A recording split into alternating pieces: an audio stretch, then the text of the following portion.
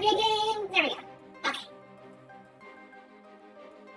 Alright, who here is ready for some more Final Fantasy?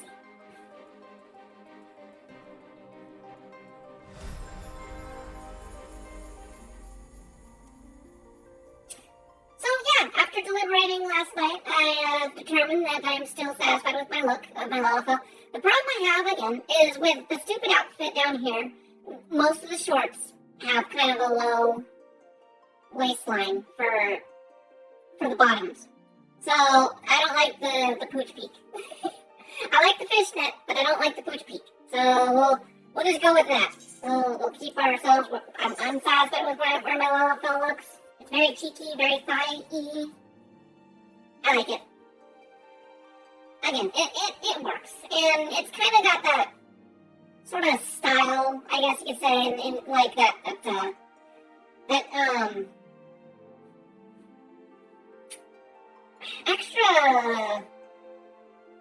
flair, I guess you could say, because I'm using like stuff that you could, well, I'm using items that you got from the original game, so making not only like newer content relevant, but also making the older stuff still viable. Yeah, I tended to, where is my,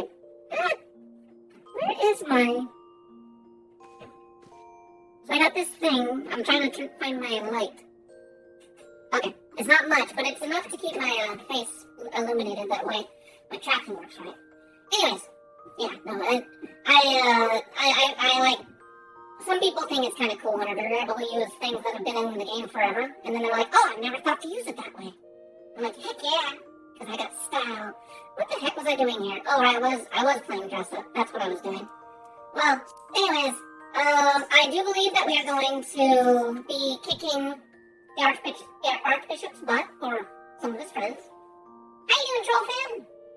Thank you.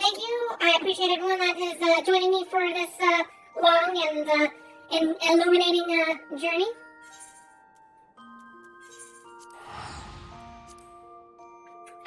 My funds are slowly dwindling to the point where I'll have to walk everywhere unless someone wants to pop on and give me 100,000 gil.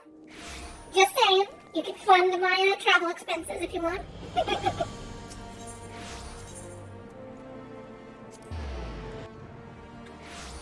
And if you give me like, I don't know, 10 million, I could go and get an FC started with a medium-sized house. I don't want to go for large, because large is just too much space, not enough, item count to be able to fill it up with stuff and make it feel like it, like homey, I guess you could call it. But, anyways, yeah, no. If you want to invest in your heirs, you can do it with video game tokens too, not just real money. I have to do the hustle every once in a while. Anyways, so let's go ahead and continue with the story. Thank you everyone that's watching the VOD. I appreciate any and all who consume my content, because I enjoy this stuff, and I hope that you're enjoying the fact that I am having fun. I think even if it's not necessarily something that everyone watches, it's better to watch a creator doing something that they like rather than forcing themselves to do things that they might not necessarily like. So yeah, I am not a trendy gamer. I am a very story-based gamer. Oh, but I'll play trendy games. Anyway, someone put down a redeem. Spidey, I see. Alright, well, get ready for a good one here. Oh, Spidey. Spidey. Is there something on your mind, huh? Are you asking for aura? Aura? Is that what you're looking for?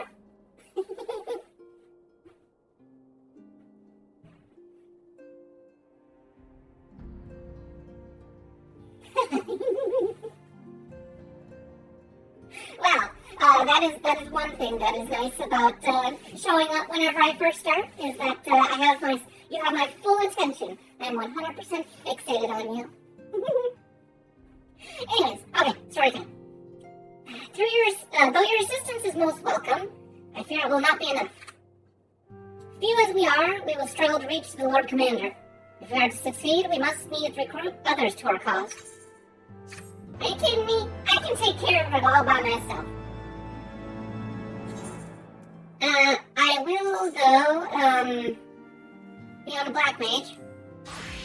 Just because it's freaking super huge, large damage, boom, boom.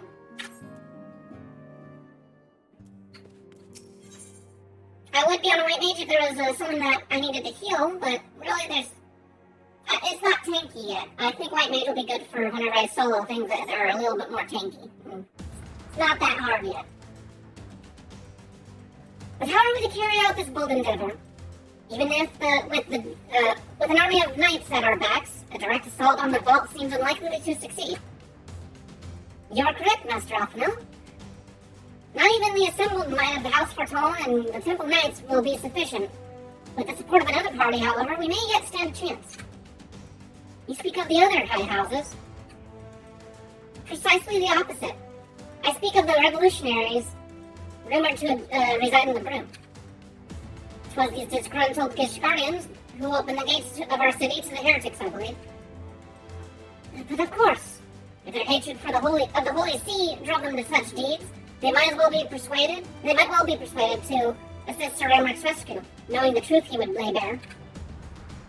Such is my hope, Master Alphino, and I would have you and Fabubu reach out to them. As a Temple Knight and sworn servant of the Holy See, any overtures I make are doomed to fail. But as outsiders, the two of you may receive a warmer welcome. Very well. We will seek out the leader of these revolutionaries and make our case. My thanks, Estinian. Will your brothers heed your command if I order them to stand aside? The dragoons have no love of politics, my lady. They will gladly watch and wait while the highborn fight amongst themselves. How very wise. Fabubu, we should hurry to the Forgotten Knight. Totaro may have knowledge of the revolutionaries. Yes. Let's go get our Lala informant.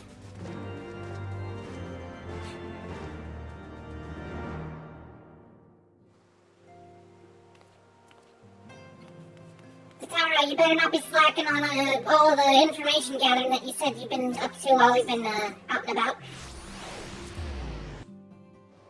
Yeah, I still find it funny that, 5 or 6 years after playing this content, coming back to it, I finally realized who exactly that quote-unquote Forgotten Knight was. It's like, oh duh, they call this place the Forgotten Knight.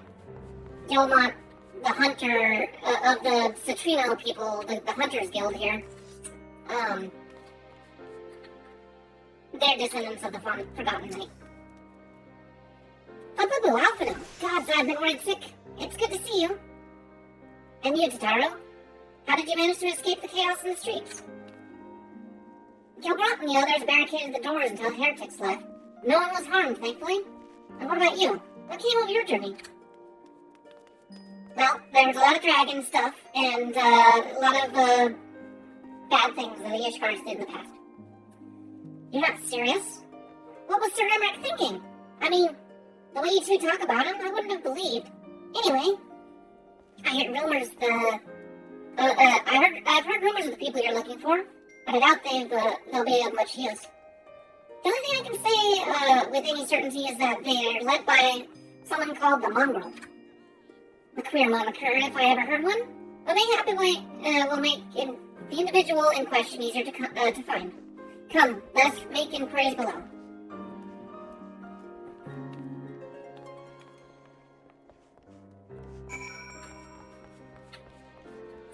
Players. There are two dudes having a drink together. It's probably gonna. Well, let me just double check because I want to check if it's the typical, if it's the obvious. Let's see here. I'm gonna do a tag check here. Hold on. Walk up hill, and they have a card. Okay. What about this guy? Sorcerer, hermit. Oh, okay. Maybe it's tame. I don't know. Is it bad of me to assume that if I see, any two people hanging out in a bar, they're, in relative privacy, that they're probably looking to bang each other? A mongrel? I'm not sure I catch your meaning. To a blue blood, we're all of us dogs down here. I think people are keeping their lips shut. Nobody wants to tell what's going on. I'm an outsider, an outcast. Nobody, trusts me. But I'll make them change. I'll wiggle my booty for them. Huh? What's that? Speak up. I can't hear as well as I used to. You totally can hear me. You're just not wanting to tell me about stuff. Alright, kids. Don't throw snowballs at me. Stop it. Stop it. Stop throwing snowballs at me, you meanies. Oh, you meanies. Ha, you're missing me. I'm too short for you. I don't know a God's damn thing about the mongrel, but if I did, you can be sure I wouldn't tell you. Well, I guess the kids are pretty obvious on that stuff. Oh, look at this. Someone out here is hiding. There's two people hiding out here. What are they doing out here?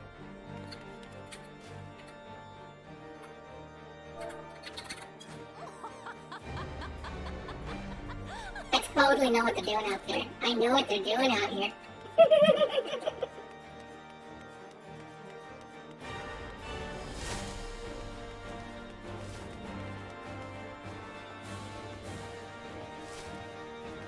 Oh wait, do I need to go down? Up, down, left, right? A, B, X, Y? Oh, it's over here. Yeah, it is this place over here. Splat. Ouch. Tatara, what do you have to say here? At first, the people here were a bit standoffish, but with a little effort and a lot of parley, I managed to make plenty of friends. Okay, what about you, Alphino? Any luck? Not a shred of information, just as I expected. These revolutionaries would not have evaded capture for so long without the mass's complicity. Still, it's good to know that Tataro's ears are as sharp as ever. Hey, my ears are sharp, too, you know. Alphino is not one to be easily deterred. Frustrating though it may be, we must press on. While I continue speaking with the people of the broom, why not go see if Gilbrant knows aught about you? As the proprietor of the Forgotten Night, surely he must have heard whispers of the mongrel before. I can only hope that he will be more forthcoming than the others. Yeah, hey, Gilbrant, I saw your grandfather. He wanted to start making ale. Your great-great-great-great-great-grandfather? Okay, maybe only 3 greats. Elves do live pretty long. Probably only 3 generations.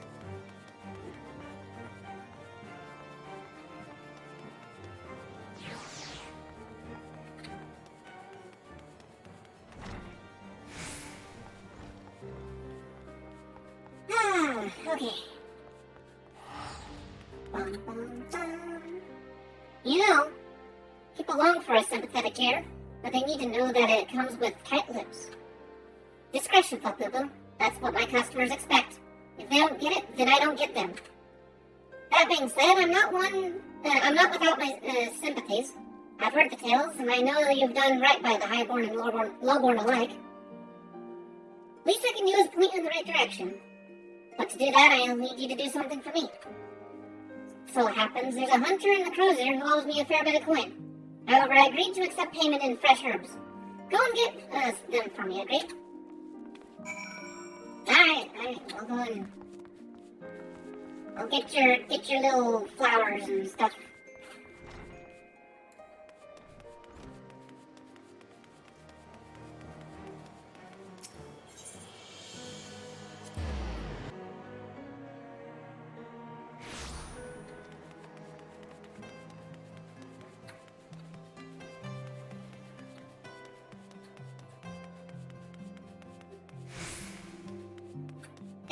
That these areas are locked behind story, though, because there's a couple of people that are more committed to roleplay than playing the game itself.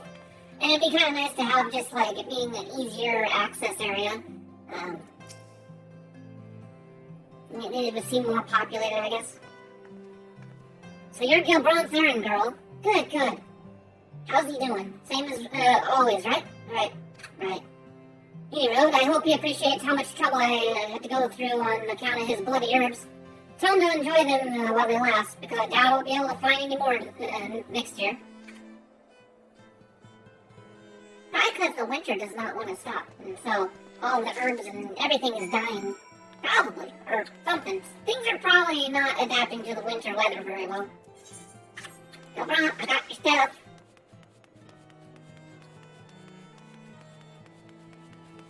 Look how cheeky my Lola is. She's so cheeky. I like my Lola.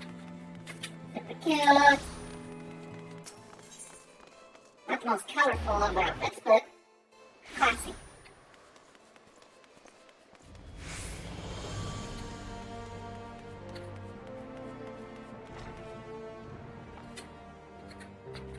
There you go, Grandma. I got your shrubbery. Well, are you going to hand them over or not? I am. Hello. This nameless flora has a pleasant enough scent to suggest it is most likely not poisonous. Most likely. This ought to do it. With a few other spices, I can make it just like she used to. There are a few things which stir the hearts of men, like a sip of mulled wine. Share a glass with the right people, and who knows what stories they'll share.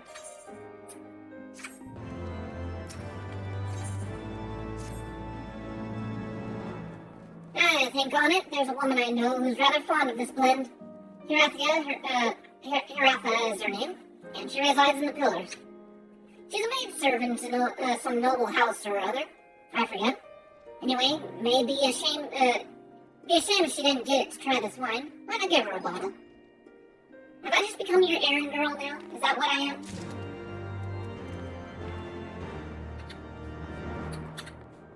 One of these days, someone's gonna send me on a wild goose chase. I hope in Endwalker they really play up the trope of how I'm basically everyone's fetch person.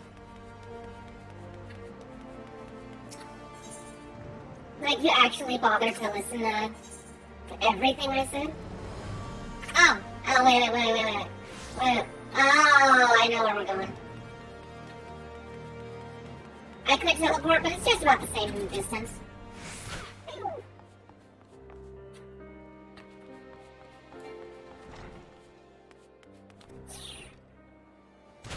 Yeah, we gotta go down to go up. Makes sense, totally.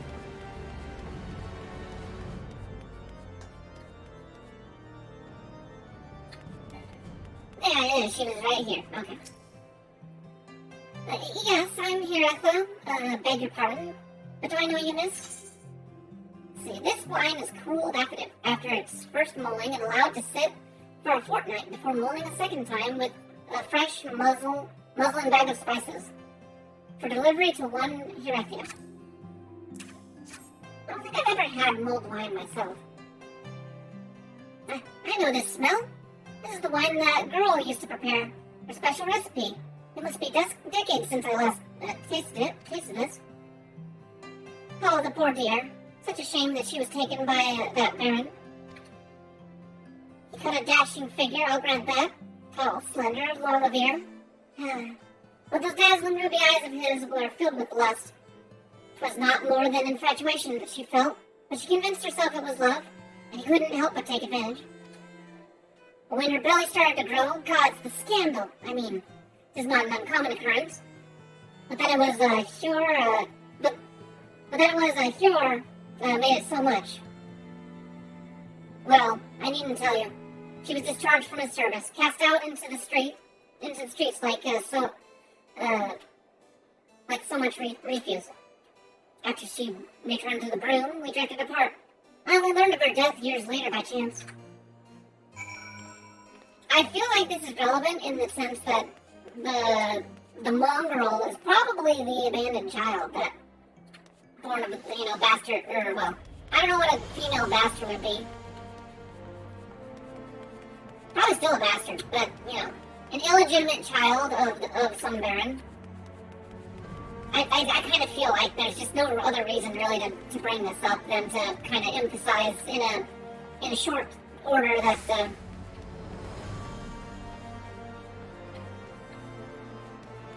she probably has some noble blood in her or something. I don't know. Half Hur, half Ellison.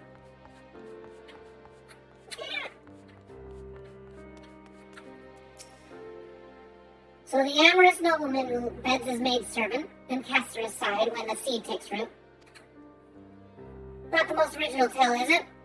Cold comfort for the women and children who live it, though.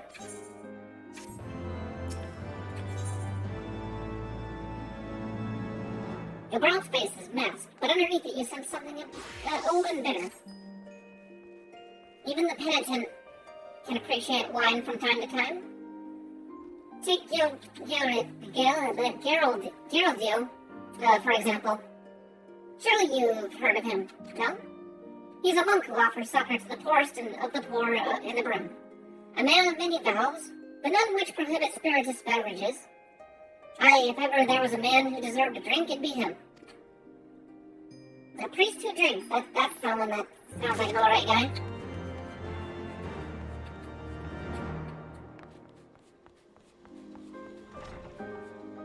Not someone who thinks that alcohol is devil water.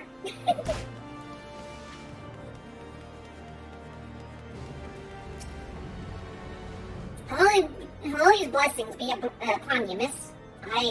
A gift for me? Yeah. Here's some good, delicious wine. Just a slug delivering alcohol to the public. This scent, how reminiscent of a wine once made by a dear old friend. And may her soul rest in peace. Forsaken by her family, she toiled tirelessly to feed and clothe her child. Yet somehow she found time to help me tend to those in even worse circumstances. So compassionate she was, so full of love for her fellow man. 'Twas that love which gave her child strength to endure the scorn of the other younglings. That little girl, bless her heart, she couldn't help what she was. Eventually, she won them over, but those first few years were trying, even more so when she had to start fending for herself. I remember the day she spent standing on the walls, raven black hair flowing in the wind, staring out, as if searching for her mother's face in the mist. Yep. It's backstory. We're getting the cliff notes of who the mongrel is. Oh, why don't I gotta go back up the stairs?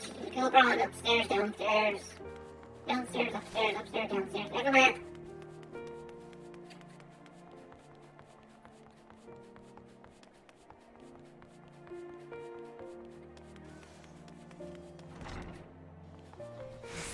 The Forgotten Night.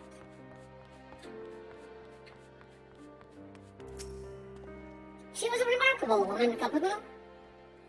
After everything she was forced to endure, she remained hopeful for the future, for her daughter's future. Gilbrand? Okay, let's see. Has a look of a man weighing his words with the greatest of care. Some bonds are thicker than blood, but blood still defines us and divides us in the end. It's the legacy of our parents, Papa.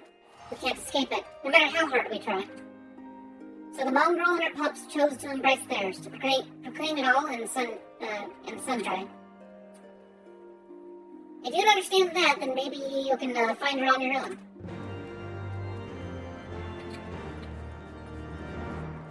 Okay, fine. We'll talk to the destitute. Maybe they'll, if we're nice to them, they'll tell us what's up. Gotta find a young starveling. Or groom starveling. It's this one again. Please speak up. Still looking for your mongrel? Like I said before, take your pick. Plenty around, but if you know where to look. If you know where to look. Or did you fancy something specific? I'm looking for a mongrel with ruby red eyes and raven black hair. With raven black eyes, ruby hair. No, she has red eyes. Oh, someone's got unusual tastes. I'm afraid I can't help you though. Won't, rather. It's bloody obvious you aren't in front of the broom. Did you think I'd just tell you, because you asked nicely? Come on. Alfredo. I'm trying really hard. I know who she is. Alfredo, they won't tell me where she's at. I'm the hero. Everyone's supposed to tell me where the people I'm looking for are. How else will I complete my quests?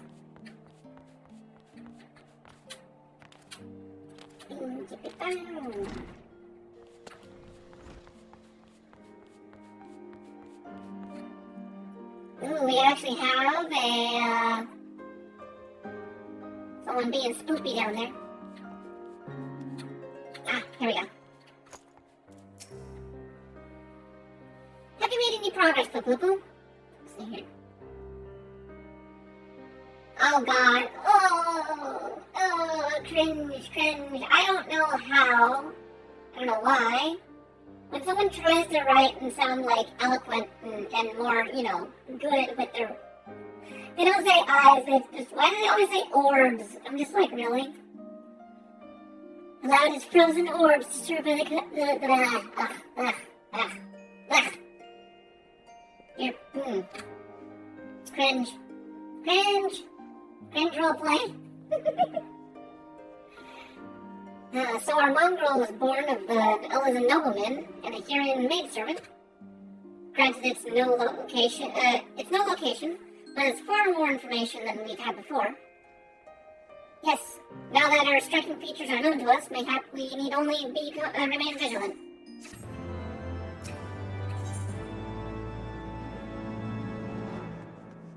Alphino is considering how best to proceed in the hunt for the mongrel. There may be a way we can draw the mongrel out into the open. Maybe we should discuss this with Tataru. Speaking of which, where is Tataru? Oh, confound it. She went to make inquiries on her own, didn't she? We must find her quickly, Poo-Poo. I have a premonition this is not going to end well. Naturally.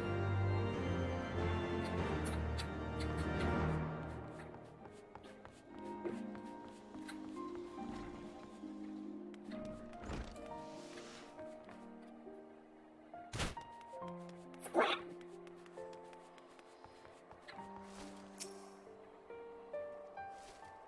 Alright, Tataru, where are you? You cast your gaze over the streets below and see no sign of Tataru. I thought we were over here. It is gonna be over here, right? Someone kidnapped Tataru. Someone's probably like, oh. She'll warm me up for a cold night or two. As is, the evils that these people are capable of.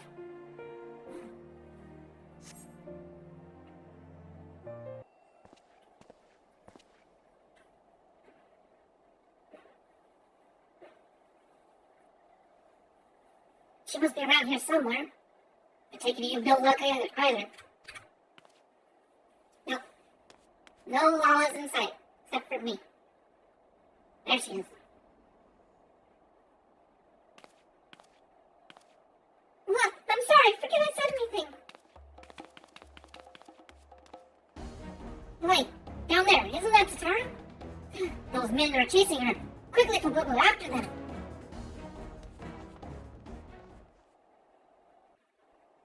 No, don't chase them. The cute Lala. So creepy. Where do you think you're going, Missy?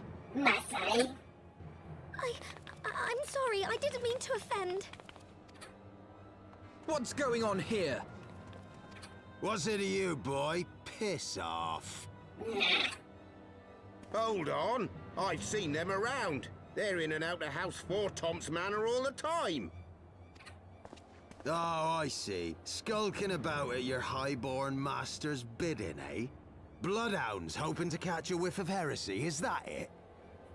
You assume much. You are quite mistaken, I assure you. We came here to help. And if you know what's good for you, you will let us pass. Haha! Listen to the pups yapping. Come here, boy. I'll give you cause to yelp. Wow, I didn't know you swung both ways. Enough! Leave threatening women and children to our betters. We don't have the knack.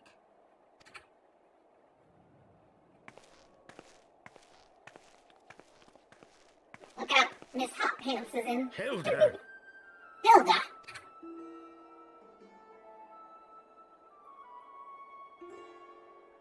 Lay a finger on the Blue Blood's pups, and you're like to lose the hand.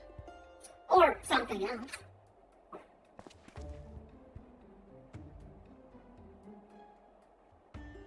And often I get called on by glorious heroes like yourself.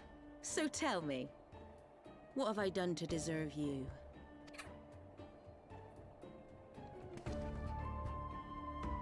I knew she's been watching us the whole time.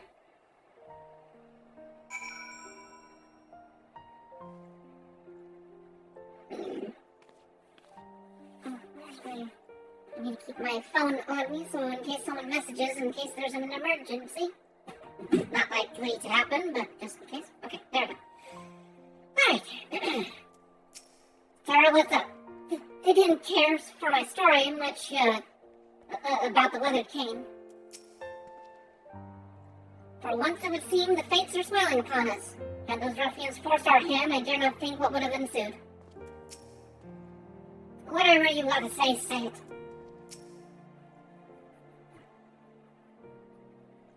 Before you start, let's go somewhere a bit more private, eh? The Forgotten Nights, eh?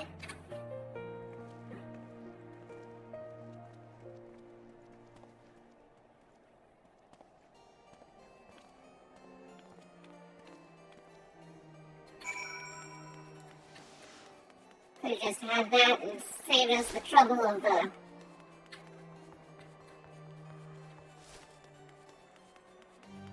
whatever.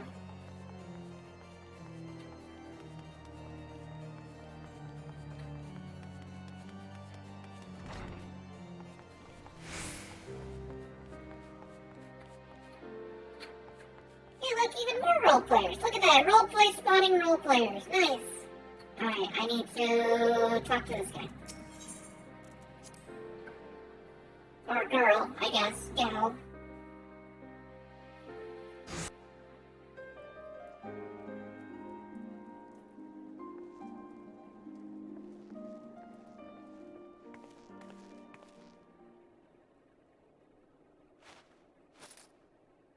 Oh, she has a bag.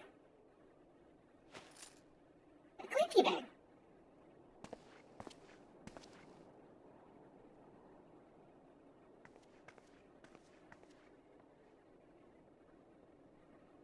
Oh, telling people to leave this place quiet, huh?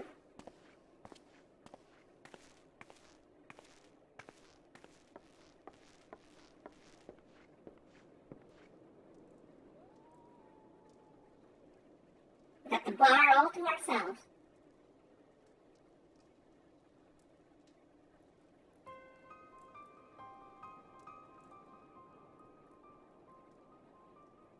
So, while you're on your way to kill Nidhogg, you stumbled on some dirty secrets that the Holy See has been hiding for centuries. Mm-hmm. Eh? What are they on about? The High Houses. And what makes a nobleman so bleeding noble? They trace their blood back to King Thordan and his Knights 12, the founders of Ishgard. But our friends here reckon we're all descended from the heroes of Eld. Highborn and lowborn alike. And so Sir Emmerich, Lord Commander of the Temple Knights, has gone to ask the Archbishop if he wouldn't mind letting everyone know. Is he simple? The old bastard will have him executed for heresy. Well, seems to me that's what the good sir wants. Seems he thinks a noble sacrifice will serve to prove his claims. We We cannot stand idly by and allow Sir Emmerich to do this. Ishgard has need of him. Look, you've a good heart, I can see that. Willing to risk your neck for someone else even when his troubles ain't yours. But what's this got to do with me? If Sir Emmerich is imprisoned in the vault, we will need all the help we can muster to breach their defenses and rescue him.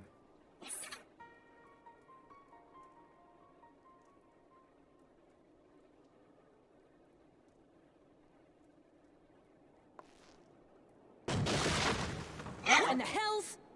That don't sound like privacy to me. Okay, stretch. Oh, that looks like the opposite of privacy. Ah, the unmistakable scent of heresy. Sickness must be purged. He uses white lipstick, he's a bad guy. And what do we have here?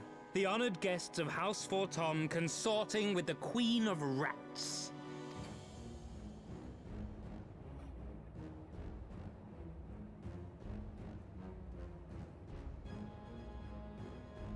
Ooh, plotting insurrection, I shouldn't wonder. That won't do. Sickness is wont to fester and spread. It must be burnt out ere the infection takes hold. Oh, burn your infection. I reckon Sir'd be happy to wield the irons himself. Well, so Exactly. happens. Can we kill him I've yet? got irons of my own.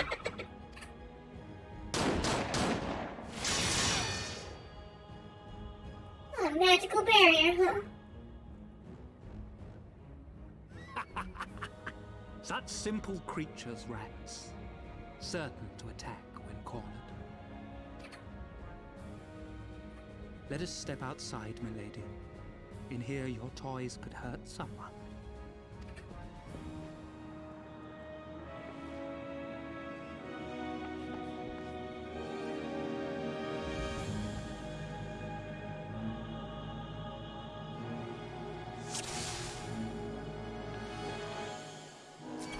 Oh, so he's already gonna start attacking.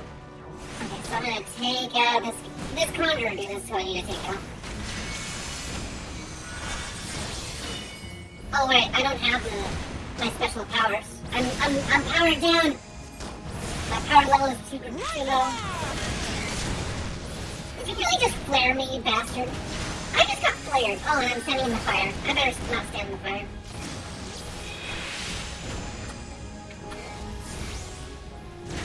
Alright, come on. I got a magic barrier too, you asshole. He had the nerve of flaring me, little jerk. Again? We just died. Let's see. Oh, you little butt.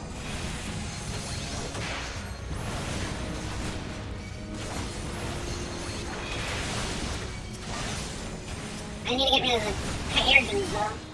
That's my first priority.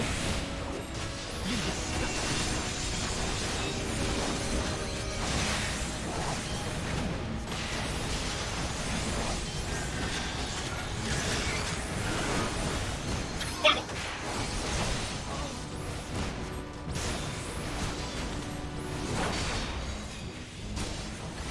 Okay, fine. We're doing more fire, apparently.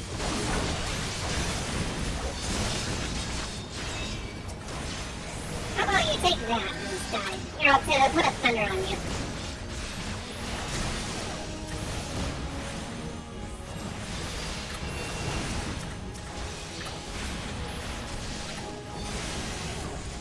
You're just leaving your fire everywhere, aren't you?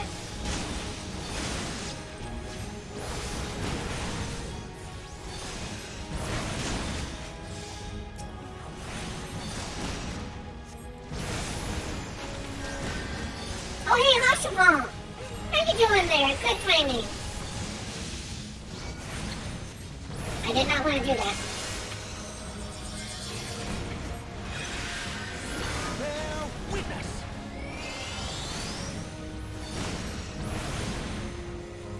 Alone, guide my sword! Hey, those are my ley lines you're making me walk out of, you idiot. Jerk.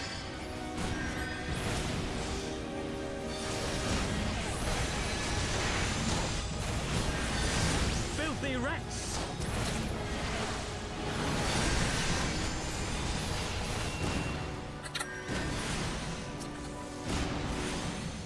No, not the fire. Ah, too much fire.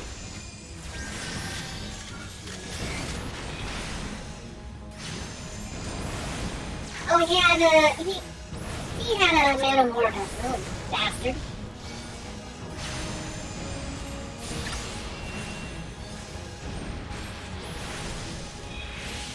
Look at all this flame stuff everywhere.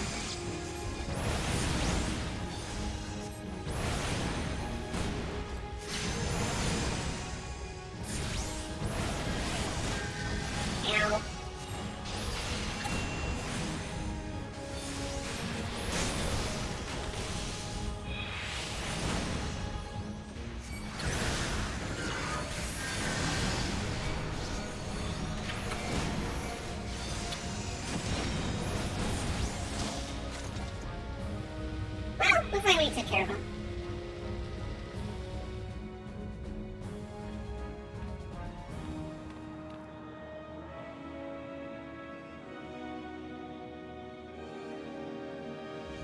There's no denying your gifts.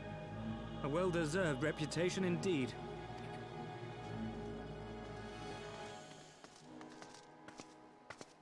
Enough!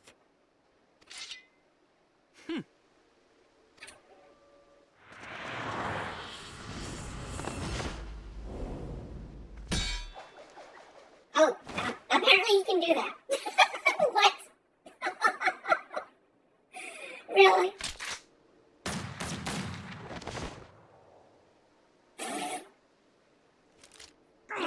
Lucky bastard. You're trying to shoot him with a musket. I Nay, don't think 'tis long we who are distance is lucky. gonna help. Had we fought on, 'twas but a matter of time before our conflict claimed the life of an innocent bystander.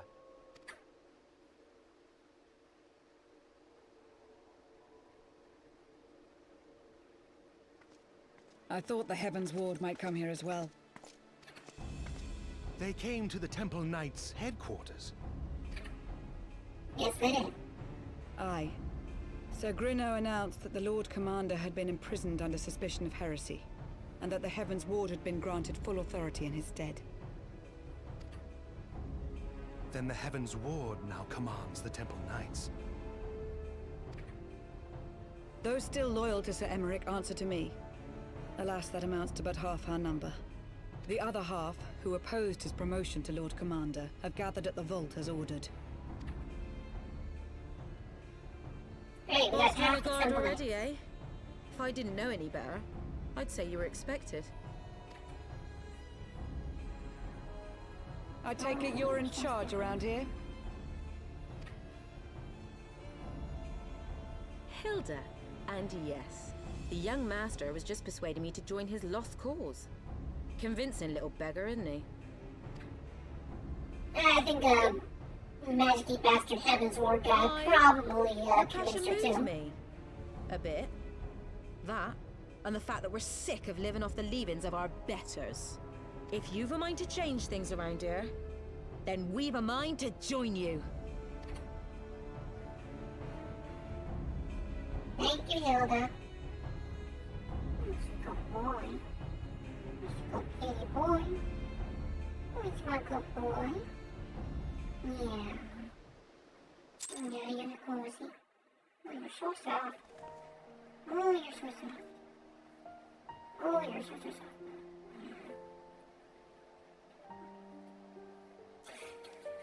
Alright, let's see. Lots of people to talk to. I never liked him, not since his days as an Inquisitor. He took far too much pleasure in his work. No. Time is of the essence, Fuck-Poo-Poo. We must move quickly, before they discern our intent. I had not reckoned with the Temple Knights' involvement. Not as enemies at any rate. We'll talk to this girl. First Sir Grinnell and Sir French name. And now Charbert, this Charbert character. I mean, it makes you wonder, doesn't it? Are all the Knights of the Heavens Ward this bad? Yes, they are that bad. In fact, we have to fight all 12 of them. Including King Thordan.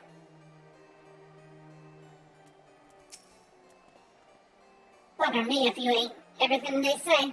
How in the hell did you do that thing with with the other thing? Ooh, I didn't, give half a highborn scum for, you didn't give that, you didn't come on, words. You didn't give that highborn scum what for? That was a sight for sore eyes, that was. I hate it whenever people use colloquial dialogue in text. It's hard to understand what they're actually saying.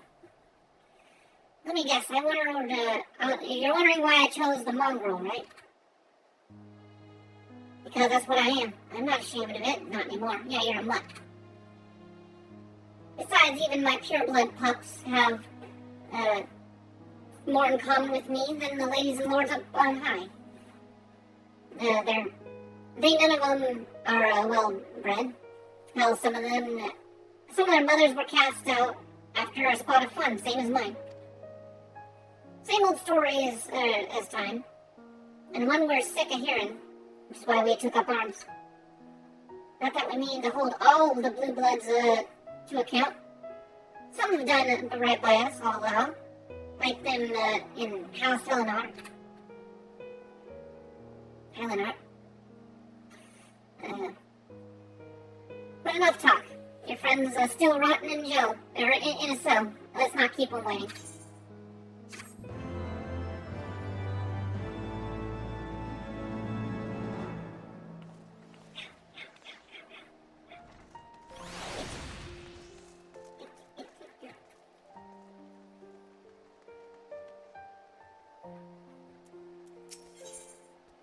The night's calling. Now that all the players are assembled, Hilda is eager to get on with it.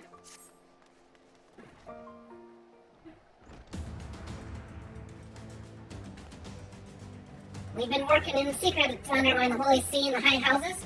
That much all we're going to acknowledge. But this nonsense of us throwing wide the gates for heretics is just that, nonsense. If not you, then who?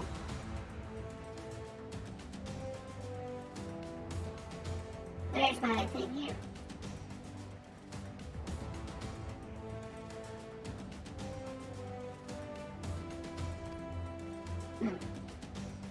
You Temple Knights, of course. Reckon it was your beloved Sir Emmerich doing at first. But I heard that how he lost his head. My next best guess would be the Heaven's Word. That's why they'd have the perfect excuse to go door to door through the broom. Slaughter the heretics and their sympathizers in one fell swoop. But the Heaven's Word scheme did not account for Lady Isart's intervention, and so they've been forced to improvise. A fine bloody mess, ain't it? But the die is cast, so what's the plan? We must divert the attention of the High Houses away from the city, and to do so we need the cooperation of your allies in their service. And what made you think I have friends in high places? You would be fools not to, given your goals. Well-born knights are ideal recruits. Most swore fealty only out of desire for a better life. If offered an opportunity to shed the yoke and live for themselves, who among them would not at least be tempted to take it? Rare is a man eager to die for a cause he does not hold dear, but they need not come to that this day. If they and their fellow knights are deployed afield to deal with a new threat, a massing of heretics, for example, then they will be unable to join in the defense of the vault. Spread false reports of an attack and get them out of harm's way, you mean? The city will not soon forget the heretics' last assault. If the High Houses believe another attack is imminent, they will have no choice but to act. Can it be done? Can we trick them to leaving Ishgard? Aye. Can we keep them out for long? Not bloody likely. Make sure you're ready before I send word, because you won't get a second chance at this. Then it's decided. To the vault, the Archbishop must be held to account.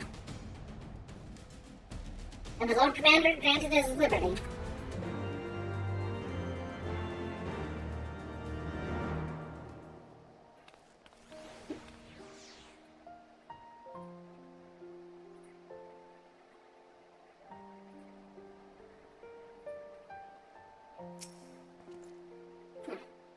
Hearken to me, everyone. We have two objectives: to rescue Sir Emmerich and apprehend the bishop. We will therefore divide our forces into two parties. Lord Hoshfont, Estinian, Master Alphino, I will make ready to breach the underground jail and search for the Lord Commander. We will not move, however, until the second party has entered the vault. I speak of your party, Warrior of Light. For this plan to succeed, you will need to fight your way into the highest levels of the vault, even into the Archbishop's private chambers. When the Heaven's Ward realize that what you intend, they will fly to the Master's side, leaving only a token force to guard the jail. The Temple Knights, loyal to our cause, have already secured the entrance to the vault. Once you're within, they will signal us. If all goes to plan, we shall rejoin you with Sir Emmerich and confront the Archbishop together. Is everyone clear on their duties? Then let's do what we need to be done.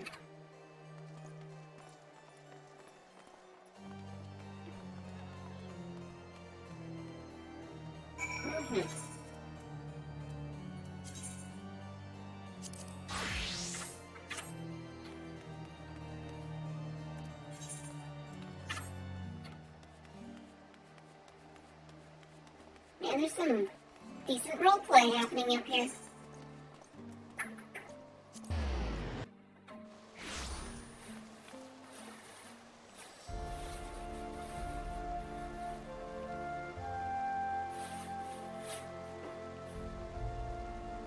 See a bird? Daddy, see it? See it, Ty? Huh? Yeah, you see the bird? You see it? Yeah? You see it? See a bird? You want it? You want the bird?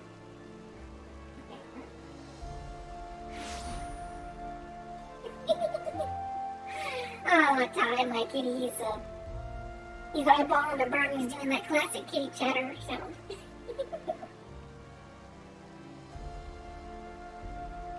I don't think he'd want to take out a raven, but I'm sure he sees from the distance. At least he's like, I want to look at it. I want it in my mouth.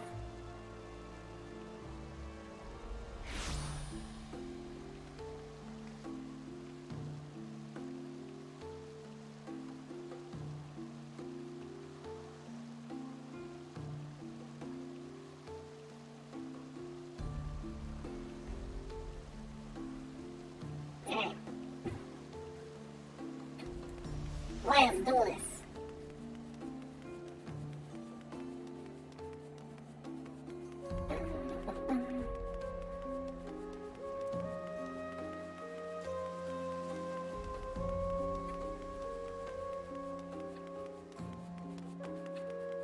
Oh, what the heck is going on with those stairs?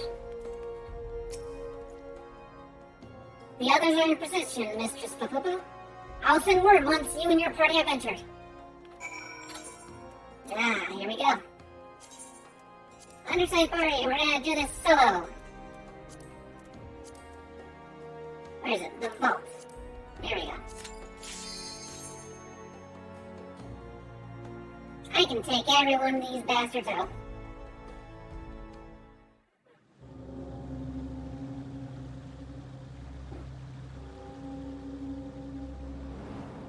I like the music here, it's all spooky and ethereal or whatever.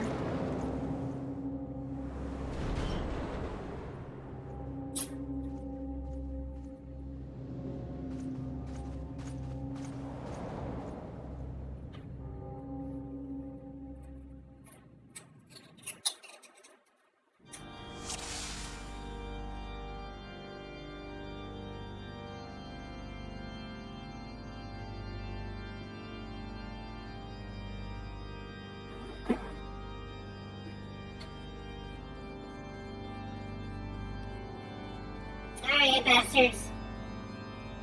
Time to stop you.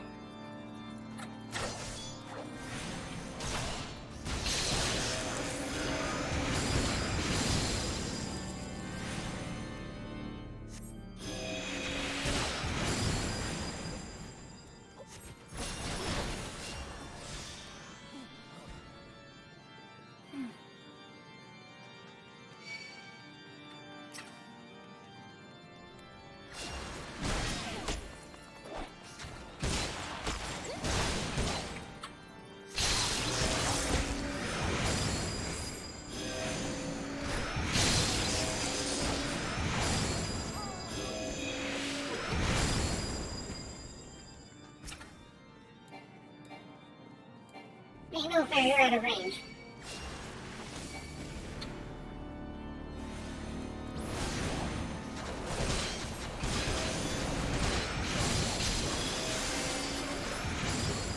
Kaboom! Kaboom, kaboom!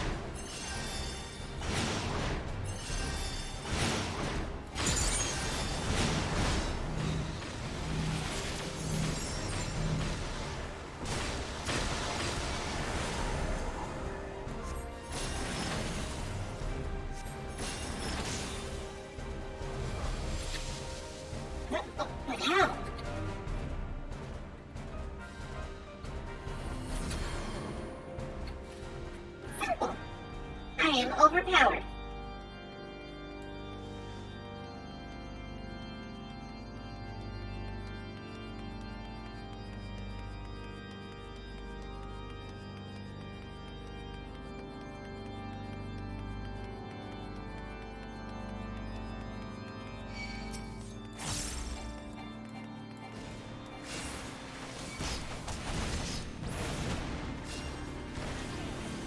Come on, I know you're hiding over there.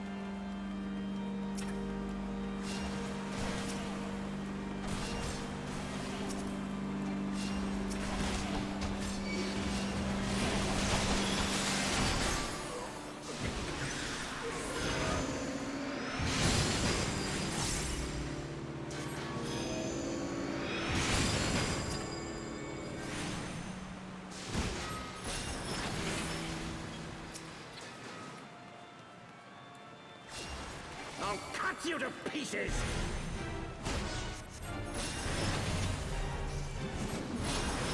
I will not yield to you! He knocks me outside of it, that'd be funny.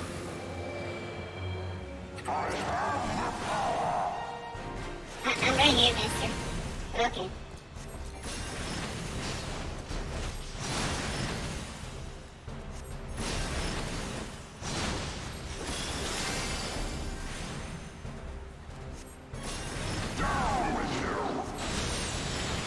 Ew.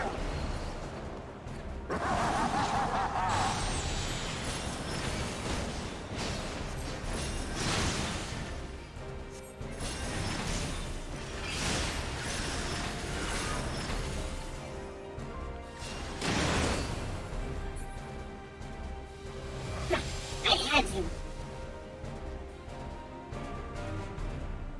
Time is on our side. We shall meet again. Sure, you keep telling yourself that. Yeah, they're little like lines and stuff. You'll love this last guy.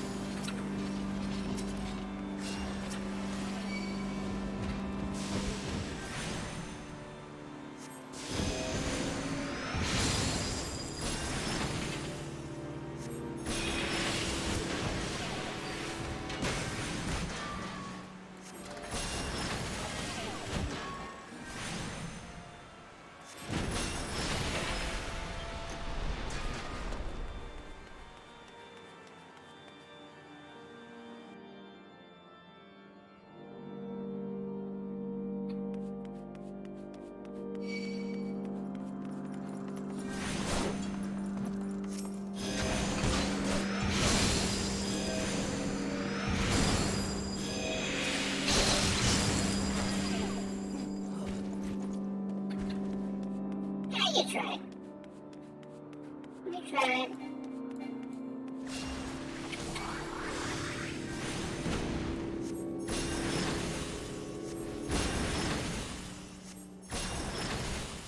No, not yet. Yeah, he's gonna cast a spell anyways. Your minutes.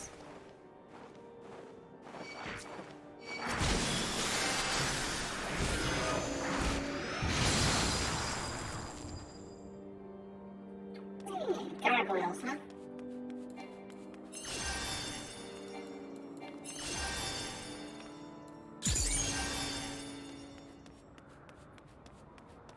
Yep.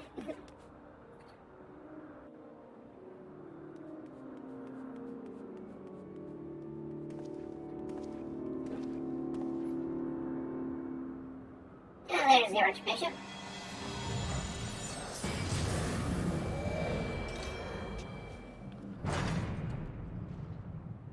And he has become huge.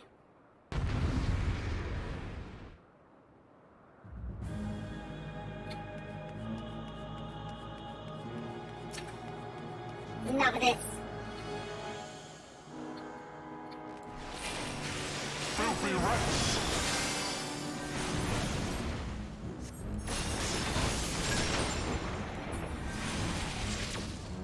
Oh, he's gonna do this other thing. And now the final cut!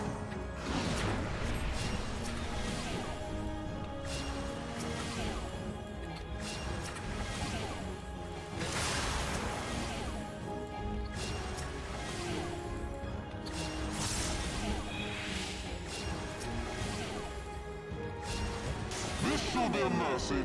They're all dead.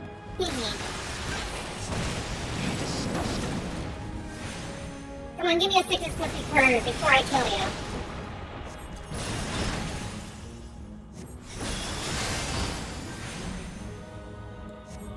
Sickness must be purged.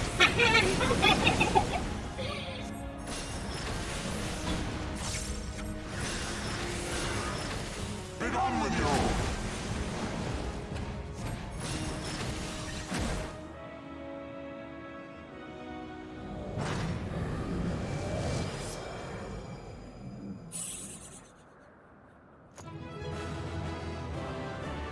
It was so nice. Yeah.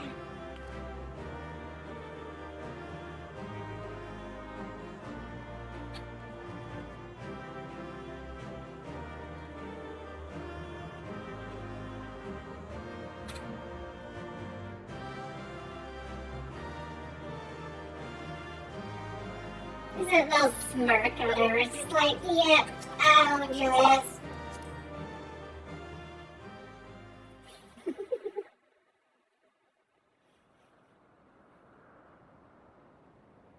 Our power! How can this be? You guys are primals? I'm designed to take you out. I eat primals for breakfast.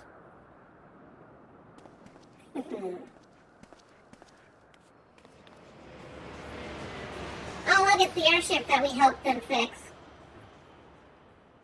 How convenient that they're using it against us now.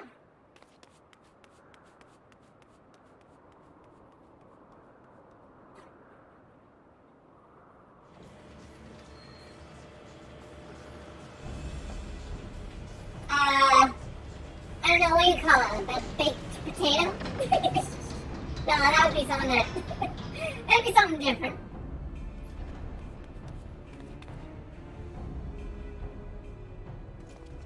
He's a spud. Tater tot.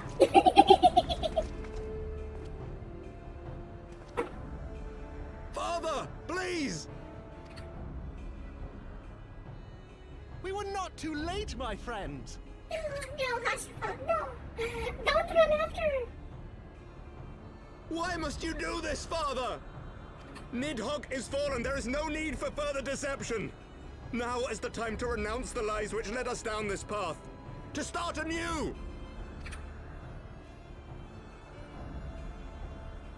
And tear down the very pillars of our society?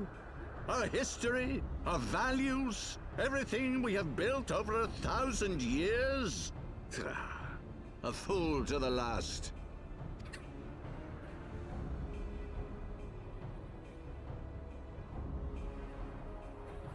Yeah, let's do it. Let's be heroes. And get ourselves killed.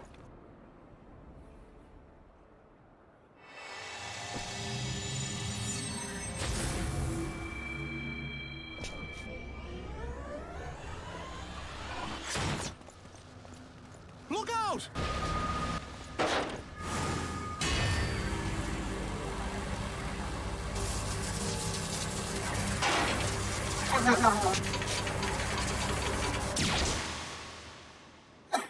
Ow. I think this is like the first time in Final Fantasy that they show blood too. Ew. No, no, Hushpot, no! to live through this. I hate it so much. Go. Asisla awaits.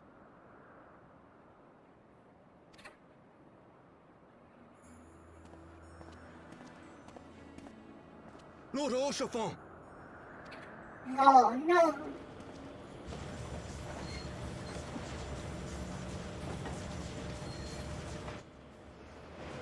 Don't you go smirking there. You deserve to die. I'll take you out personally.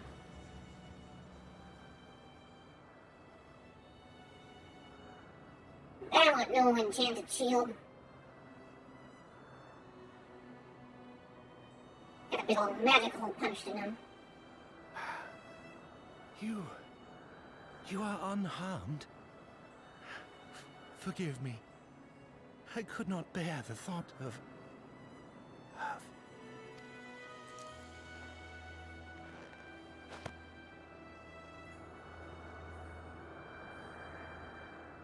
Oh, do not look at me so. A smile better suits a hero.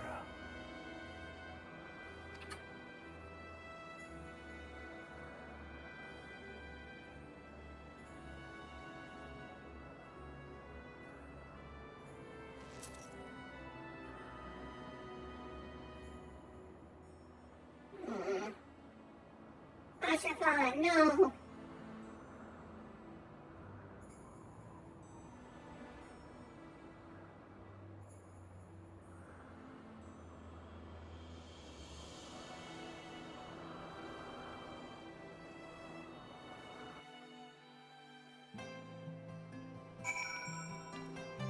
And it just kicks you right out into the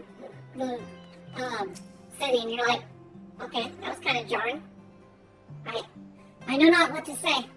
The others, they have gathered at Fortuna Manor.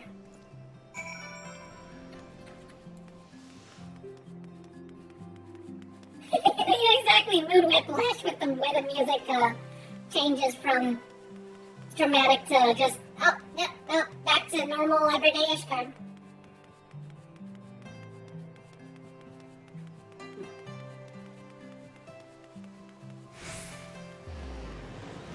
Poor Ashafan. The others are. Please enter, Miss Fukaku. I like how they changed the way that the guard actually addresses you when you go through this story step. Everyone feels the impact of him dying.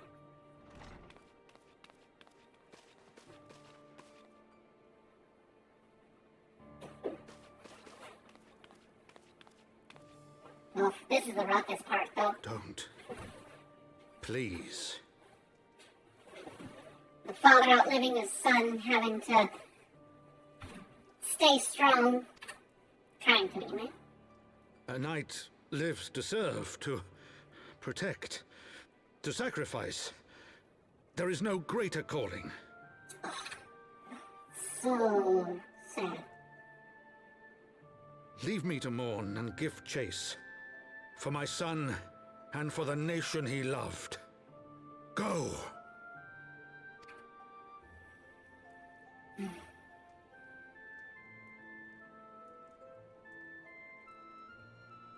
His sacrifice shall not be forgotten. My son.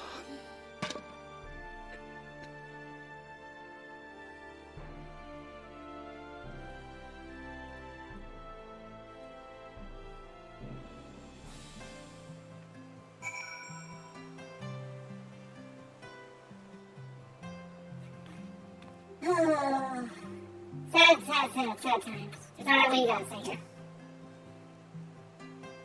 I'm sorry. I just can't. I could not stand there in silence, but when all others had forsaken us, Lord Hashifant took us in, our beacon of hope in a world of darkness. He did his utmost to raise our spirits, so that we might face our troubles with courage, with conviction, so that we might face them as knights.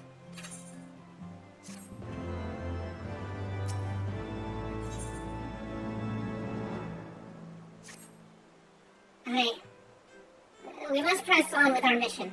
Satoru, pray return you to your duties at the Forgotten Lake. Let's go and speak with Sir Emmerich, Papubo. I worry for his well-being. Yeah, he did just lose a good friend.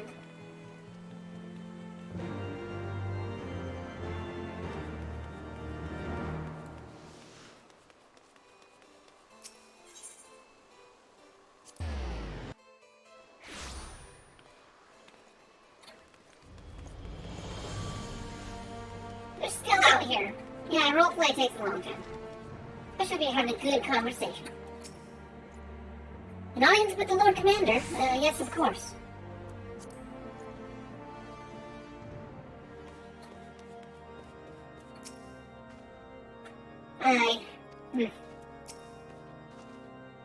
Curse those bloody horse sons and piss on their swiveling round table.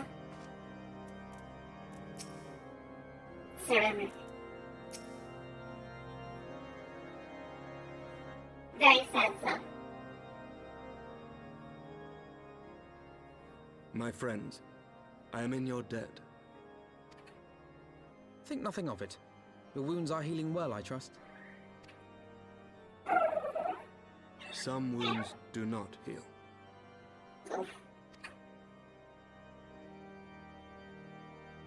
Pat my head.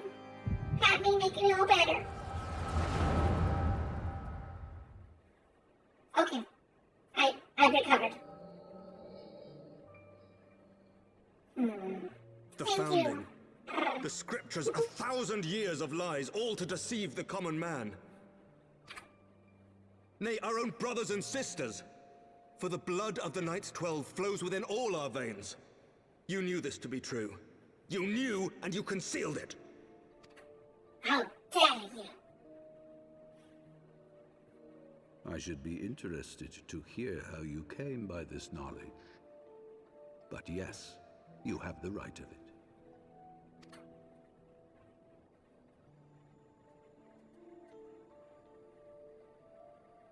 The architects of Ishgard, King Thordan and his Knights 12, entrapped and butchered the great worm, Ratatosker, that they might partake of her eyes and thereby transcend their mortal limits.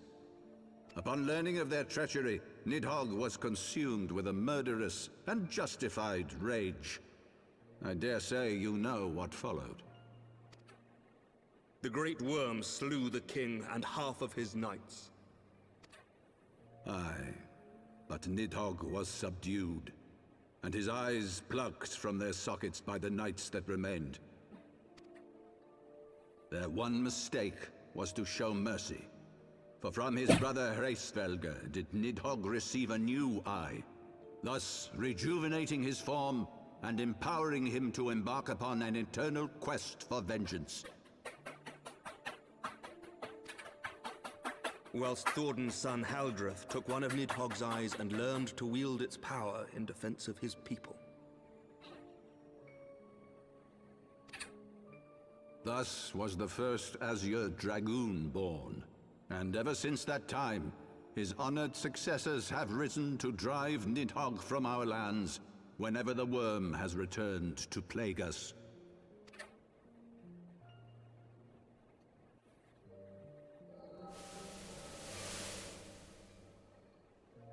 I ask you, my son, will you answer for my sins? Will your son and his son answer for me as well? Willem, how you doing? Glad to have you while I'm fresh and at the beginning of the stream. Hope you're having a good weekend. What do you mean? If a man cannot atone for his sins in the course of his all too fleeting life, must his progeny then be held to account? Must every subsequent generation be judged as well? He's absolved himself Thordan's of guilt. betrayal of Ratatosker was an unconscionable, unforgivable sin. Should we then, as his descendants, meekly surrender ourselves to an eternity of punishment? It does seem a little unfair, but to perpetuate... Nay, say I. I would not see our children sacrificed in a vain attempt to appease an implacable foe.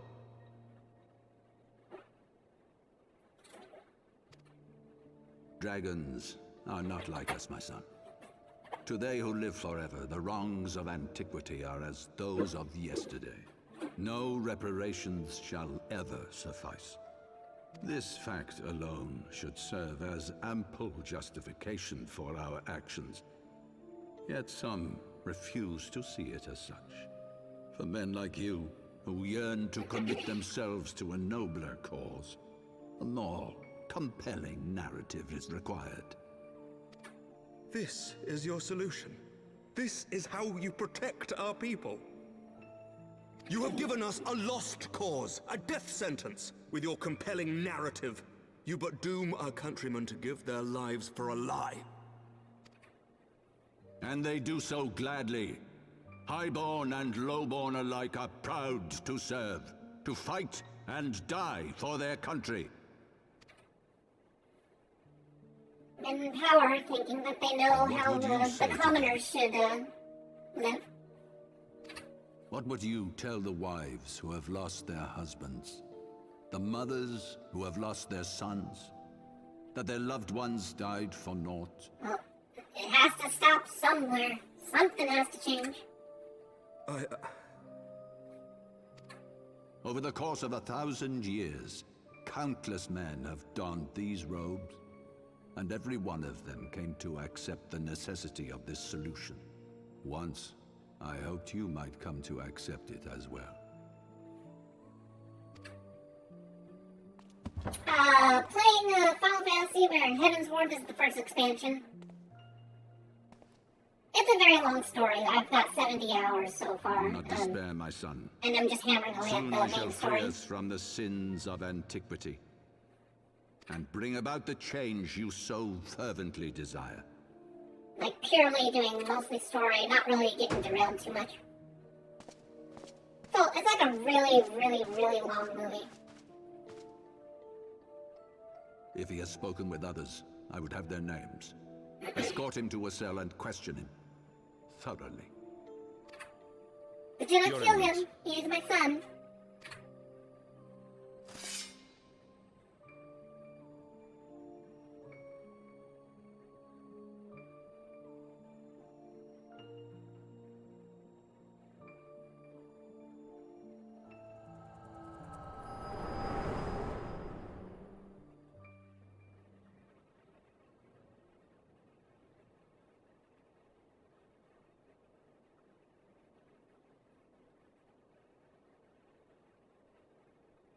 You Everyone's saw just something, staring did you at not? me. A vision of the past. Yeah, this is like Animu-ish. It's kind of Animu-ish. There's big weapons. So this is the power of the Echo. Would that it had shown you a finer moment from my past. 'Twas an exercise in futility, as you saw. Faced with the firmity of his conviction and his many ready rejoinders, my words deserted me. To be frank, I am embarrassed to recall it. A friend once impressed upon me the importance of differentiating between words, deeds, and beliefs. Were he here, I suspect he would judge your father's conviction to be no more than rank, self-serving delusion. Even so, I cannot help but wonder what manner of change he intends to bring about. I've given some thought to that as well. During the battle within the vault, the Heaven's Ward demonstrated strange and unnatural abilities. Aye, the manner in which Sir Zephyrin struck down Lord Horschiffon was unlike anything I've ever seen before. The spectacle called to mind King Thordan and his Knights 12 as they are depicted in scripture, holy powers and all. Mere fabrications, which have become objects of faith, instilled with the belief of countless devoted souls. Primal. 7 hells! Thank you. Someone finally If gets Lady it. Iceheart can use her own body as a vessel for summoning, I see no reason why others could not. Oh yeah, Were the lots of Heaven's stuff Ward happened. truly so reckless? Unbelievable. As they fled, My father spoke of Aziz La. Though I know not what he intends, I fear no good shall come of it. His ambitions are too great, and his minions too powerful. He must be stopped. We must find the Heaven's Ward and stop my father before it is too late.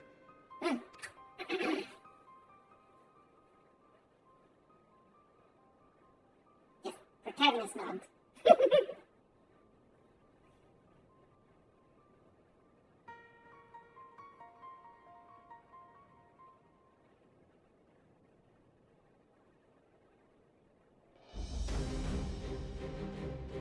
Mr. Spobubo, Master Alphino, I, Emmerich, Lord Commander of the Temple Knights of Ishgard, do hereby entreat the aid of Scions of the Seventh Dawn.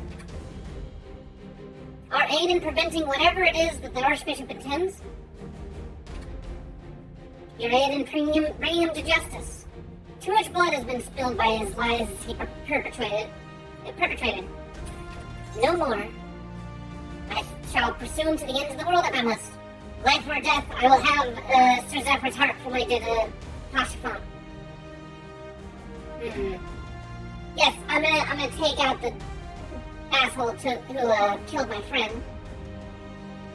Yes, of course. You two were close, I know. Much has changed since our order's founding, but our duties to combat the primal threat has not. If the Archbishop and the Heaven's Ward are guilty of the crime of summoning, then Popo and I will stop them. I would that I join you in your pursuit, but alas, my father's absence has thrown our government into chaos. Ever since the founding of our nation, there has been an Archbishop to serve as a guiding light for the masses, a force of stability to counterbalance the High House's ceaseless maneuvering. Convincing the people to recognize the truth of our origins would have been difficult, even with my father's support. The road ahead is much more fraught with peril without it. Yet walk it we must, for the unity is more vital to our survival than ever. After all, Nidhogg's death did not mark the cessation of Durranian hostilities. Far from it. We will have great need of each other in the days to come. You may ever count on my lance, Sir Emmerich. To my dying breath, I shall defend Ishgard from the Horde. If I may, Lord Commander, I would assist the Scions in the search for the Archbishop. Papubu, Master Alphino, pray attend me outside. Very well. With me, Papubu. I believe we have much to discuss.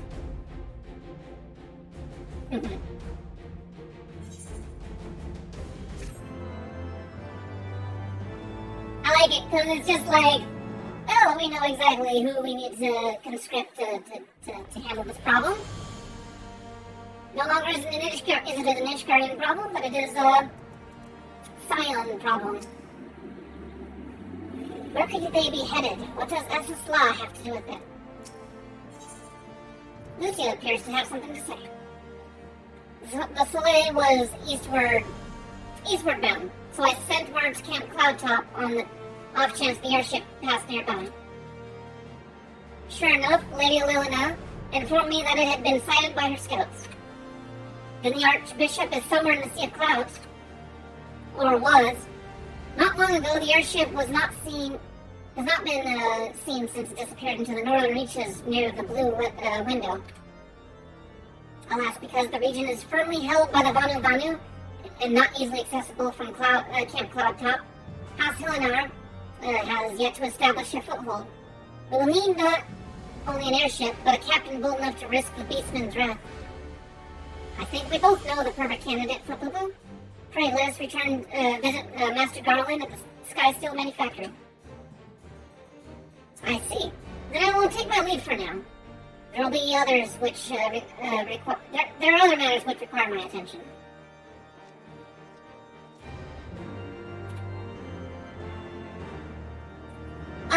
That's the name of a region in Sea of Clouds. Sea of Clouds is like a bunch of floating islands in the middle of a storm. Well, in the middle of a sea of clouds. But yeah, it's just where I guess it's just a good vista point to see the sky and all that blue window.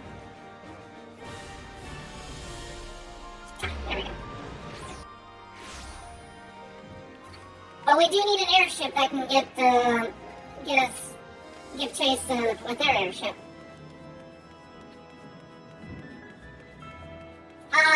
It's complicated, actually. Some of the knights are good, some of them are, not so good.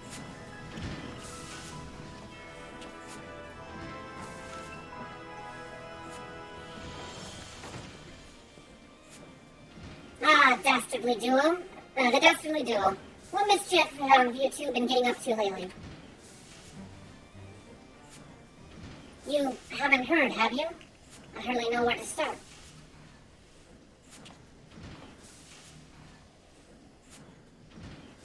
You see, Hashifont's dead. He was a good man. Sid, have you ever heard of Asaslav? The Archbishop spoke about it before he fled. No, but it's probably some source of phenomenal cosmic power that's key to his plans. From what he's told Fukufu, the Asians tried to tempt him as they tempted Gaius with the Ultima weapon. Even if he spoke true about playing along, I can see him attempting to seize it.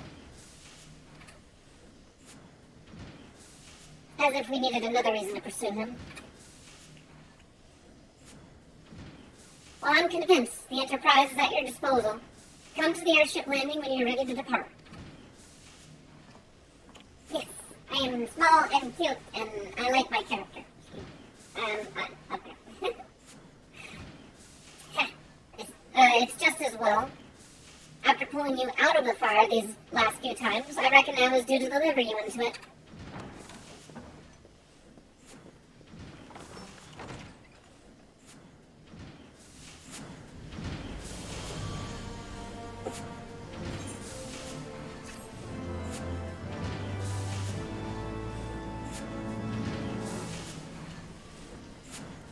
Oh, is an ad playing? Oh. It should be over in just a moment here.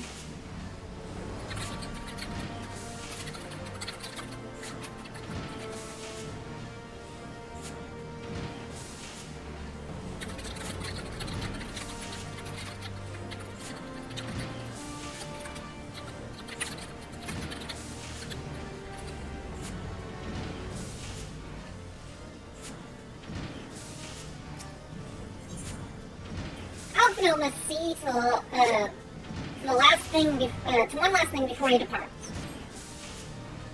Into the fire, is it? In that case, I should inform Tataro of our plans. Pray, go on ahead to the airship landing. I shall join you anon.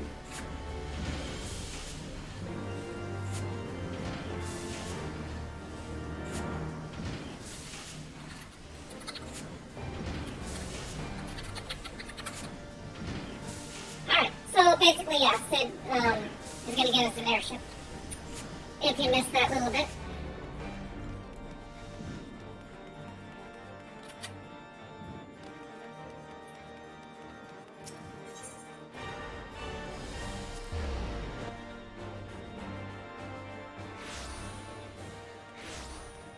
Well, just as well now. We've got a half hour before the next one.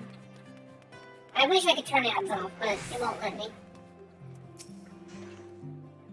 Good to see you again, Fukufu. It'll be a pleasure to have you on board the Enterprise again. I, heard about your man, Hashifont. Sorry for your loss, Fukufu.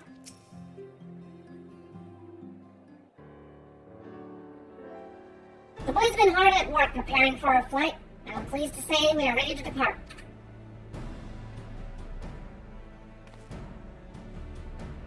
That is, as soon as a certain Lord Ling shows up. Pray forgive my lateness. Tataro and I had much to discuss. We still have no news of the missing Scions, but she assures me that Ryanja and Rio are pursuing promising leads. Come. We can continue this discussion aboard the Enterprise.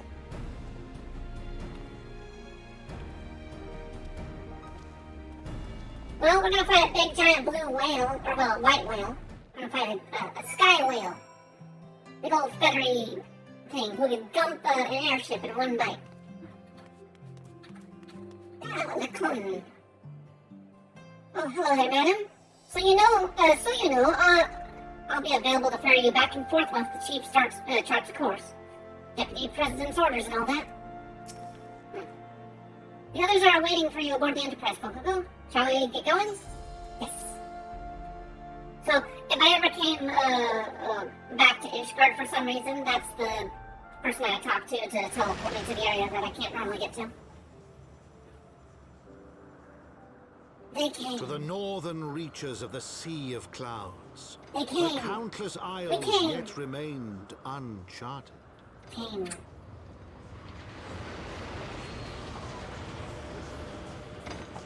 In search of a mysterious land known as Azizlar, and the unmasked villain who sought to claim its secrets.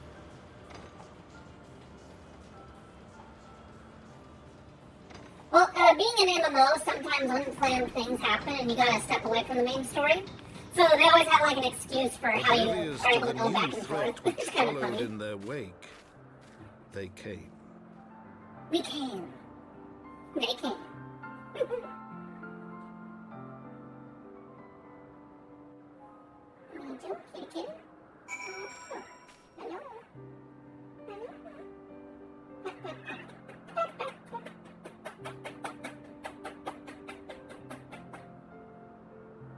Yeah, you're spoiled. You're spoiled, kitty. Spoiled kitty.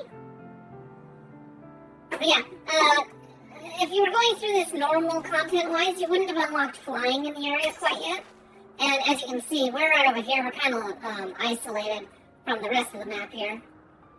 It's a big map. The Sea of Clouds is a huge map, as you can see, or tell.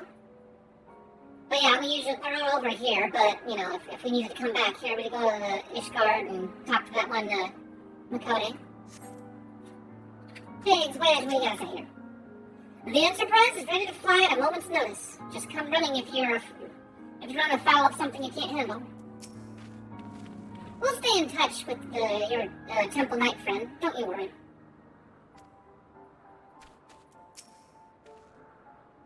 We'll keep the Enterprise here for now, but if you need to head back to Ishgard, you can use this standard to signal for an Ironworks airship.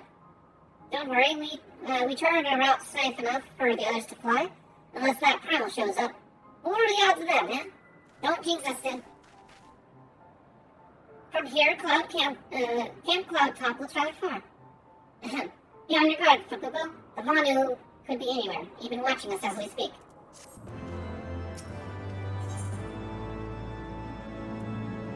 Afno has a mind to start searching the blue window.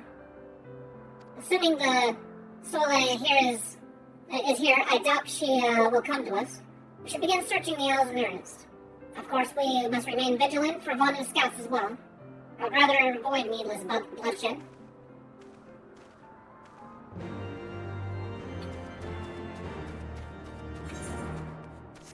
So yeah, over here, yeah, we can see Camp Cloud Top over there.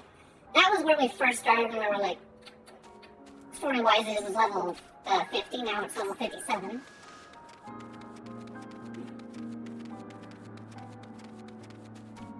But yeah, each expansion has about enough content to keep people relatively entertained for 2 years, so we're just kind of powering through all of that in the span of a couple of weeks.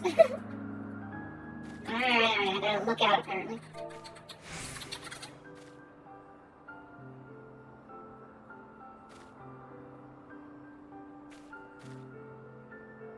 You search the skies for the Soleil, but see nothing resembling the missing airship. I'm gonna try Black Mage for this coming primal fight that we're gonna encounter. I don't know if there's a mechanic that would just be easier to complete if I just kill the thing that shows up before they get the special ability to let's see, look out here. Yeah, I am enjoying the story. Alright. So the little glowing golden light means it's a combat event. And replaying story, or if you fail it once, then it gives you the option to make it easier, but That's just for accessibility, just so that players can continue the story if they don't like that challenge. Mayhap this effort was doomed to failure. Begs mercy of Netherlings, does not fight, does not wish to die. Was that a Vanu being attacked? But by whom?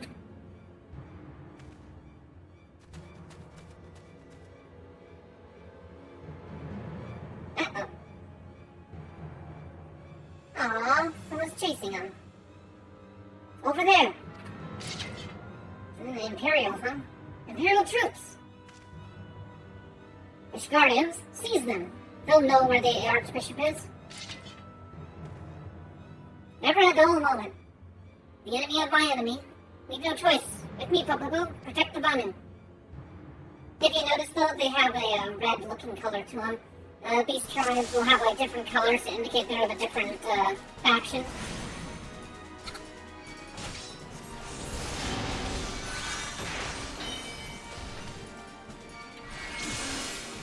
Am I powered down? I am powered down. Oh, right.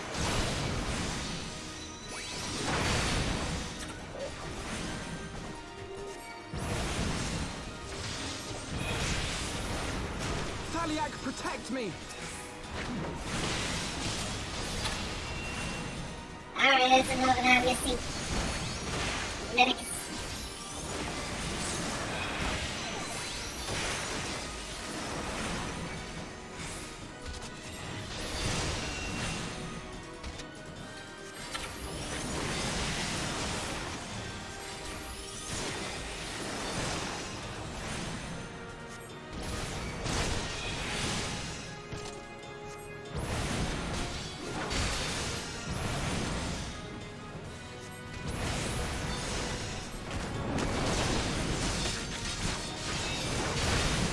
Not being very nice. Leave me alone.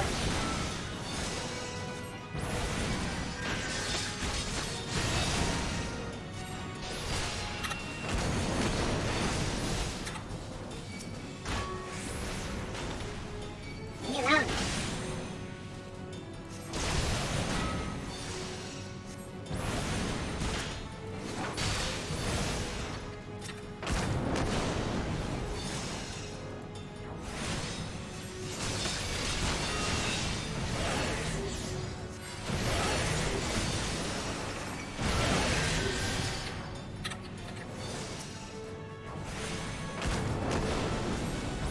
I'm getting straight up attacked by an airship.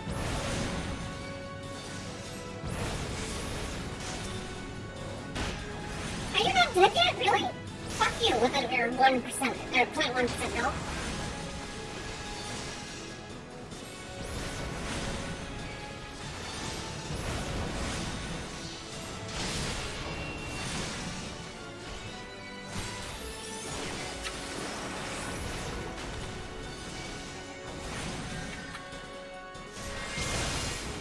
Oh, you're dead. Damn it. I didn't mean to pop that.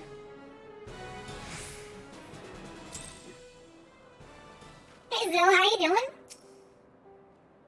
Netherlings, saved Vanu from certain death.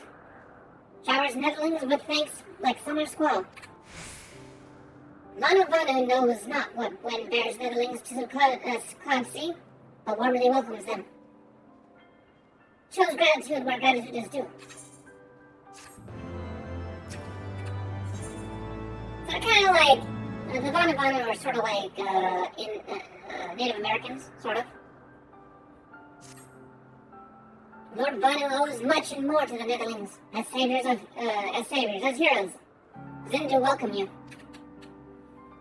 To village we go, to the north. Come.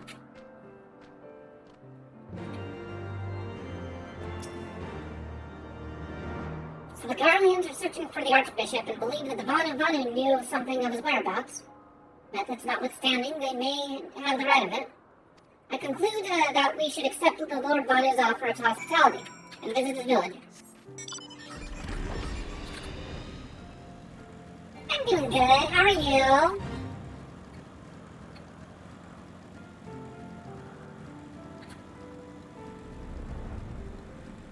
I don't know, normally get to hang out with Willem, so it's good that he's been able to come and check things out. They're good people. You guys should get along just fine. I want to believe Lano Vanu is sincere with his intentions. Nevertheless, keep your eyes open for Boo-Boo.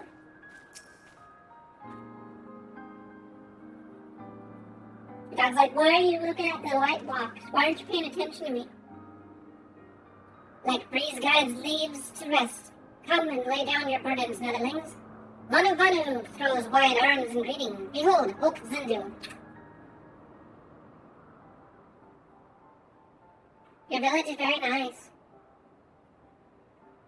A far warmer welcome than the one you received from the Vindu, I think.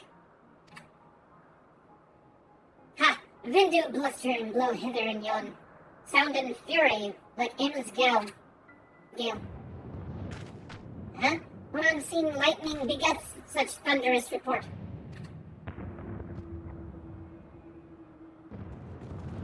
There you are! Did you see it? That damn flying whale again. The Imperials are after it. The Imperials are fighting the whale. Great. Where? The white?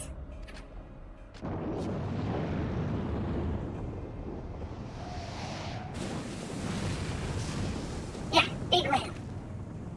He's wounded.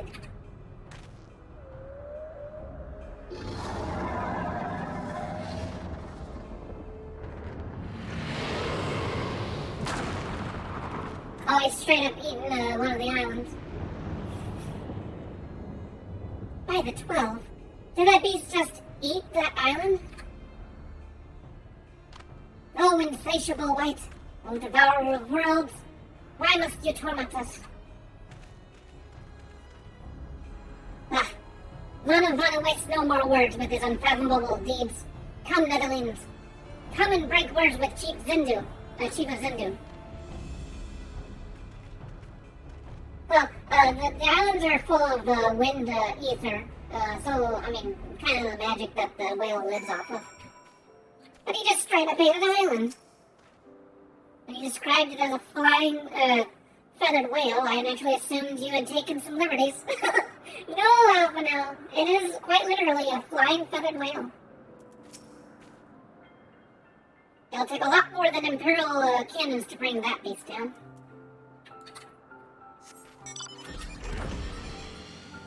Zindu watch.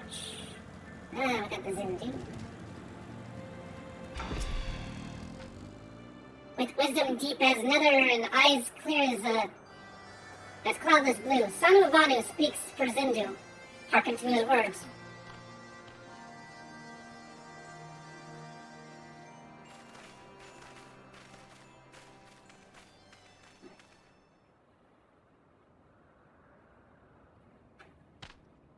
Netherlands deliver Lano Vanu from claws of teeth-shod fiends and prove nobility. He knows not to ignore Zephyr winds and brings before you with all haste. Soft rains to soothe the heart and sunshine to warm. Gratitude of Sanu, Chief of Zindu, is boundless. We are honored to meet you, Chief Sanu. I am Alphino Levier, and these are my companions, Papu Papu and Sid Garland. We are come to search for an airship, a flying vessel of the Nethers, which we believe is somewhere in the sea, in the Cloud Sea. Ah, like the black steel-shod contraption from which you saved Lano Vanu. Alas, no. That ship belongs to the Garlean Empire, an old enemy of ours, though not the enemy we are looking for at present. Men we seek wear armor of purest white, and led by an older man in white robes. Wait, Lano Vanu hear tell of these Netherlings. You do? Are you certain? As sun rises and falls and returns, we are. Zindu scouts can testify of words, Lano Vanu. Aye, winds carry purpose of Netherlings. To our ears as well. Netherlings seek key of us law. It's just openly discussing about Ossus law on their ship, of course. Now we're getting somewhere. Tell us, Chief Sono, what exactly is this Ossus law?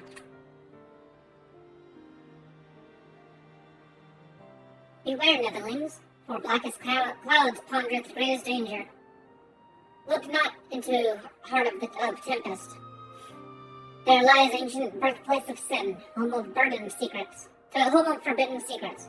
To speak more is to call the wind.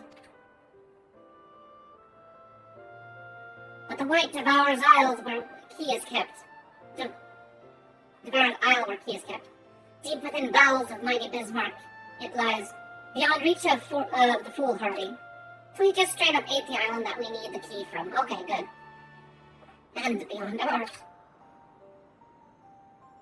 Rejoice not in his gluttony, Vanu, for as stone gives way to water, wind all yields to the white.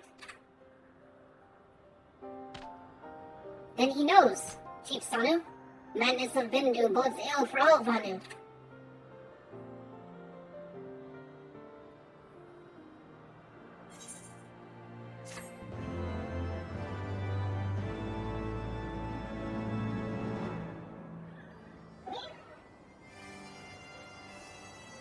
You're gonna fall off there, dork. Yeah, you're gonna fall.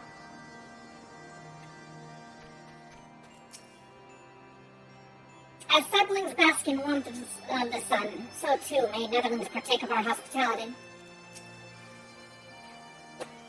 Could we not just seek the key of the forbidden land in this isle-eating whale's belly? I mean, I can think of worse places to keep it. No? I thought not. Alphino has a familiar look in his eye, which can only mean one thing. So Asisla is home to forbidden secrets, accessible only to the bearer of a key, which the Archbishop covets. Much as I would like to believe it's safe within the belly of Bismarck, the Knights of the Heavens wield primal powers. If we do not slay the whale and claim the key first, they surely will. Quite how we will go about this is another matter. As was the case with our battle with Leviathan, we are out of our element, and this time we have far fewer allies to call upon. Be that as it may, our customary approach still holds true. We must begin by learning more about the White. Let us question the residents of the village, then regroup and share our findings alone.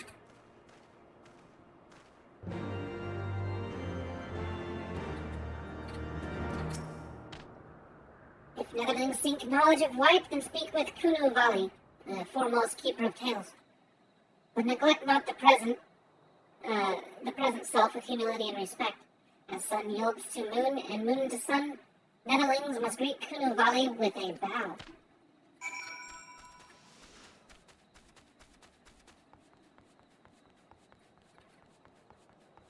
Alright, we will bow. Bow to the bird.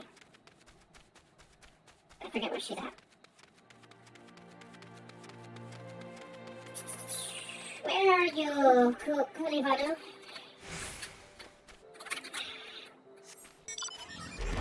I have no time to go searching for you on the cusps of this circle. You're on the very edge, aren't you? You're on the very, very edge. Yes, you are. Yes, silly game. You did this on purpose, Yoshi P. What ill-mannered beast comes before Kunu Valley and begs to hear tales? None who deserve aught that which she knows. Oh, well, I guess I better bow.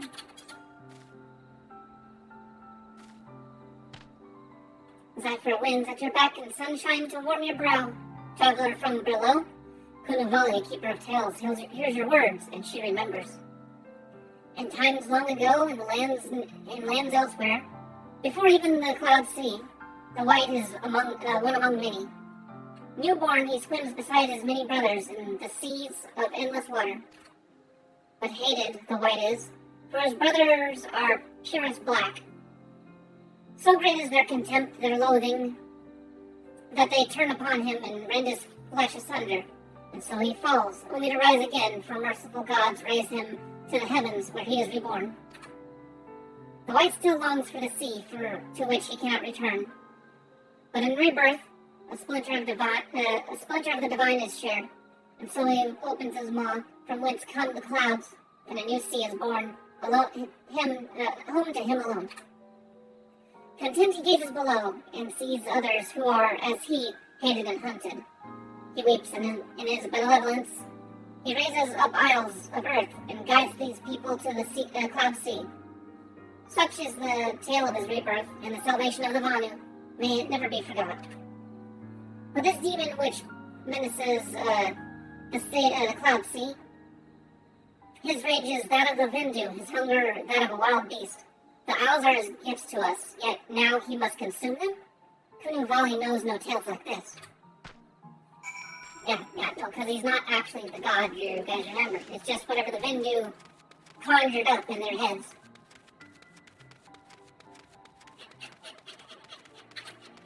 Ring. Personally, I've seen enough of that flying feathered whale already. Well, we're gonna have a whole lot more of them in a sec here.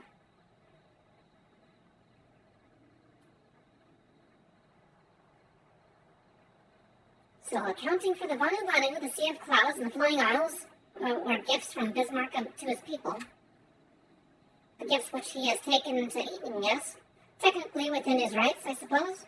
If perhaps a little ungenerous. Gods, eh? But what of you, Alphino? Did you learn a lot of value? Alas, no. That is, unless you have an interest in intricacies of Vanu sky fishing. Ah, yeah, you can fish in the sky. And in the sand. It's funny, you do sand fishing and then sky fishing and yeah. Sky fishing? God, my gods, that's it. Alphino, my boy, I could kiss you. Eh? From what we have observed, Bismarck is a creature of pure instinct, driven primarily by hunger. When wounded by the Imperials, it fled, but not before devouring another isle to restore its strength. What I propose is this. We tow a suitably appetizing island through the Sea of Clouds, in essence, fishing for our flying whale.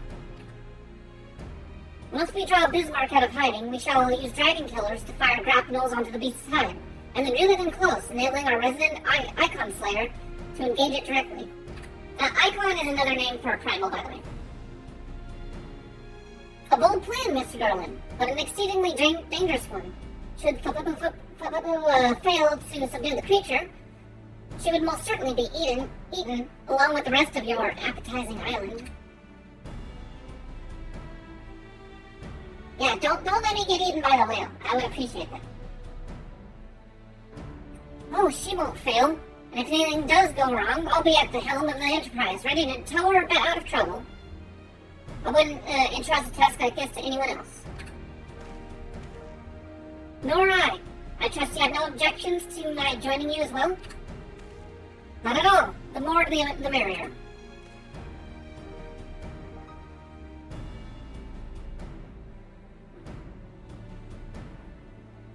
Oh, just you wait. I don't know if I can do this solo or not. So, it's pretty cool whenever we reel them in.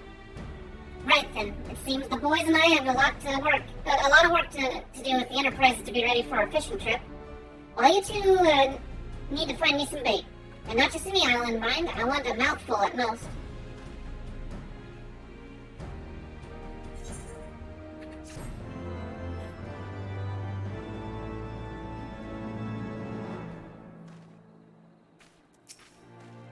The boys and I can handle most of the preparations, but we'll need you to secure us a suitable island. Let me know when it's done. Bolt, chain, and island. Alphino loves it when a plan comes together. Yeah. Well, you heard Sid. We need an island to bait the hook. By way of the first step, I propose we speak to Chief Sono.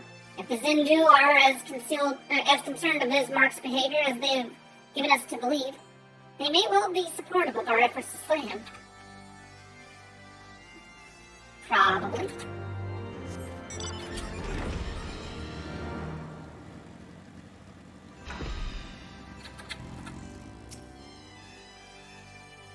The Tramonte is upon us. The white beast and the Vendu rejoice in his carnage. Hear me, Chief Sono. The creature which torments you now is not the deity who raised up the floating isles and made a gift of them to you. He is a perversion of your beliefs given and formed by the Vendu, a false savior who consumes that which he should rightfully safeguard. And yet it may not be this, need not be this way, Chief Sono. If we have the power to strike down this imposter, but we must beg of you and Island to see it done. Monks against the Tempest, in vain do they struggle. Yet who is Sono to speak of what may be? Perhaps even the Tremonte can turn to the Potente. Very well, Netherlings. When you are ready, tell Zendu scouts what manner of island you require, and they will guide you to it. We shall not fail, Chief Sono. On that you have my word. Come, Popoku, let us see how Sid's preparations are progressing.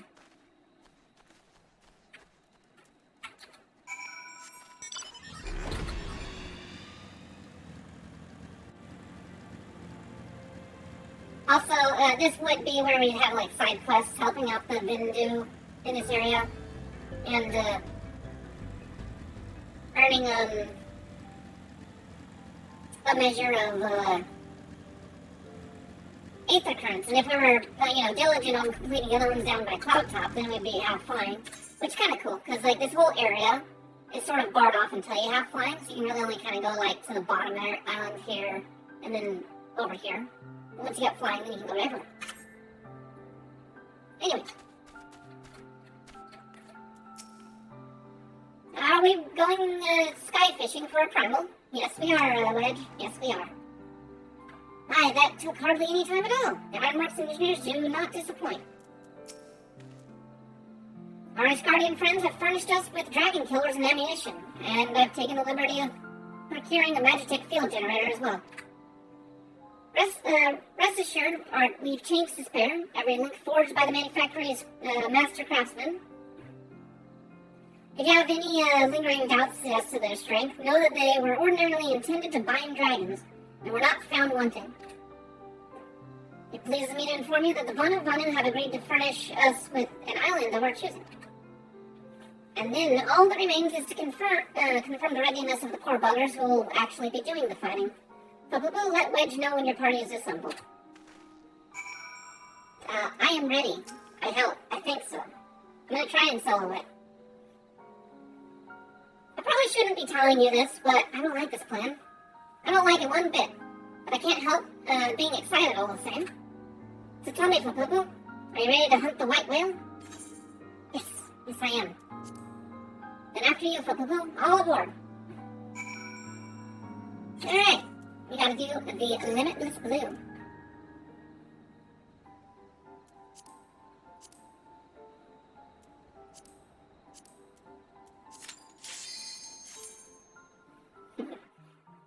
It's got some like EDM, sort of like drum and bass music in the second phase. I don't know if we'll have a chance to hear all of it, but I don't think we're gonna be able to one phase him. He's probably gonna I think he, like, is an obligatory 2-phase boss.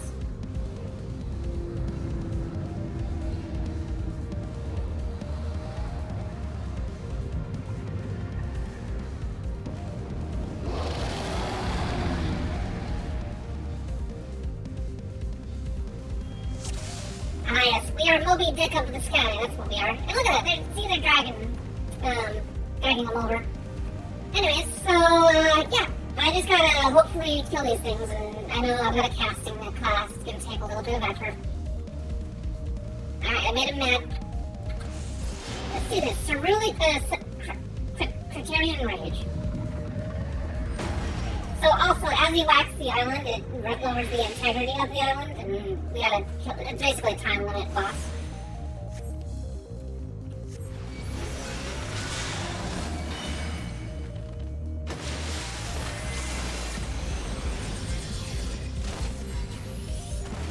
Oh, you survived that, huh?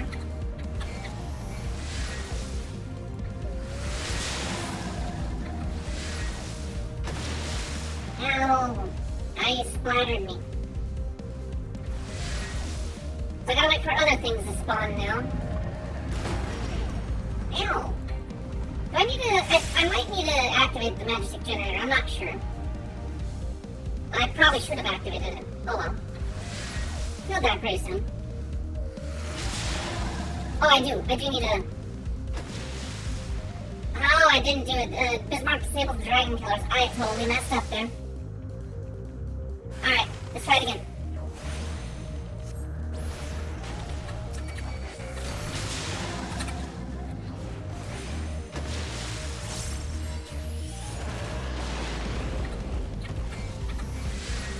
Alright, so I activate this. There we go. So the field is up. So it should protect the island. Okay, we didn't activate it in time. Or the third time. Ow. Yeah, he's gonna blow up this island if I don't hurry up. Okay, alright. Do that one. And hopefully I can grab this one.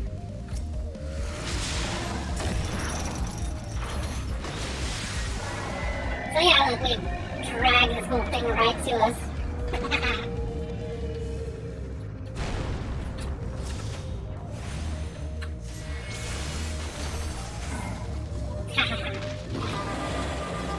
You didn't like that, did you? Come on, faster, faster. Okay, I need to do...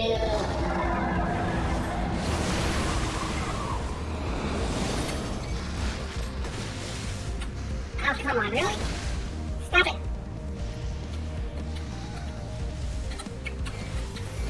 This isn't good. I totally messed this one up.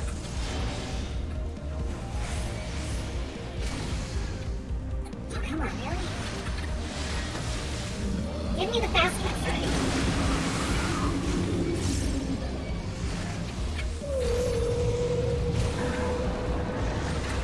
Yeah, it's chaotic. This is very chaotic for even a single player.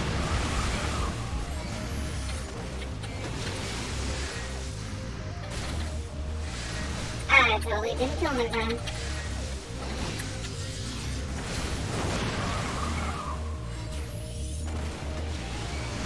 Maybe I can power through it. I don't know.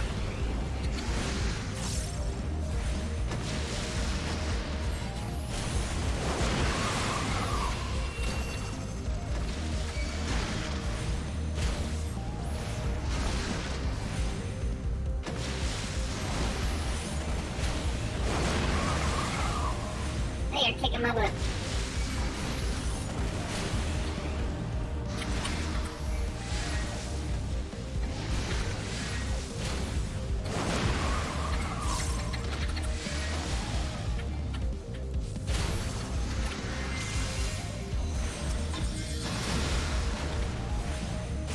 Kill him.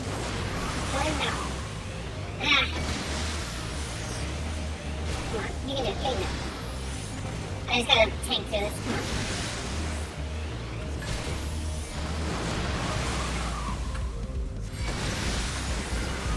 I might be able to do it, maybe.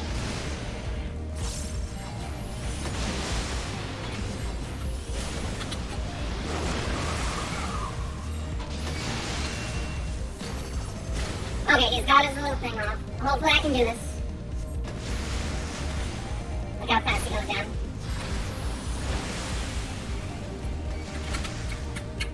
Come on.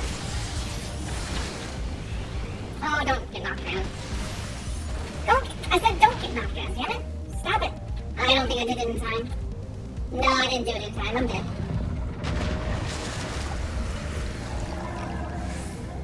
Bye, Bismarck. And it doesn't even give you like a damage meter. You just have to, if you don't kill them in time, then you suck. I sucked. Alright, too much running around. I need to just basically tank it. That's what I gotta do. Alright, let's do it again.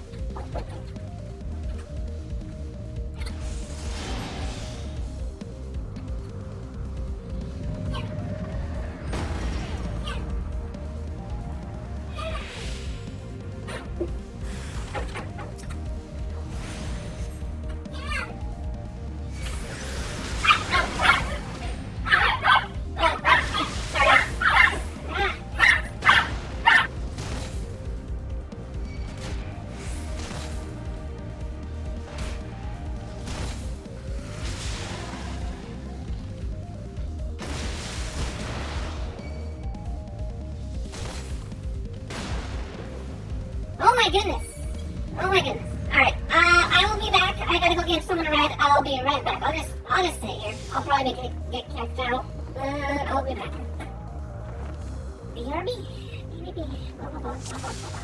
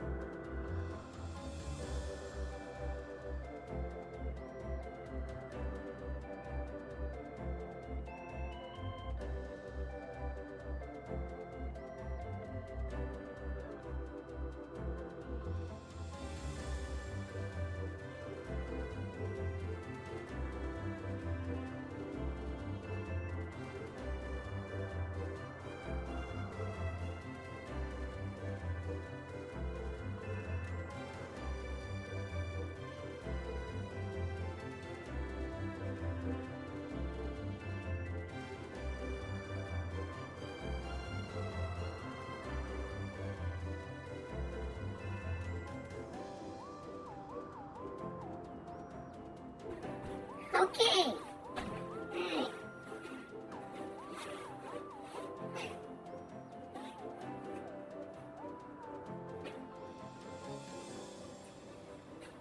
I'm back. Sorry for all that. Alright. Let's see here. Oh, Bill. Well, hey, good night, Mom. Have a pleasant evening. Unless you want to stay up for a little bit and watch me kill a whale. I can totally kill him. I know I can. I just have to DPS that one enemy harder. I must do it stronger.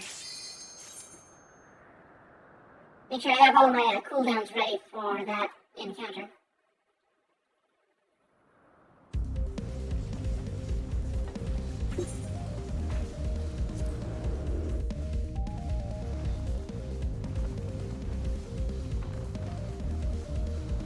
Come on, let me go. Let me go.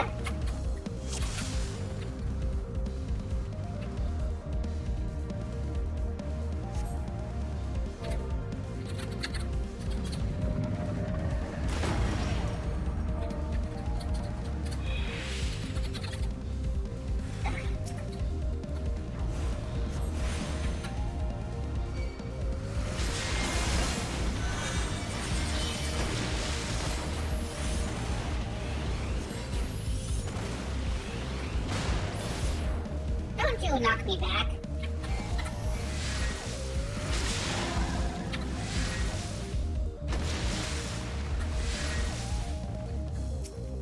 Alright, we're gonna put the shield up. It should protect us from damage. Yeah, a little bit of damage. It still hurts us, but not as badly as if...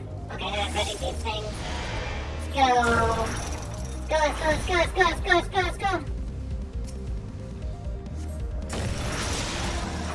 There we go. Oh, I let my shit fall off. God damn it.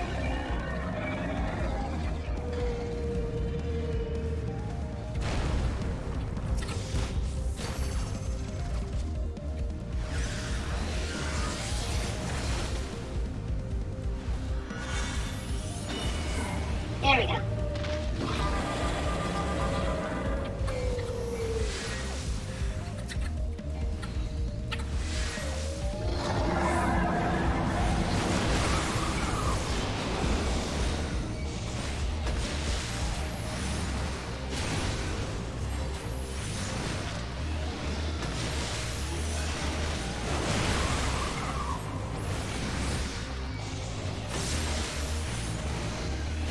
I didn't do it very good. I did a very poor job of that.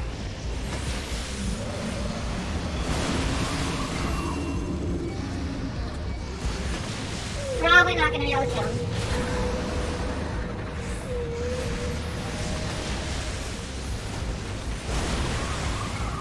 But I'll try.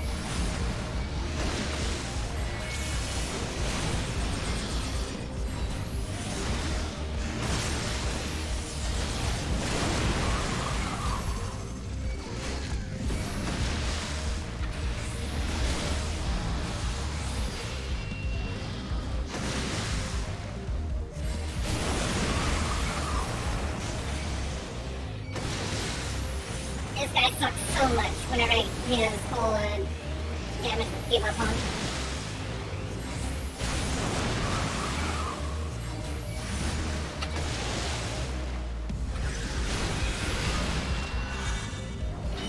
Yeah, I'm not gonna do it this time. I didn't do enough damage. I forgot that it immediately spawns the enemies, and I had myself set up wrong.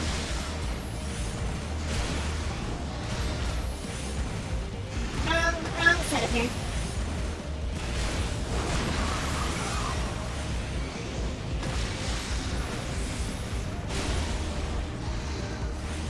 Go ahead, take me out. I'm dead. I don't care. Alright, okay, let's try that again. I gotta get a good couple of those fire 4s on them. One more time.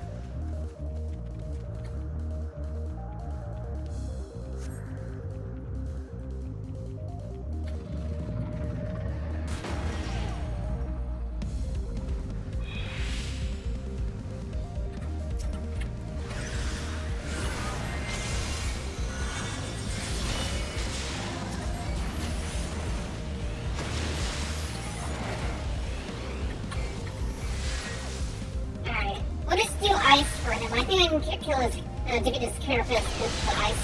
It's probably too early. Yeah, I did it too early. Oh well. Oh well. And it goes away, and watch, he goes smash, smash.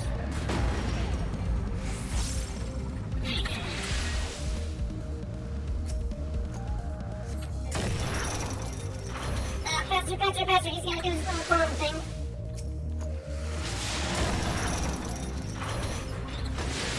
I'll do a Xeno and an Ice 4, or whatever, Blizzard 4.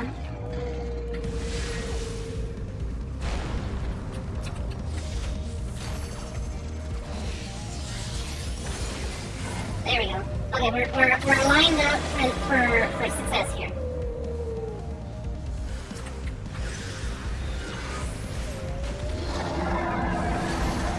There we go. There we go. That's better.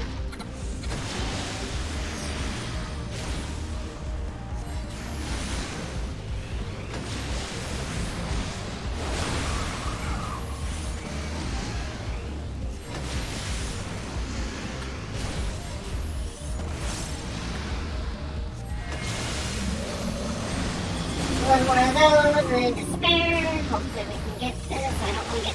Oh, I got knocked up. I got knocked up. No, that's not what I meant to say. God damn it. I didn't mean it like that.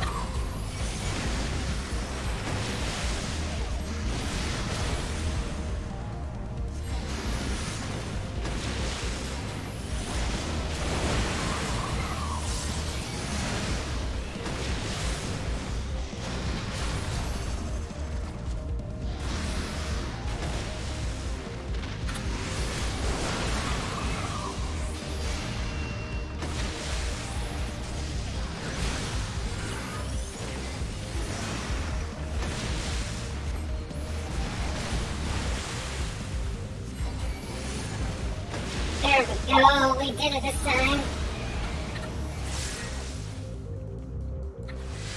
Where's Bismarck? Where'd he go? Oh, there he is. Hi, Bismarck. I killed your cronies, you ain't gonna kill me this time. There we go, blast me. Alright, I don't know how long we're gonna be able to hear this song, but it's a pretty cool song.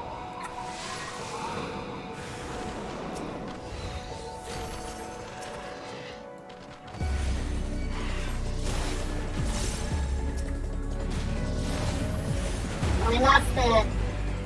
Oh, he's gonna do that, huh? Come on, let me knock you off.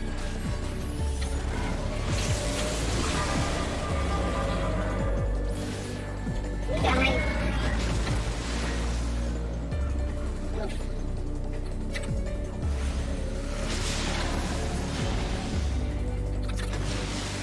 Can't kill this one.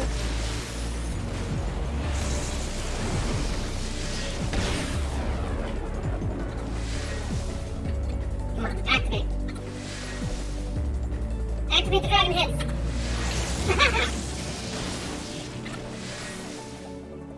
Oh, it's on. It's up. He's... Oh, here comes the skill. Did it in time? Okay, cool. You didn't disable him, that's good.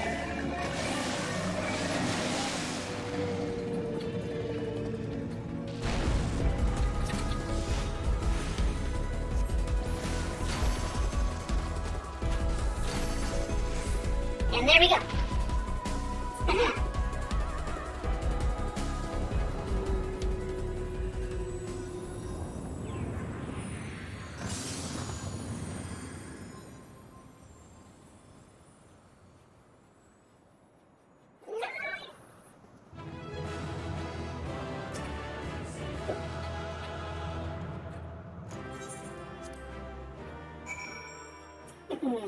Aren't you glad to stand up for a little bit there, Willem?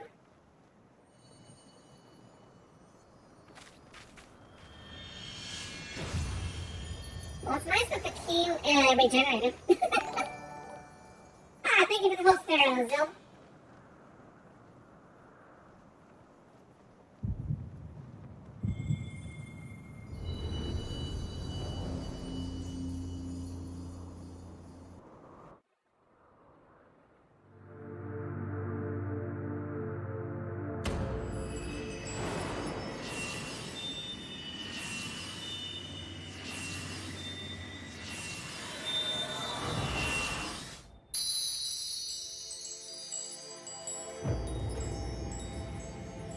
where my powers come from. Light, beloved Oh man. Eidolon, all made darkness, light to none known. Hark, receiver, blessing, small.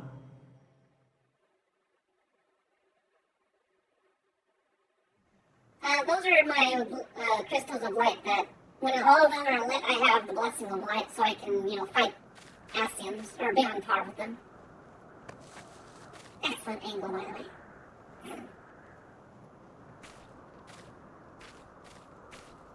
Uh-oh. Oh no! Oh no! So falls the Lord of Mists, as did all others before him. How many times does this make, warrior of light? Ah, how much you have grown. Far beyond the limits of mere mortals. She has what we seek. It's mine! It's my key! Not yours. That she does. The key to Aziz's La, and... No, don't do that! No! Yeah, so my light power isn't fully back, so the I acid... see you have regained the blessing of light, albeit at a fraction of its former strength. Ow.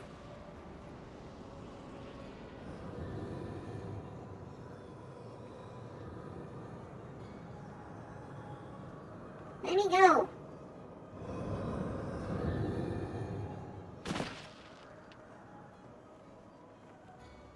My thanks to you, Ascian. And to you as well, Warrior of Light, for saving us the effort of slaying Bismarck. Bad guys don't hold keys, they let it float above their hand. That the key is within our grasp. The path to the heavens shall at last be laid bare.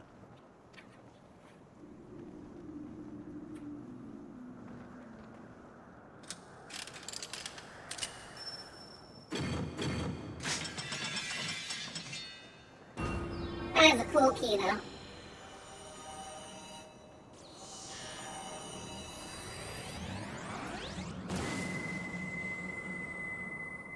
Oh, I do not like snow driving. Nope. Ha ha ha ha ha ha ha ha! Ho, ho, ho, ho, ho. Hee, hee, hee, hee.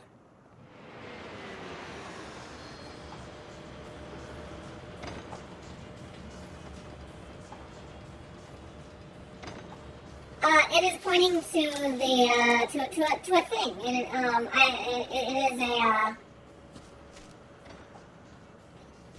long story. I might get a chance to say it after this cutscene.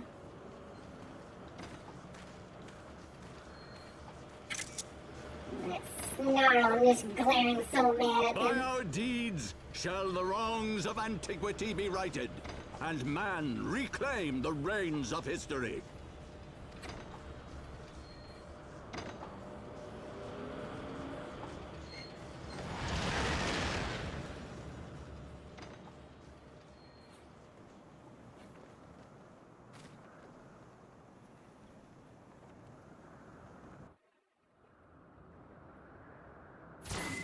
So yeah, the Alec are an ancient civilization that, fell to ruin, but they had massive technological advancements. And one of them is a floating continent.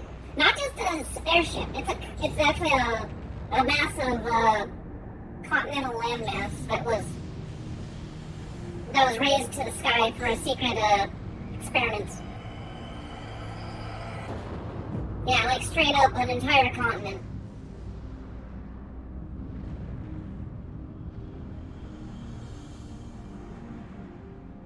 They look small from that angle, but you have no idea how big that is. That is huge, ginormous.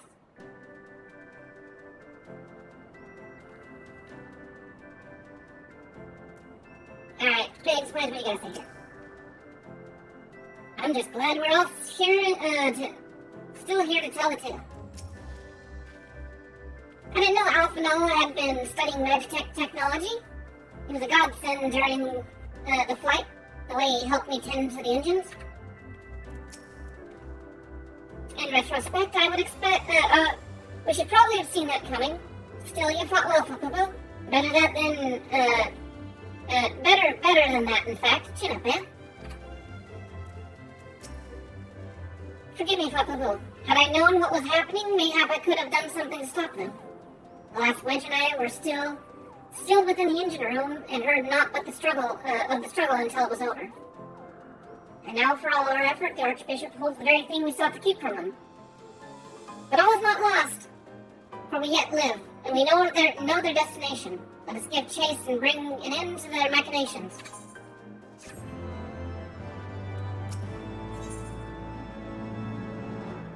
Alphino seems determined to put all thoughts of failure aside and turn his mind to the struggles ahead.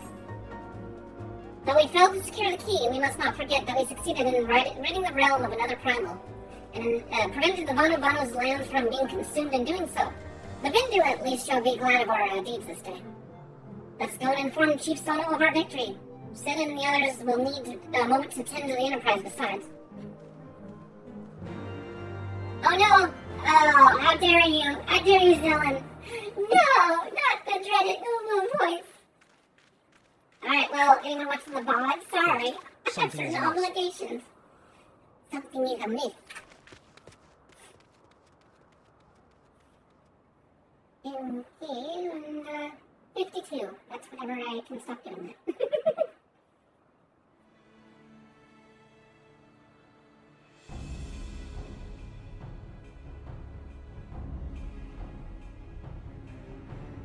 Imperial troops.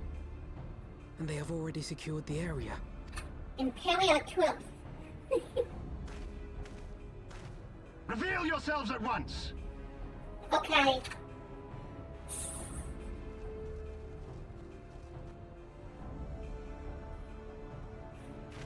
We surrender.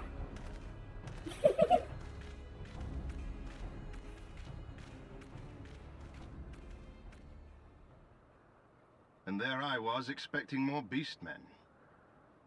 Who are you? I suppose we gave some of, I'll give out away a bit more based on the, because this is a voice cutscene. Can't really do the ooh voice, very much. I thought his guardian was responsible for the disappearance of our scouts, but I see now that I was mistaken. Who could that be?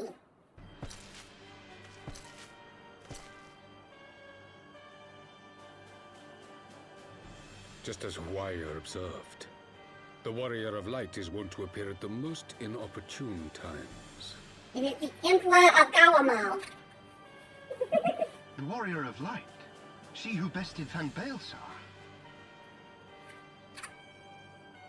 It would seem that the famous hero of Eorzea seeks Azizlar as well. Azizlar. Hardly unexpected. The secrets of the Allagan's power to bind icons to their will could scarcely fail to interest the scions of the Seventh Dawn. Yeah, I have the Uru face too. You know as well as we what will ensue should these insatiable creatures be allowed to roam free. That their very existence threatens the life of this star. We but disagree on the solution to the problem. I think that was apparent from the start of this whole expansion. Genocide has ever been the Empire's favored recourse. And that is why we will continue to oppose your every attempt to claim Eorzea. For Eorzea! You do not hesitate to speak your mind, even when your every word could be your last. I'll show you what for. Alas, your sentiments betray the narrowness of your view. The fate of Eorzea and its inhabitants is of little concern next to the fate of the world.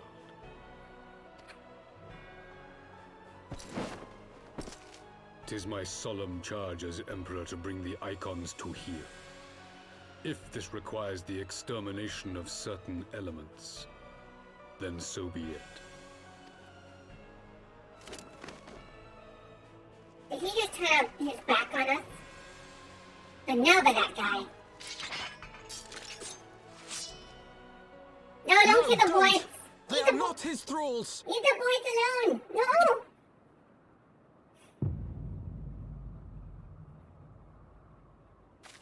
Chieftain, you have to do something.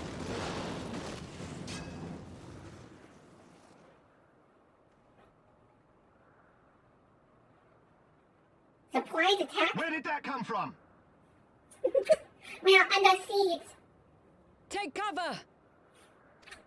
Lucia! Lucia is here for us. Oh, it's even a weeper. A white weeper. Your radiance. We must withdraw. Retreat! Retreat!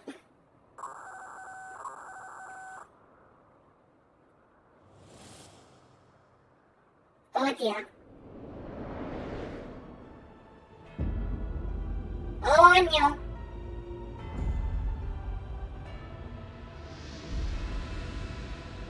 It's as big as the aqueous. Possibly bigger. Possibly bigger. We shall meet again, warrior of light. On that you have my word. Next time, Gadget. Next time.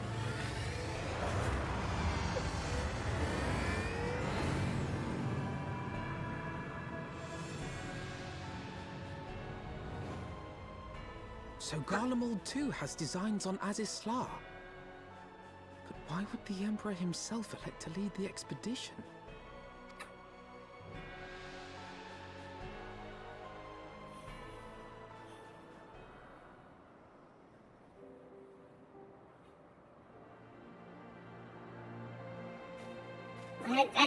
That does not bode well. Where is the airship? I have no idea where the airship is. Lucia, thank you for the save. The armor? I had it sent here as a precautionary measure. Why are you running? Never in my wildest dreams did I think that I would stand less than 20 paces from the Garlemald Empire, or from the Emperor of Garlemald. Various thoughts gathered in the flesh. I assumed the commander had accompanied him must be the great legatist of whom the centurion spoke. Forgive me. This is neither the time nor the place for such idle speculation. Pray return to the Enterprise at once. It occurs to me that my friends may have run afoul of Imperial forces as well. I have yet to apprise Chief Sonu of all that has occurred. But once I have, we shall rejoin you at the airship. Fuck you guys so much. God damn it. I hate the Uru voice, it's so bad. If you fear for our safety, may I direct your attention to the suit of Magitech armor nearby and its exceedingly capable pilot. The armor? Precautionary measure. Okay. They already talked about it. Alright. Stop! No! You know not my pain! This is my struggle to maintain the Ubu voice.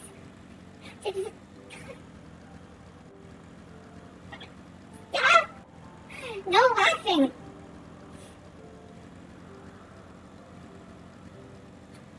It is my gift. It is my trust. I like Sid. Briggs and Weds.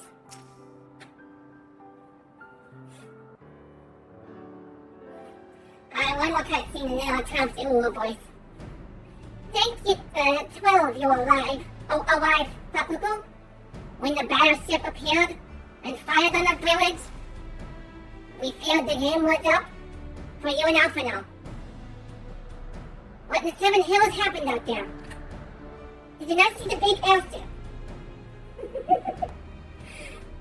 First Josh Bishop turns up with an Asian in tow, and now the goddamn Emperor pays us a visit? What is this, a procession of notable bastards? Who is next, the keeper of the 7th Bloody Gate?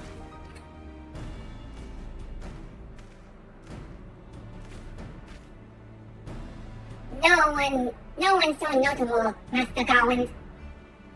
I am happy to report that the Zindu are overjoyed to learn of Bismarck's demise. Chief Sonu sends his warmest regards, Papa. There is much talk of westerly winds.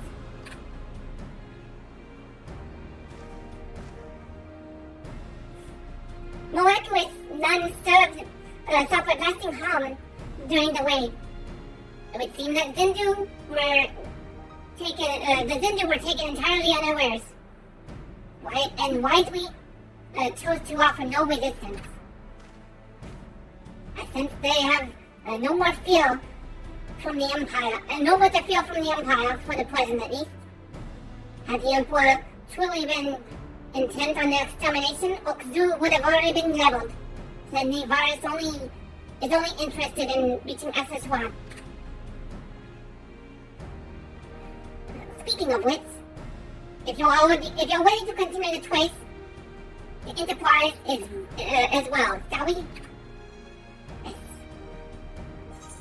Let's take down those vile fiends. What is lubricate? Alright. Well, alright. Oh, that's a boo-boo voice. Lubricate is just to make me drink more water. Yeah, keep myself nice and slick, ready for anything. She's all patched up for boo-boo. And what will we find at the end of the road? Well, what are we waiting for? I've done it for Poo-Poo. I've worked out which way they're headed. Whenever you're ready, we'll sit across the One good turn. Judging from Sid's expression, he has news which he believes will please you. Well, not sooner did we kill Bismarck, does it say, oh, you gotta level up more before you continue the story.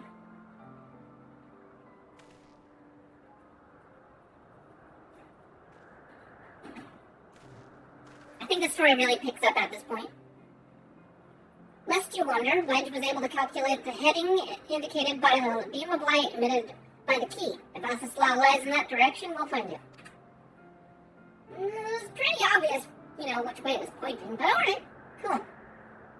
The Soleil may have may have a lead on us, but she's no Enterprise. We'll catch them, you'll see.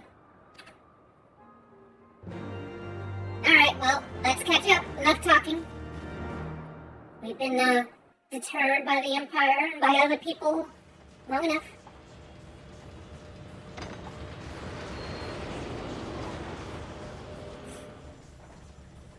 Ara!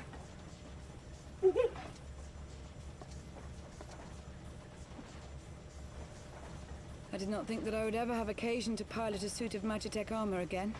Least of all under these circumstances. Again? Dun dun dun!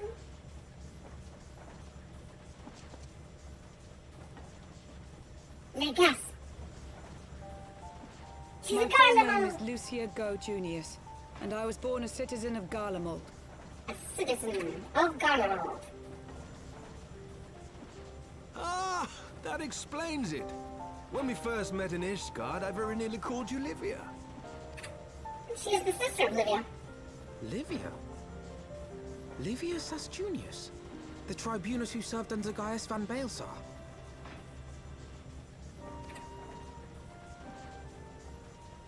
Aye, she was my sister, though we spent little time together.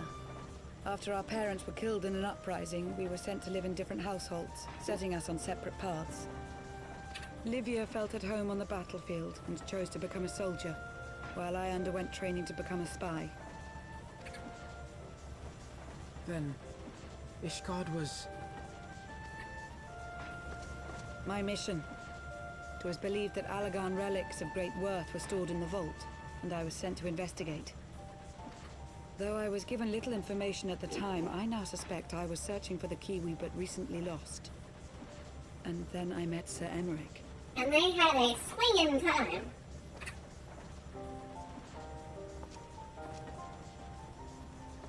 She's speaks of loyalty, but I bet you there's been more than just... She's more than just It was his mentally loyal usefulness to to him. my mission which prompted me to approach him.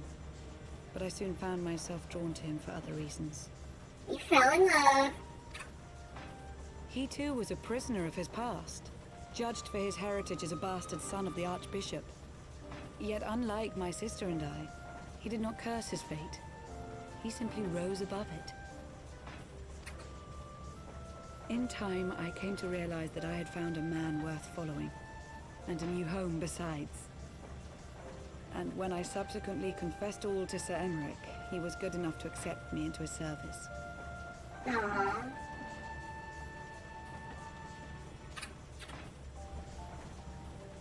I do not question your loyalty to Sir Emmerich. 'Tis your loyalty to your sister which concerns me. Will you just shut up, Alvino? I have long been of the opinion that those who dwell in the past risk losing sight of their future. My sister fought for her convictions and for those she held dear. So do I. So must we all.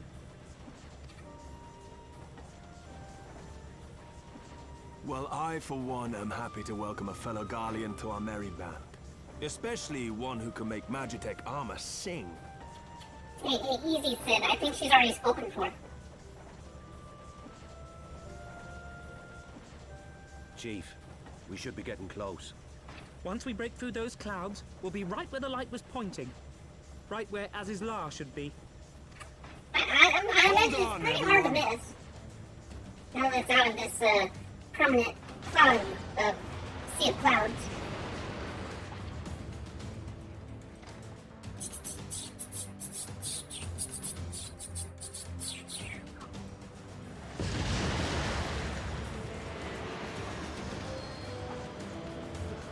The clouds kind of look like the ones that come from, was it Star Fox Venom? Look! I think that's it!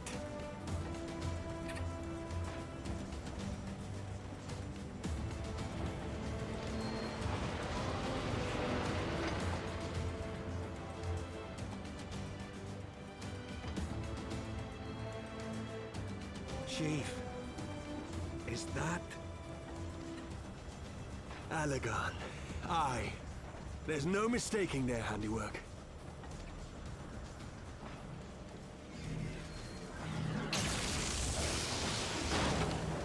What was that? Uh-oh. Some sort of barrier. Yeah, why did you just think it was going to be that easy to fly into that? She won't hold, Chief! She's breaking up!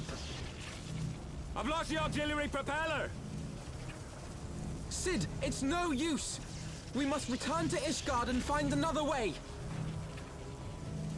God damn it all! Why do the Allegans always have to make everything so bloody complicated?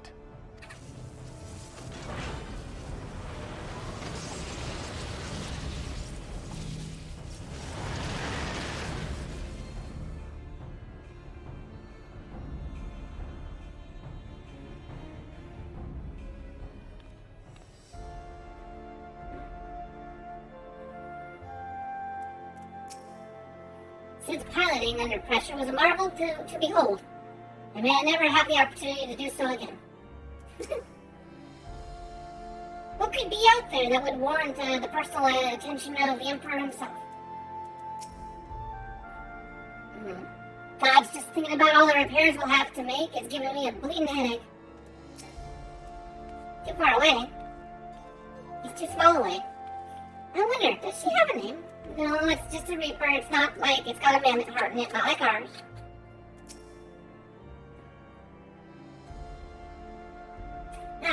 We barely finished repairing the damage incurred during our sky fishing trip. On the other hand, any landing you can walk away from, as I say. I can only presume that the Swellite passed through the barrier unscathed. That would explain, certainly explain why the Vanu called it a key. Yeah. Alphino appears relieved to be standing on solid ground once more. Assuming Sid is correct, I have no reason to think that he is not. And I have no reason to think that he is not. The Vanu's key is required to pass through the barrier protecting Azizlar. But even without it, we must find a way to reach the isle. I shall have everyone convene at the seat of the Lord Commander that we might discuss how best to proceed. As before, make yourself known to the guardsman when you arrive. He will show you in.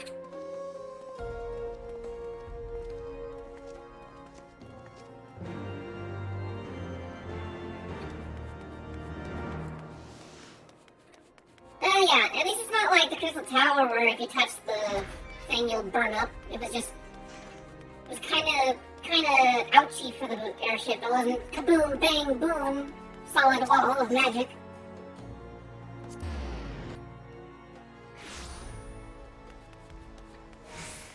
Hey look, the role players are still out here. What are they doing out here, by the way? I wonder what they're doing. I'm gonna take a peek.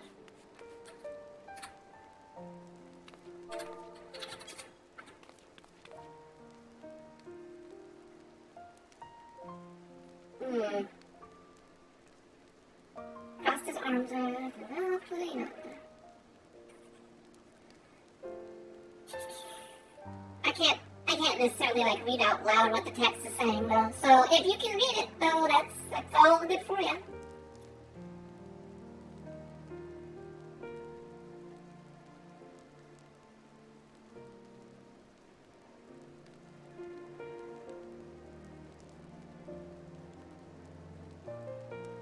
The color.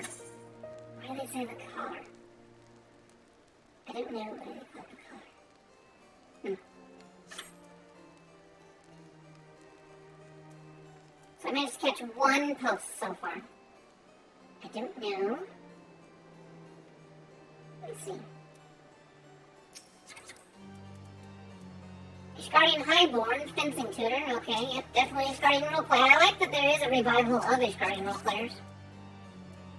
Kind of cool. Parrot RP.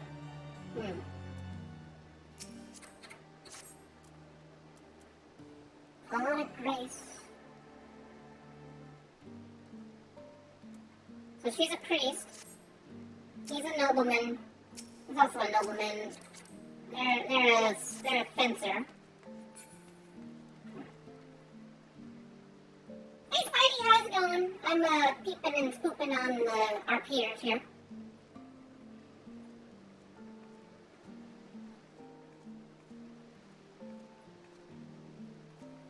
That was at least a dream I had fought. Seems like interruption was unneeded. Hopefully it was not too jarring for your evening.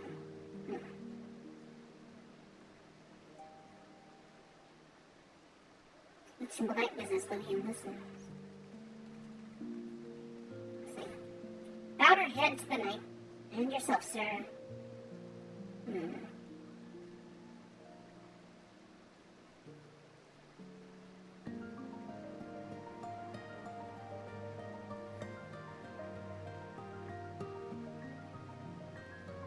So, wait, that... She's talking to... Who's that person? Someone else? They don't even have the roleplay tag up. Sneaky roleplayer. Sir Helene, Knight Lieutenant. Keep awake, alert, nowhere. Okay. All these tall people having tall people roleplay. And I'm right smack dab in the middle, just listening in on them. One of the excuses though to be like right up in people's grill when you're like even like wallflowering is the say range is not very wide. Like people doing normal chat range, if you were talking here and I was standing over by the teleporter over there, I wouldn't be able to hear what they're saying. It's a smaller circle, so about out here would be like the limit. They're kind of out here.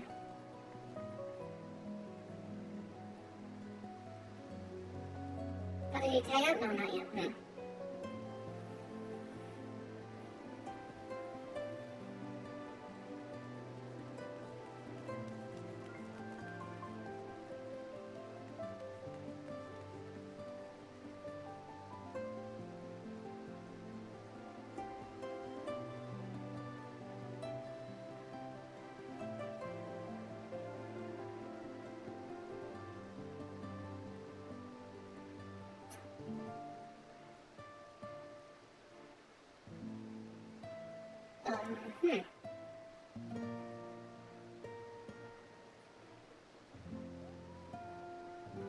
I mean, I guess in a way it kind of makes sense. You couldn't necessarily eavesdrop on someone talking in like a normal speaking tone from, you know, half a block away kind of thing. But it is a little annoying in terms of like trying to get context as to what's actually even happening. I wish at a distance, and it would be hard to program it, but like at a distance you could like have, say, parts of the sentence to come through. Like little ellipsi between words. And it would just be like a small nod saying, hey, you're outside of hearing range.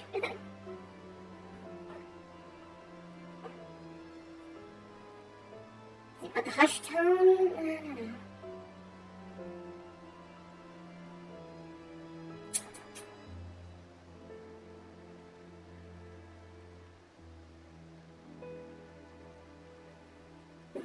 Alright, well, I won't bother them because as gaudy as it is kind of cool to have people supplement the noble roleplay. It is very vapid, very dry at times, but you know, some people get off to it, and it's nice to have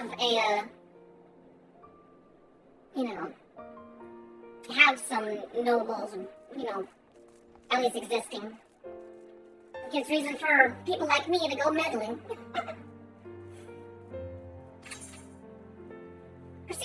Pursuit of Lord Commander. Yeah. Well, I said yes, but apparently it wants me to say cancel.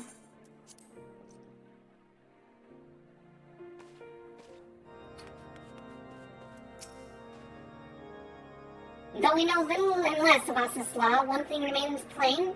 The Archbishop and the Guardians cannot be allowed to avail themselves of its secrets. Alright, one sec. I gotta close a window here. I don't expect bad things to happen, but I'd rather not display, hey, I've got an expensive computer sitting one window away. Yeah.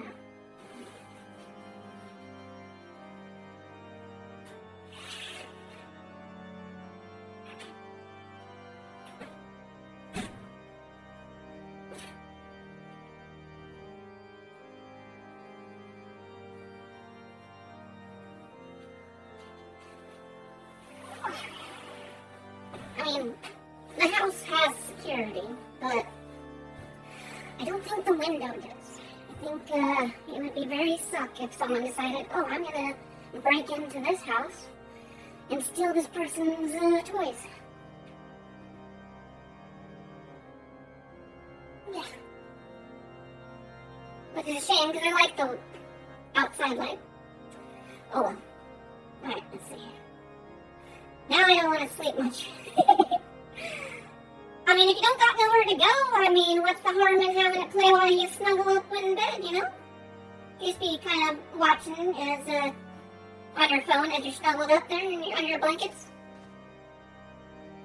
Though we know little and less about this law, one thing is plain, the Archbishop and the Guardians cannot be allowed to avail themselves of its secrets. I swear, wherever there is an elegant ruin, there's trouble just waiting to happen. I suppose that's why they elected such damnably convoluted defenses around everything. If the Empire has an interest in Ossus law, we have all the more reason to hurry. I will not see its secrets fall into the hands of either the Archbishop or the Emperor.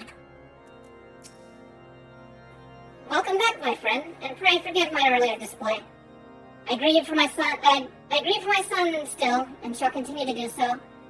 But I have resolved to be strong, is what he would have wished.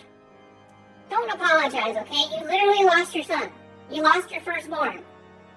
I would be upset too if I lost my firstborn. In summary, the Isle owes its lofty position to the industry of the Allagans. And we can be all but certain that the Archbishop and his cronies are enjoying the view from its top. I see. If we are to join them, we will first need to pass through the Isle's etheric barrier, which is, alas, more powerful than most. Powerful enough to make a mess of a perfectly good airship at any rate. Yeah, as far as I can gather, the barrier mechanism draws ether from the surrounding environment and polarizes its elemental aspect to produce what is, in effect, a wall of lightning. It seems plain that without the Vanu's key, Any attempt to reach the Isle will end in failure. Mm-hmm.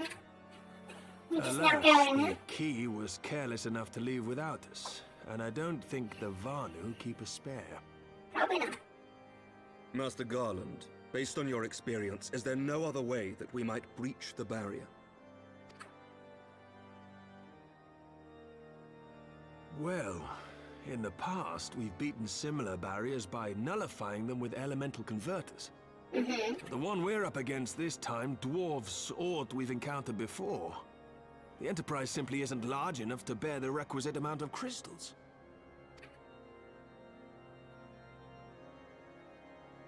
I'm reminded of the quantity needed to nullify Leviathan's command of the sea.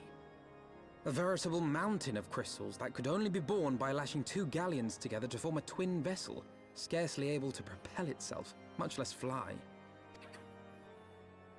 That said, we're not without options. If it isn't feasible to nullify the barrier, we might try piercing it. How? We create a ram of condensed ether and mount it on my ship. There's just one problem. I don't have the faintest idea how to build one. It's going to take a true authority in the field, I reckon. Alright. There. I have sketched. Would that the Archons were still with us.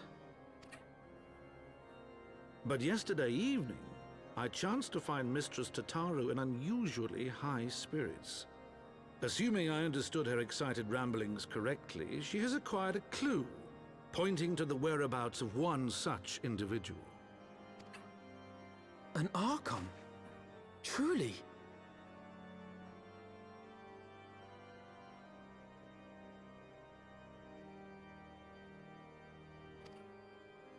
Ha! Fortune favors the righteous, eh? Well then, let's not waste any time. While you go and look for our missing friend, I'll work on modifying the Enterprise. Her hull will need reinforcing to bear the punishment, not to mention a mount for the ram. Mm-hmm. Just you wait, my pretty. By the time I'm finished, you'll be an airship reborn. I thought you were an airship reborn. Yeah, no, I take no qualms for those that lurk. As long as you're not, like, hurting yourself having the stream running. I kind of assume that.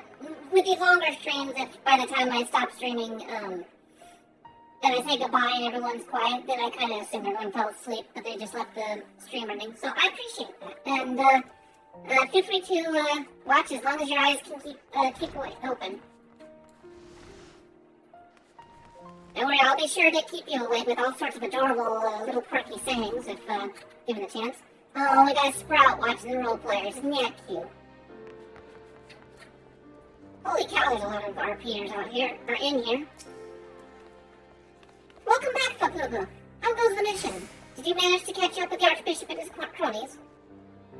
Yeah, and they stole the key, and there was a giant floating continent. So you finally arrived at Esasla, only to find a barrier, find your way barred by some sort of barrier. Typical. But it's not all bad news. I've made progress in the search of our friends. Don't worry, Fapupu. We'll get to Esasla yet.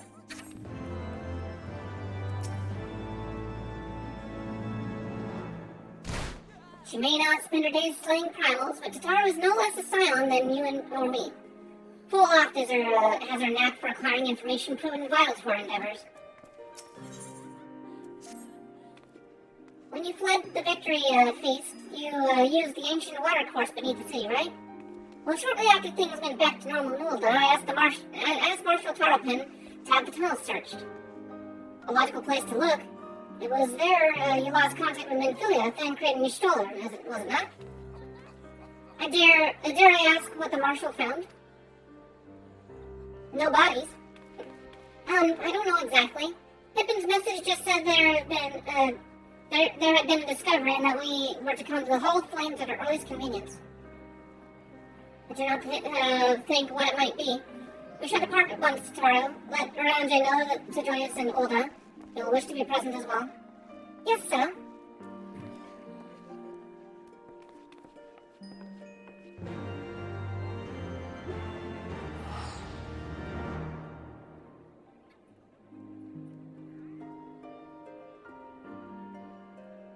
funny that role players are just starting to kick up in Matthias, though. Even Balmung people are coming over to Matthias for roleplay.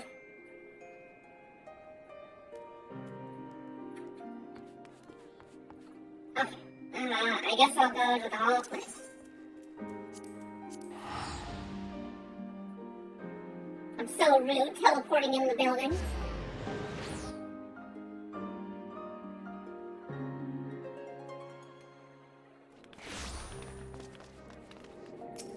Oh, the hollow flames is like literally right out here. Let's go.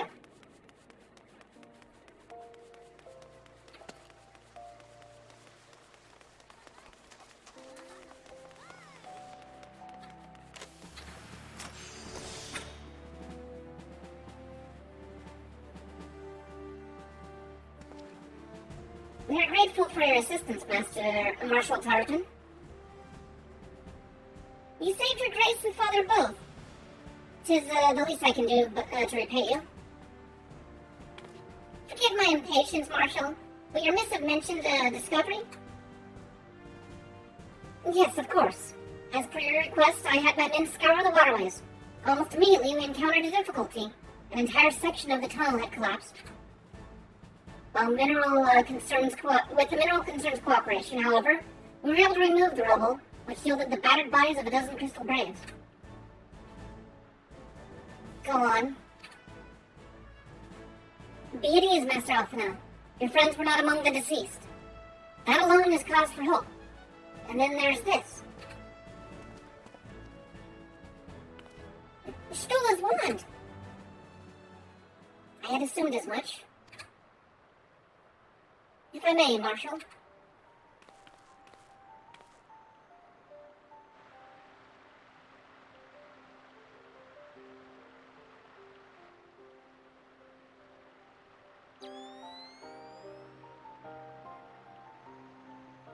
Tis as I did surmise. Judging by the etheric imprint on that lingereth yet upon this wand, it hath assuredly been employed in the casting of a most uncommon magic. Namely, the very first that man did to conceive to traverse great distances, and the ancient precursor that all methods of travel that utilize the life stream, flow. The spell entaileth the reduction of the corporeal form into its constituent ether, that the caster might enter the life stream, and write its currents thereby. Unlike the teleportation magics of modern times, it requireth not a lengthy incantation. Not a lengthy incantation. They surely should choose to employ such a spell, bespeaketh the need for haste. All of which would suggest he managed to escape. Would it were so simple. Know that the scholars of Charlene forbade the use of the spell, and with good reason. The caster hath but limited control over his course, and every mage who came safe unto his destination, another would be sent adrift in the life stream, never to emerge. No, what? No, you can't mean. Be not downcast, my friends. There is yet hope. 'Tis like the Shtula's passage hath left traces in the life stream. Could we but follow these from the point at which the magic set was invoked, we may yet find her. To the Silda excavation site, then. Our thanks for your aid, Marshal. Do not mention it. I shall pray for Lady Shtula's safe return. So it's like a 50-50 spell. Either you get lost in limbo warp space, or you pop out somewhere random.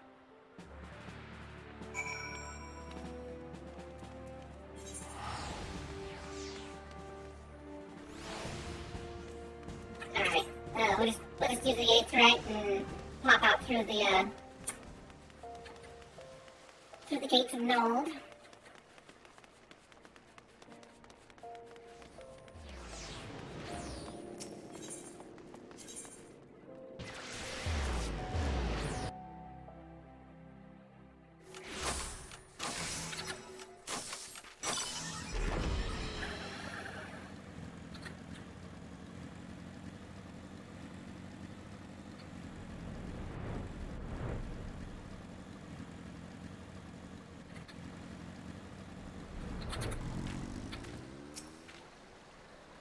friends weren't in the tunnel. That must mean they're somewhere else. Simply being here calls to mind the events of that fateful day. Evidence of Ishtola's passage will have been made faint by time, but mayhap some few scant traces yet remain to guide our steps.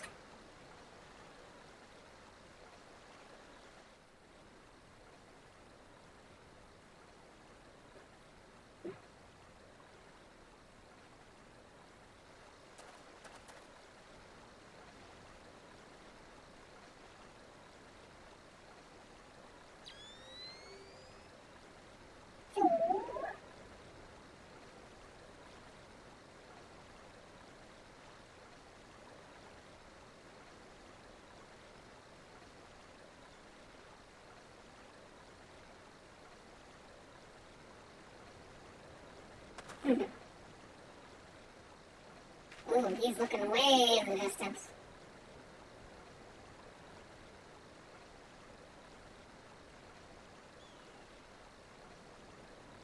What are you looking at there, Rayanja? I almost said Vampire. The trail leadeth to the north and east, unto the bosom of the Twelves Wood. Are you certain? Aye, there is no mistake. Thither hath Y'shtola journeyed. And yet the Guardians have reported no sightings. We must take this to mean she is still adrift. If it be so, I do fear for our friend. Contrary to its name, the life stream is more akin to a raging torrent.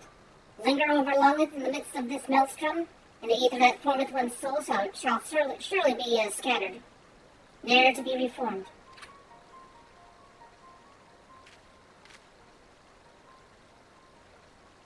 We have no time to waste. Oranja, please explore all possible options for reversing the effects of this forbidden magic. Papupu, Tataru, we three shall press on to Gridani and petition the Elder Seedseer's aid. So yeah, the life stream is where, like, the origin of all souls and magic are. When you are born in reality, in the real world, you are a specific imprint of ether, but that particular imprint will, like a message written in sand, will over time fade away as the waters, crash over your essence. I think it's a pretty good analogy. It's kind of like writing, those little messages in sand. And she's been there probably for a good month or so, depending on how long we've been doing this Ishgard stuff. So that's no bueno.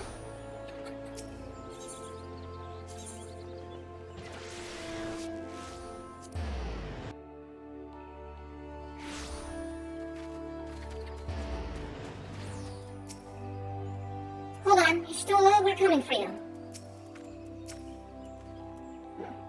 It is said that the elementals perceive the life stream. If, as we suspect, Y'shtola is still adrift in its midst, they may be able to find her. But if we are to appeal to them for assistance, we must needs do so through their chosen, the Pajot.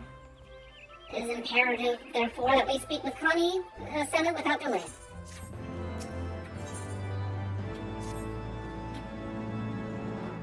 I have already requested an audience with the Elder Seedseer. She will receive us in the lower stand presently. We need but speak to the contrary yonder to be admitted.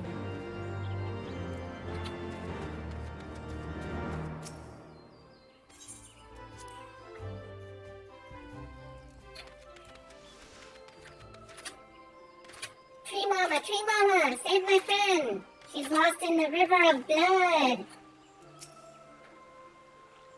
Or yes, souls.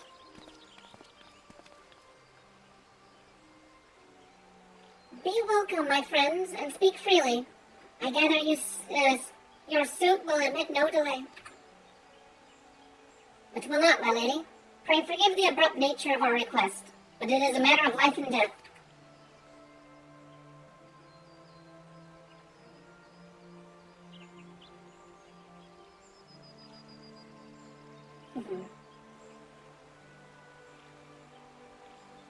I see. As you say, we must needs act swiftly if we are to free Y'shtola from the ungentle pull of the life stream. And as you have surmised, we cannot do this unaided. However, it's a little hard to get the elementals' permission. Especially whenever someone does unauthorized magic. The elementals don't like that.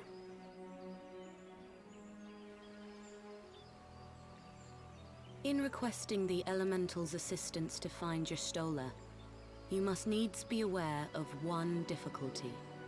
A difficulty born of the fundamental difference between man and elemental.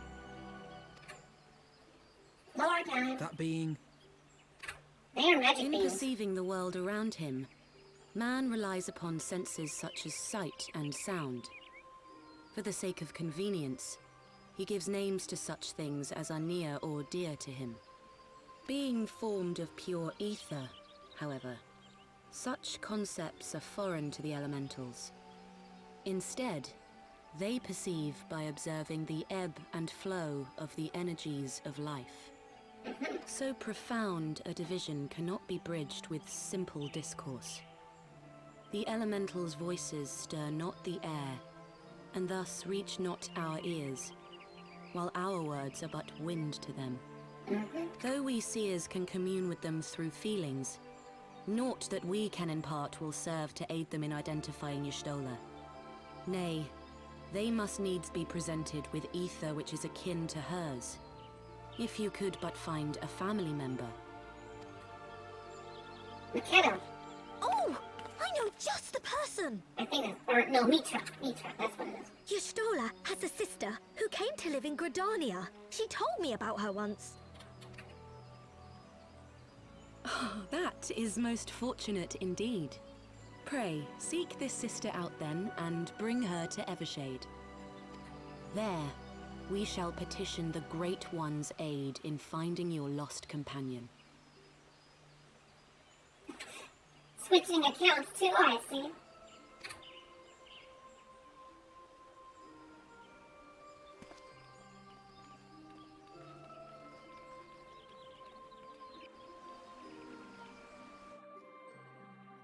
Don't worry, I'll join you, I'll be with you shortly.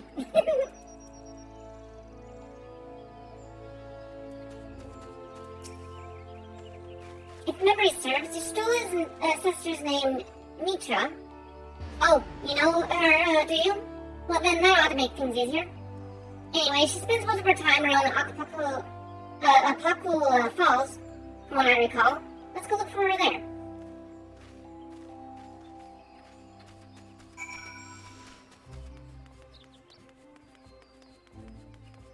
I'm surprised they don't recognize the fact that I technically already know her from the Summoner questline.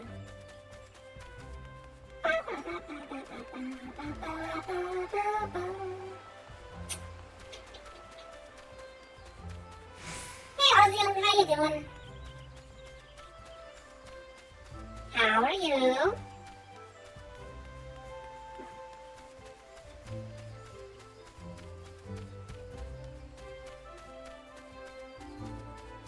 Oh, just more game, more story. We're on, I think, a level 58 quest. 57 still. Okay. We're getting close to the... Once we're at level 60, that's where the end of Heaven's Word starts arriving. Realm Reborn was definitely a meaty, enduring sort of thing to go through.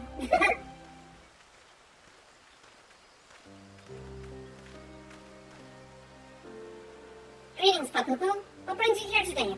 I see you have companions. Lady Mitra, it is an honor to meet you. My name is Alphino Livier, and this is Tataro Taro.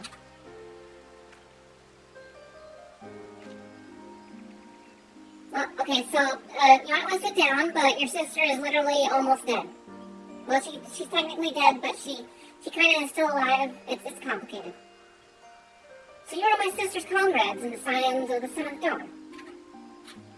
When I heard that your people were being pursued, I desperately sought to search for Y'shtola, but all my efforts were to no avail. Now I know why. The forbidden spell of all things, that she could be so reckless. Well, what's done is done. I thank you for bringing word to me. Needless to say, I should be glad to help. So they're actually half-sisters, because they had different fathers. Oh, here we go. She's actually literally saying what I just mentioned here. They were born of different mothers. Our veins course with the same father's blood. I hope this will be enough for the elementals. Come, let us make forever shade at once. Yeah, so here's Mitra, and she has Y'shtola blood in her. Make sure you grab the right Mikoto.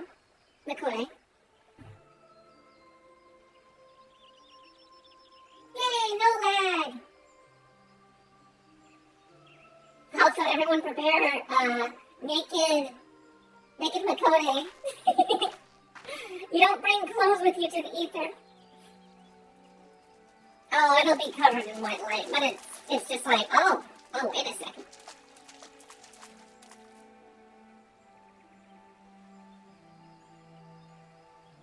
Let us begin. Yes. Raya O, Arun, if you would. So the Pajal, I don't know what the deal is with the horns and stuff, but it's like a mark to show that they have a way of communicating more, deliberately with the elementals, the pure etheric beings.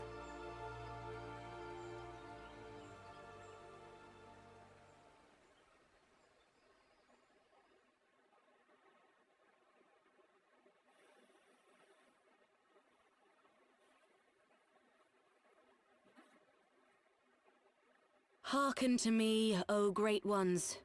Pray give yourselves to the life stream, a drifting soul to find. I thought you said words don't reach them.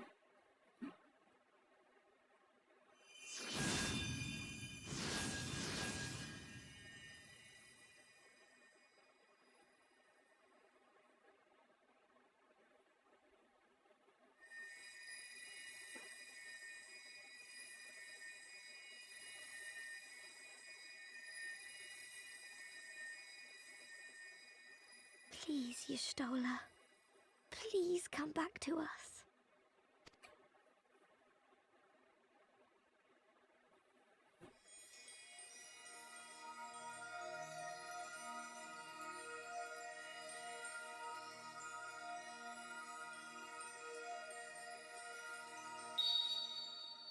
There. Oh, hey, sorry, yes, sorry about that. Got absorbed by the cutscene. Yeah, if you want to, I can carry you through Shadowbringer dungeons. I don't know if you'll be able to keep my pace, because I gotta get, through the content for Endwalker. But, if you need help, I can take detours, no problem. Yeah, definitely not. I mean, there's no rush to beat this game. If I beat the game, then what else will I do?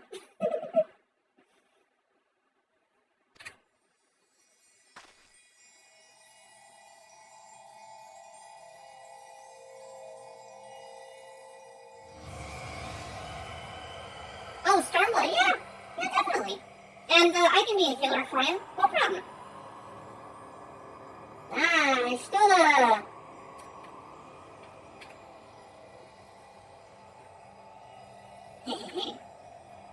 oh, my overlay kinda hides. It's a little too white out. Oh well.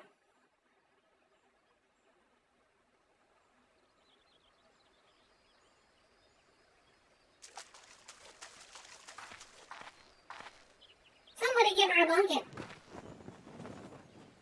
Thank you. I appreciate it.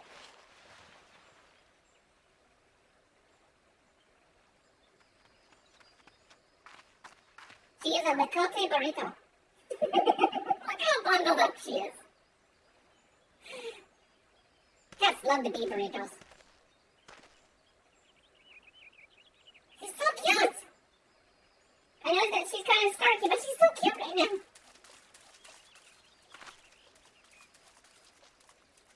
Yeah, no, go ahead and shoot me an invite. I should be able to see it as soon as you send it to me. A room has been readied at the roost. Pray, bear her thither at once. Don't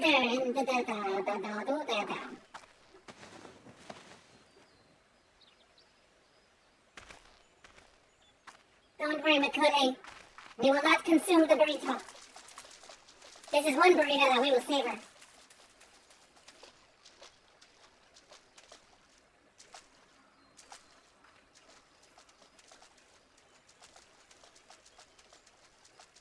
All that remains is to pray, my friends. Yeah,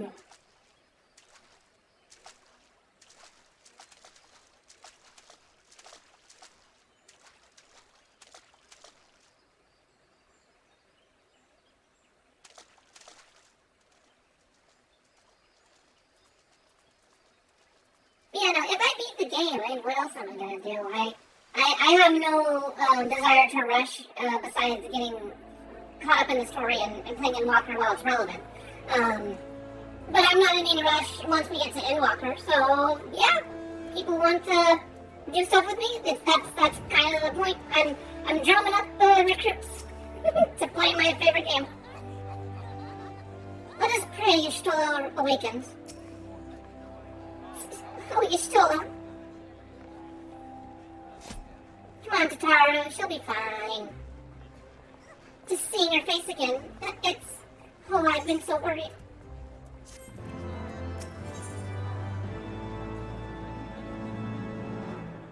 Tatara needs you to fetch a few things for crafting endeavor. Y'shtola is resting within an inn room, though she's still unconscious. The signs are positive. The conjurers say she is in sound health and should awaken before long. Isn't that wonderful? Now while we wait for Y'shtola to wake up, I thought I'd take the opportunity to finish my little surprise for her. It's something I've been working on for a while now. And in the hope that she'd one day return to us. It wants for just a couple of more items before it's ready. I've already placed orders for these items. Could I ask you to retrieve them for me? One is with the Leatherworkers Guild, and another with the Conjurers Guild. Speak with Mistress Geva and Brother Isuiyan, and they ought to take care for you. Take care of you.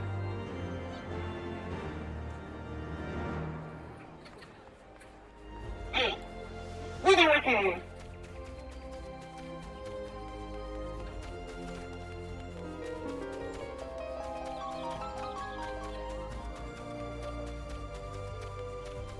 Isn't it cool to be in a day and age where you look out at the horizon, every blue name tag that you run into is another real player somewhere in the world playing the same game as you, living in the world, enjoying, themselves. I guess it's kind of, the obvious, especially whenever you're playing like a PvP game or something. But I don't know. It's just like this game, people are more or less inclined to live out their little fantasies and stuff. In some way or another. It's not just, I'm just here to shoot people and earn a high score. They're leaving a part of their actual selves in this game. Like that person's probably got a story. That person's probably got a story. Although those are NPCs, but they do have stories, but real people, real stories, that kind of thing. Well, up isn't for Popo. Looking for some hides to tan mayhap? See, she's talking because I actually have leatherworking leveled up. Huh? Better retrieve an order from Mistress Tatara, you say? You come at a good time. I finished it but moments ago. It was no small coup, working it to our specifications, but I did it nonetheless. Payment has already been settled. However, did that girl come by a chimerical hide anyway? You need either balls of steel or a bottomless coin purse, and it seems to me she had neither. She probably had picked it up after our exploits. Chimera hide, yeah! There's some solid boots right there. Soft and plush, but durable. Probably comes from the lion part. Or it could be that it's got the lion inside, but it's got the snake outside, maybe? I don't know. With a mixture of, like, the inner lining being goat. Because I think a chimera is supposed to be goat, lion, and snake sort of mixture.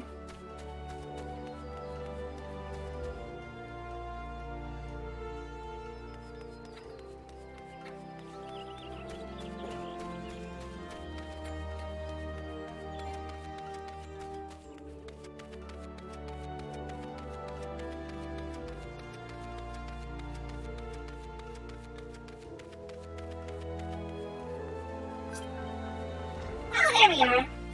I bet I know who you are. I shall add you to my list. Here we go. New adventure, level 76. Nice!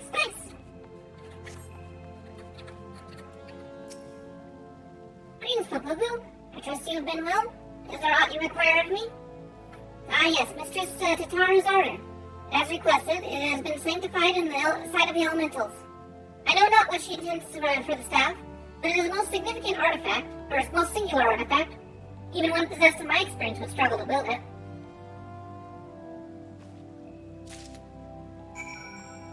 So they need a certain cane that the elementals bless, and depending on how much approval you get from the elementals, the more magic you can cast. When you have the authority of a white mage, though, you can cast elementals. You can draw from the elementals' power at free will, but that's kind of a circumstantial thing, because it does, like black mages, draw from the land, so... Not always good to... what am I doing? I just go to effect plus.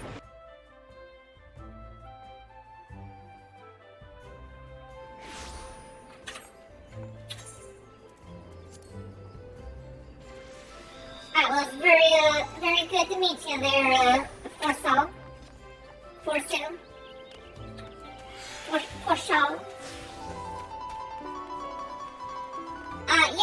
White mages and black mages are outlawed, technically, but in the lore. They've been slowly allowing the practice, though, and not to the point of, like, full common teaching, but, like, those that are capable of casting the spells, say, player characters. As long as they use it responsibly and don't upset, the balance. It has been, at least at this point in the game's history, being more accepted. I think the problem was the void scent and those, like, white statue beast machinations. That was getting to the point where it's getting really abusive of those white and black magic spells. But an individual caster probably isn't, like, that much of a threat no more. You're back! You have guns, I hope. Let's see here. A leather bag containing an item prepared by the Lightworkers Guild as per Tatara's request. A cloth bag containing an item prepared by the Conjurers Guild at Tatara's request. Here you go, Tataro. It's exactly what you ordered. Oh, it's precisely as I requested. That's what I just said. A perfect match for the other pieces. Oh, Jeva is truly is a master among masters, and the staff completes the surprise. Thank you so much, Popopo. I can't wait to see what Y'shtola thinks of the surprise. Lest you wonder, she's doing very well. The Conjurers left her in her sister's care. Let's go and pay them a visit, shall we?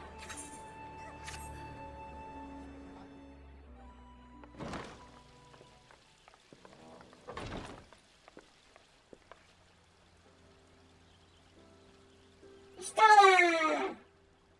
Nice eyes, by the way. Y'shtola! I'm so glad you're back! Don't cry. Tataru.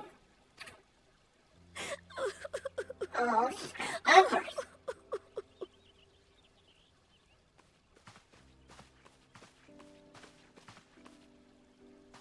You are safe. Thank the 12. Mm-hmm. Something has changed about you, Alphino. Or mayhap the change is with me. I seem to sense the ether around me more keenly than before. I am pleased to see you well again. Do you feel strong enough to talk? Worry not. I am well enough.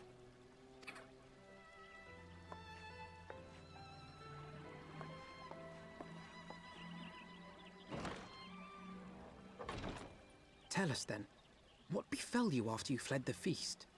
We were told that there had been a tunnel collapse. That was my doing. I brought the tunnel down that you and Minfidia might escape. At the last moment, I invoked a teleportation magic, in hopes of spiriting Thancred away at least. Needless to say, it did not go quite as planned, and I found myself adrift in the life stream.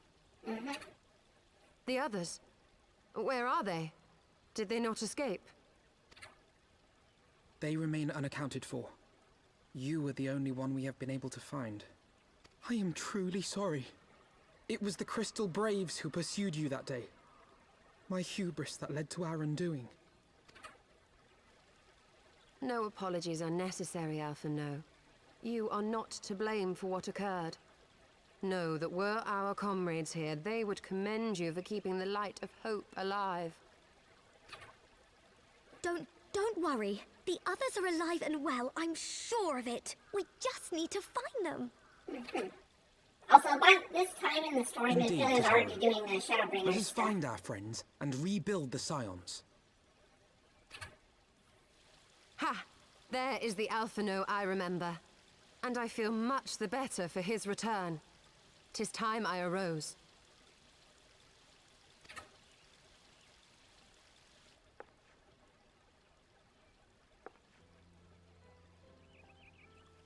That reminds me. I have a change of clothes for you. I don't like to boast, but I made them myself. I learned how to weave while we were in Ishgard, you see.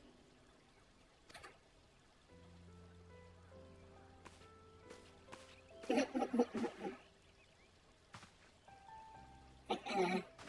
might want to get out of here, Alpha.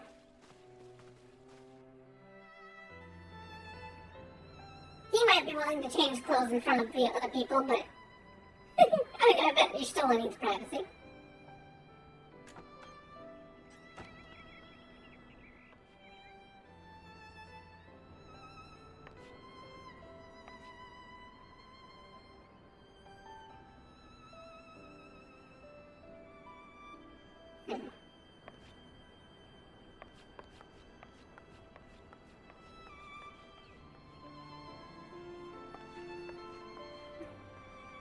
I like the outfit. It's good.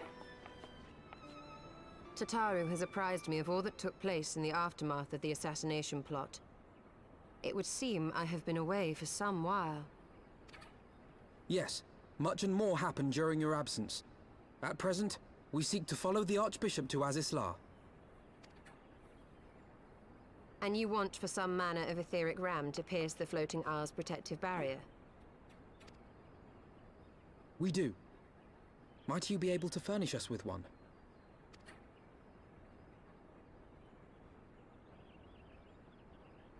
A means to prise open a hole in an Allagan barrier. And one large enough to admit an airship, no less. Nay, I lack the knowledge to devise such a weapon. But there may be another. But I know of one who could.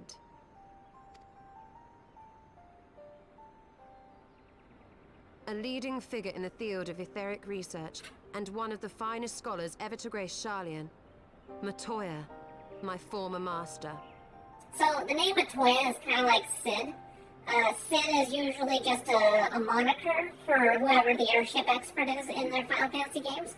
Matoya is the moniker for whatever is normally the most wise or knowledgeable mage in the present era of a Final Fantasy title. She's not quite so grandiose in this tale. She's just, a really smart mage person. But to hear the name Matoya, to say Matoya, just kind of, for those that are aware of the lore, it's not insignificant. You still looks absolutely smashing in her new outfit, wouldn't you think? Let me see. Yeah, she looks pretty good, especially her little boy shorts. Very cute. Matoya, the name rings strangely familiar. Stola wishes to tell you more of her former master, Matoya.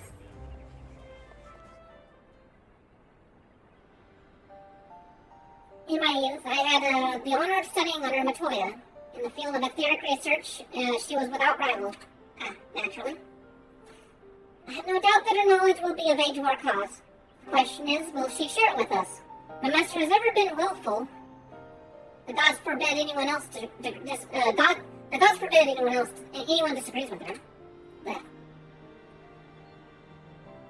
when the Garleans first marched upon Eorzea some 15 years ago, the denizens of Sharlayan were summoned back to the motherland. However, Matoya refused to join the exodus. To this day, she lives a hermit's life on the fringes of the abandoned city. So it is with the Dravanian hinterlands that we must go. To the place of my birth. Though as I were born in Charlian, our days there were short. We remained only until the Exodus, and I have not returned since. Oh, so it is to be a homecoming then. As fine a reason as any to go to Charlian. It would afford us the opportunity to pay my master a visit. I believe you have mistaken our primary objective, Ishtola. At any rate, the journey will take us through largely uncommon territory. Let us first return to Ishgard and make our preparations.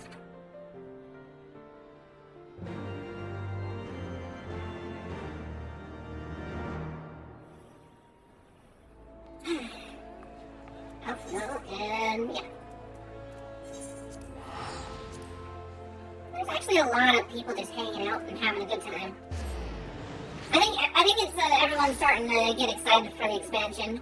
There's so many more people just sort of catching up with old friends and establishing new stories and stuff. Oh, he's literally right out here. What am I doing? Not that the game gets empty per se, but it does feel a little bit of a lull between patches. So it's just kind of cool to see the people slowly filtering in and getting ready for the big old release. So this is the Holy See. I would like to linger a while and take in the sights, but I must wait until after our mission. We managed to find Ishtola. Given time, I'm sure we'll be reunited with the others as well. Charlene is suited in the Dravanian hinterlands. To get there, we must strike west and traverse the breadth of Dravania and Forelands. Make no mistake, it will be a grueling journey. The party shall be comprised of Tlapupu, Ishtola, and myself. Tataru, pray remain in Ishgard and continue to search for our missing friends. Yes, sir. Well, I'm glad Tataru is on board with that. First, let us make to tail feather.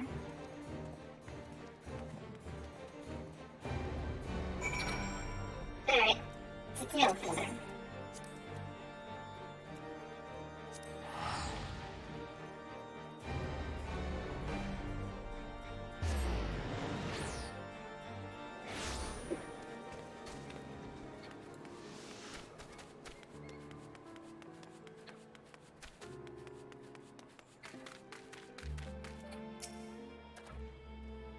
When last we set foot here, Estinian and Azil were with us. Though it was not that long ago, I find myself strangely taken by nostalgia. A long soak in the life stream followed by a long journey. I would not recommend it to anyone. But rest assured, my strength is returning to me. I shall be back to my former self ere long. The fresh air will do you some good. A great new nation. Stola is ready to press on westward to the Dravanian hinterlands. I believe I am sufficiently rested. Let's continue west to Charlian. Once we descend the mountain path, we will arrive at the Dravanian hinterlands. From there, it is but a short distance to the city. Be warned that we will be passing through Nath territory. We must need to be wary of them and the dragons both. It's okay, we solved the Nath problem. Wait, where am I gonna go? Where in the hinterlands? Oh, I need to go to this gate. And away, here we go.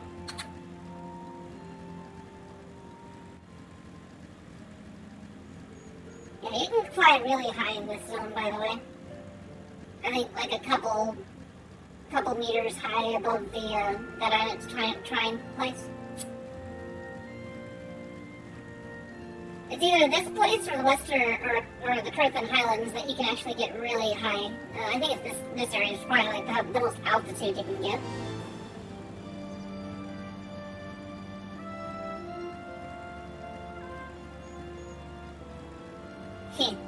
Puny humans and other creatures. Where we go, there are no roads. Okay, there is a road, but we're not going to take it.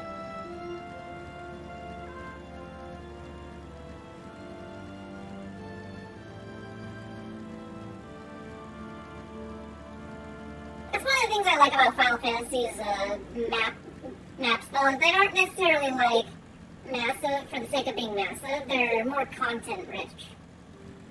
Sure, there are some big maps, but I think, meter for meter, it's probably way more content than like other games that I've encountered. Sometimes you'll run through a field and you're like, what's the purpose here? Oh, there's nothing really here.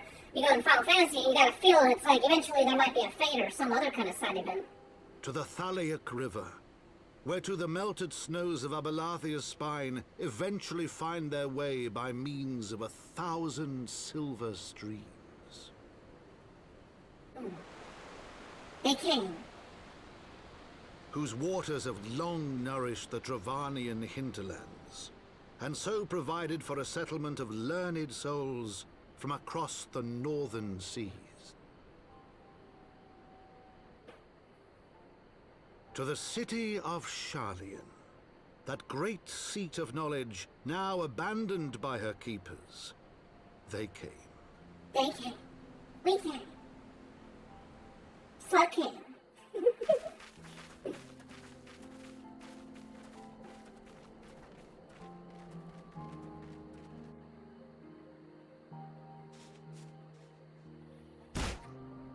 Oh, I got thrown off my mount again. Matulo dwells on the far side of the Thalaic River. Let us search for a crossing. Oh yeah, we don't have flying technically in the story. Not yet.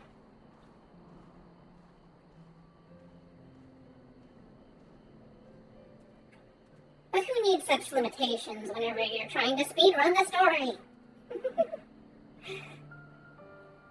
Dang it, I'm still trying to get past part 2. I need to get 3 and 4. I don't know if I'll be able to do it today. I might, I'm gonna try, but I don't know if I'm gonna get through parts 3 and 4. I will be progressively falling more behind though as things stretch on.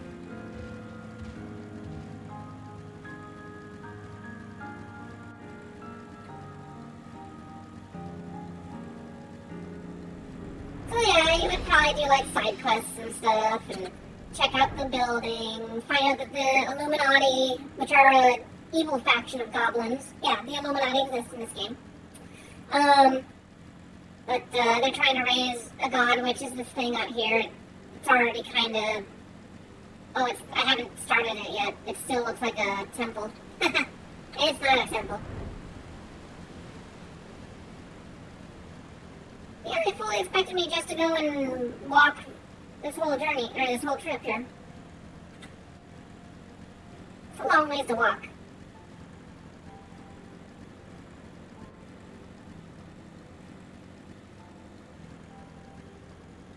It'll be cool whenever we get to Endwalker and just have ourselves, you know, run into side quests and stuff that'll, you know, pull us away from the main story here and there.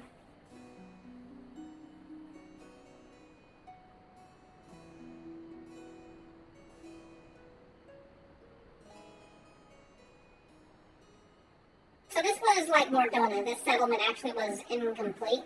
To begin with, it was really low developed. I think it's not going to show. Yeah, it's everything's built up at this point. But the goblins end up showing up and fixing up the place, making it an outpost. Knowledge seeks no man. So says the motto of Sharlayan engraved upon yonder stone. The meaning is simple. It falls to us to seek enlightenment. During the 6th Astral Era, at the turn of the 13th century, men from the northern nation of Sharlayan journeyed across the seas of Eorzea in search of knowledge. Upon arriving at these shores, they established a camp for their scholarly endeavors. Over time, this camp grew into a settlement, and the settlement prospered, and so much so that it came to be counted among Eorzea's great city-states. Yeah, it used to be just like Limsa or Alamigo, or Ishgard, or, you know, Ul'dah, and Gridania, that sort of thing. I just skipped text. Good job, me. Alas, those glory days are but a fading memory. With our keepers lost to her, Sharlayan has become an empty husk of its former self. Uplander is mistaken. Sharlayan has new keepers, is on cusp of new age of glory.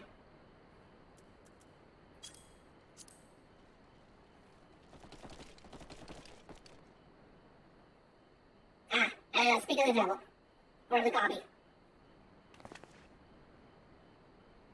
Goblins? Here to plunder the city? Outlander is mistaken, Muchly. We are not thieves. This place is our home.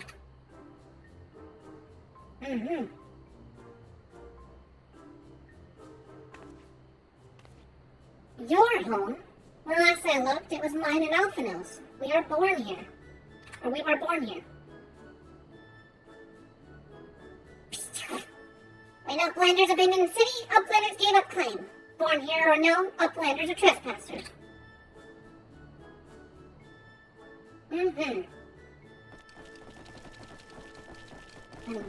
Goblin Skinner. My friends, please. We do not come to dispute your claim on this land.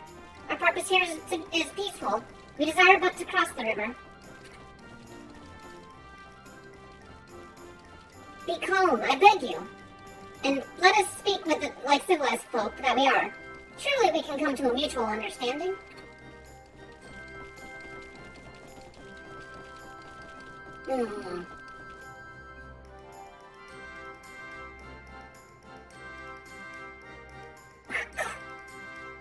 If that is the truth, then Uplanders are welcome here. Come with Slowfix. Slowfix will show Uplander settlement.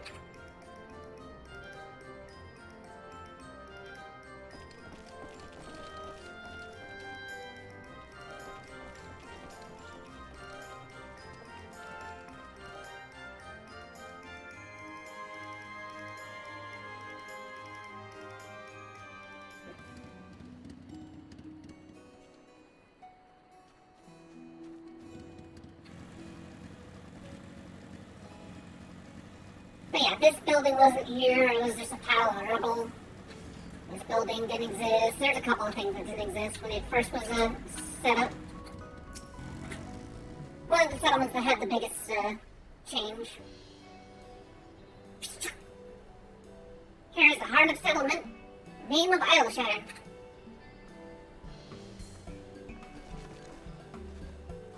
Ah, we got some adventurers too. Midnight Dew. What have we got here? Guests?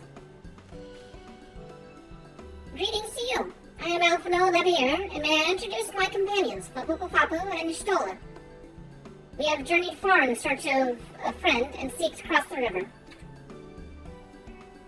But finding the main bridge collapsed, you went looking for a detour and ended up stumbling into Slowfix and his crew, is that right? That is the sort of a guy. This place, Isleshire, I came to expect a ghost town. Suffice to say, I am surprised to find it so alive. Well, with some pretty precious artifacts lying about, it was only a matter of time before treasure hunters like me moved in.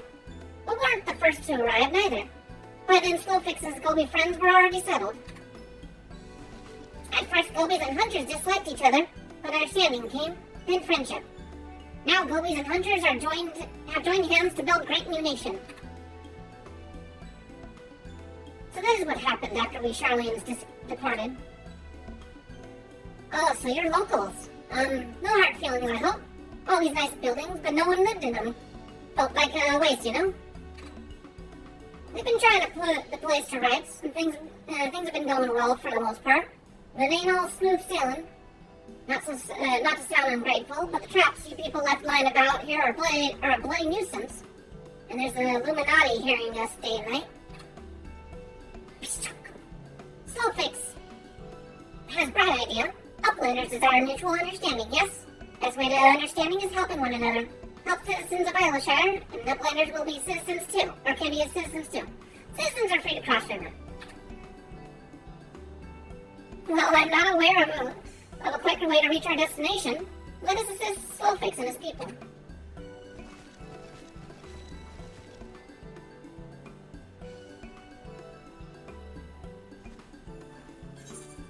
Alright.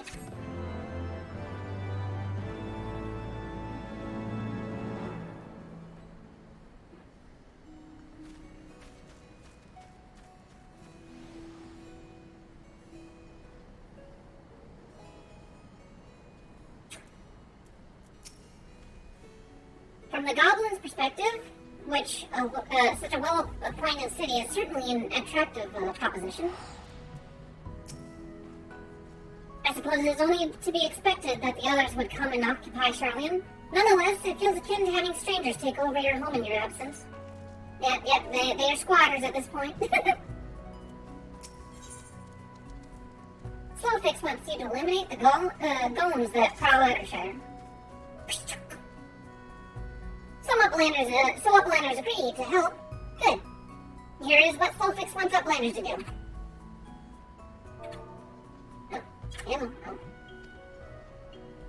Many golems prowl Outershire.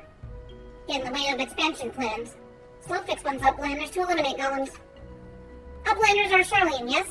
Charlian should know best how to deal with these creatures.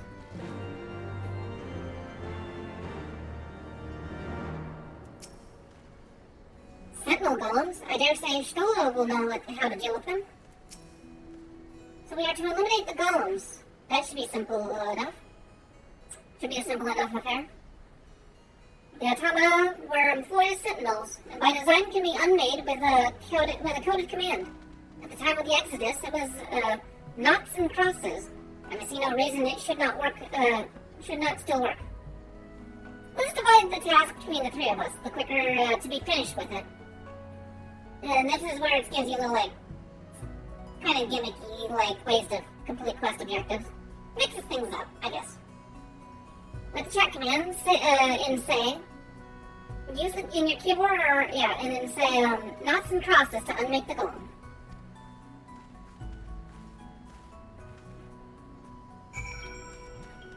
Alright, let's go turn these golems off. Oh, I can't fly here. No! Also, probably won't be relevant for our story, but I wanted to show you off the most adorable Mikode kid. Look at this. Goalkeeper Chloe Aliapo. She's by far the cutest one of the Mikode kids, and you shall all acknowledge her and appreciate her hard work she does for our fellow adventurers. So, yeah. Anyways, can't talk to her because we're in a new game, so never mind. She does the stamps or whatever. I bet you people are going to be like, why are you saying knots and crosses? Oh good, you're on that part.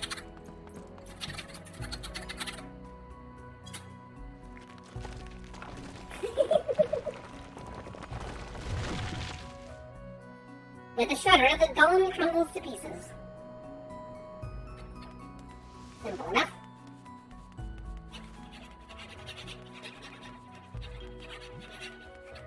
Gotta run faster!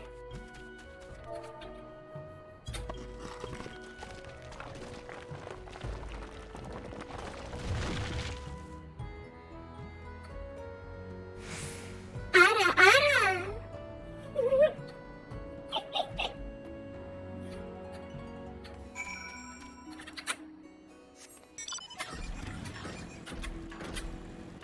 I turn the golem up. I turn the golem up.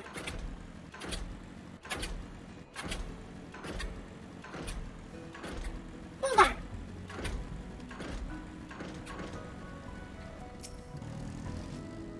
Golems are no more? Wonderful. Now we can resume work to expand settlement. Slowfix has the look of a goblin who is about to ask a favor. Uplanders helped the Galbi flock earn right to be citizens of Alshire. The Slowfix must ask another favor. Another favor, you say? Short time ago, dear friend of Slowfix ventured into Illuminati territory. Illuminati are nasty goblins, show no mercy for even towards Gobikin. Slowfix fears for a friend's life. Please find friend before Illuminati do. I am suddenly taken by a sense of foreboding. Be that as it may, we cannot turn a blind eye. Let us make haste and find Slowfix's friend.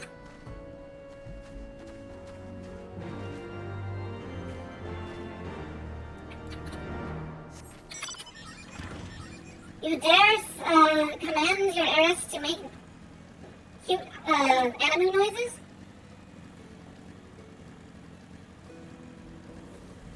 Okay. Only if you have the points.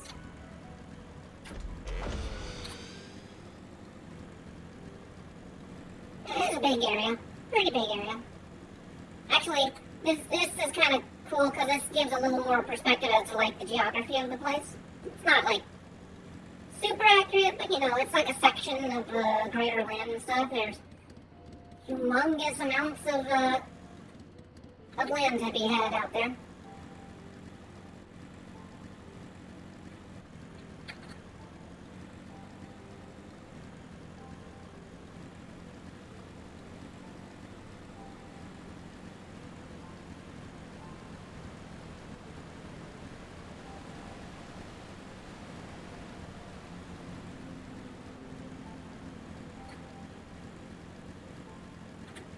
Also, I don't think there is a single aetheryte out in this area. Nope, you gotta fly the entire time. Or walk. Depending on what you're trying to accomplish here. Where is my objective? Oh, it's right here. Wraithflox Altox. Wraithflox, wait a second, that's the one we met from way back in the Realm Reborn.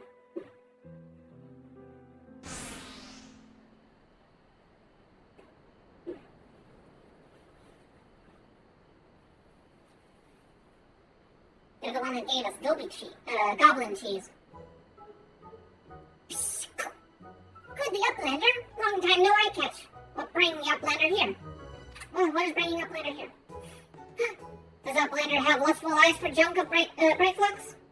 Uplander must not be touching junk of Wraithflox. Wraithflox is just finding junk first. It's finding junk first. I knew I recognized that voice. Greetings, Wraithflox. It's been a while. Forgive us for interrupting your work, but Captain Weiscat gave me to understand that you were marked by the Illuminati. This happens to be Illuminati-held territory. Is it wise to be here? Wraithflox eat Illuminati for synopsis.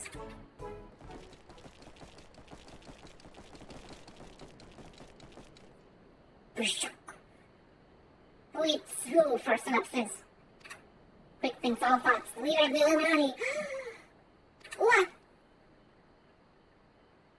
Wraithflox all talks. Unwise you are to come here after dirty talking secret knowings of cheese made from Illuminati. Wraithflox did no one right. Cheese recipe is Gooby birthright. Save tongue flaps for trading in death pit.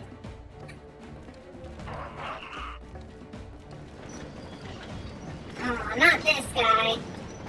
We have to fight this thing. In a dungeon, too. Oh wait, no, that was from a hard mode, a Realm Reborn quest, never mind. Pray to Godfathers, for punishment is near times. It appears we have no choice. Alright, I'm also powered down. And time to use my normal skills. Can I just cast my big spells yet? Oh, I am level 60. Oh, good.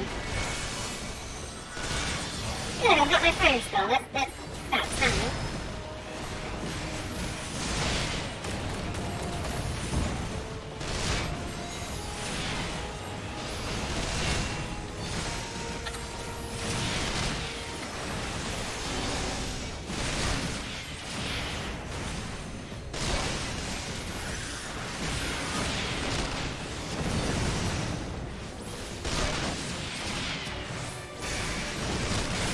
Oh, that's enough.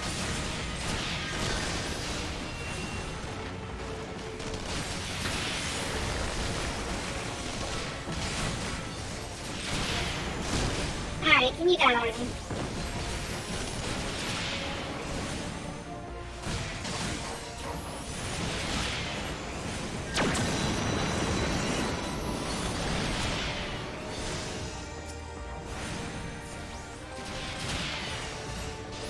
Oh, it still is about to cast a big spell.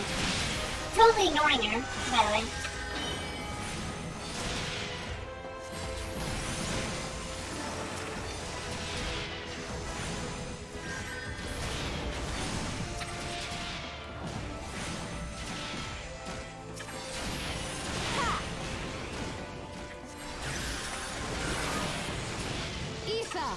to me.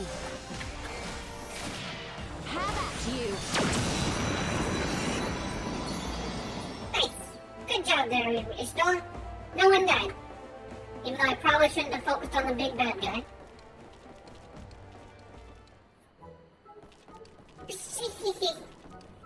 Lumine, no match for furious gob fists of Brayflux. More junk is awaiting Brayflux muchly. Brayflux is taking leave of Uplanders.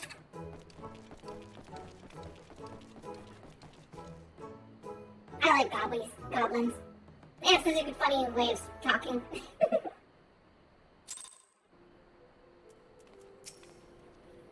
So that was the infamous Brayflux. I have newfound respect for the company of heroes. That motley crew such as theirs could achieve the feats that they did bespeaks unwavering solidarity. Okay. Being embroiled in a cheese war was the last thing I expected coming to Charlene.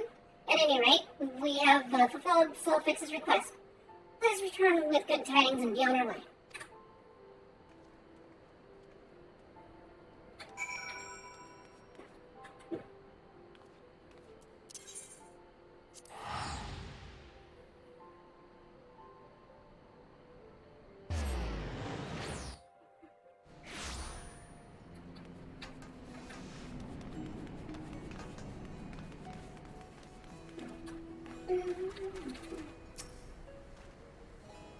I had known that Y'shtola was capable, but to invoke such potent magic so effortlessly, I must needs redouble my efforts if I am to approach her level of mastery. One does not simply drift in the life stream. It is a constant struggle to hold on to your very essence. The experience has hardened me in ways I can ill explain. Uplanders are back. Did Uplanders find friend of Solfix?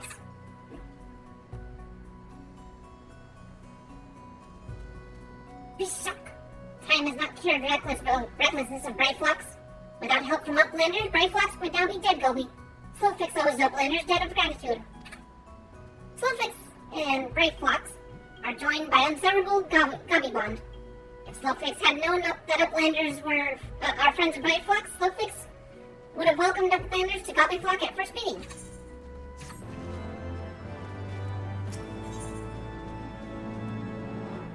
The grateful Slowfix is ready to grant your heart's desire. Yay, we can cross a bridge. Uplanders have upheld bargain most highly. As promised, Slowfix makes Uplanders honored citizens of Isleshire, free to cross river at will. Though Uplanders must leave now, Slowfix hopes that Uplanders will pay many visits and help build a great new nation. You are most kind, my friend. You may be certain we will return. I must confess, at first it upset me to learn that my home had been occupied by others, but I see now that it is in good hands. Under your care, I look forward to seeing Charlene thrive once more, to become a home of people of all races and creeds. Solfix has already ordered the Dog Watch to let Uplanders through. Safe travels. Alphino, Fafubu, shall we then? Yes.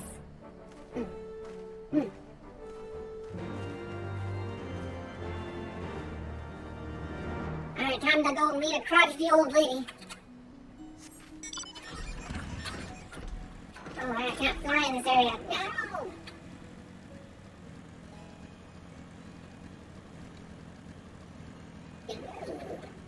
Click locks, what do you gotta say here?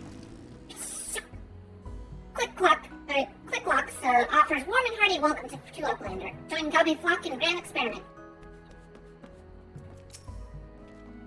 I shall be very cross if we are asked to clear this mountain of rubble.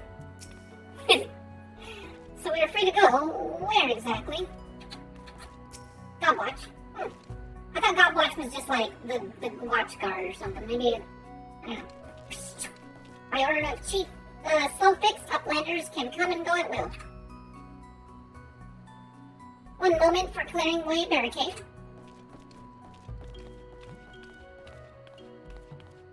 Finally, we can continue our journey. It's all running away.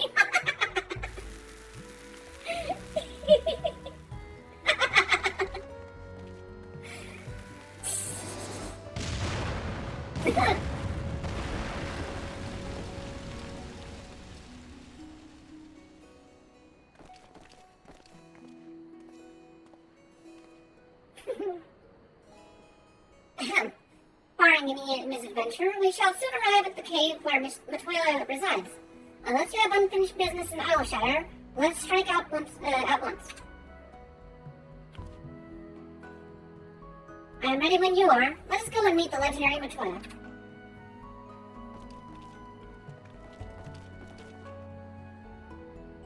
One moment, let me just set a bunch of bombs off. I am ready when you are. Let us go and meet. Yeah, okay. Ahead lies the answering quarter, where the scholars of Charlene gather to hone their knowledge. Even from this distance, 'tis plain that much of it has been given back to the wilderness.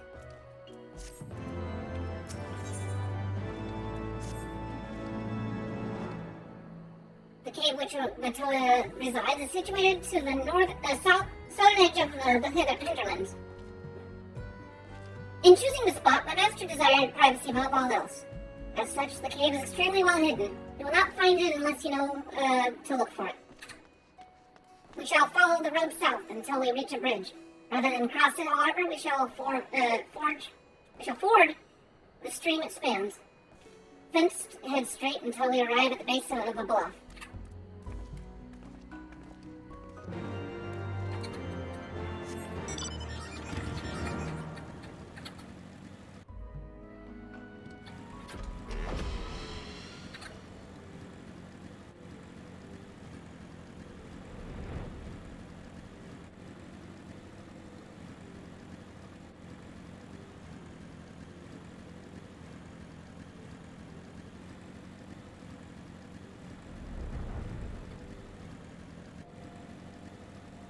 And that's a side dungeon, I think. The place is taken over by a bunch of plants. And there's a hard mode of it where the place is later on taken over by a bunch of mud.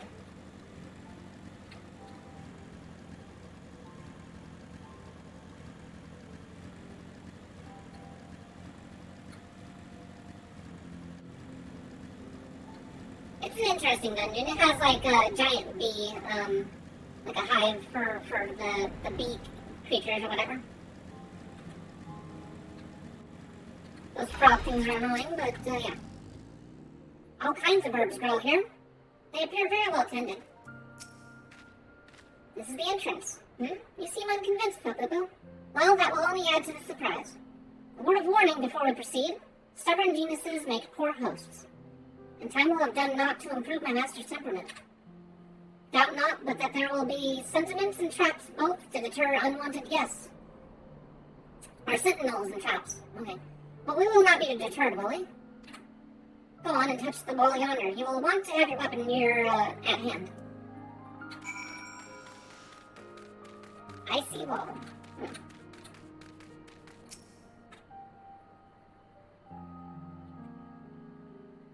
Pago Parazo thingamajigs? Yeah, Parado.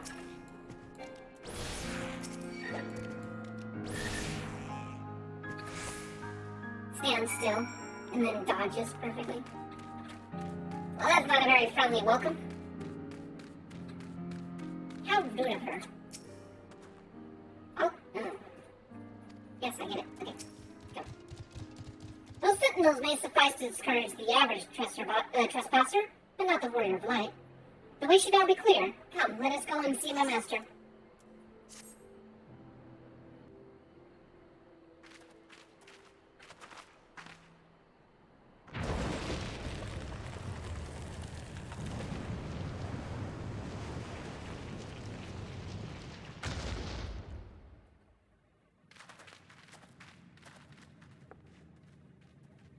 Don't you know it's rude to enter without knocking?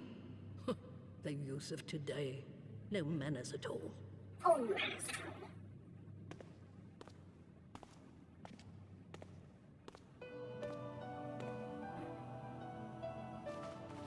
Though we neglected to knock, we did create something of a commotion. I had hoped that would suffice. Heavy-handed as ever, I see. And still not a hint of grace. Some things never change. To give credit where credit is due, I learned from the best. It has been too long, Master Matoya. Yeah, an actual witch in this game, not just a pretty face. Indeed it has. Oh, it's good to see you again, my girl. And with your fiery spirit unquenched.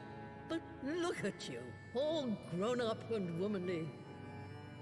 Hey, what about me? What about me? There in the fancy duds. That's Louis Soir's granddaughter, I take it? Granddaughter?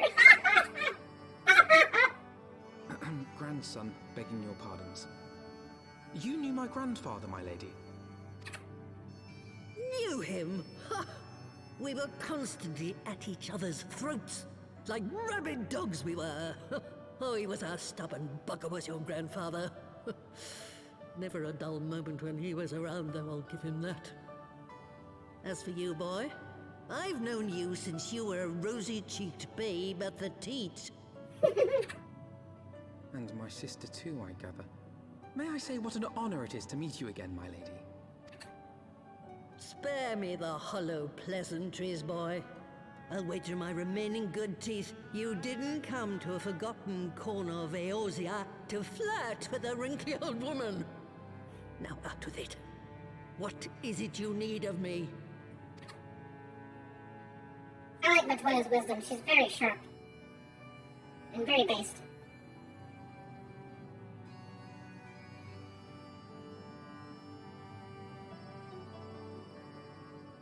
Azizla. I never thought I'd hear that name again. You are familiar with it? As familiar as one can get from poring over musty old tomes. The Allagons set the Isle afloat not long before the sun set on their empire. Old Louis Soir and I often talked about it. The place is home to a research facility dedicated to finding ways of mastering mighty beings, such as primals and dragons. And find ways it did too, frightening ones. Such secrets as lie buried on Azizla aren't fit to see the light of day. And now you tell me a band of dragon-beating primal botherers are trying to dig them up? Yep. Indeed. And to make matters worse, the Ascians have a hand in their plot. They must be stopped, no matter the cost.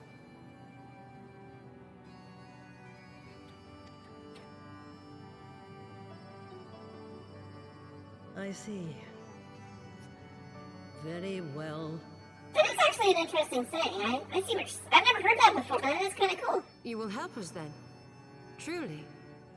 I had not anticipated such an impassioned response. Could it be that the presence of young blood has stirred your own? Some things never change. One day that pertness is going to cost you your tail, my girl. Don't say I didn't warn you. It already has.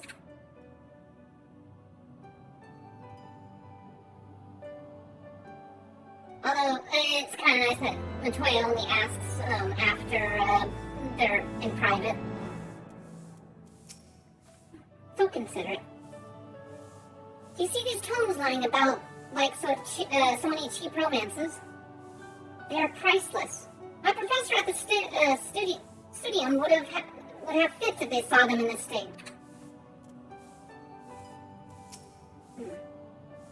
Being here calls to mind my days studying under Matoya, though she was the strictest and most irascible of mentors. She led by example and inspired one to great heights. Were it not for sage guidance, I should not be the woman I am.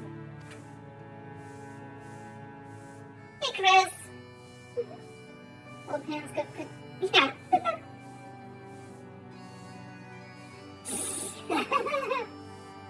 I suppose that's how you roll.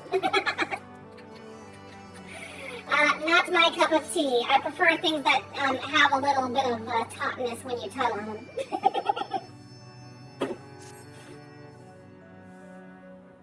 Or, in my case, possess that of tautness to tug on. 50 years ago, shortly after Garlemald had brought all of Ilthabad under its rule. Faced with the threat of invasion, the people of Sharlayan scrambled about for a means to resist the Empire. For my part, I was tasked with developing an etheric converger, Ooh. Ooh. Ah, yes. A device which draws in ether and concentrates it to produce a destructive force. How convenient that we found precisely the tool we But as need. my research neared its end, it was denounced by the Forum, who claimed that my device was more likely to destroy us than our enemies. We're gonna have so much fun with the Forum ourselves. I'm sure we're gonna have plenty of people that we want to punch in the I had a face. little falling out, and I decided to seal away all the fruits of my research, lest the dunder-headed ingrates reap any benefit. Ha! Petty, I know, but gods, it was satisfying. She's a Redditor, but she's like one that, like, I don't know, it's just funny. It's like, yes, I got Do you mine back. ears deceive? 'Twas you, was it not, who was so fond of saying that all knowledge exists to advance mankind, that how it is used depends on us. And yes, it's just before the Google Library. She's gonna send us there while she works on her little thing and talks to Ishtul in I private. don't remember. Perhaps. All right, yes. It was a pet phrase of mine. And that should give you a notion of how sick and tired I was of those spineless wretches of the Forum. All weird. talk and no trousers, that lot.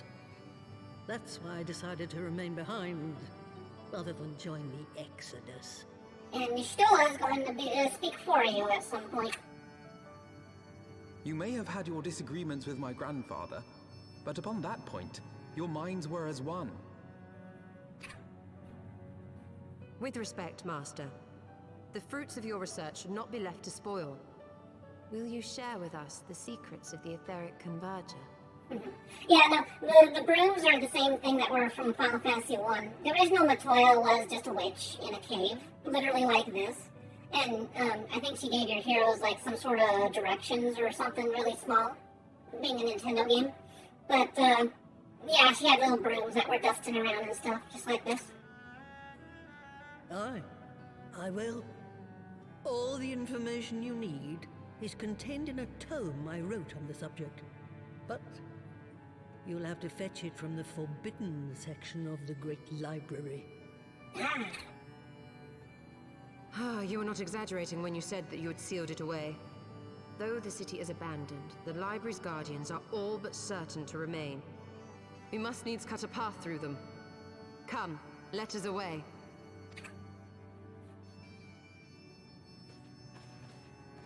I forget the story. So fast, you Oh, lot. here we go. Stola and the boy are staying with me. Oh. Gonna go and help Granny for a bit around the house. I need help to make new sentinels to replace the old ones you walloped. They'll be board and lodging, don't you worry. But know that you'll have to work for them. Hard. I'll have no sluggards in my house.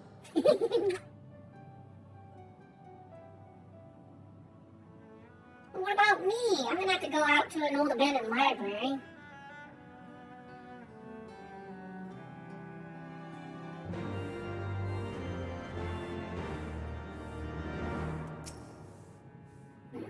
Evil Gleeps, swish swisharoo. I'm just respectful to dust. Can you see that I'm serious? The brooms are... Yeah, they have little weird, like, rhymes or something. Do you see the tomes? Oh, wait. Stop saying the same dang thing. Oh, you don't have anything new to say, damn it. I'll give it to her. Oh, the Great Library Guardian shouldn't pose any give difficulty for a hero like you. You'll hardly notice Stola's absence. The girl... And the girl... Boy, whatever. Insulting Alphanel again. Would only get in your way. But if it turns out that you aren't up to the tasks, well, then I know that, although you can't be trusted with something as dangerous as an etheric ram. Now, the library's entrance is locked tight. I'll loan you one of my servants to open it. The broom yonder. Well, what are you waiting for? Introduce yourself, girl. Okay, I guess we're talking to a broom. Greetings, good madam. I am Broomsy. My lady's servant for some 50 years. May I say what an honor it is to serve you? I am given to understand that you wish to enter the Great Global Library. To find it, pray head east upon leaving this cave. The building will come into view shortly after you reach the collapsed bridge. I shall go on ahead and await for you at the entrance. When your preparations are in order, pray come and meet me here. It will be my pleasure to unlock the door for you.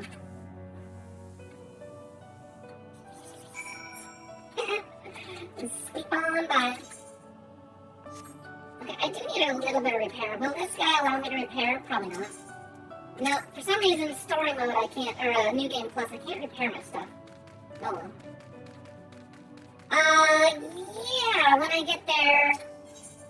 If you want to do it unsynced, I'm going to do it unsynced. What level are you? I forget what level you are. Let's see, Osmium.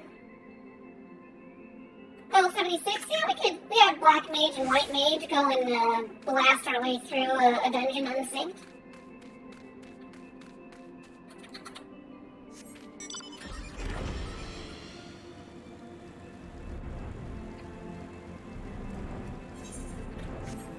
So these missions get kind of exciting because it's like you're looking at the end of the patch and you're like, oh, level 59 creatures, we're so close to getting top level. I mean, the story's going to come to a head here. And I think there's a couple like side missions and stuff and whatnot.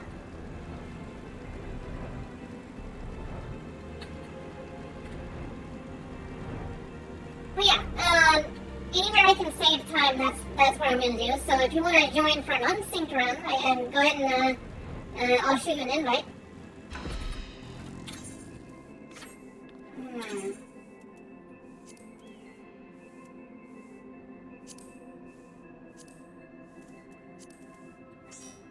There we go. Cool. Just for funsies. You stand before the great Google Library, one of Heidelberg's foremost repositories of knowledge. Alas, it has fallen into disuse since the exodus some summer since. In all those years, its halls were have welcomed not the coming of a single soul. Its floors felt not the loving brush of a broom. But mine apologies, madam. Pray pay no mind to the dreams of a humble broom. You are doubtless eager to venture within and retrieve my lady's tome. I shall unlock the door at once. When you have what you seek, pray return to the cave and report to my lady. You got it, Broomsy. And we're unsynced. We're gonna go to the Great Google Library.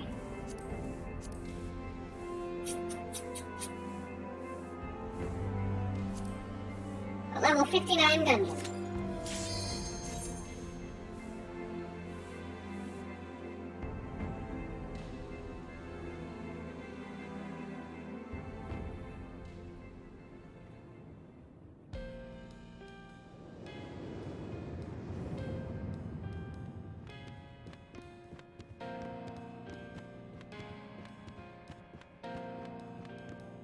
That's a lot of books. It's funny that some of the libraries in this game, I don't think there's this many books, like different types of books in the world itself. I think there's quite a lot of books, but okay, look at you. You're an Ishgardian person. Nice.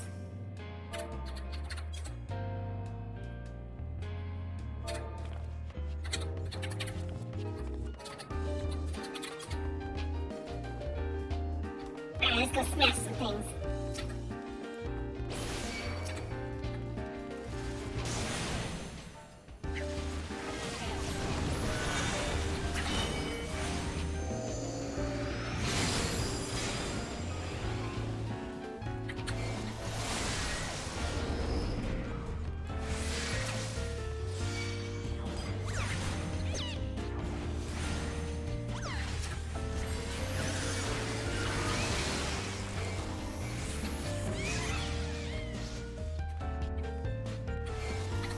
I suppose we could probably gather them all up.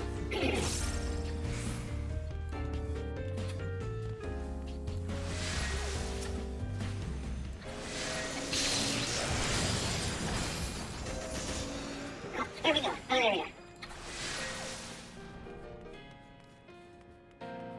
Hey, wait! My stubby little legs can only go so fast! Oh yeah, and I do like the Smarty Pants areas. They're all like with their jazz music and whatnot.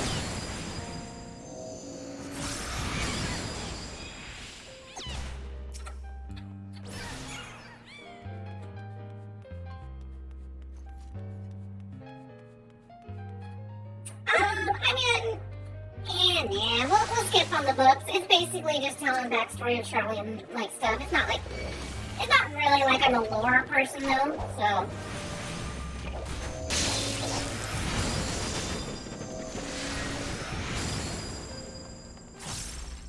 I mean, we'll appreciate the lore that's, you know, readily available, but we're not gonna, like I said, time is of the essence.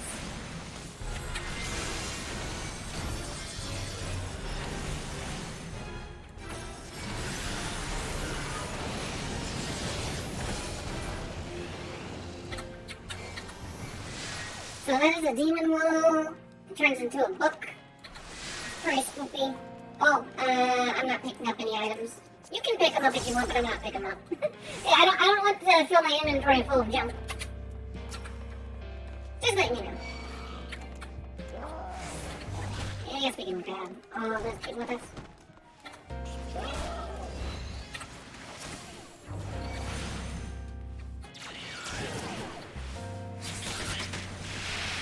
Alright, I guess there's nothing stopping us from just going forward.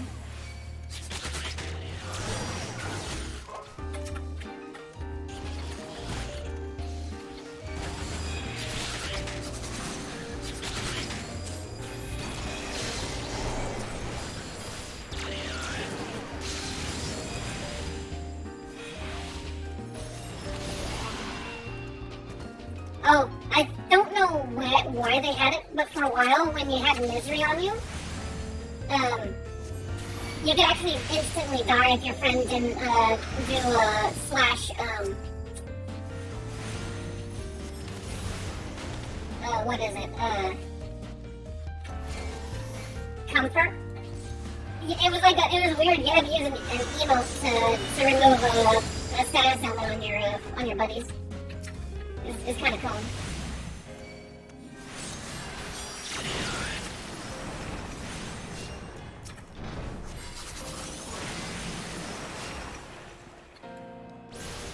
Walking through me, how dare you?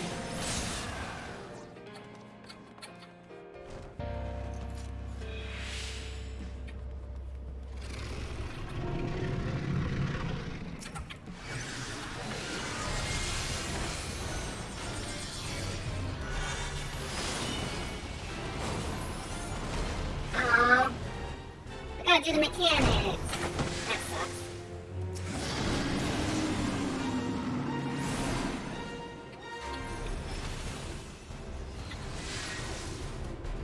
Come on, Bone.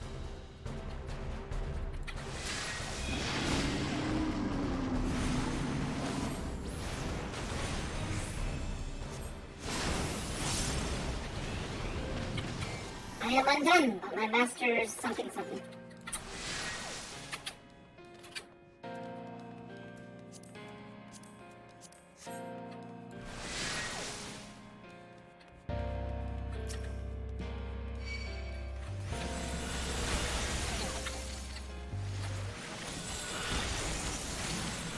Yeah, I guess we can gather it together. Yeah, wait a minute. We can gather everyone in this line.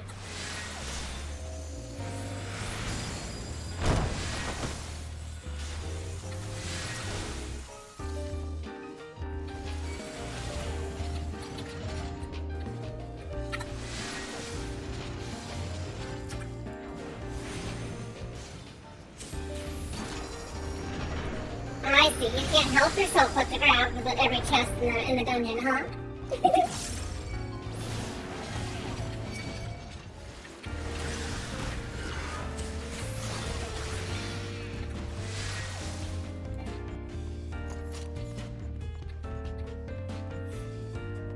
Well, I guess you have a compunction to snap, to take handfuls of chests, huh?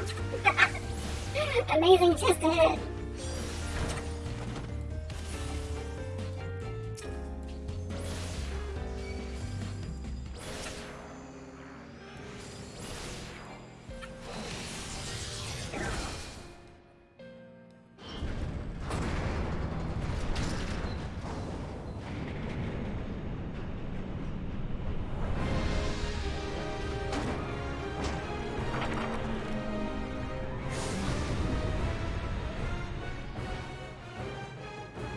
I think really the easiest way to describe what happened in this dungeon is that not all the books are safe, and some of the books have consciousness on them. And that's what's happening here, is that we've got ourselves a magic book. Anyways, let's go ahead and smash him. Smash and crash.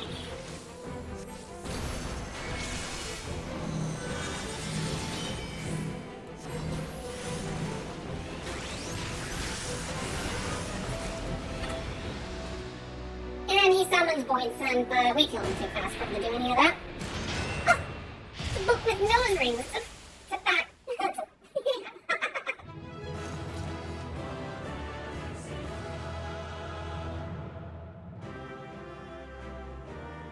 Yeah, I'm in quite the notorious FC for Matthias.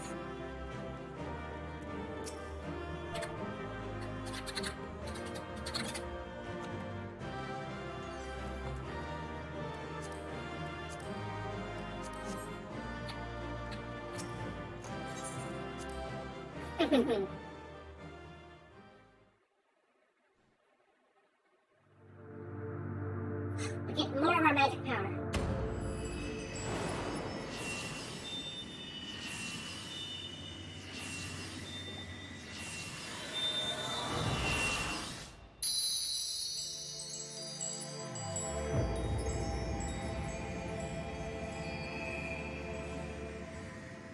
And I don't have an item level of 520, but I do have 500, so yeah, I do big explosions.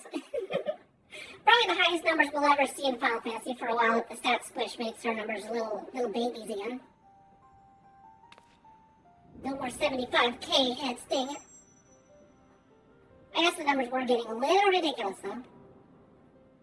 Samurai might be able to even pull a 100k type attack.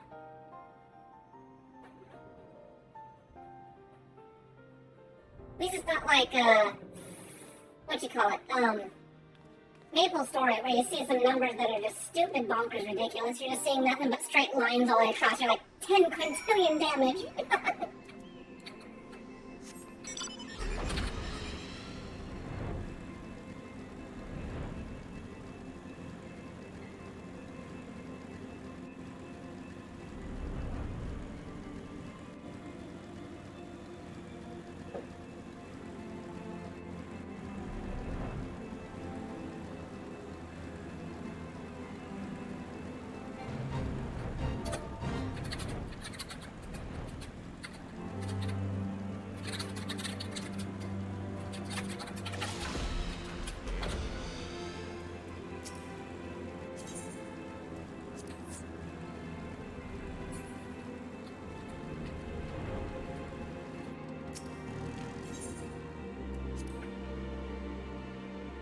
But you can keep watching if you want, Osmium.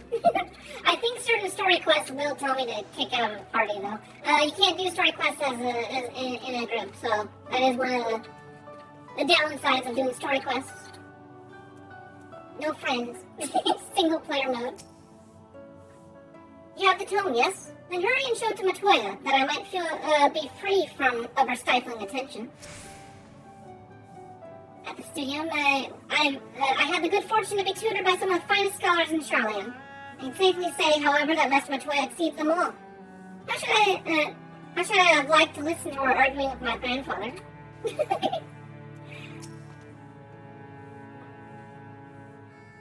I think you found the tome.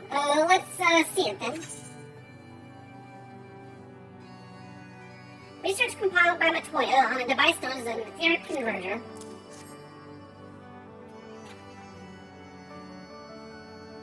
Hi, there, this is it. This is it all right?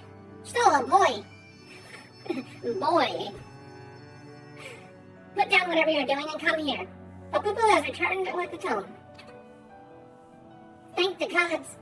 But another moment of Master Matoya's exacting supervision, I would certainly have lost my mind.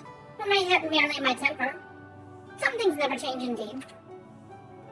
Well, I for one appreciate the exacting supervision.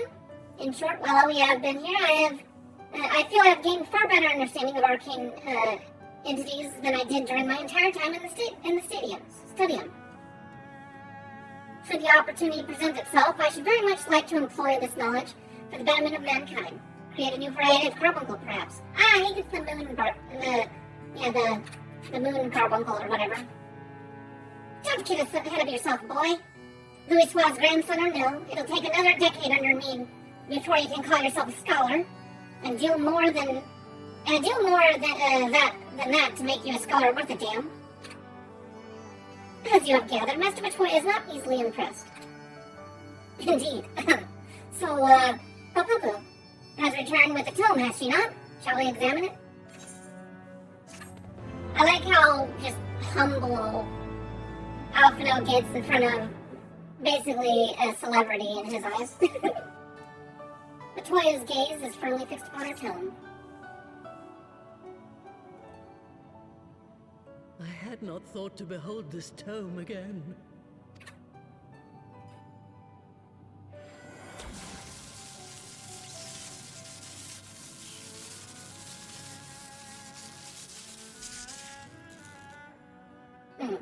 There. It is deciphered. Now your friend should be able to make sense of the contents. Isn't that nice? That said, it's one thing to understand the workings of the etheric converger, and another to actually make it work. You do realize how much ether is required? Sid is keenly aware of the energy dilemma. His airship is by no means large, and it can only bear a limited quantity of crystals. Are we gonna use Moonbreeder's staff thing? If only we had white aurosite in the etheric siphon. Ah, this is what they mentioned. Alas, Minfilia is missing along with both artifacts, and Moonbreeder is gone.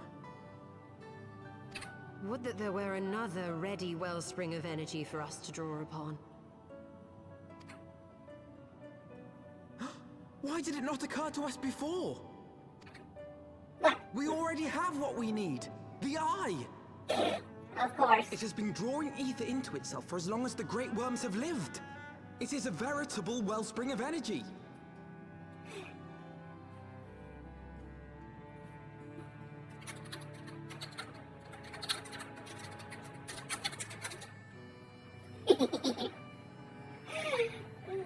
British people and making A's R's falls to their detriment today. It might just suit our needs. But is this energy something that can be harnessed at will? I believe so, with the aid of the Azure Dragoon of Ishgard.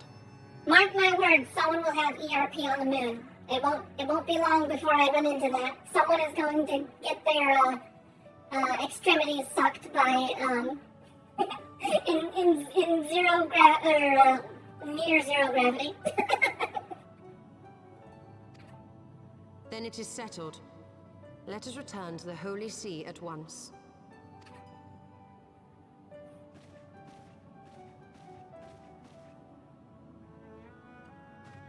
You know, that moon head.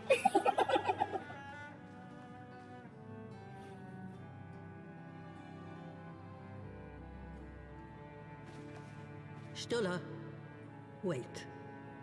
Ooh, using her familiar name. When did the light fade from your eyes? I might have known that it would not escape your notice. It has been this way since I returned from the life stream. An after effect of the teleportation magic I invoked, most like. How you doing, Trevor? Where's it going, Kiki? They are called forbidden spells for a reason. What were you thinking, girl? I have no regrets. I but did what was necessary to preserve the light of hope, to keep my promise to Minfilia.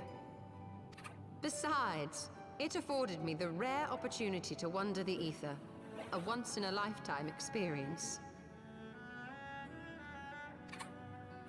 I need not tell you that it consumes your very life force to see by sensing the ether around you. Take care of yourself. Do you hear me? Uh-oh. I will, Master Matoya. And thank you.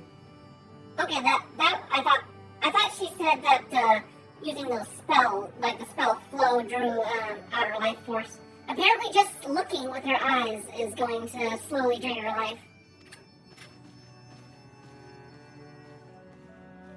So she can, you know, be content to be blind, or I guess she'll have to, you know, she'll be able to see with magic eyes for the next decade or so.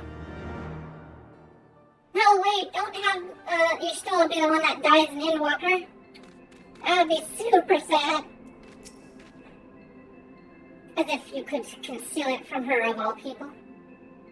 Ah, I see, she's, you know, talking to herself. Amy don't mind. I was but thinking aloud. Thanks to your customarily heroic efforts, we now possess the knowledge to build an etheric ram. All that remains is to secure its energy source. Let us hasten back to Ishgard and consult Sir Emmerich regarding the eye. Why not just Estinian himself?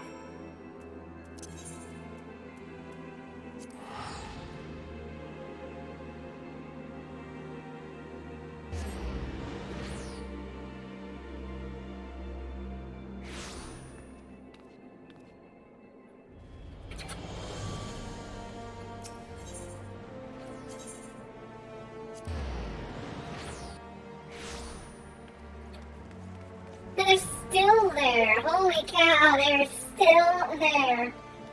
Man, that must be some conversation going on there.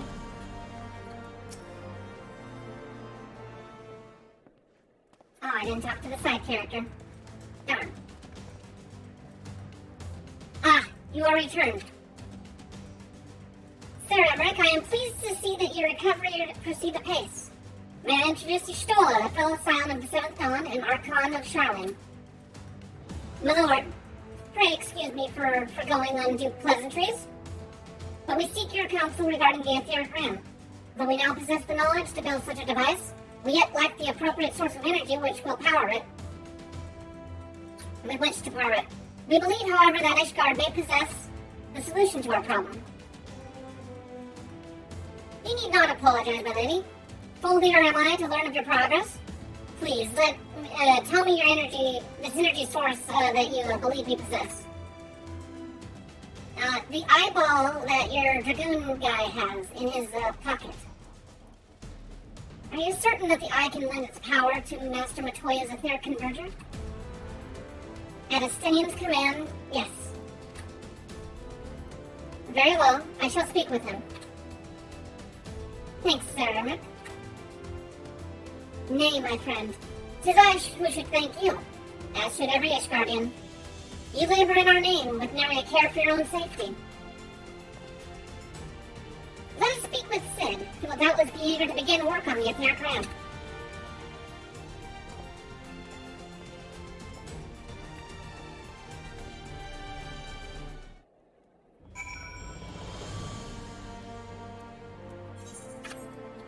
To the airship landing.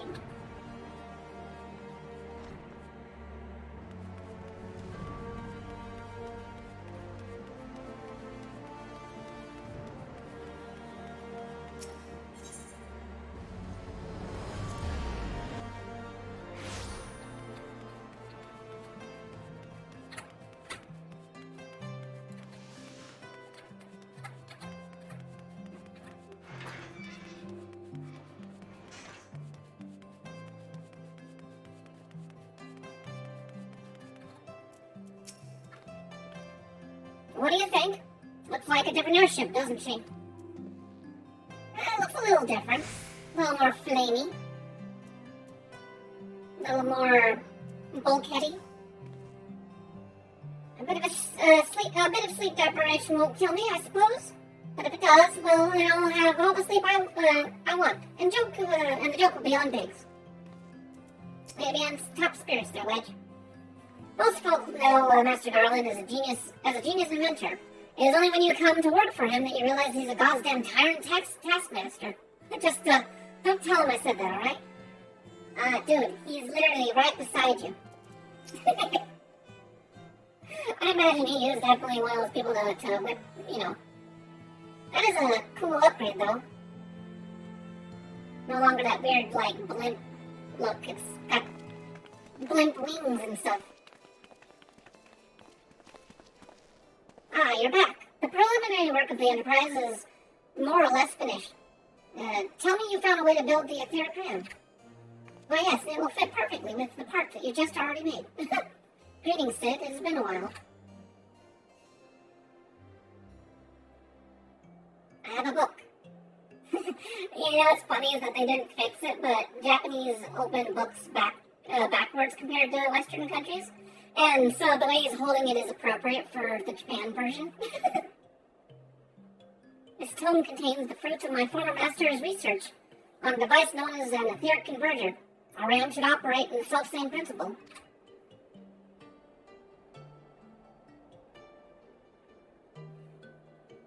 Ah, where are my manners? Put a toy like this in my hand and I go off into my own world. God, it's good to see you. And bearing a gift besides. A very distracting one, if I might add. If I didn't know any better, I'd say it was my name's day. But there will be time for tearful reunions later. I'll make a start on the tome right away. So long as I have a grasp of the fundamentals, I should be able to knock something together. Which leaves the small matter of the energy source. Oh, Zell, thank you so much for the gift subs!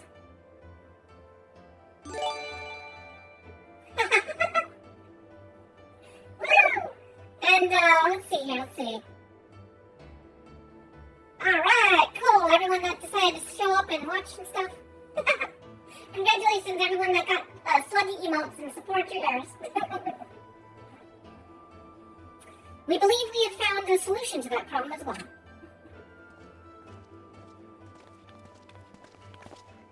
Pray, forgive our lateness.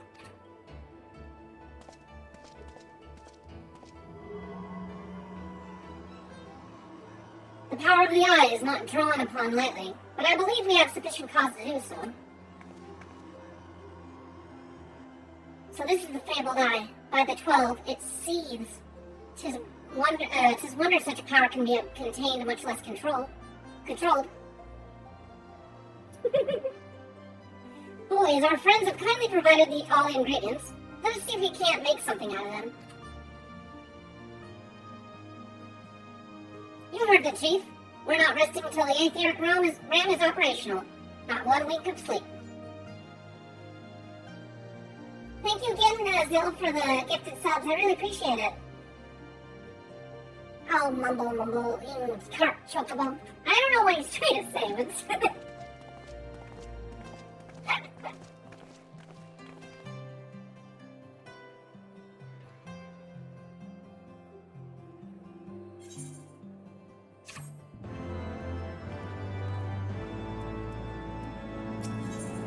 Alright, Alpha, give us the sitch. What do we gotta do? Alphano has a final task before departing for Assus Law. Given the danger of the task that lies before us, I think it only right that we take a moment to bid our friends and allies farewell. Alas, it requires my assistance with Mass Matoya's rather singular writings. Might I entrust the task of visiting those who will remain behind to you? Sure. Also, there's Emmerich. Stinian, I want to hear what you have to say. You still haven't cleaned your armor. As your wings to bear us to the final battle, I must admit there's poetry to it. So the hour is nigh.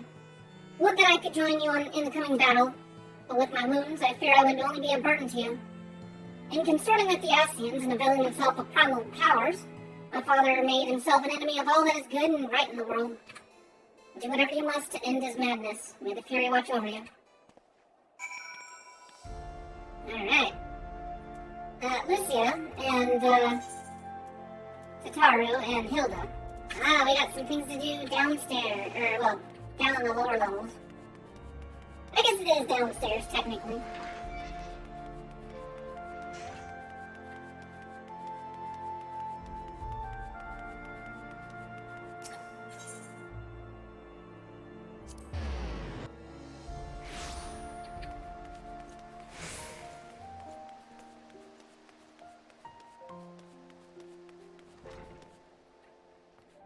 Alright, Lucia, hold the fort while I'm sure Sir Emmerich decides to go and join at a most inconvenient time.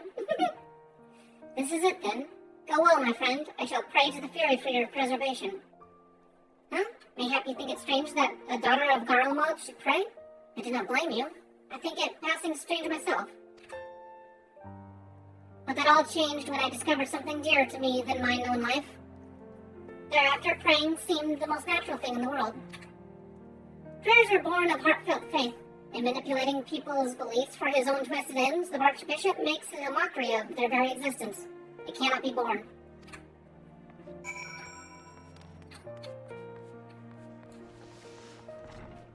Yeah, prayer in this world definitely has a lot more significance, though, because it actually makes things happen. Taro, what are you doing here? You changed your outfit again. What are you doing now? So you're off to face the Archbishop, then? Please be careful. And watch the others, will you? We've lost too many friends, as it is. Some may yet return to us, but I couldn't bear losing anyone else. I just couldn't. I realize it's asking a lot, but you are the strongest person I know, and I don't think there's anything you can't achieve if you, put your mind to it. So please, whatever else happens, keep everyone safe. Fear not, Totaro. I shall protect our honor as Lalafell, and keep everyone safe.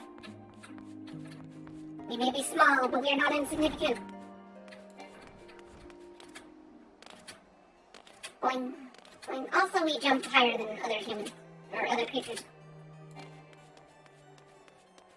If I jumped as high as, for someone else proportionately as high as me, it would only make, like, look at this. I jump over the head of this person, practically.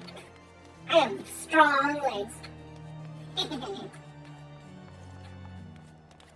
Oh, is it sleepy time for you, Zoom? Why can't I jump over this? Let me go. Let me go. She's down here, waiting for me. We'll keep the city in one piece, don't you worry. We won't go get up to mischief while you're gone. Not too much, anyway. I suppose you guys are, scoundrels after all. Well, if it ain't me, my old friend Fopopo, off to face the Archbishop and his cronies, is it? I'd love to go and give those bastards a good walloping myself, that snake Chowburn especially. But I've got to stay here and keep an eye on things.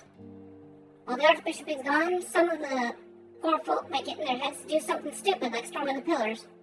But blood won't get us what we want, and I need to be around to remind them of that in case they forget. No need to worry about us anyway. I'll work with Sir Emmerich to preserve the peace. You just concentrate on settling the score with the Archbishop, eh? For the honor of Hoshifong. Speak to Edmund at the Fortuna Manor. Oime, how you doing?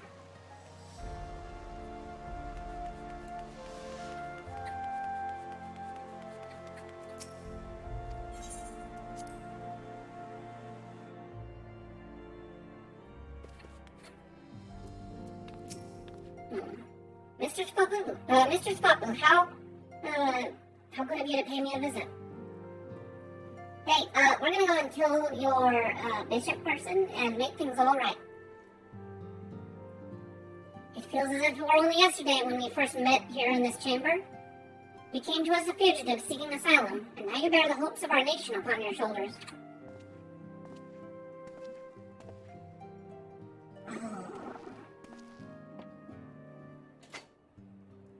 Oh man. He would not have told you, but when Hoshifong begged me to accept you into our household, he described you as hope incarnate. At the time, I assumed he was just waxing lyrical. What was it, as is his wont? But I have come to see that he simply spoke the truth.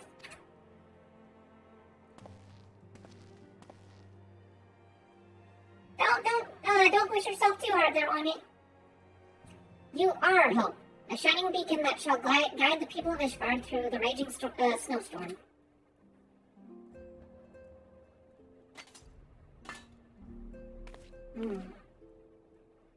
Where do I put it? I guess I got bottomless pockets. A memento. Were my son here, he would have wished to fight at your side in the battle to come. Take care, my friend, and return to us. You've got it. I gotta use the shield, but it's already compromised.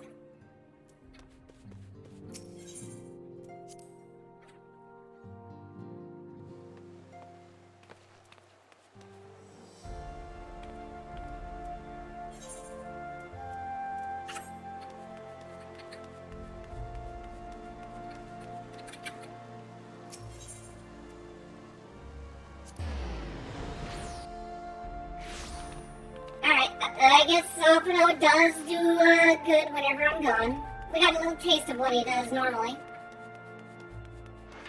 While we're off on adventures, he's talking to all these people, keeping up relations and that. Do whatever you must to end my father's madness. May the Fury watch over you. Count Enmund bequeathed to you Lord Hashfarm's shield, a noble gesture. We bear the hopes and dreams of full many souls. Let their faith in us be a source of strength and courage as we face our remaining trials.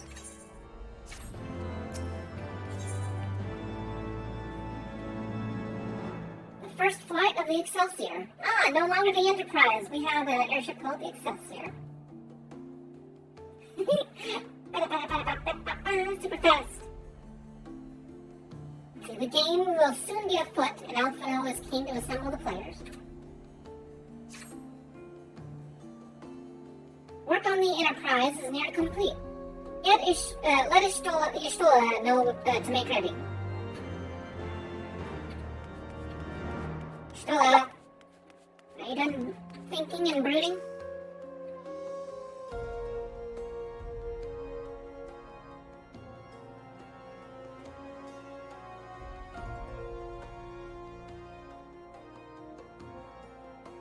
Until but recently, the Ishgardians have kept their doors firmly shut to outsiders. But thanks to you, we have found in them stout allies with whom we may fight to secure the future of the realm. Truly, you are the beacon of hope towards which all men are drawn. Lubricate! Alright. Counselor, I don't know. It might take some, change of scenery for me to be comfortable to do that.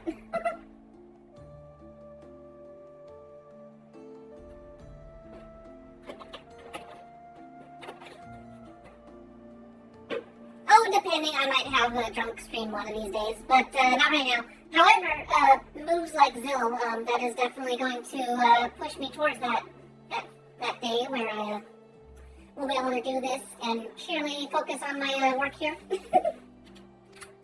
Spare us the hyperbole. 'Tis not for praise that we fight.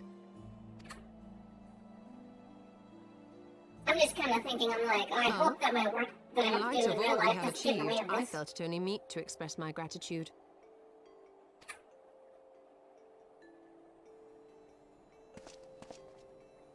All that we have achieved.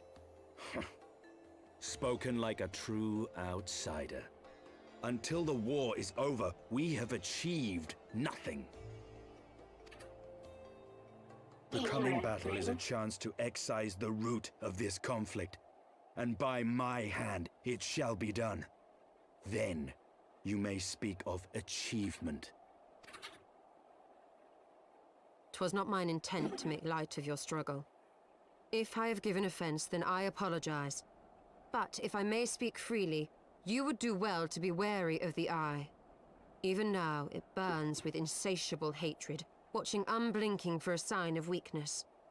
Should you falter for so much as a moment, it will surely consume you. Save your concern. I will consume the eye ere I let it consume me. Yeah, he's being a bit of a broody butt because the eye is constantly tormenting his head. Andre just keeps walking on him by. 12 be praised. Thou hast not yet set forth. Oh, good. You gave us an important message by waltzing this direction. Cross sand and snow have I journeyed, that I might deliver this gift unto thee. Ooh, well, nice. Thank you for Right, Oracite. But whence did it come? To mine amazement, it lay hid amongst Moonbreeder's last effects. 'Twas but blind chance or providence that I did hap to spy it. Let no man claim that my late friend e'er erred for lack of foresight. Always keep us In there. the place whither thou goest, servants of darkness do lie in wait. Pray, give unto me thy pledge that thou wilt strike them down and avenge our fallen comrade. You got it, boss. At least be able to take out one more asset.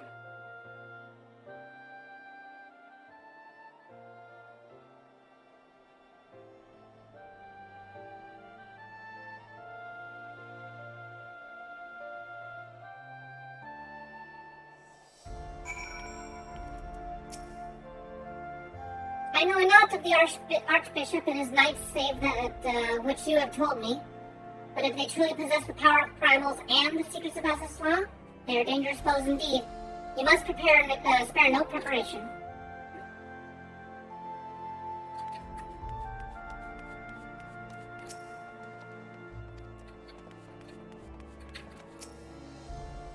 Let us go, Fabubu. Azazla awaits.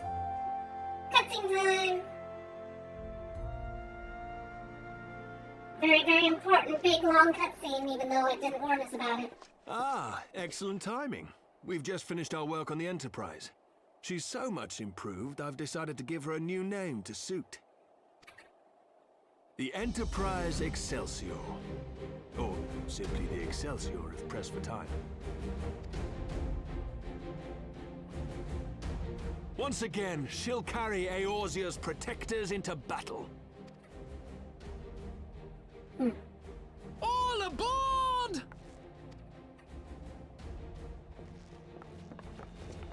I can do no more than see you off with prayers for your safety and success.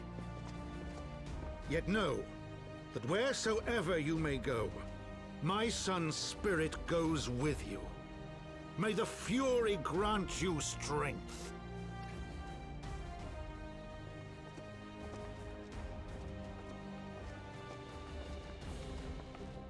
Return to us, all of you.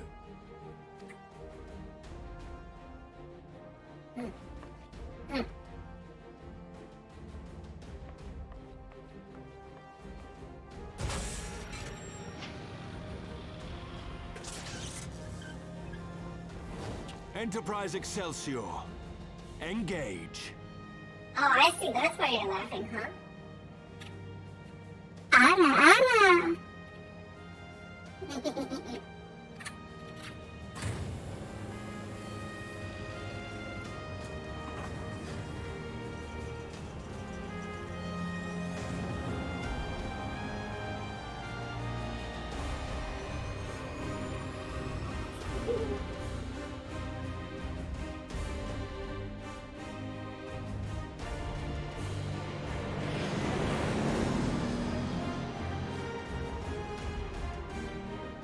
Sheesh, make that thing any bigger, you're gonna have to have yourself a double wide blimp.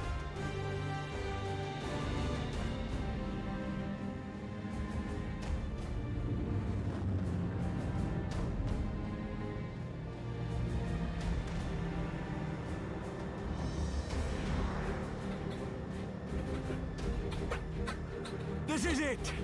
Get ready!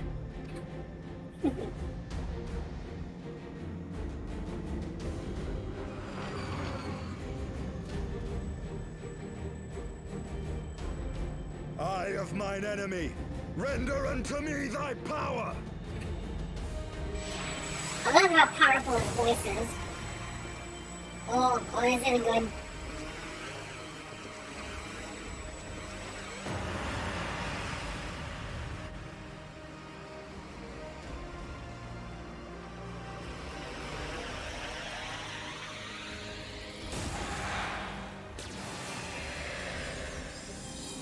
Oh, sorry, I don't know if I can show that on stream. You will not claim me. I am the master.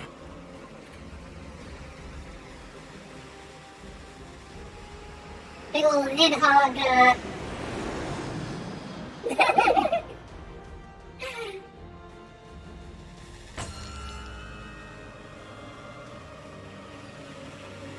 It's Nidhogg's spear.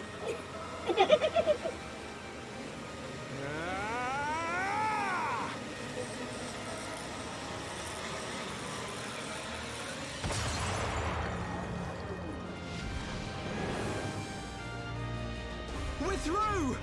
Yeah.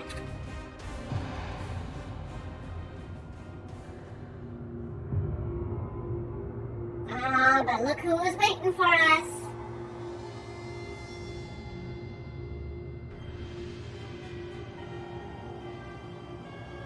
That big old nasty ship. Ship. Ship. I said ship, YouTube. I said ship, anyone that censors me.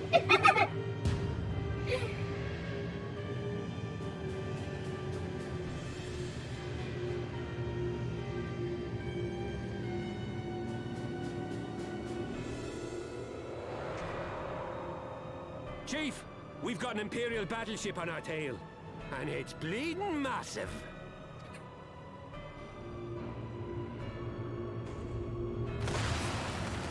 Something that looks like it was taken straight out of Final Fantasy VII, too. Damn it! The bastards were waiting for us to open the door for them.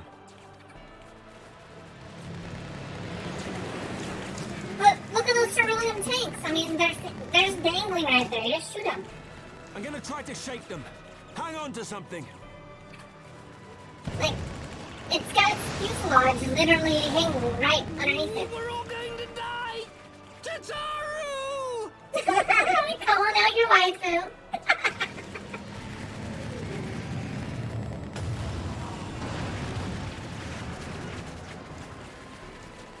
She won't take much more of this!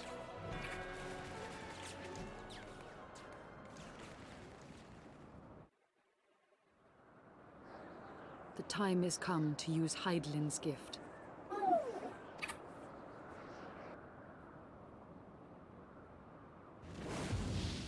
Much blood has been spilled in my name. And for what? For a false cause that I created for want of the warmth of companionship. She has a crystal of light. How special. Shiva. Pray, Svelga.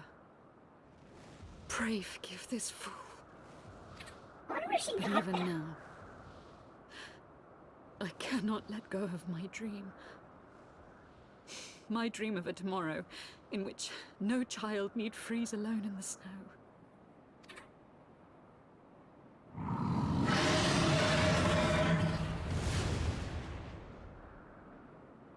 Fly fast. Fly faster there, Diana.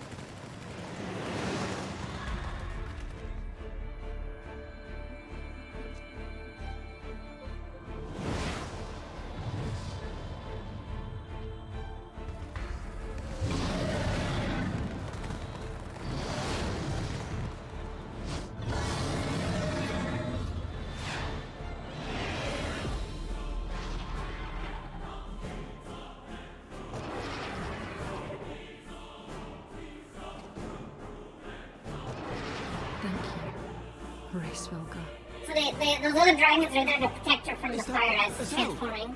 What does she mean to do? O goddess, born of mine own hopes and dreams, for the last time, I beseech you. Fill this vessel with your light. Still the hatred within our hearts and bless us with eternal grace.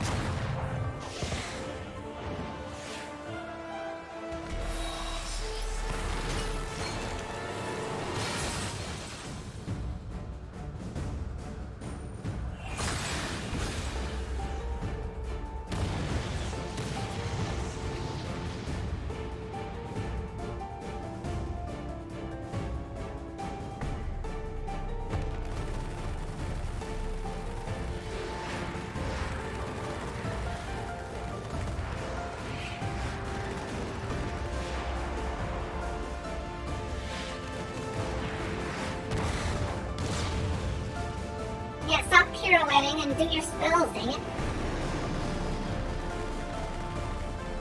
I guess you're just drawing away fire, but anyways, yeah. Do your spells.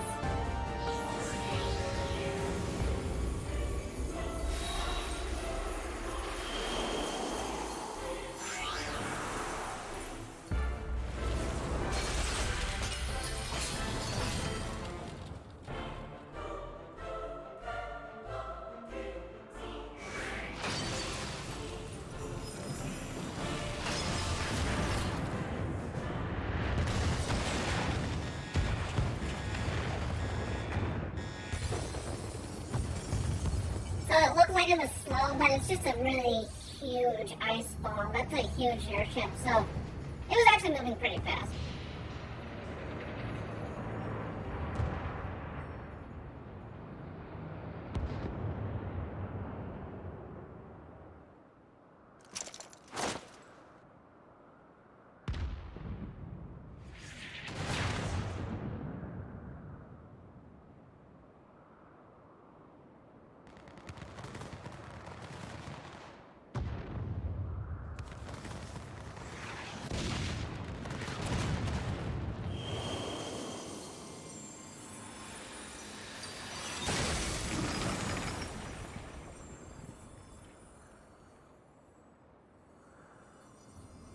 Farewell, warrior of light. And thank you for showing me the way. No! No! Not him! Her! No! Oh, I gotta push the button.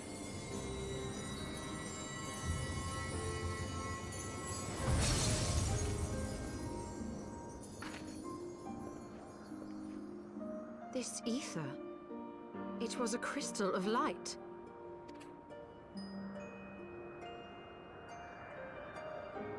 She, too, was one of Hydaelyn's chosen.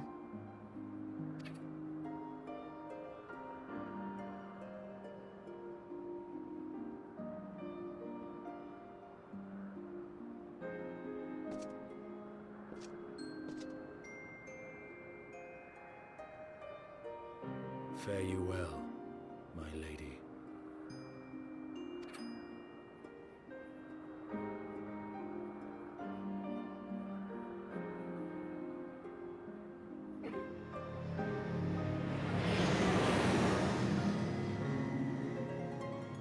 Galathia Spine, Asislam.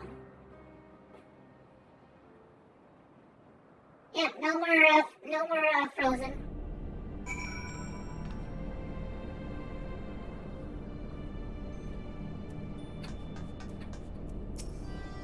Azil, I can't believe she's gone. The Echo has gifted and is a gift and a burden both, as you only know too well.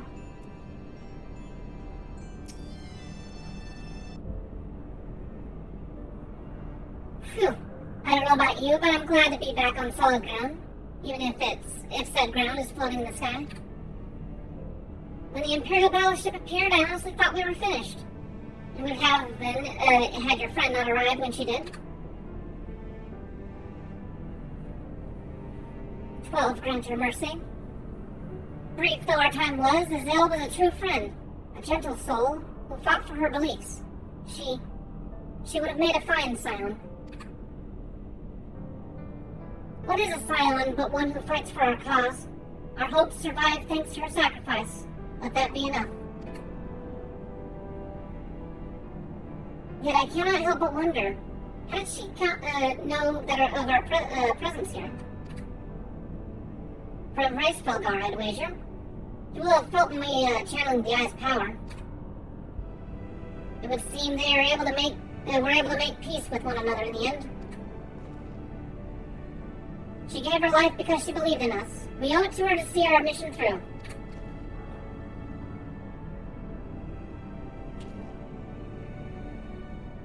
See that dome-like structure further in? Let us make our way there. I like that they have an explanation for pretty much everything too, anyways. Like how did the dragon show up so timely? Well, one, Racefelgar is really fast. He is a wind dragon. And then, using the eye probably did alert the other dragon brothers and sisters.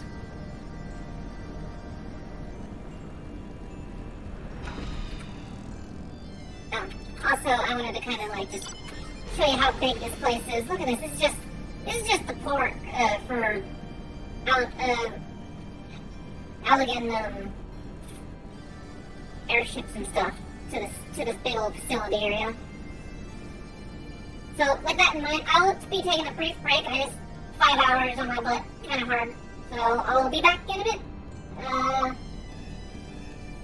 Yep, I'll be back in a bit.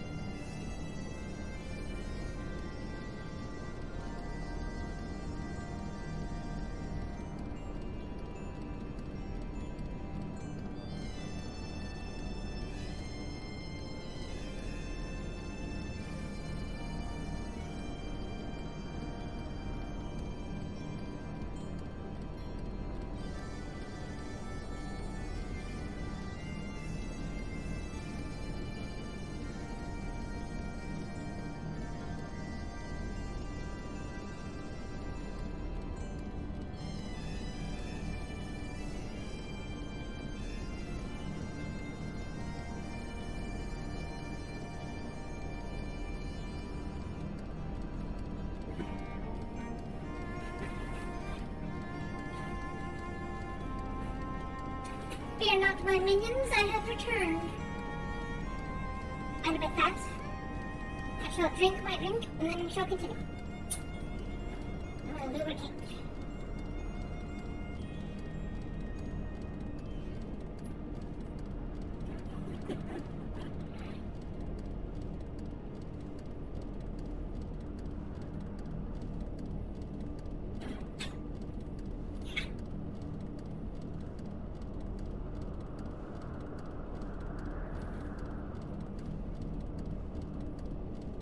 Your Discord's being mean to you. Do I need to box their ears? Do I need to show up in their chat and give them what for? Huh? Make them feel ashamed of being alive?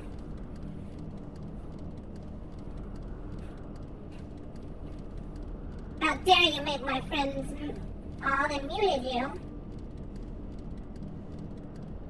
Well, maybe they're just being jerks.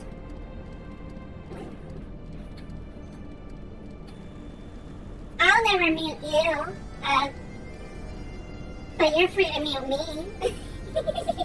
If you know, I'm sure there's ways that you can make me silent. to a point. Well, don't talk crap to people. I mean, when you talk shit, you get hit, you know?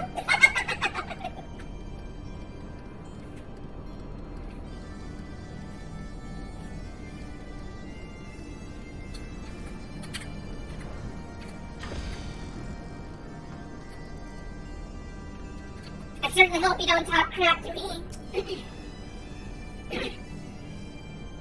I sense an ominous presence. Heavy though our hearts may be, we must forge on. In the name of those we have lost. Sid is right. We owe it to Giselle to see this mission through. It's still active, all of it. Crikey! This place is like something out of my dreams. The Isle Sentinels do not seem to frequent this area. We should be safe here. Let's talk strategy, shall we? So this area has been untouched by the troubles below. It's kind of like been in the upper atmosphere area. So it's about as close to Allegan, certain places in the Empire of Alec as possible. Preserved for thousands of years in the frigid, near-space environment. Sid looks like a man with a plan.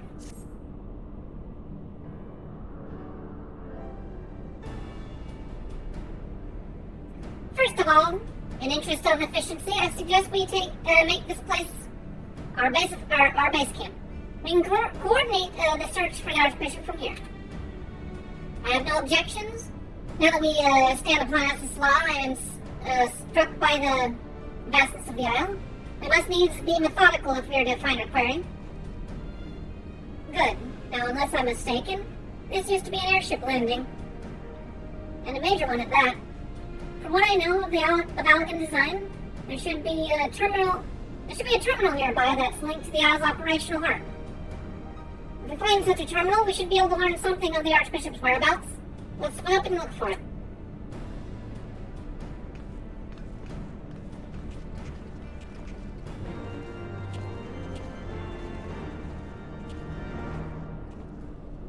Hey, I got a good idea. What about the big, gigantic airship in the middle of this area?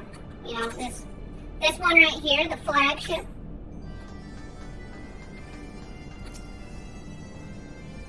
This place is an engineer's playground. If I had the time, I'd be going over it with bleeding magnifying glass.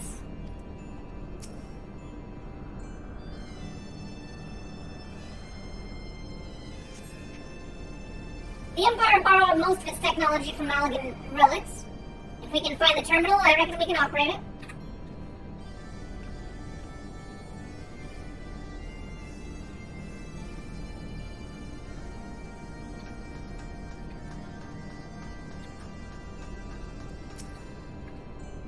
To think that such a massive structure has been floating above our heads for all these millennia, it beggars belief.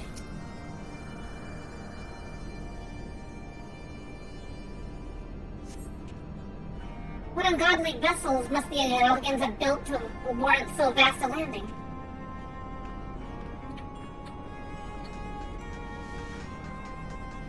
More than you could realize, I imagine.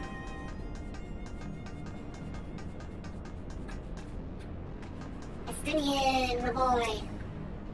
No, wait, I want to talk to you first. This ominous presence. Who does it belong?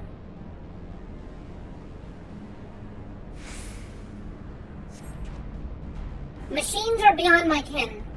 I shall leave it to the others to find this terminal. Of more concern to me are the dragons that I sense nearby. You mean there are dragons nearby? What? What?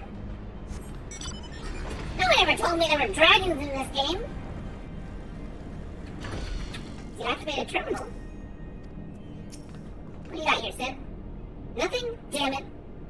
It's just this terminal, but then it doesn't respond to anything I do. Any bright ideas, Wedge? Wedge? He was here just a moment ago. Oh, don't tell me he's wandered off. I'm sorry, Popopo, but could you help me search for him? Absent-minded as he is, I worry that he's strayed beyond the landing area and made friends with the local sentinels. Wedge, wedgie, wedge. Do I need to give you a wedgie?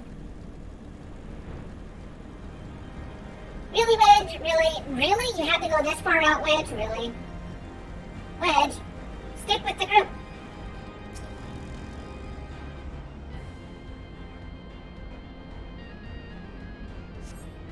And cue Lala screaming noises.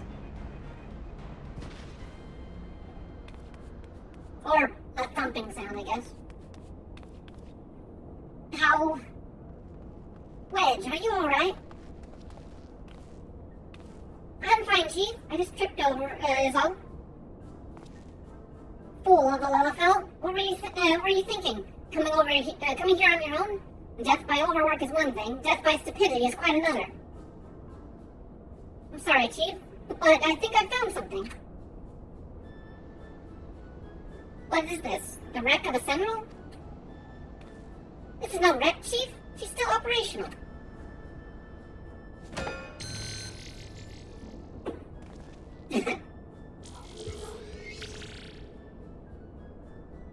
See?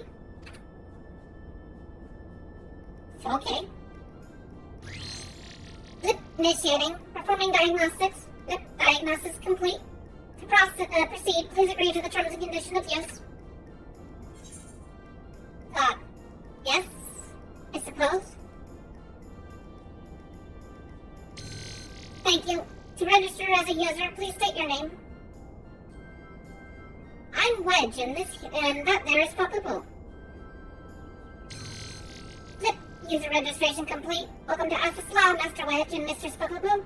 I am Guidance Node GLI.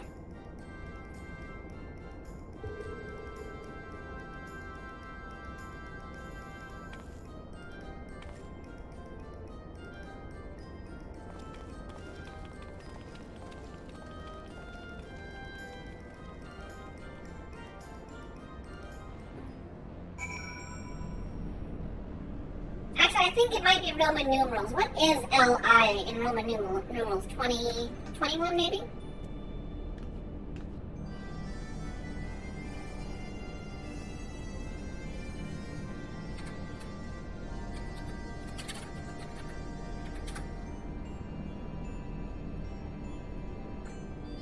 Oh, 51. Okay. G51. I figured as much. Okay. I'm not sure what the number 51 means, but yeah. 51. Alright. This isn't quite what I had in mind, but it might serve. Wedge, bring the node this way, would you? There's something I'd like to try.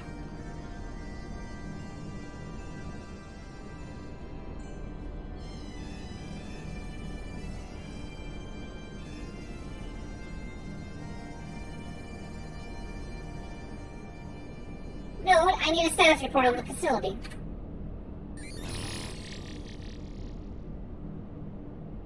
Gilly, you have to do what the chief says.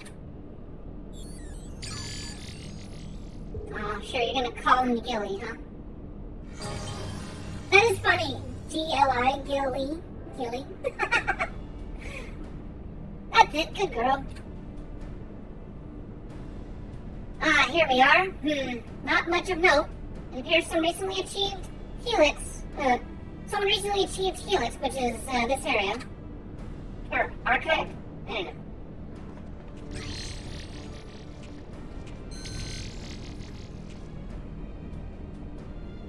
Reactivated, you say? By the Archbishop, I wager. I dare say he woke the place up when he used the Vanu's key. Yeah. Are there any other people in the facility? If so, where?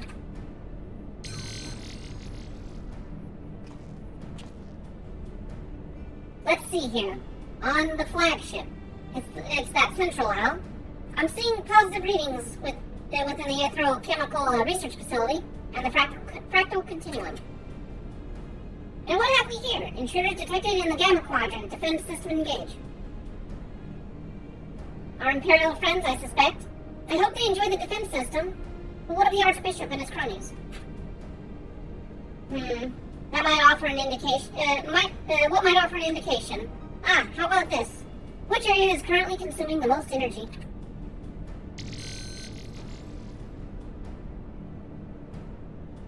Somewhere called Triad Control, inside the research facility.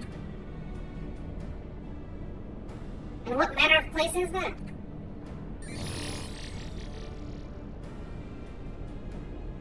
It is, and I quote, a regulation facility for the Warring Triad test subjects. And that is all it says. The rest of the information is only accessible to users with consular privileges. I mistake the sound of this, which leads me to believe that it is indeed the place. I'm inclined to agree with you, Stola. Whatever it is that the Archbishop seeks, it is like to be there. That settles it then. Let's find a way to cross over to the flagship.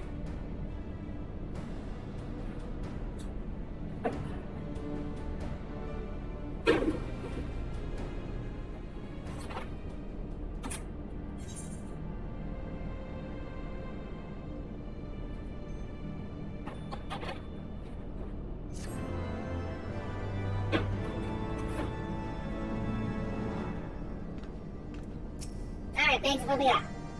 A few years back, Wedge decided he wanted a dog. And when he said no, he sulked for a bleeding month. Gilly's a good girl. Isn't she a good girl? Well, this note turned out to be rather more useful than I expected. The Warring Triad. I somehow doubt they're amenable to negotiation. What gave you that thought, Alpha? The Warring Triad puts me in a mind of a tale from my childhood. It told of three gods locked in perpetual conflict. What in the Fury's name is that thing? It is a guidance node. The Aeon's old guidance node is patiently waiting instructions. Greetings, Mistress Football. Is there something you wish to know? Tell me how to reach the flagship. How to reach the Aerochemical Research Facility. Nothing particular, Gilly. This one. Good. Requesting access to the Aerochemical Research Facility. Access granted. General route? Route granted. Commencing guidance to chosen destination. Please be aware that the designated route may take you through restricted sectors, and the Isle's defense systems may interrupt or may attempt to terminate you. Be kindly reminded that, in accordance to the terms and conditions of use, you and your party assume all risks of damage or injury, including death, that may occur en route to your destination. That's why you always read the terms.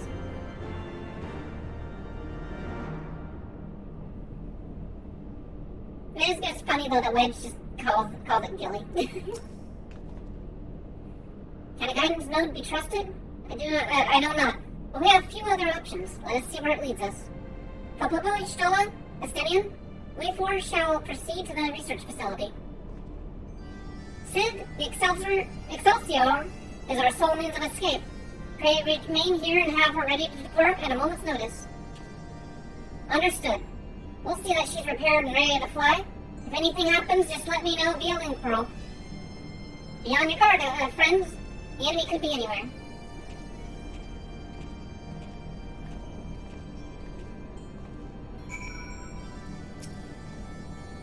Should you need to return to Ishgard for supplies, you can use the standard to signal an Ironwork airship just as before. When your business below is done, let our man at the airship know, and he'll ferry you back to resume the mission. Promise me you'll take good care of Gilly. Don't let any harm come to her. First Maggie, now Gilly. Maybe we should just let him have that dog. Yeah, give way to puppy. I'm sure he needs it. Oh, also these other little, like, nodes and stuff, they would give, like, side quests and whatnot.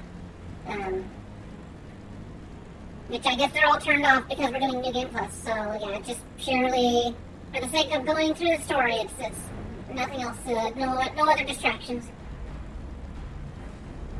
It's kind of cool that they turn off the side quests, just so I don't have to get confused where I need to go next.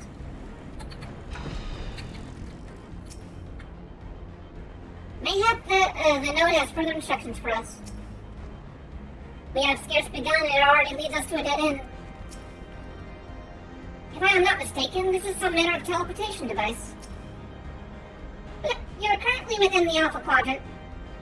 First, you must use the nearby matter conduit to travel to the Beta Quadrant. Please wait a moment while I activate it.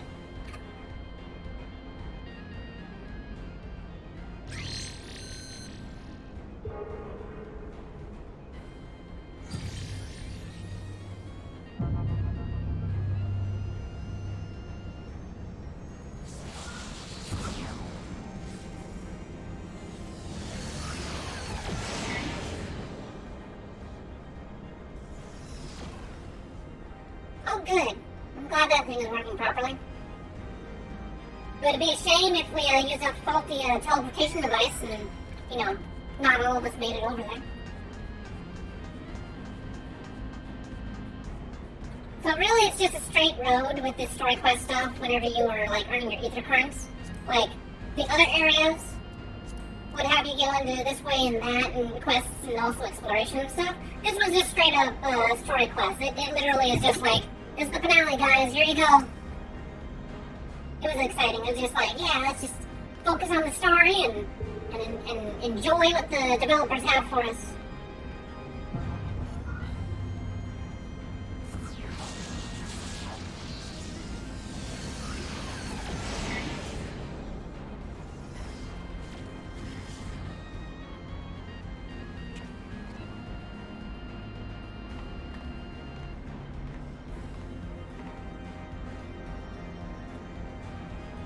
Now the question remains, when you teleport, are you the you that used to be you before you teleported, or are you the reconstruction of someone that thinks they're you, but are no longer you that was before you were you, when you teleported?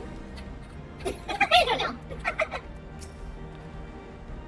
The matter conduit appears to operate in the same principle as the Aetherites. How remarkable that it should still function after all this time. Are you certain it is wise to trust this orb with our lives? That node is not what it seems. From amidst the metal, I sense the gaze of a living being. Have care around it. So you can sense the ether inside of it. It's got a soul inside of it. That's interesting. According to my records, this conduit was last serviced approximately 5,014 years, 6 months, 11 days, 7 hours, and 13 minutes ago. That it should function without mishap may be described as a miracle. Oh! I'm glad that we're the first ones to test it after 5,000 years. This guidance node is ready to take you through the Beta Quadrant.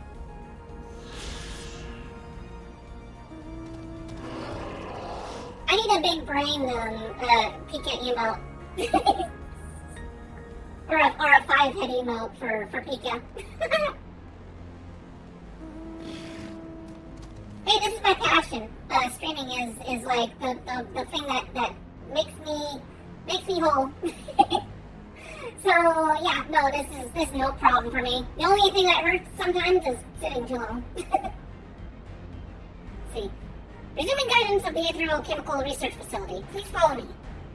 This sector, the Beta Quadrant, is home to laboratories which produce chimerical life forms for both military and household applications. Our facility has been awarded 3-star certification for compliance with ASO 3001.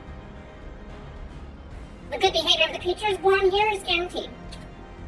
Please be warned, however, that millennia of neglect may have had an adverse effect on their disposition. For your own safety, please refrain from approaching these creatures. And they might be a little disgruntled because they haven't had any masters for, five millennia.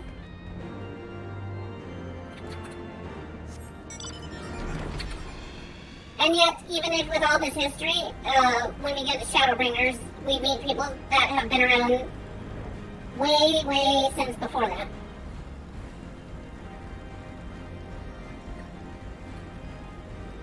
So this place is pretty confusing to travel whenever you're on foot.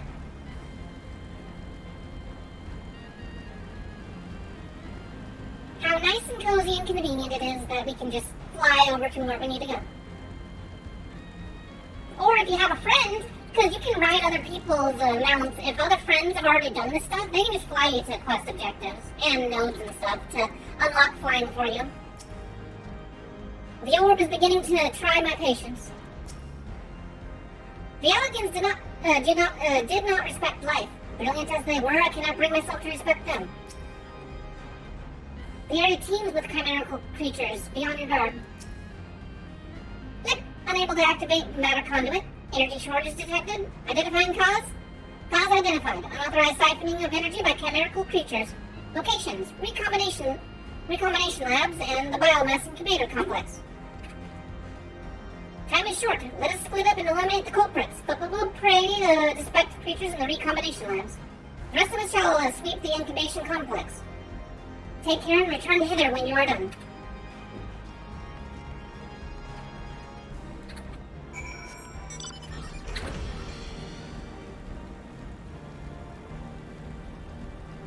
Time to go kill a bunch of snake women. Sneaky people. Sneaky snakies.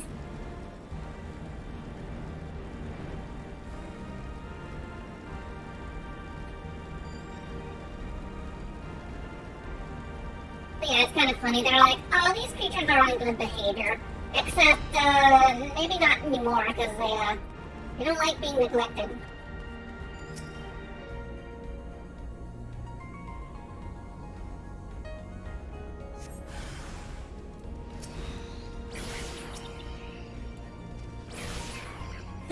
Stuff can still die from one spell.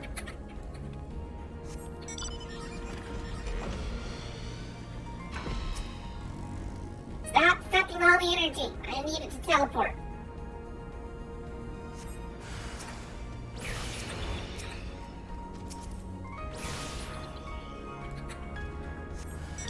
Oh, again.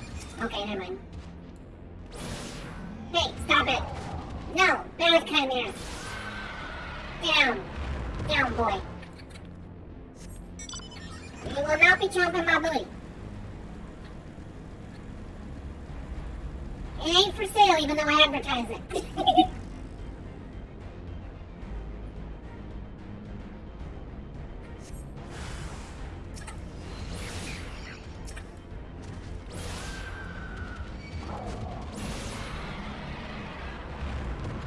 Are you done?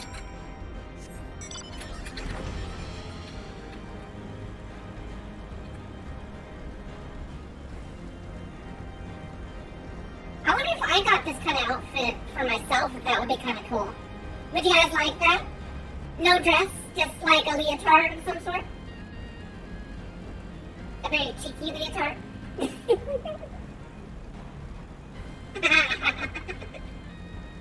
I'll look into it.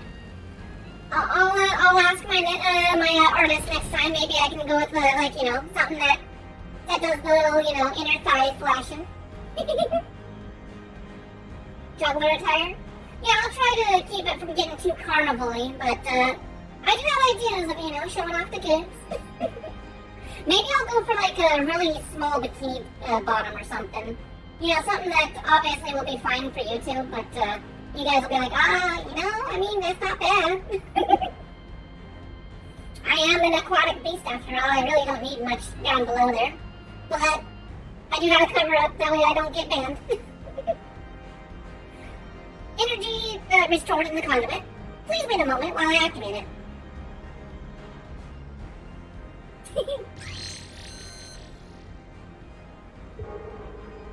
Tsukimizu peak here.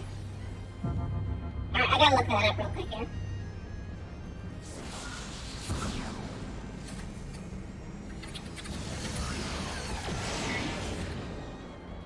Tsukimizu. Oh, wait. Oh, sure, okay, yeah. That'll go over with, well, in YouTube. For everyone. Actually, it'll probably be fine. I'll have to see what kind of boundaries I can push. Also, unfortunately for you guys, you can't fall off ledge.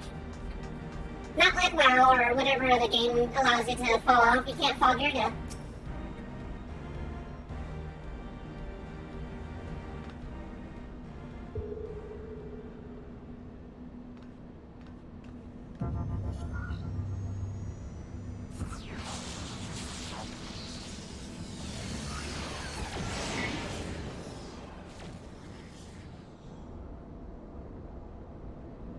That one took us a fair ways away.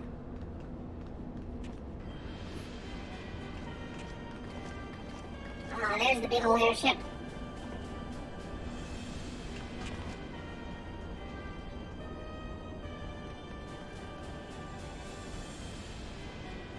So the Guardians managed to land. Repairs on the vessel. Oh, excuse me. Wow. Repairs on the vessel appear to be well underway. I doubt that they will leave anytime soon, however. They will remain here long after they've stripped the Isle of all its secrets. Whether or not they mean to linger, their presence here and now is an unwelcome complication. Indeed, let us avoid the confrontations unless absolutely needful. Oh, that was a good picture moment, and I missed it. Very briefly. Thank you. I have cast out the demons. That's why people say bless you, by the way. It originally was like just a folklore thing where it's like sneezing is your body sneezing out demons. Weird, isn't it? Humans are weird. The guidance node is ready to take you through the Gamma Quadrant. Hey, look, we got a sprout following us. Warning, intruders detected in force in this quadrant. It is recommended that you avoid confrontation where possible. Be kindly reminded that in accordance to the terms and conditions of use, you and your party may assume all risk of damages or injury, including death and that you may sustain in the course of guidance. Please follow me to the next matter conduit. It leads to the Delta Quadrant. There the facility's greatest achievement is located. Well, you're not just giving us a path, you're giving us a tour, huh? Let's speak with Estinian. No, Estinian, stay your hand. Do not kill the Guardians needlessly. Oh, look at that guy. He didn't even bother to read all the text like me. Unless he's a speed reader. He could be a speed reader.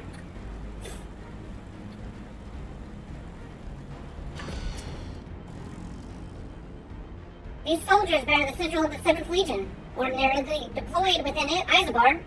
They are certainly a long way from home. Isobar is the center continent, by the way. The 7th Legion has long been the favorite of Emperor Varus. It is the iron fist with which he crushes his uprisings. Wait, something is afoot. Yeah, Isambard, not Isengard. Isambard is, the world is 3 continents connected. Aors is one of them. Ulthard is the far east, and then Isambard is the middle one.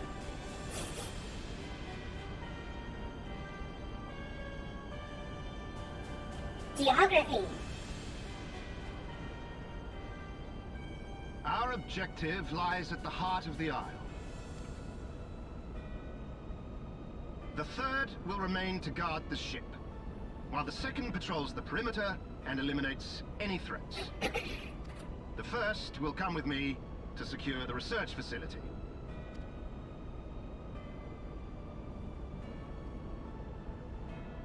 Let no man doubt the import of our mission. The Allegans found a means to capture icons alive, and their knowledge lies hid upon this isle. If we can but acquire it, we would be able to prevent the beings from returning to plague us, thus ending the cycle of rebirth. I need not remind you that success will raise our legion high in the Emperor's regard. Okay, so the whole idea that they're starting to happen upon is what actually helped contribute to destroying Allian. Or would have if they didn't, have the big old earthquake from the Crystal Tower. But what they did, and it's what led to Bahamut causing the 7th Umbral Calamity, is that they found a way to capture and sustain primals, but in a sleep-like state. So they continued to have their presence grow, and they were seeping the ether from the area, but they were no longer a threat because they were subdued. Instead of being freshly reborn and free and wild and stuff like that. Yet, by the same token, his radiance does not tolerate failure. That is all. All troops, prepare for deployment.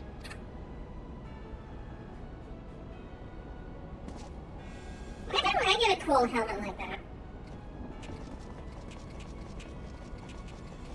I want them to give us some really cool Garlean armor. Like have a Garlean dungeon and then just be able to get straight up Garlean general armor. That'd be cool.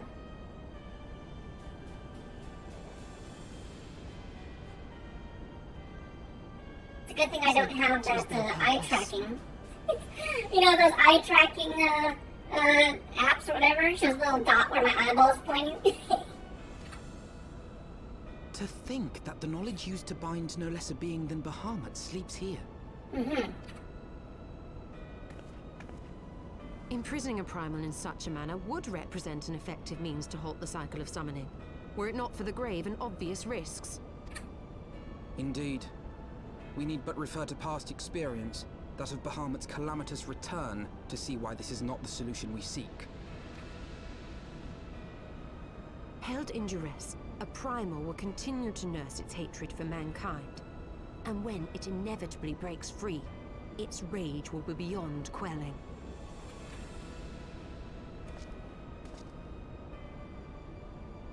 Whatever folly the Garleans mean to commit, they can wait. We must remain focused on our task. Yes, of course. It would not be polite to keep the Archbishop waiting.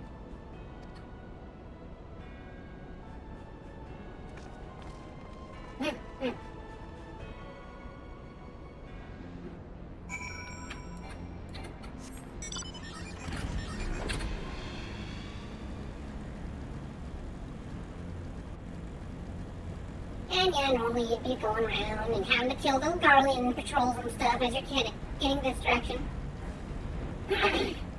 Just enough to get the Garleans suspicious that you're around here.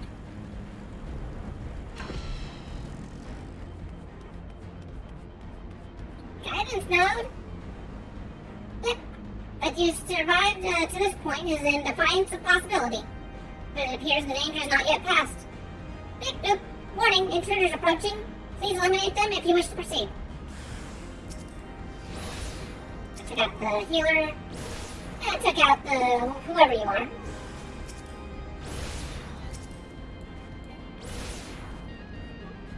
Any more? Oh, more of them. I'll take out the healer. Take out that guy. And take out that guy. Okay, any more? Oh good, we're good. Let us proceed. I'll power down for them.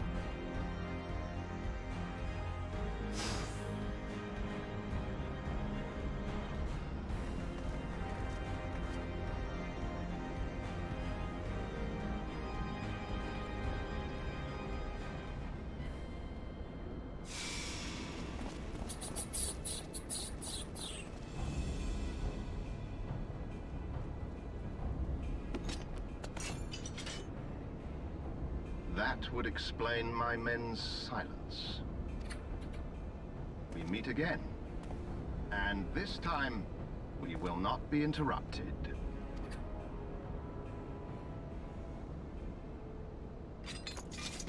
Come! Show me your power, champions of Eorzea. Overconfident much?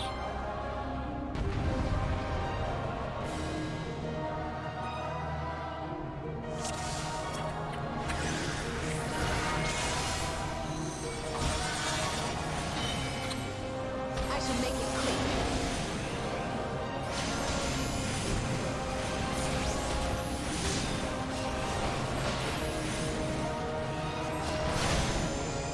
You made my Enochian fall off.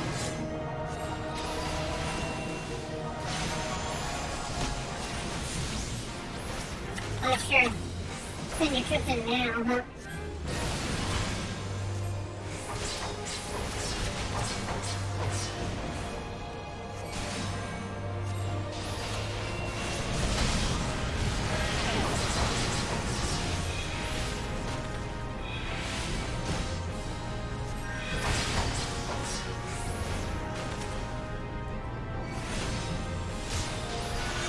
So it comes to this!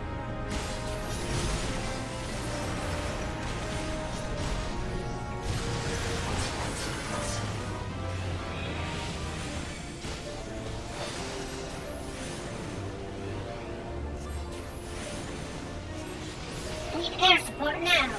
Oh, really now, huh?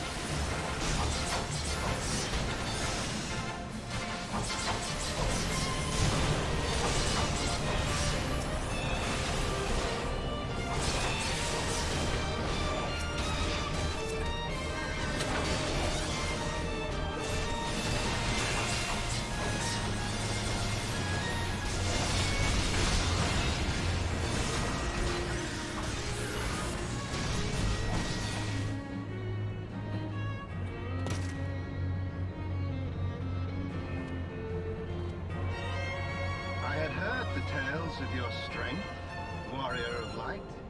And now that I have experienced it firsthand, Van Baelsar's defeat seems less inexplicable.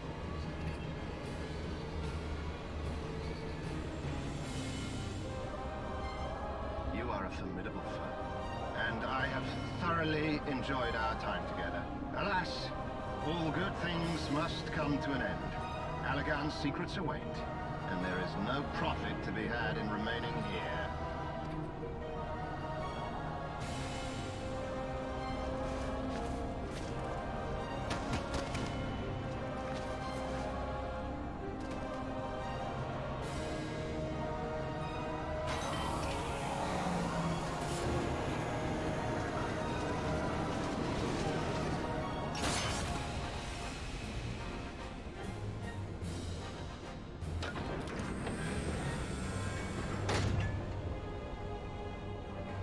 Keep them occupied.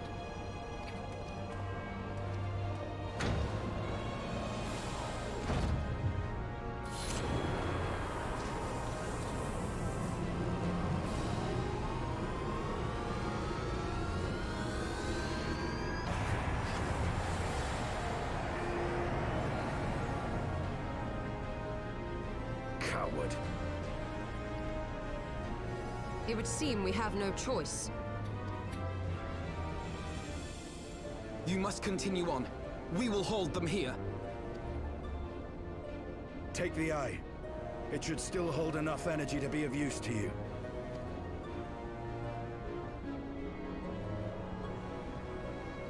I shall join you as soon as I am able.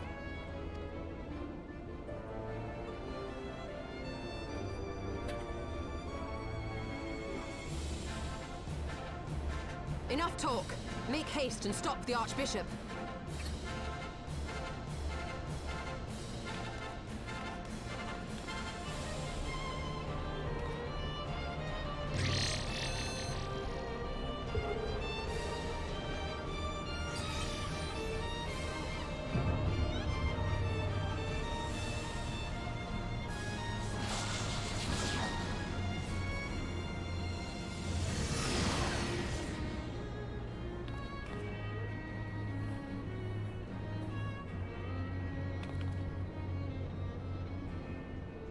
Mhm.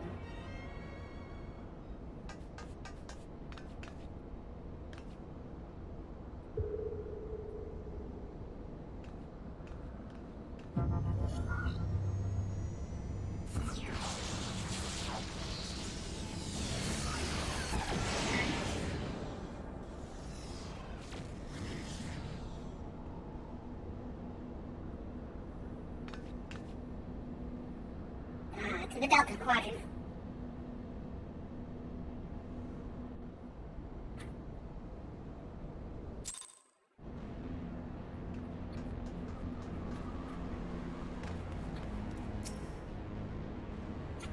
Welcome to the Delta Quadrant, where methods are developed for mastering dragons. To this day, the sector is home to live specimens brought over from the southern continent of Mercedia. Truly a testament to the greatness of the Algan Empire. And actually, I think part of this landmass is just like ripped right out of Mercedia. So it's kind of like a little teaser as to some of the... Well, it's kind of ruined, of course, but it might be possibly a teaser to Mercedian landscape.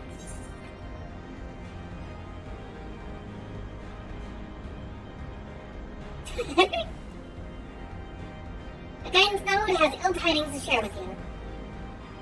Well, at least we know where Spidey's mind is. But I regret to inform you that the matter conduit leading to the flagship is no longer functioning. According to my records, it was destroyed by a dragon, which broke free from its restraints when they failed approximately 2,369 years, 1 month, 24 days, and 7 hours, and 4 minutes ago. How precise. Please find an alternate route to the Anthrochemical Research Facility. The Algan Research Council apologizes for any inconvenience caused.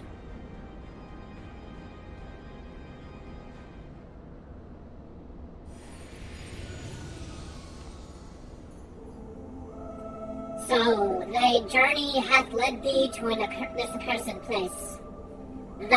Canst thou hear it, mortal? The ceaseless keening of my kindred, steeped in 5,000 years of suffering. Long before the Ishgardians and their base betrayal, there lived still more wicked men whose ambitions knew no bounds. Fearful of our might and covetous of our power, they devised a means to enslave dragonkind. Their vile misdeeds did set in motion a train of events whose repercussions are felt to this day. Behold, beyond thou wilt find one of my first brood. Hark thou unto her words, partake thou of her pain. Think thou upon the suffering that conflict betwixt our kinds hath begot.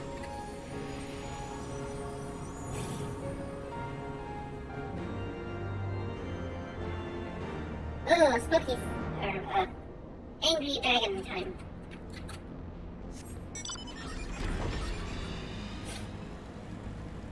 So we could walk there, but I decline. We're not going to walk there. We will fly. There was a lot of walking in this area. First time here. A Hydra! Hell Hydra!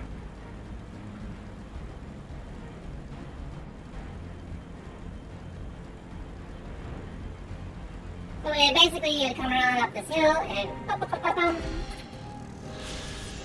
ooh. Look at that, big old dragon. A great worm is being held in some manner of restraint.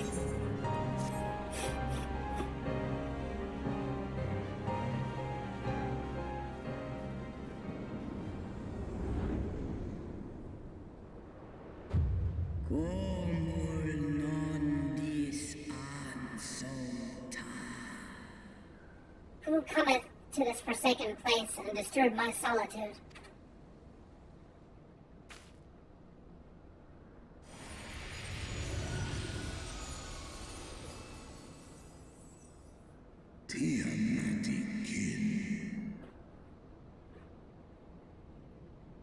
Tiamat, my child.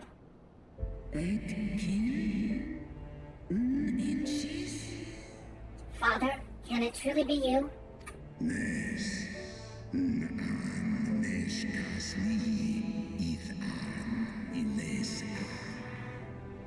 None other my form in which I may journey with Highlands chosen.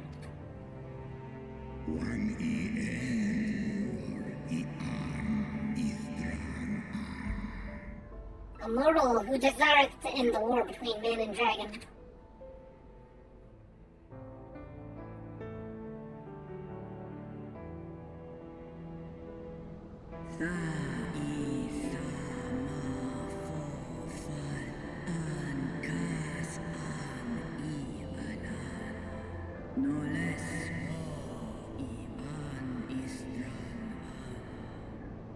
Millennia have passed since I was brought low by the men of Alec. To think that war rageth still beyond between our kinds.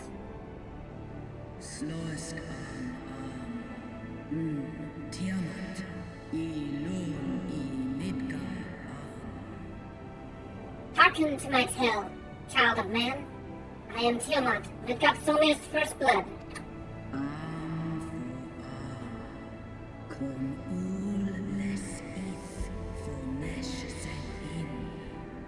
In a time before time, my father did come to the star, bearing 7 eggs. From these eggs did my children hatch. And once they were full grown, they took wing and spread across all the lands of Hydaelyn. Oh great, they're an invasive species.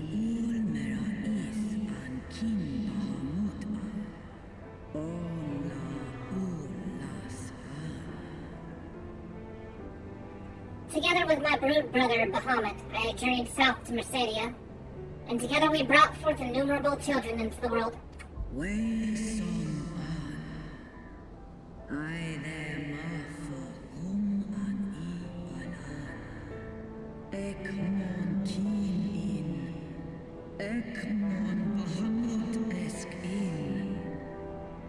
We abided in peace, and all was well, until the men of Alad came. Some 5,000 years since, they slaughtered my children in droves, and took from me my beloved Bahamut.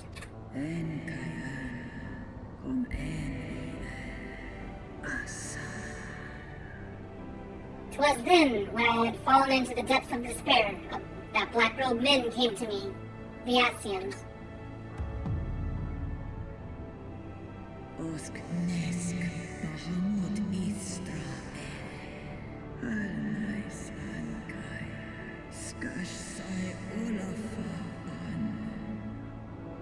They offered to resurrect Bahamut through their dark arts, and I, in my grief, accepted a decision which I shall regret until my dying breath.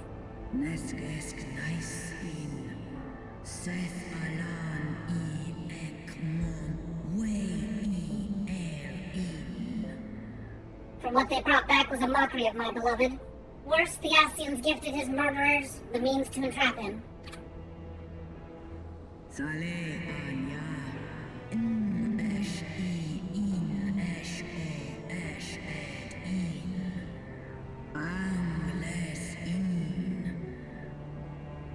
Know this, child of man. The beings thy kind call gods are but specters of thy mind's creation, given form at a great cost to Hydaelyn.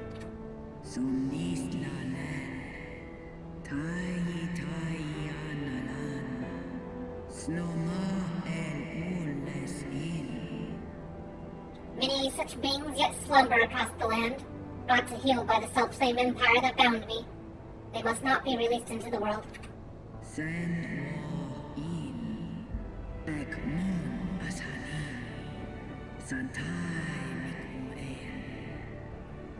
If thou wouldst end the conflict, vanquish thee the Asians, deliver the weak from the will, and deliver the weak from the will, the weak of will from bonds of their dark influence.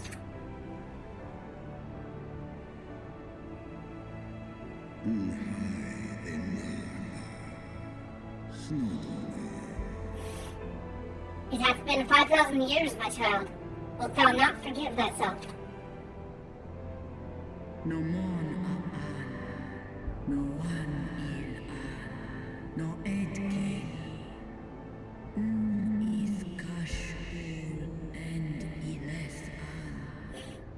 The release of death is denied me here. yet I desire not freedom. Nay, father, I shall live with my regret until the world itself hath ceased to be.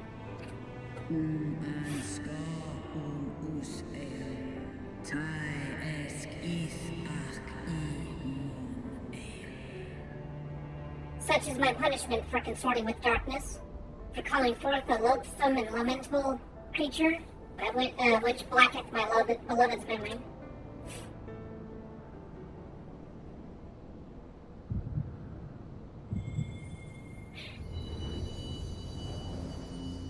We're getting all of our powers back, yay! I know.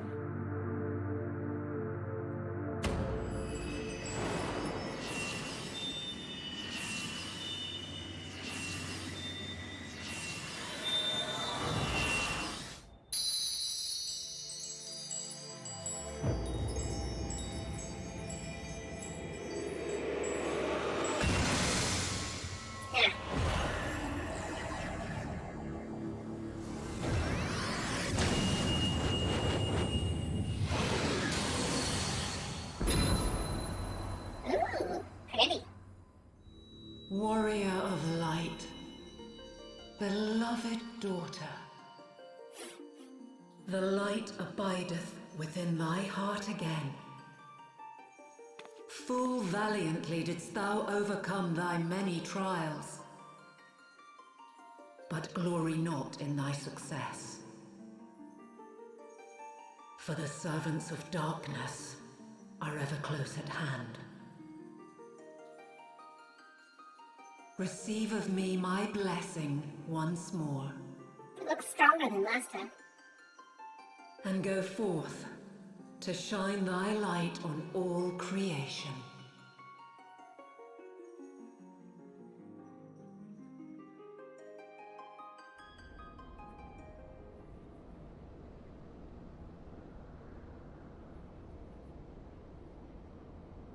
Thou hast broken down the wall I built around thee, and partaken of thy mistress's blessing once more.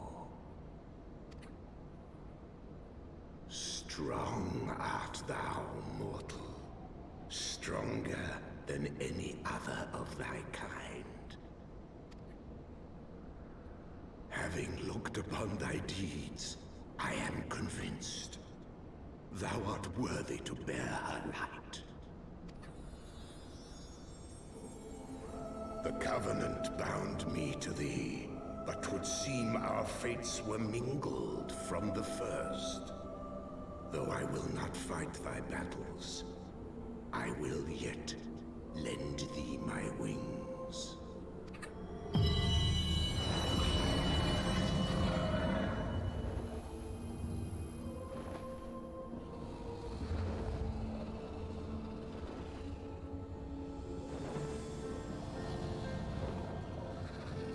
Oh, he even comes with supply pack. Come, mortal. We go to cast out the darkness. The darkness.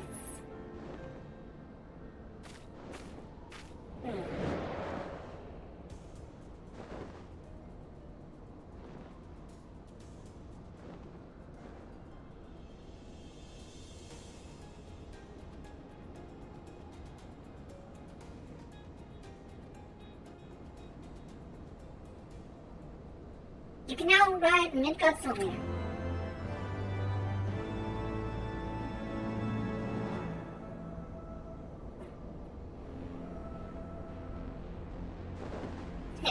Look at me, I'm so tiny on this little dragon here.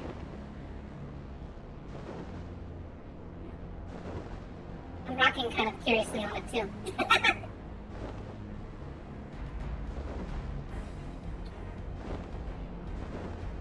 Alright, we're no longer playing Final Fantasy, we're playing Panzer Dragoon Orcha, or some sort of version of it. You can't even see me on the mount, I'm so small.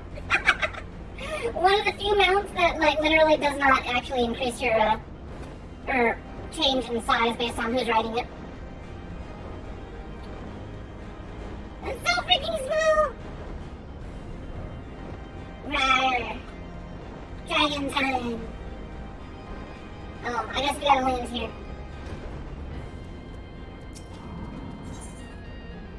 The last quest, Heaven's Word. The guidance node that has been awaiting your arrival at the flagship with customary patience. Yeah. Welcome to the flagship, Mistress Papupu. You are almost at your destination. Bleep, bleep. Warning, intruders detected in the vicinity. Please eliminate if you wish to proceed.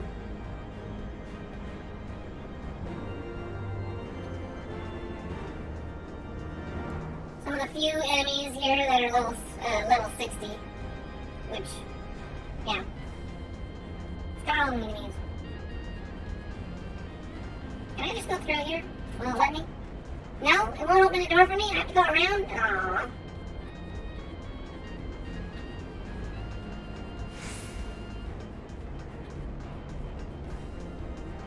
Heaven's Word. Well, I guess it depends on, yeah, it's Heaven's Word. Heaven's Word. Heaven's Ward?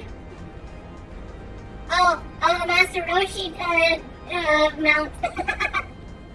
The tortoise, when it flies, it literally spins around like the Roshi, thing. It's funny. Warning, intruders approaching.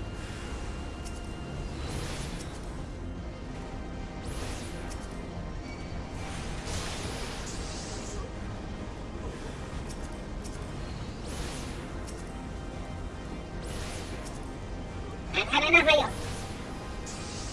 No. No magic spell on me.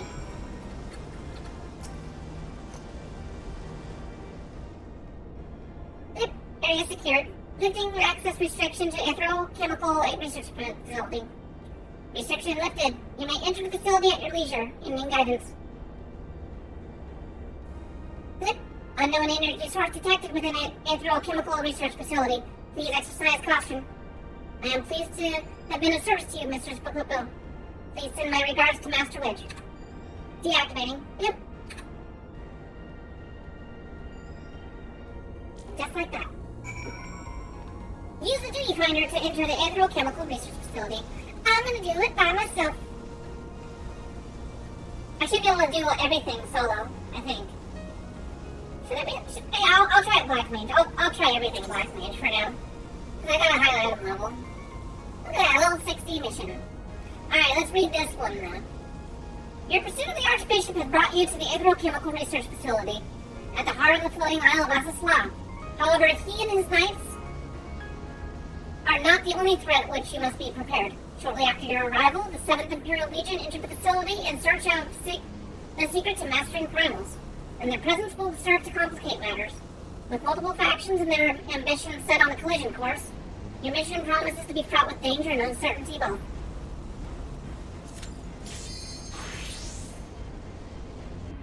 Cool.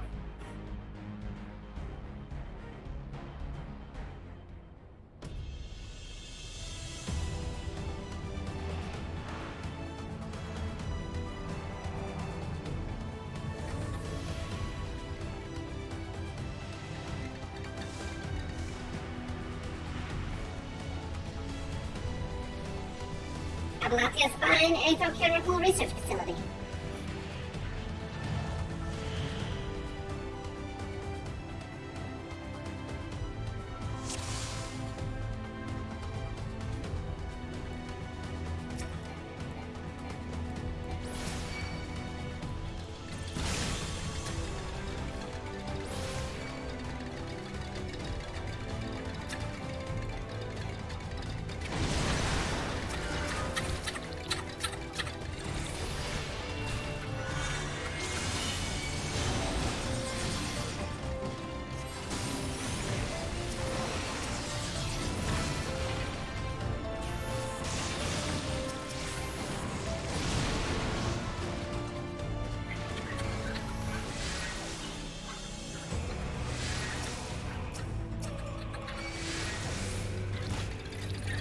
What are you doing?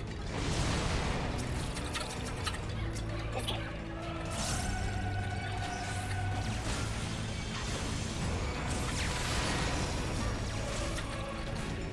Really?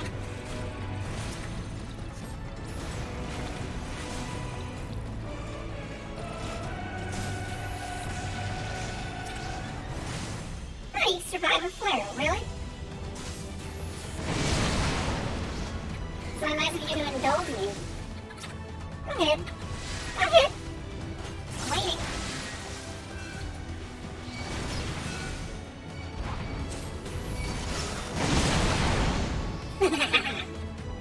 Dead.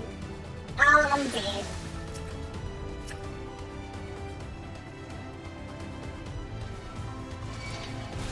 Are you guys gonna be in my way? You are, aren't you? Damn it.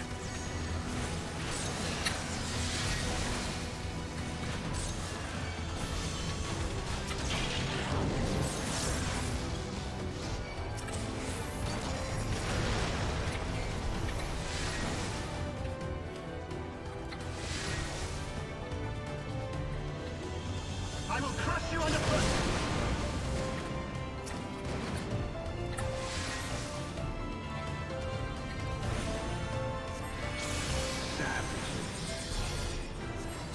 Enough!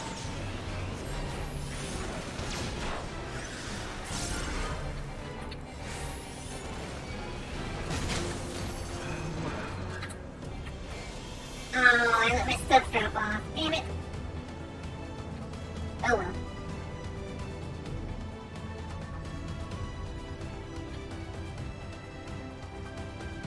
I think I should be able to solo this, no problem.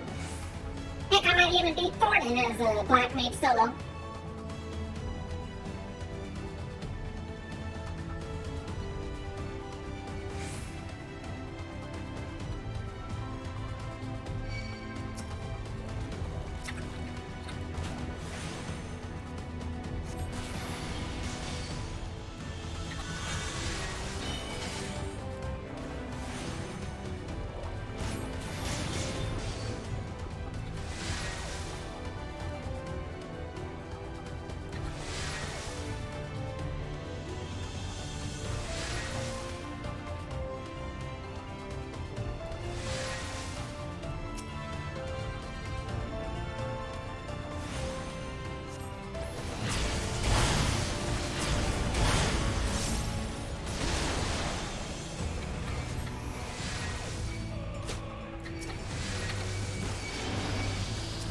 Oh no, there's so many enemies. What do I do? It's so dangerous.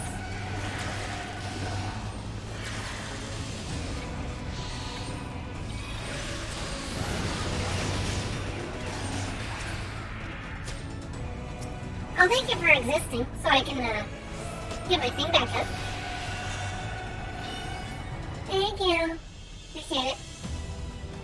I didn't know they would knock me down and make me unable to move for so long.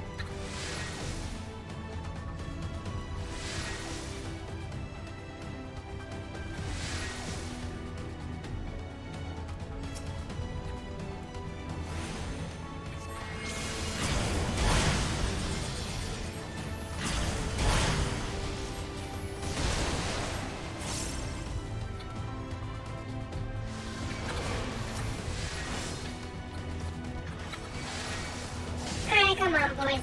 Come on, you minis.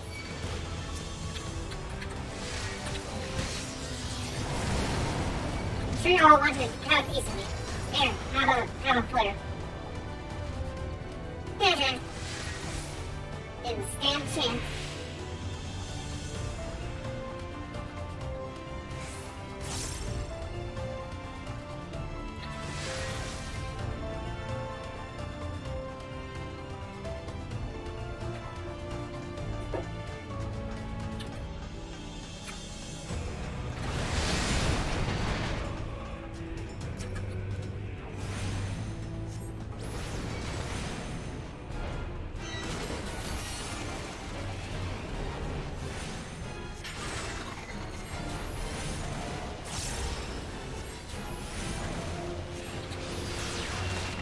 Oh, I didn't look away in time. I'm dumb.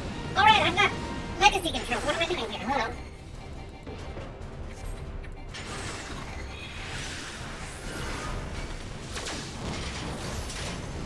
Oh, you're not dead.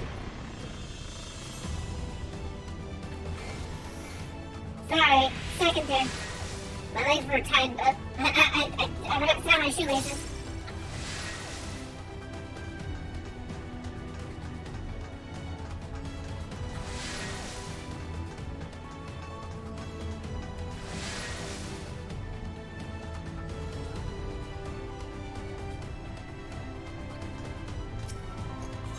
An elevator! Oh no. Come on, just in time. Oh dear. What happens on elevators? The most vulnerable time.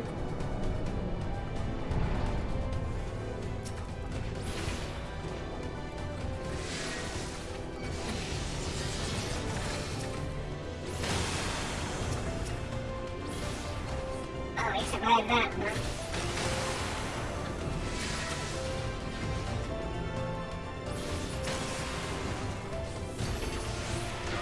Delete.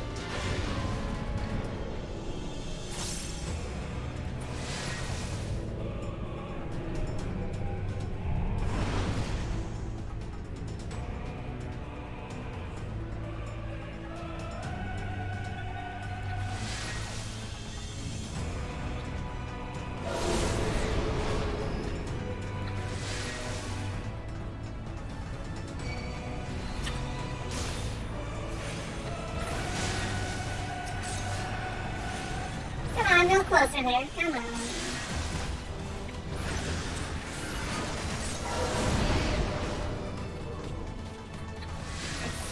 Such a loud, dramatic area.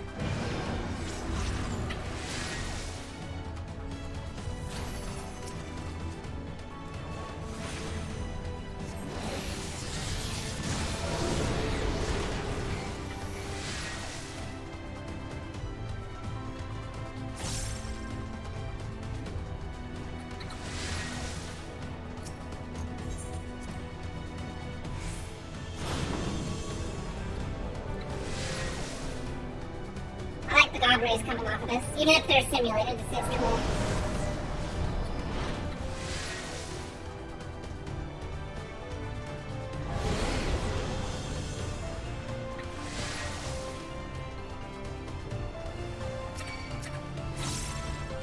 Come on, gather up, everyone. There we go.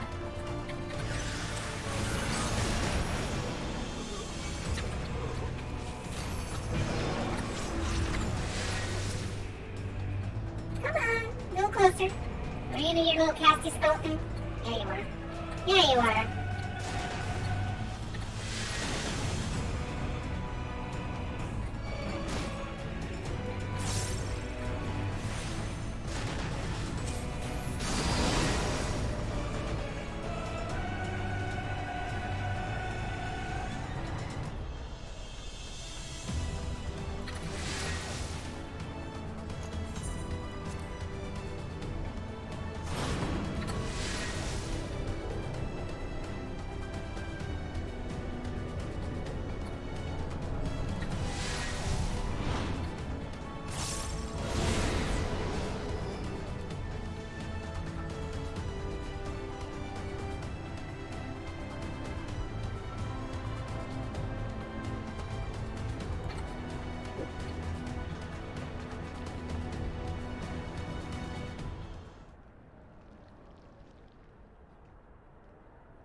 So that's like weird organic brainy matter that's squishing around there. The champion of Hydaelyn. Oh no. Tell me, why do you despise the primals so? Because they want to end my You are the world. embodiment of mortal will, of mortal desire. Plainly, you desire a foe to despise, and 'tis well that you do. For it is from the vortex of ceaseless conflict that Lord Zodiark shall be reborn. Through the joining, the world shall become whole again. Then all shall be as once it was, as it should ever have remained.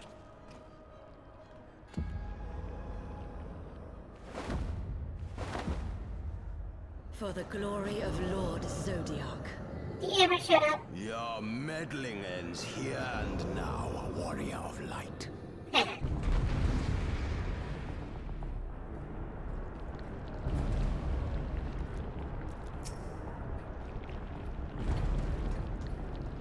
Alright, well, boom. Darkness shall consume. Your light shall burn no more. Know your place. Oh, really? How rude. How rude. You guys hurt. Damn this frail flesh.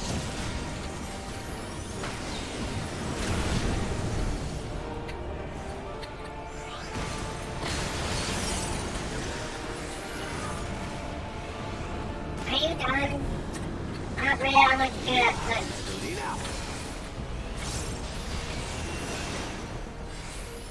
You'll not defeat me again. I think so. Reign forevermore. I think I did. You guys suck. Such strength. It defies all reason. Did you get an accent there, La Habrea? No, I will not be bested by the likes of them. La Habrea, it is time. They're gonna have Asian sex. Look away, everyone! Let Magic! us show these Magic, mortals the true power of the echo. The magical power to consummation. break down the barriers of existence. I swear he's got an accent now. To break down the barriers of existence.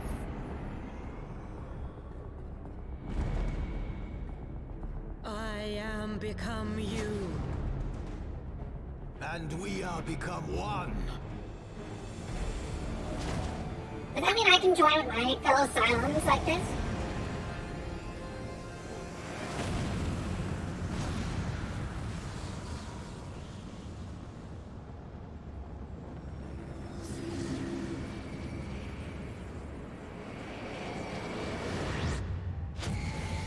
Magic vapors.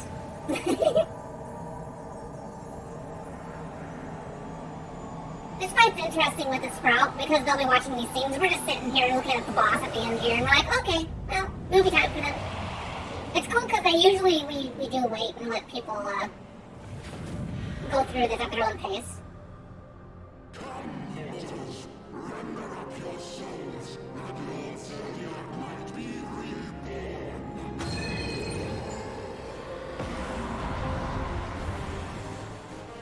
Nice. The Warrior Lights theme, which I forget the name of it, but it's because it was originally a dungeon theme and it just became the Warrior Lights theme.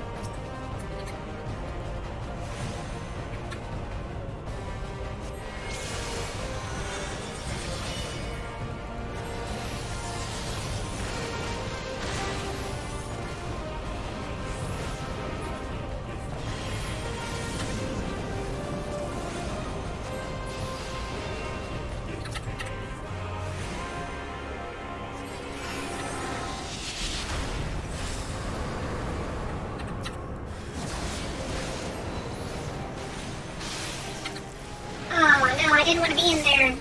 He did a little warp thing I didn't avoid it in time. Great. I was not supposed to be in here for so long, but okay, whatever. Am I gonna take the full brunt of that attack because I'm still in here? No.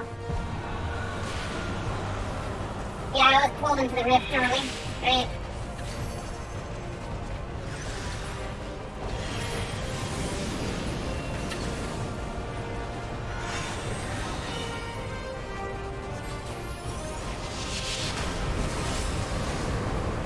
Super flashy, by the way.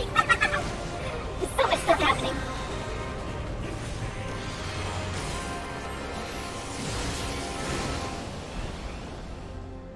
So much magical fire.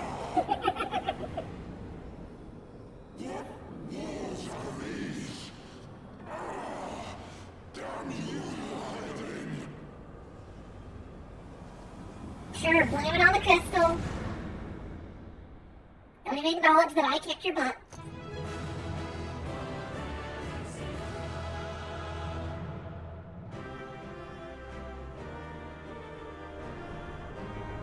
I'm gonna give Thordan a try as a black mage. I don't know if I'll be able to survive. He might have some like tankier bits, but I'm gonna try. I'm gonna see if I can kick his butt.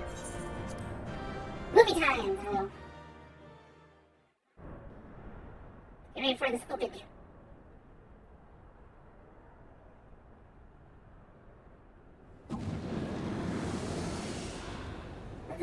Brea.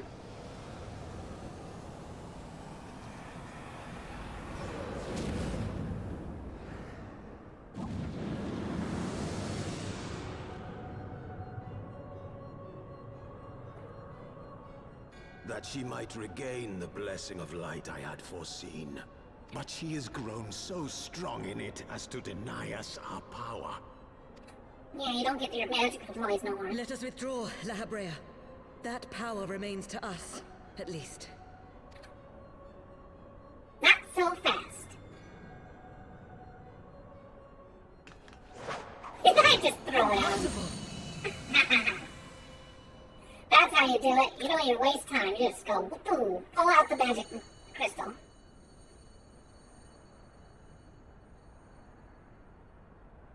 No heroic nods to each other. No slow steps forward. No, please make this work. It's just, hey, look at that. I just pull up the eye and let's get right to it.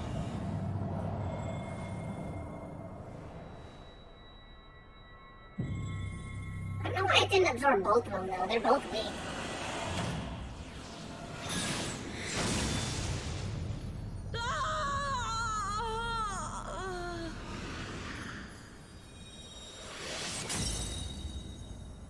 How you like that, La Habrea? Now your girlfriend's dead. Now you're in eternity without a girlfriend. So, you harness the eye's power. A pity you spent it all. What will you do now, hero? Scowl at you, maybe.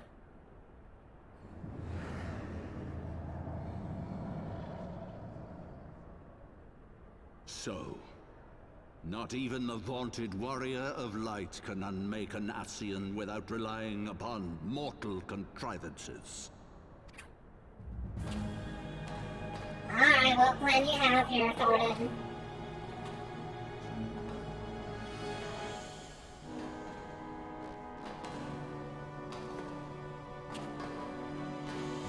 Oh no. They have the power of slow walk. The enemy cannot retreat while they're slow walking. In the distant past, King Thordan and his knights 12 fought and defeated Nidhogg. Though the victory cost them dear, they were rewarded with a great prize, the Dread Worm's Eyes, both of which have since been held in the Holy Sea's safekeeping. The eye you possess was Nidhogg's left, and long has it served as the source of the Azure Dragoon's might. As for its twin,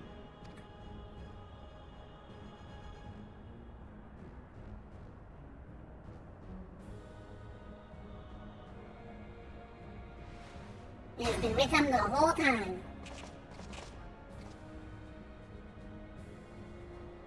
No way, no! Streamer, oh my god, no! it has lain here, joined to the person of Haldreth, the first Azure Dragoon. For though he learned to harness its power, he was ultimately consumed by it. Even in death, his body decays not. A pitiful end for a fabled hero.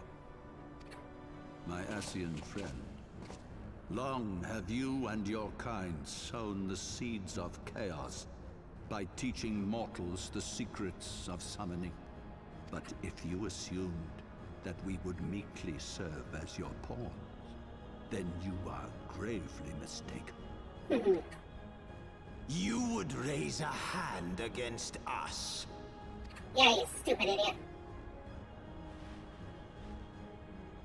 By taking unto my flesh the soul By the power of legendary Grayskull. King Thordan, I can become a god. I am He-Man!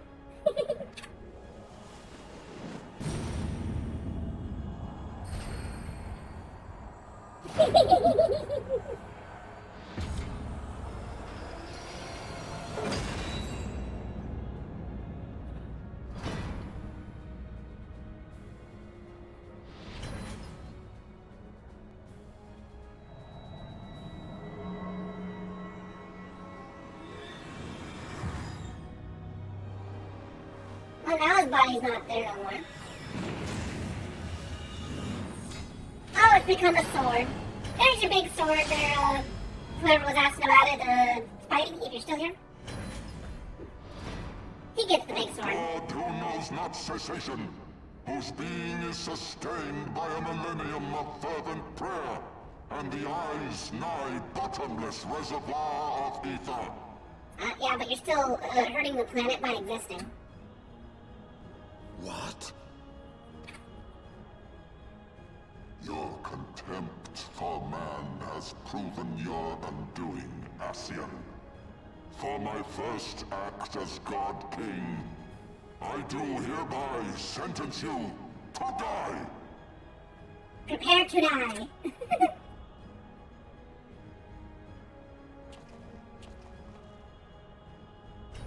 You are becoming die. This is a pretty cool little, like, thing, though.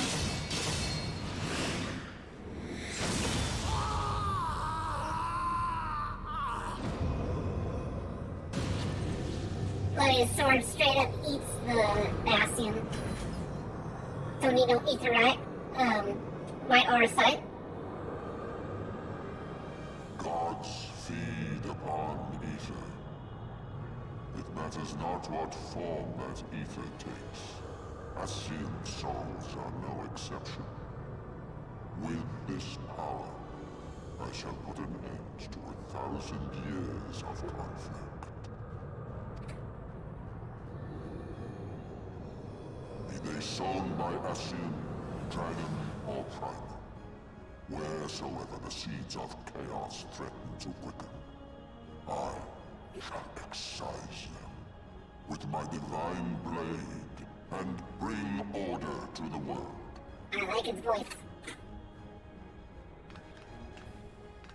I have become that which you abhor, warrior of light. If you would take issue with my godhood, I shall answer you with my blade.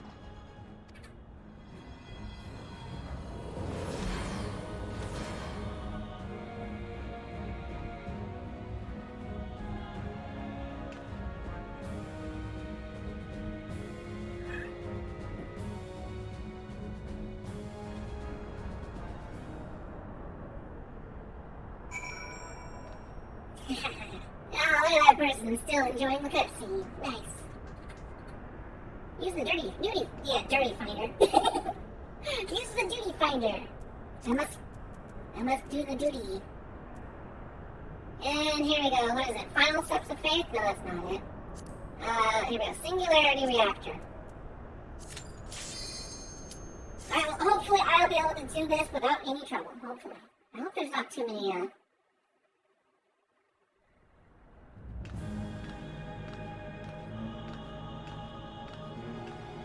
Oh, I already got past that part, Ozium.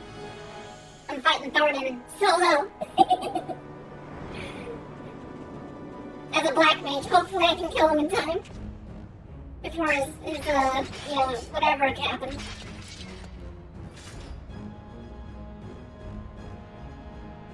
Brothers, the time has come to call upon the true power of the Heavens Ward.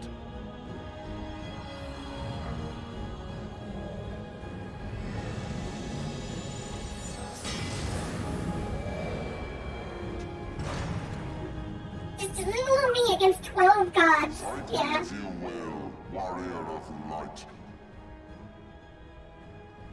I care not.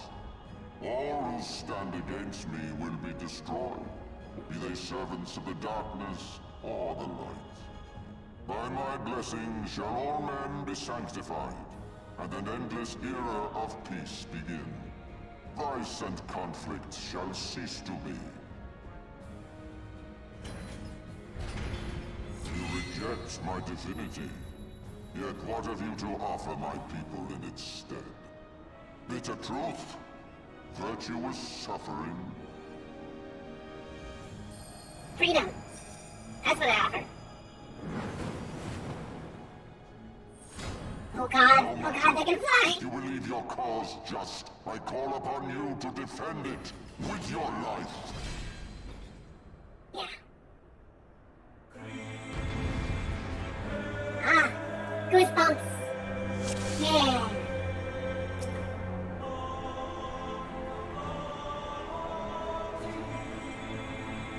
quiet Gregorian chanting. Alright, well, let's get this going. Get a blizzard going there.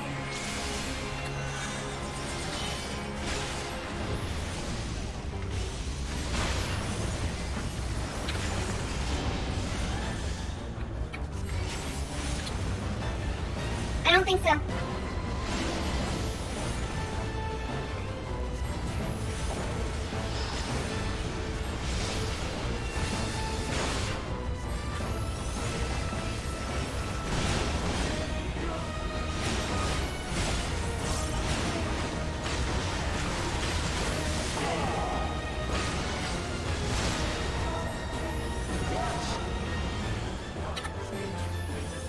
I let that thing drop off. Whoops.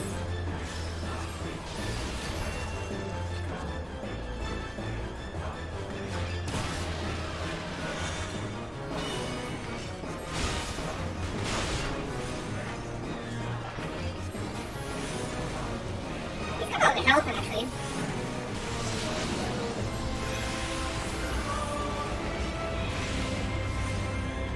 No, that's gonna drop off. Damn it!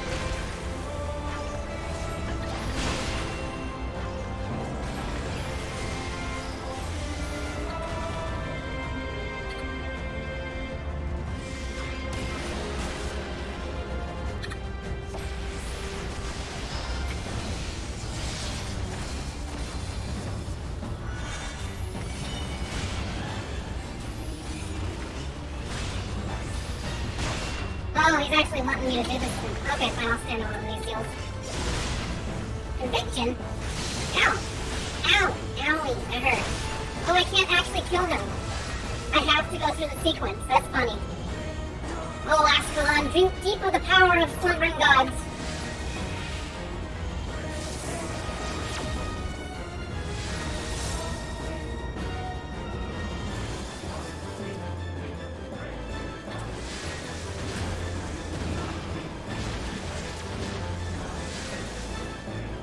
I'm not gonna stand in it.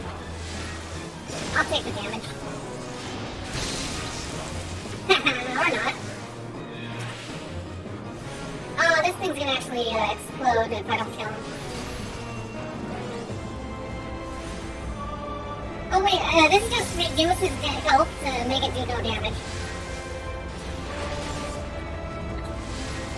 I did nothing.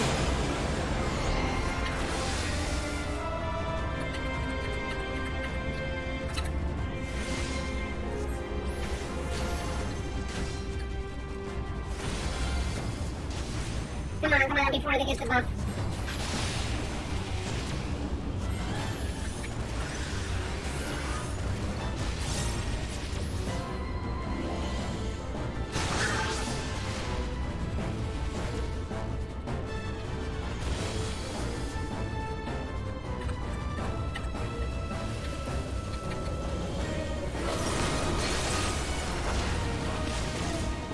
Ew. Ew.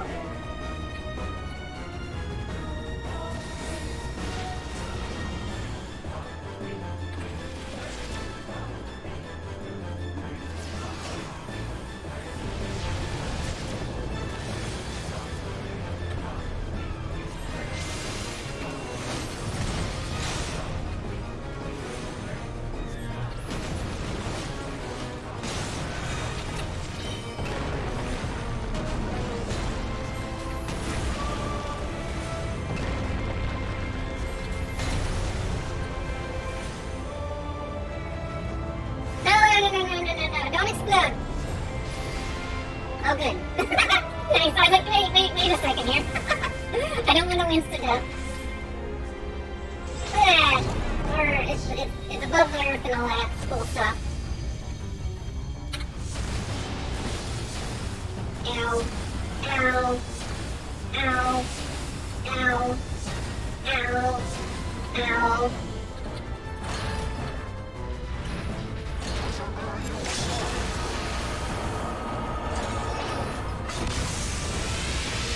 It didn't do nothing because my mana wall. You survived my divine reckoning? Impossible. So now look at that, damage reduced. And look at his, how he's wielding his sword. He's like just swinging desperately. It's kind of cool that they just changed it to like, yeah, you're basically one at this point. I have the power. What else did he say? 1,000 years of prayer.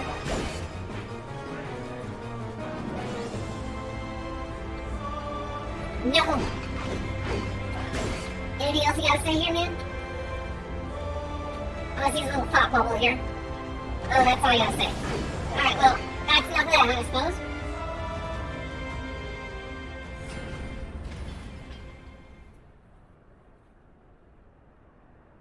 Cool, I should be able to solo Stormblood. Maybe.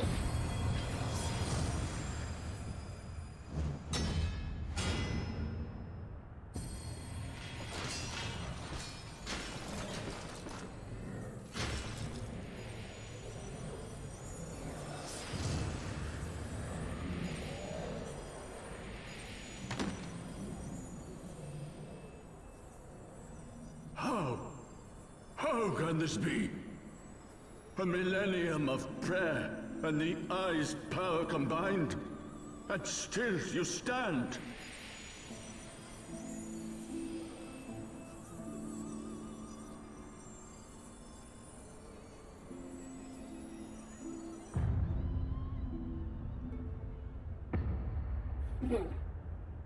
Yes.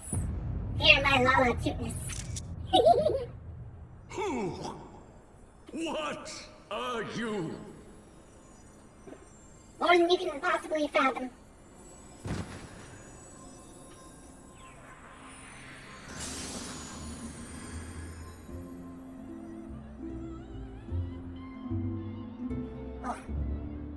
Oh, chills.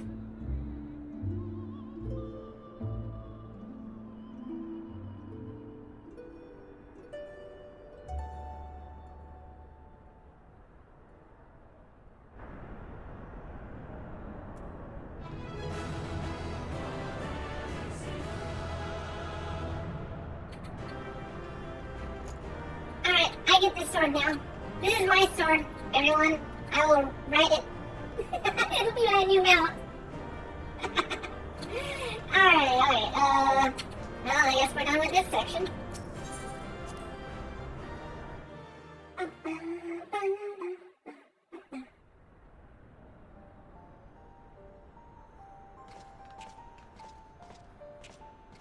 It is over then. I had hoped that mine would be the hand to end it. But knowing you, there was little chance of that. Yep, I get all the glory.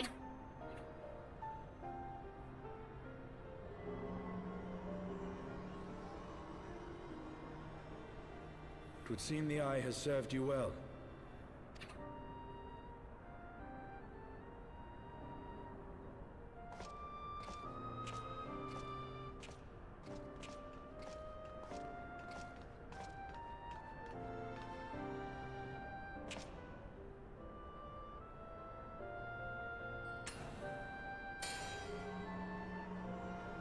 No, Estinian, what are you doing?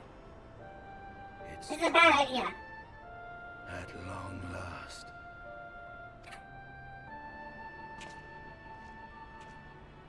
All that remains is to take them beyond the reach of man and dragon both.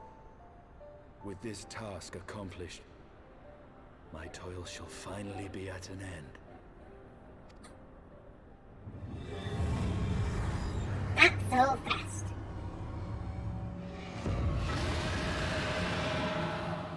You can hardly contain the hate of one eye, let alone two.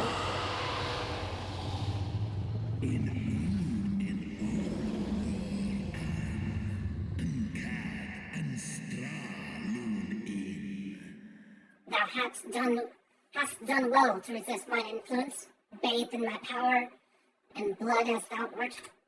Kafan sal iesh, inhas inwan isomik.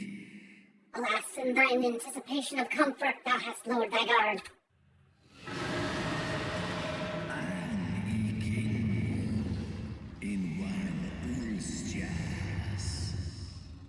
Thou lie teeming of my fallen kindred, their smothering desire for vengeance.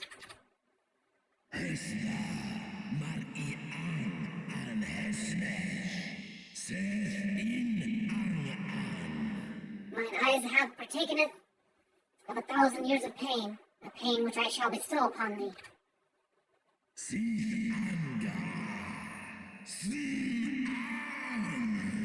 Drink deep of my rage, mortal, and become me.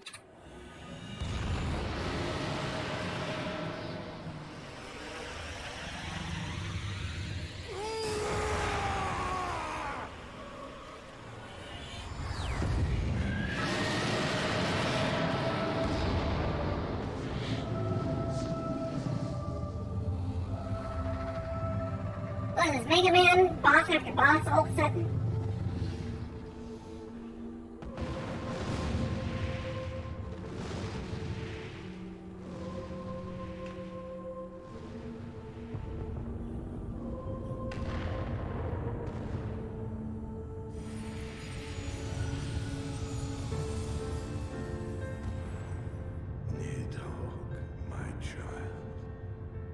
What hath thy fury made of thee?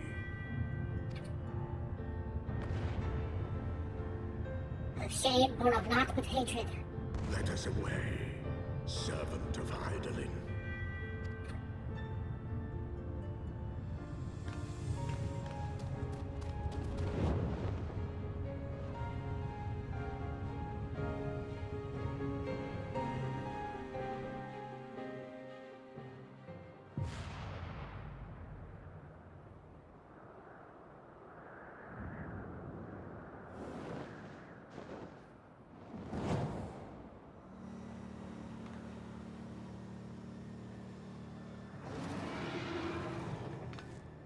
Chief! Over there! Apparently it's a voice one, never mind. Oi!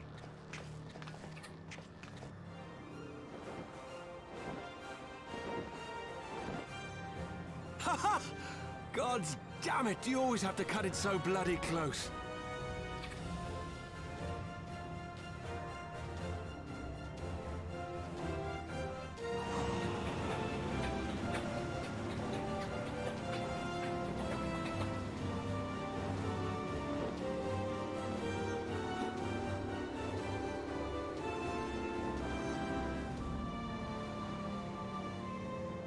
It would seem she has done it again.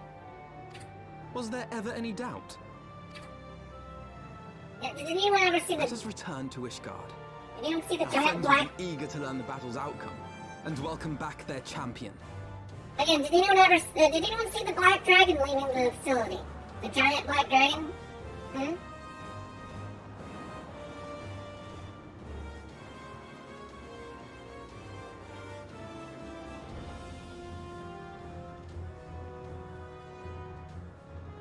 Where is Estinian? Oh no! Oh no!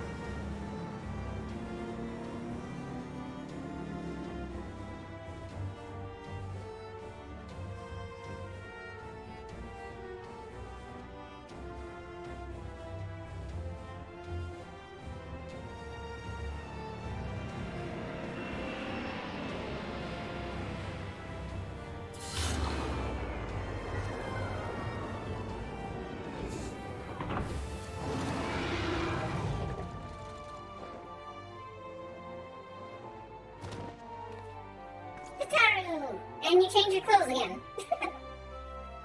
She's got I like dare 50 say you clothes are or the stuff in first her outfit. soul in Ishgardian history to arrive in our city upon Dragonback.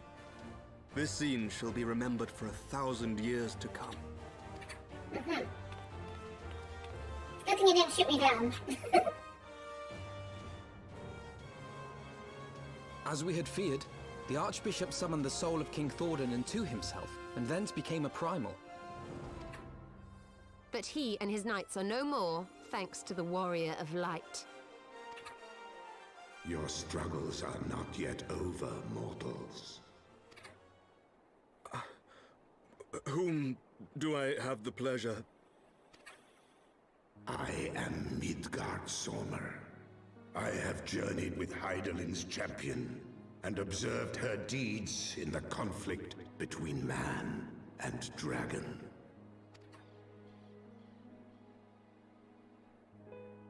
Tell me, children of Thordan, do you desire peace?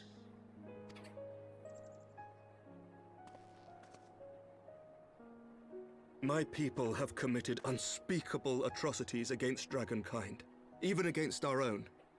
Would that we could undo these wrongs, but we cannot. Tataro doesn't kneel. Short privilege. Be that as it may, the future yet presents a chance to begin anew. Our nation has broken free of the shackles of a false faith, and Nidhogg shall lead his kindred against us no more. I doubt not that it will require much effort and perseverance, but 'tis my belief that in time, Ishgard will again become a place where man and dragon may abide together in harmony. I shall remember thy words. Yet be warned, Nidhogg's soul liveth on.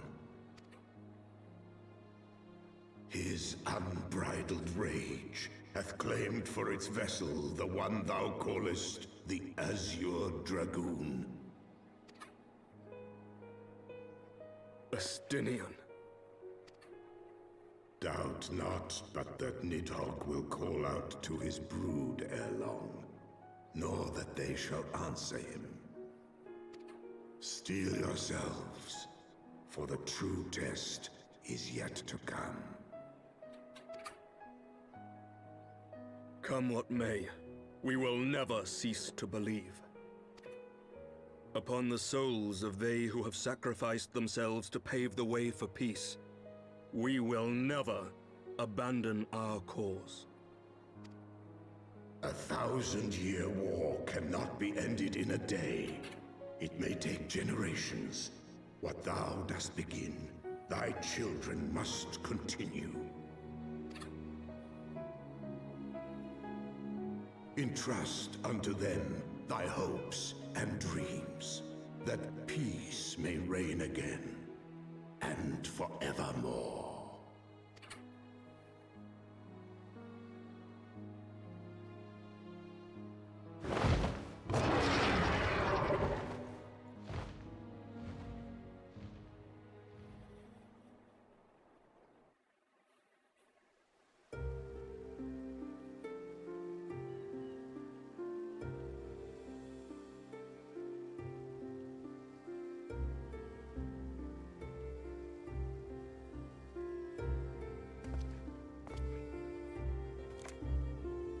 Main theme composer, Nobuo Uematsu.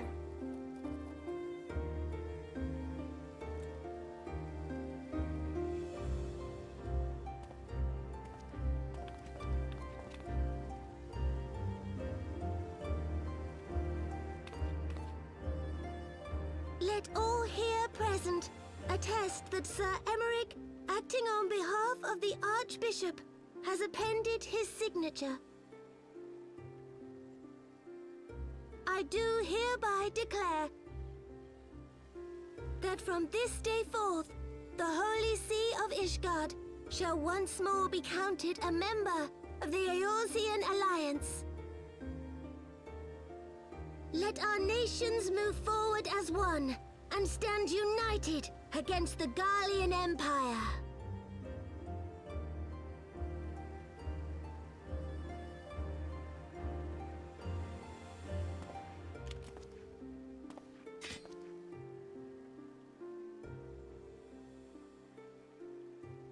Saber musket staff now with Thordan. For the future of Eorzea. For the future of Eorzea!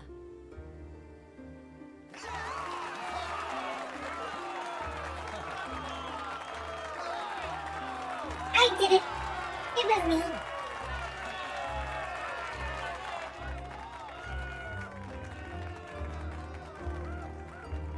Yes, I did, and I even rode it back home like a broom.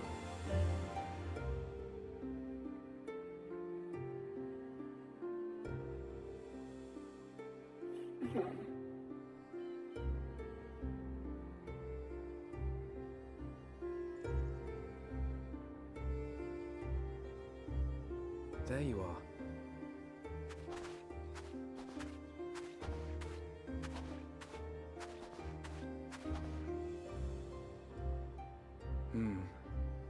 A noble monument to a noble soul.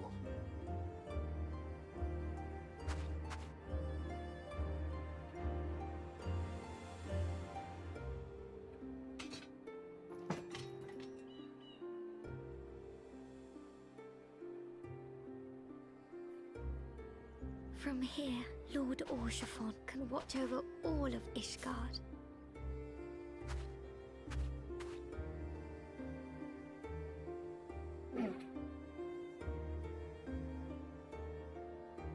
It has been a long and arduous journey, and we have lost much and more along the way. Yet come what may, we must stay true to our purpose and press on. That's right, you two. It's high time we got back to rebuilding the Scions. Which means we're going to need money! And lots of it! Yes, lots of money.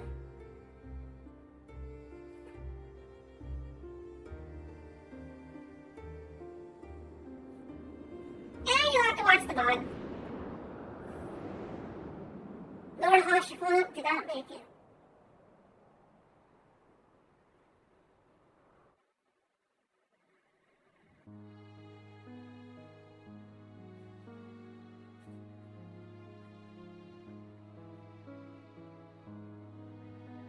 So ends a glorious chapter in their tale.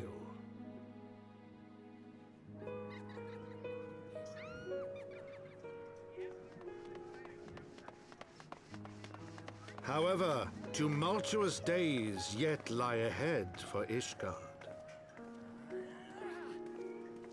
After 1,000 years under the yoke of the Church, the people take their first tentative steps into the unknown.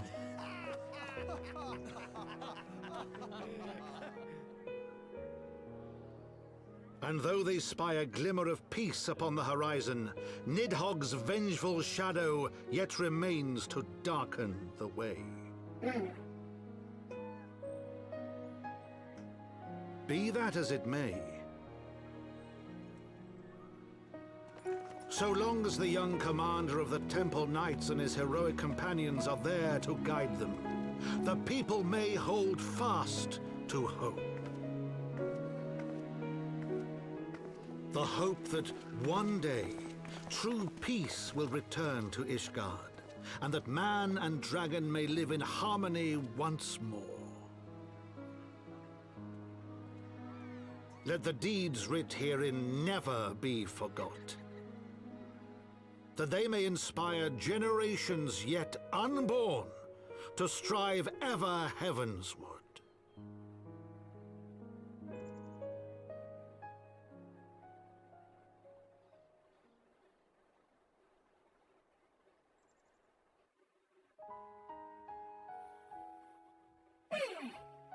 Yes, it's a nice story. Not a whole lot to speculate, but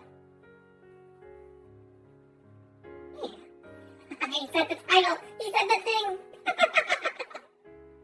He got the Heaven Sword. Heaven Sword.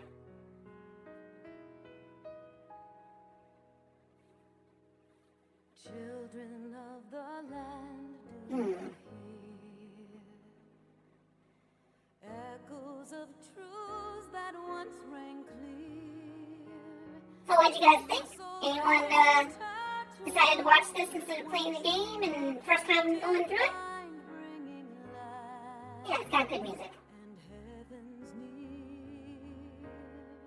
But flames that burn full bright soon fell dark. Yeah. Memories dimmed by shadowed hearts in the waxing gloom. Well, I suppose for, maybe like a game movie, it's not too bad, right?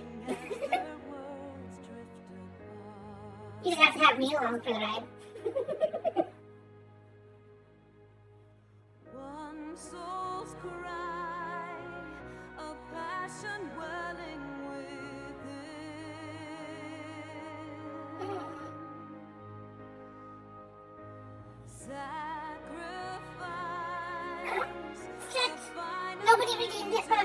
Anyways. Okay.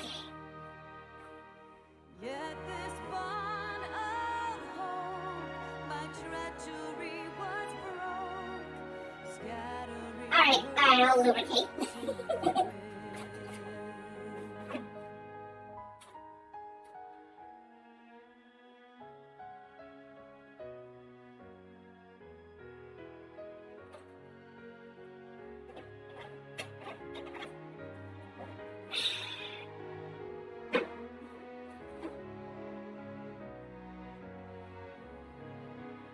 So this song actually has lore in the story. It tells you about Shiva and Grace Belgar and they're joining, creating peace between man and dragon.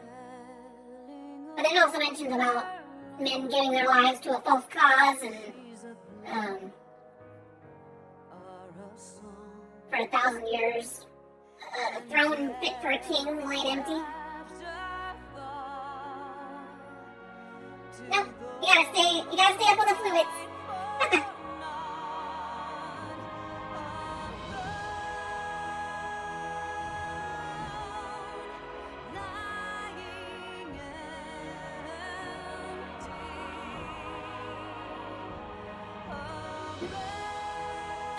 Well, anyways, yeah, this is Heaven, Dragon's song. You can watch it on YouTube or listen to it, but I don't want to listen to it all. I'm sure I'm already gonna get tagged by stupid Warner Chappelle and being like, that's not your song. And I'm like, So La Habrea and Igaeorm have fallen.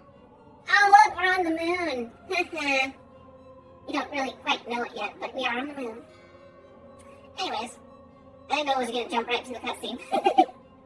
Elidibus. He has a different voice actor in Shadowbringers, I think. Slightly different. He's more ominous sounding. Moon! I'm gonna be Moon Slug sometime. Bested by mortals in their attempt to initiate the Eighth Rejoining. That they should be so complacent. So complacent. And now it falls to me to deal with the consequences. Without intervention, the balance between light and darkness will begin to shift, placing our mission in jeopardy. I don't know, the audacity of him being an emissary, yet he still wants to destroy the world, I don't understand. Hydaelyn's champion has grown too strong. Her might encroaches upon the realm of gods. Of gods. God, not gods, gods. Equilibrium must needs be restored. The time has come for you and yours to join the fray. Hi, Ardbert. Oh wait, you're not supposed to know that yet. Warrior of Darkness. Warrior of Darkness. Not darkness, darkness. It just sounds like I'm saying doc. Darkness. Darkness.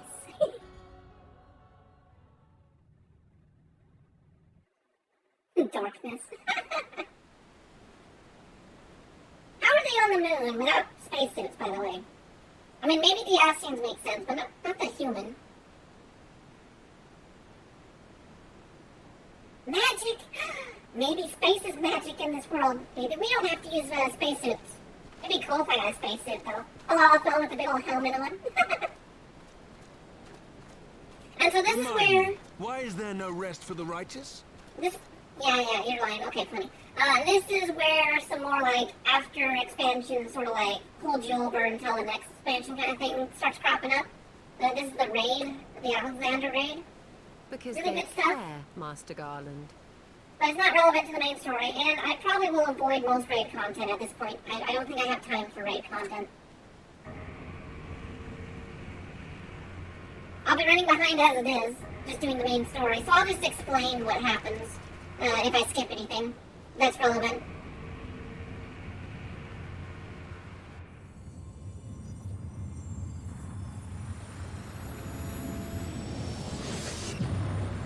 Maybe they don't even need a breather. What if they just breathe magic?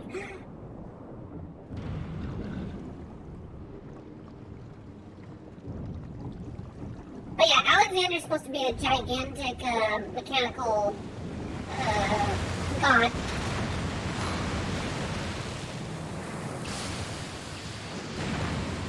And this one just happens to have control over time as well.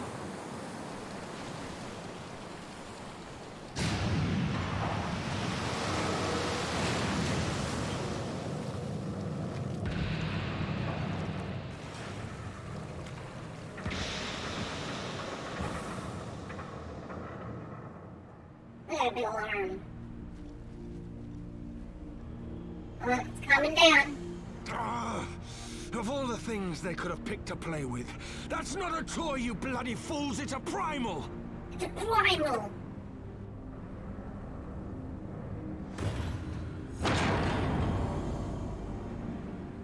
This big, huge thing.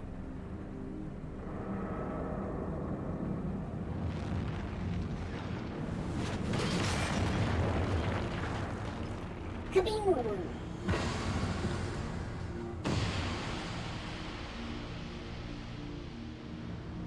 So yeah, you fight inside its legs, and then its body, and then its head. And there's goblins and time magic and stuff.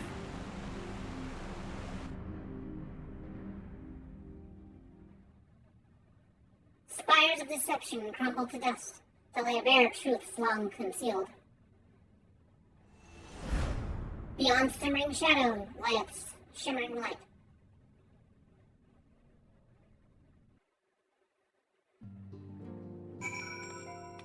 So, yeah, anyways, this is the after patch stuff, and I'm going to keep on pushing forward, so thank you guys for continuing to watch. But if anyone's watching the VOD, and depending on how this is edited, because I know Alex is probably going to be really awesome at some point, and work on that, that was Heaven's Word. So, anyways, without further ado, let's continue. I will say in this moment here, the Alexander stuff, I'm not going to do it, but let's read the cliff notes here. After I talk to Alpha, because it hasn't kicked me out of part 2 yet. After long years of estrangement, Ishgard rejoins her sister nations in the Alliance. Words cannot well express my joy. None of this would have been possible without you, my friend. Change is coming to Eorzea, though it will inevitably bring with it a measure of upheaval. With hard work, peace and prosperity are sure to follow.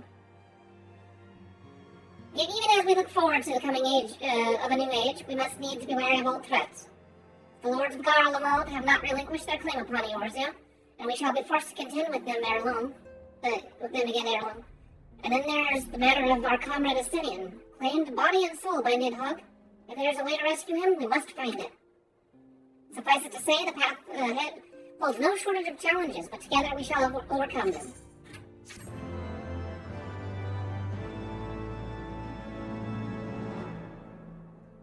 Cool. So yeah, I guess that just kicks it out of New Game Plus. So, what is it? Chronicles of a New Era? Is that it? Oh, I don't even have it unlocked. I can't see the cliff notes because I haven't finished it. Like, actually finished it, I don't think. No, I don't see it. Lame. But these are like 8-man raids. They're harder content.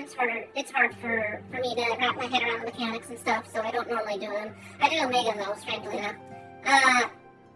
Anyways, Omega, or Alexander, basically what happens is that you get help with a lizard character, which I thought was kind of cool, because whenever I went through Heaven's Ward, I created an aura, Zayla actually. Because I was just like, cool, black scale lizard people person. And I looked at the little, like, name lore and stuff, and I ended up picking a Hotgo, which I just thought was kind of a cool little underdog sort of tribe. The Hotgo were defeated by the Detharo back in, like, when they were still tribal people and stuff, with, maybe some survivors, but not very many. So I was just like, I'm going to be a Hotgo lizard. And it turns out that a Hotgo lizard is actually a time lizard who helps you in Alexander. And through some sort of weird, like, time loopy, like, weird situation, Alexander sends your friend that helps you through that raid wing back in time with her partner to start the Hotgo tribe, which kind of doesn't make a whole lot of sense, but apparently that's how Hotgos still exist. Even after they got defeated by the Tatharo. And, Yeah, no, Alexander's just, I don't know exactly what the biggest lore point of it was. I think it really was just to kind of give some supplemental information into what happened to the Haku people. There was some lore about them, and it, yeah. Anyways, but I don't have that unlocked, so I can't even, like, see the cliff notes on it, so never mind. Anyways, onwards to part 3. Hopefully I can get at least some progress here.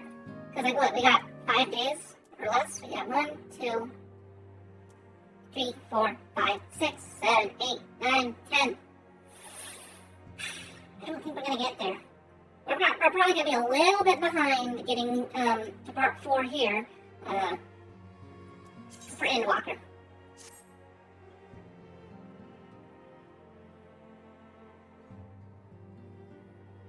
So what do you gotta say here? Searching for our missing friends continues. Should I learn something, I'll be sure to let you know. An uncertain future. Alphino wishes to share the latest developments in search of the missing Scions. Fortuitous timing as always, Poo-Poo-Poo. Tatara was about to brief me on the search for our missing comrades. If you would be so kind, then. Absolutely. You'll be pleased to hear that Rio and his men have been making excellent progress. Remember how Fleming helped me escape the Crystal Braves in Limsa Lominsa, only to then disappear? Well, according to Rio, she crept aboard a ship bound for Razatan, where she's been hiding ever since. He assures me that it won't be long before we're reunited. Well, that's kind of cool, bringing up Razatan. That's where we're one of the new zones that we're going to explore in Endwalker. As for Eden and Papolino, the remains of their link pearls have been found, and in Pearl Lane of all places. Rio thinks they must have disposed of them after escaping the Royal Promenade. Yes, that would make sense. They could not risk being eavesdropped upon by our betrayers. We are all but certain they fled the city shortly after, but we don't know, but we still don't have a clue where they went. I see. What of Thancred and Philia? I'm afraid I have nothing new to share about those two. But it's not all doom and gloom. The good news is we've enlisted the services of a Charlian scholar, one of the students of Baldessian, to aid the search, who should be arriving any day now. One of the students, you say? I should very much like to meet this scholar, if time permits. I know who it is. But first we must attend to a more pressing matter. Sir Emmerich has summoned the two of us for a private audience. The messenger did not specify what he wished to discuss, only that it was urgent. Assuming you have no objections, Poo-Poo-Poo, I suggest we proceed to the congregation forthwith. And mayhap we can meet the scholar afterwards, agreed? Yes. In that case, I think I'll return to the Forgotten Night for now. Things are liable to fall apart if I'm gone too long, you know?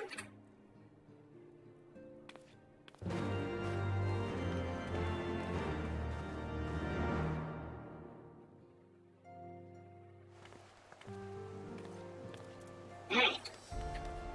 So, I think this is 2.1. Literally, when you finish that patch, if you got the game when Heaven's Ward first came out, you wouldn't have gone further until they started releasing new patches. So you could go and do the Alexander stuff, but you couldn't really like do a whole lot of this stuff that we're getting into. This is new release stuff. Anyways, yeah.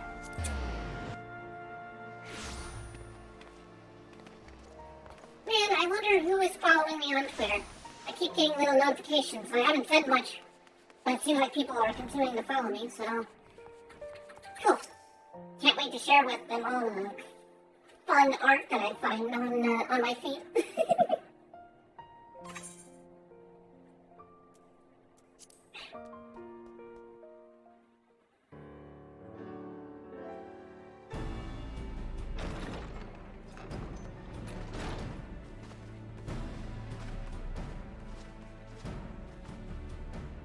Thank you for coming. I wish to speak with you both in a place where privacy was assured. We quite understand. What was it that you wished to discuss?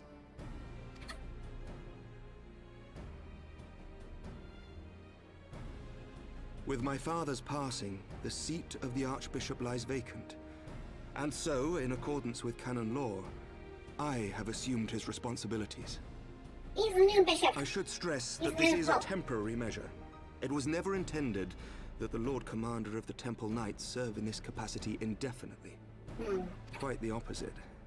The statutes specify that I should surrender my powers as soon as a conclave of the senior clergy and the high houses have named a new archbishop.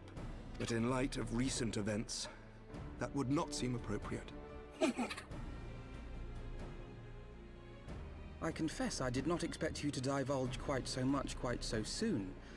The details of the Archbishop's plans, perhaps, but the true origin of the war and all it entails? I too had concerns. But when the Warrior of Light is witnessed returning to the capital upon the back of a dragon, one's options are rather limited. Mayhap I could have concealed certain details, but for how long? And at what risk? Should the truth have come to light in the meantime, how would the people have viewed my silence? After 1,000 years of lies and secrecy, I could not well abuse their trust and hope to be believed. The time for deception has passed. I only wish the people agreed. That some would deny the truth I had anticipated, but not this many.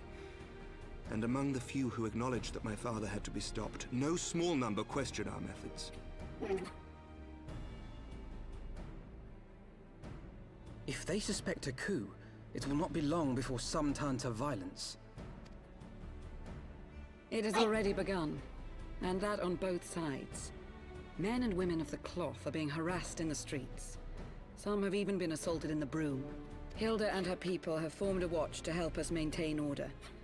But such measures will not prevent the unrest from spreading. For all our talk of peace, the people remain frightened and confused. For their sake, we must bring the Dragonsong War to a definitive end. And we should be glad to help you, Sir Emmerich. But what precisely would you have us do?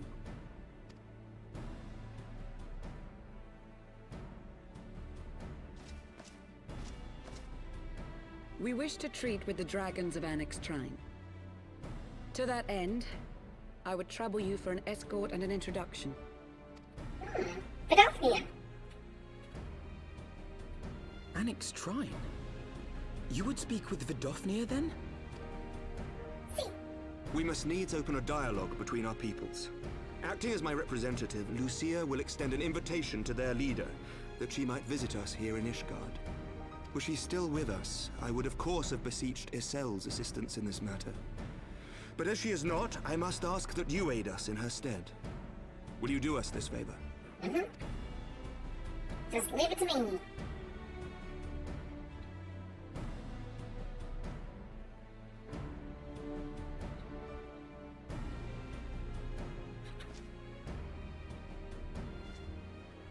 Thank you, my friends. No. Lucia, I leave the rest to you. Don't worry about it.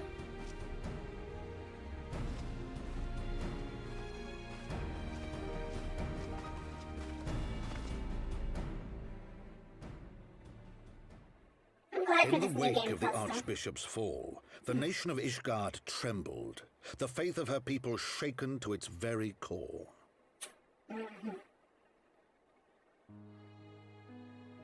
For 1,000 years had they fought and died, certain of the justice of their cause, only to be told that their holy war was born of the sins of their forefathers. What then for those brave men and women, thus stripped of their righteousness but to despair, to deny the truth and decry its speakers?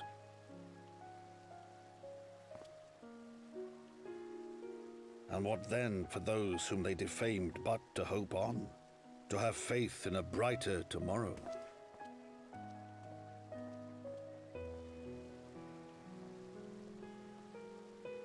A tomorrow in which man and dragon might live together in harmony, then as distant as the very stars in the heavens.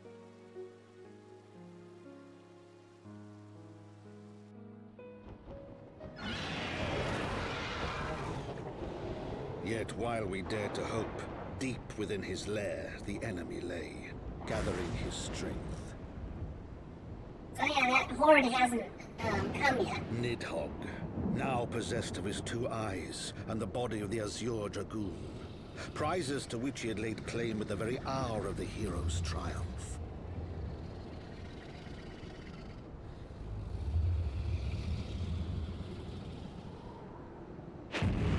As desperately as we sought the solace of peace, the great worm craved the misery of war. Nor was he alone in his misbegotten desire.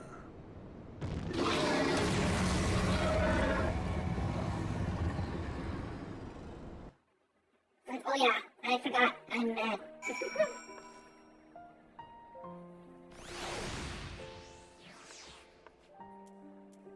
Speak with Lucia.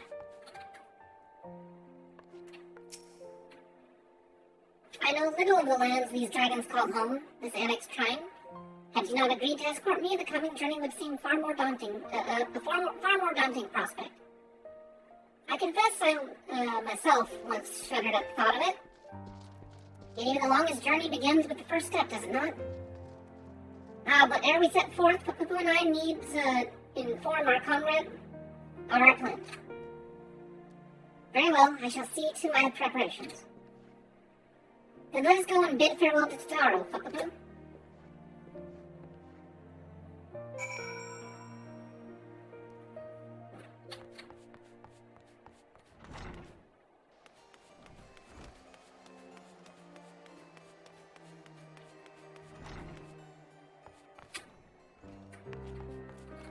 Oh, all the role players are left. Darn. Booba. Bum bum. Let's see here. So, what was your secret meeting all about? I'm all ears. Well, we're gonna go and talk to some dragons, and hopefully things go well. Better than last time. A diplomacy mission to annex Trine, you say? Well, I suppose that does take precedence. But should your meeting with Vidolfnir happen to end early, you might consider rendezvousing with Stola in Isleshire. She'll be there to receive our guest. Don't get me wrong, your meeting with the dragons is terribly important and everything, but the scholar just happens to be time permitting, as I said. We shall endeavor to join you, Stola, but if we cannot, pray pass on our regards. Let's be off, Papupu. We have kept the first commander waiting long enough. But yes, we kind of are ignoring. He just splat. Kryle's waiting for us pretty soon. He's probably getting off the boat as we speak. One task at a time, Papupu. Besides, I have no doubt that Y'shtola can look after the scholar by herself. Are you ready to go? Good, so am I.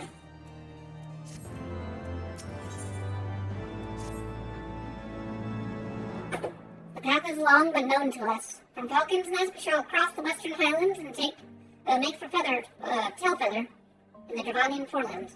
There we can stop to rest and replenish our supplies. Questions? If not, then the stables await.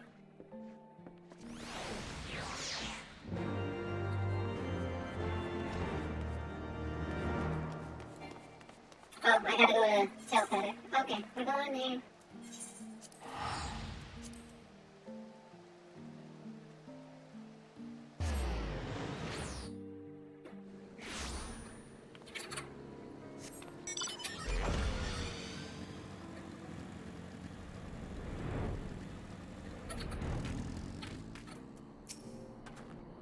Strange. This is only my third visit to Tailfeather. Yet this feels as though it were a lifetime ago. I always imagined that the first time I set foot upon Dravanian soil would be at the head of an army, and here I am, ready to treat with the brothers and sisters of mine enemies. Full well do I know how difficult it can be to set aside the past. Though it was I who first proposed recruiting Azale to our cause, I questioned the wisdom of my words almost as soon as I had uttered them, and for a long time after that. Here was a woman with the blood of innocence on her hands. Men, women, children, all slain in the name of the implacable Lady Iceheart.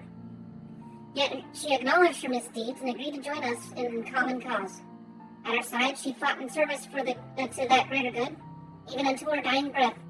And while it does not absolve her of her sins, I hope that one day she will be remembered not merely as a heretic, but as a misguided soul who dreamt of peace. You ask too much, Master Alphino. Yet who can say what might come to pass, should our negotiations bear fruit? Yes, yes, of course. We must press on to Annex Shrine, if you will follow me.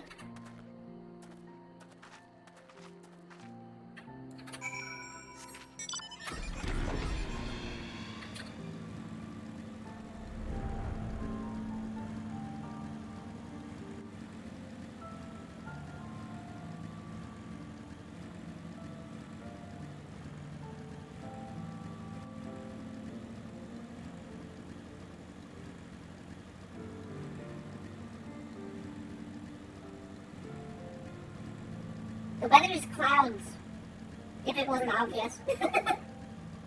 I just look up there and like, what weather is it? Oh, the weather's clouds.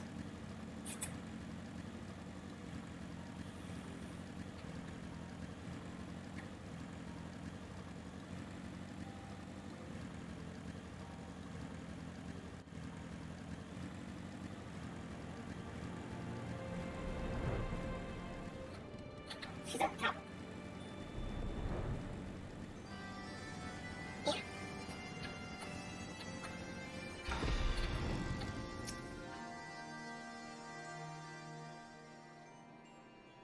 Thou art ever welcome here, friend of Israel. But this one I do not know.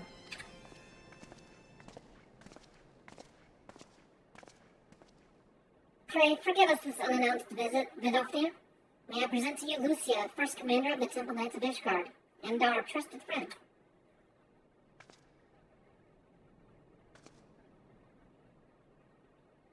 Just kind of flopping her head forward. It is an honor to meet you, Vidofnir. I am come as an envoy of Sir Emmerich, Lord Commander of the Temple Knights and acting leader of the Holy See. Indeed, you may speak, Knight. For 1,000 years, men and dragon have been locked in an endless cycle of bloodshed and sorrow. To our shame, we long believed our kin to be the architects of this war. But now we know the truth, that King Thordan and his Knights 12 did willfully betray and murder the great worm Ratatoskir, shattering the peace between our peoples. For 1,000 years, our leaders conspired to conceal this truth, a truth which was laid bare by the Warrior of Light, the Azure Dragoon, and Izil. Alas, a deception so intricately wrought cannot be undone in a moment, and our people labor to accept the truth. After an eternity of war, who dare to dream that peace could at last be within our grasp? Yet dream we must, as Izil once did, and we must make that dream a reality, as she could not. We humbly beseech you, Vidofnir, join hands with us in friendship once more, before the eyes of my people in Ishgard. A most unexpected invitation. I have heard your request, Knight. However, I cannot give you mine answer. May I ask why? This matter concerneth my sire. He must needs be consulted.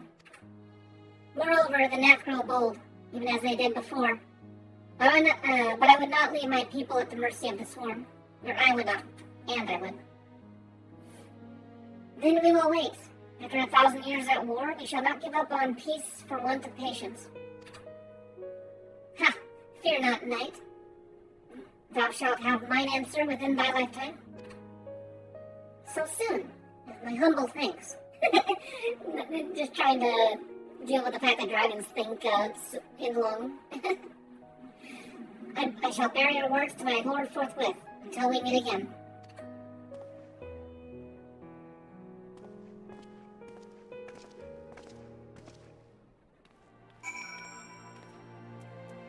Alright, Alphino, what's the sitch? Lucia first. To face such a creature in battle is one thing. To converse with it is quite another.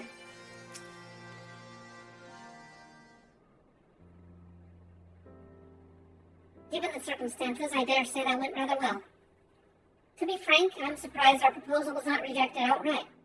Whether aught will come of it remains to be seen, however. Mayhap I should take this opportunity to speak to some of the other dragons. But you need not wait for me. The return journey holds no fears for me now. Well, if you have no further need of our services, we shall continue on to Charlene. We hope to welcome a scholar who has agreed to aid us in the search for our missing comrades. And I pray your journey is as swift and uneventful as ours was. And thank you again for sparing the time to assist us, even when such grave matters remain unresolved. I can think of no graver matter than the 1,000-Year War, one which our friends gave their lives to see ended. Suffice it to say, I would willingly make 1,000 such journeys to ensure that their sacrifice was not in vain. And of that I have no doubt, Master Alphino. I only hope the fates will not hold you to your word.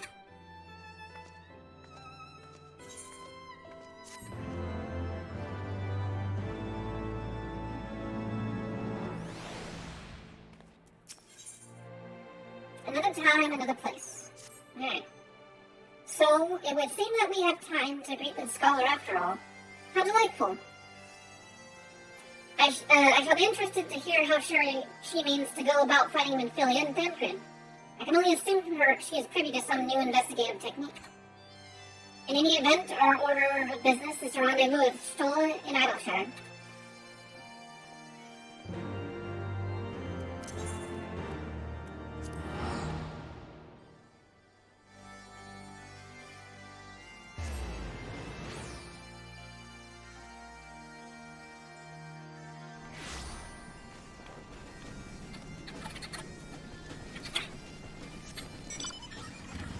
They're right there.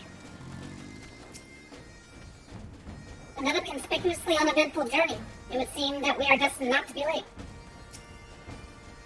Ah, Fapupu, 'tis good to see you. I confess I had assumed your business in Alex Shrine would detain you longer. Did your meeting with Vidalfnir go well? As well as can be expected.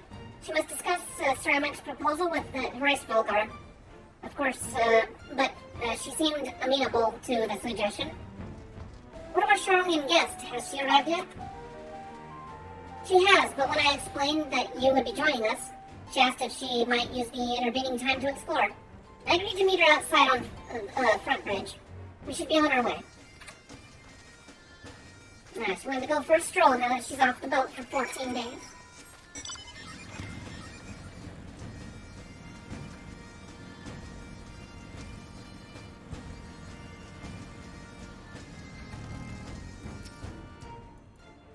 It would seem we are early, shall we? Wait, back in Ishgard? What was she trying to tell me?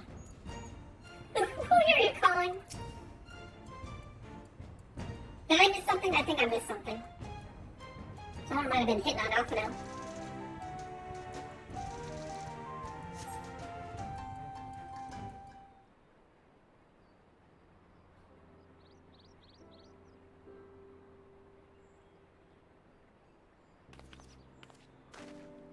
Ah, here she comes. I like the outfit, but I can't dye it so I don't wear it. Also, it comes with that hair, so I'm like, I'm terribly, terribly sorry to have kept you all waiting. Kyle. You need not apologize. We arrived but a moment ago ourselves. Pray, allow me to introduce Kyle, who has recently come from the Sharlayan motherland. She has generously offered to assist us. Alphino already knows who she is. Oh, please, think nothing of it. A trip to Eorzea was long overdue. You must be the Warrior of Light. Yes, you certainly do look the part. A pleasure to meet you at last, miss. So, getting dolled up apparently makes you the Warrior of Light. And who is that I spy but young Alphino Levieux himself? I dare say someone's grown an ilm or two in my absence. Or are those lifts in your boots?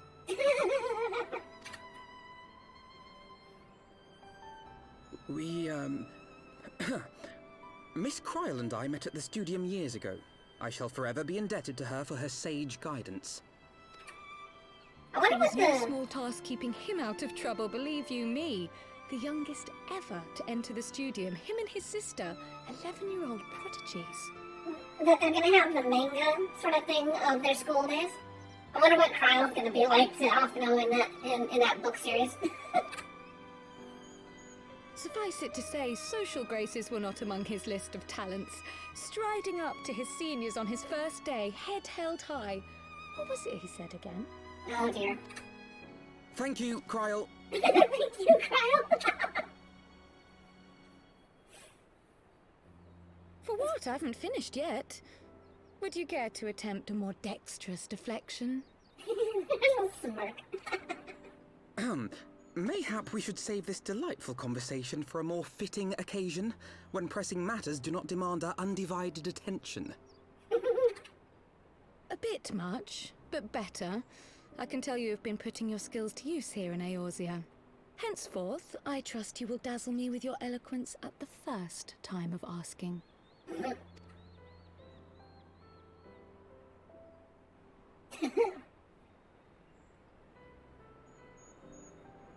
Right, on to more pressing matters. Finding Minfilia and the other missing scions. I gather you have new information to share with us. A new approach, actually. Tataru recounted the tale of your escape, and it gave me an idea. Simply put, assuming Thancred left some manner of trail when you whisked him away, as is almost always the case with teleportation magics, I am confident I can find and follow it. Then what are you waiting for? The wherewithal to do it. The fact is, my abilities aren't quite up to the task. Not in themselves, anyway. If I had Master Matoya's crystal eye, on the other hand... Then let us all call on her forthwith. I think it best that you explain your plan to her in person. Yes, let's all meet the old lady again.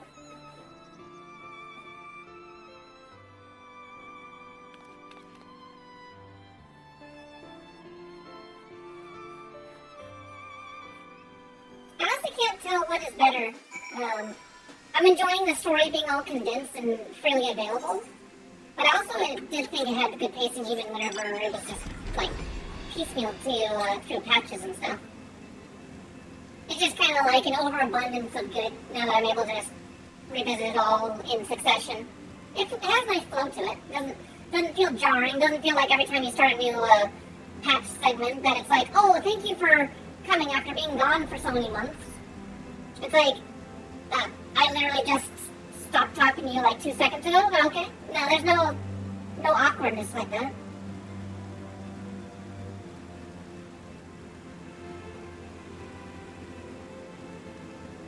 Showers. It is very wet.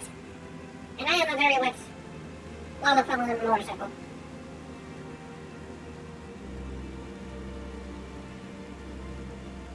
Squishy, squishy. I'm moist. That they bothered to consider overhangings to protect you from the weather. See, yeah, this is the car. See how big it is, even for a normal person? Very big. Oops, not that person. I need this guy. You did say we were headed for a cave, did you not? Because I certainly don't see a cave nearby. Is Master Matoya meeting us on the way or something?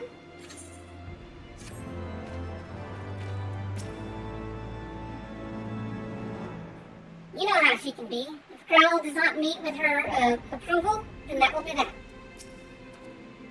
Who am I kidding? It'll be fortunate if she does not mistake me for my sister again. Eye of the beholder. I have heard many stories of Master Matoya, some quite flattering, others less so. Rest assured, they are all true. All of them. This way, and have care where you tread.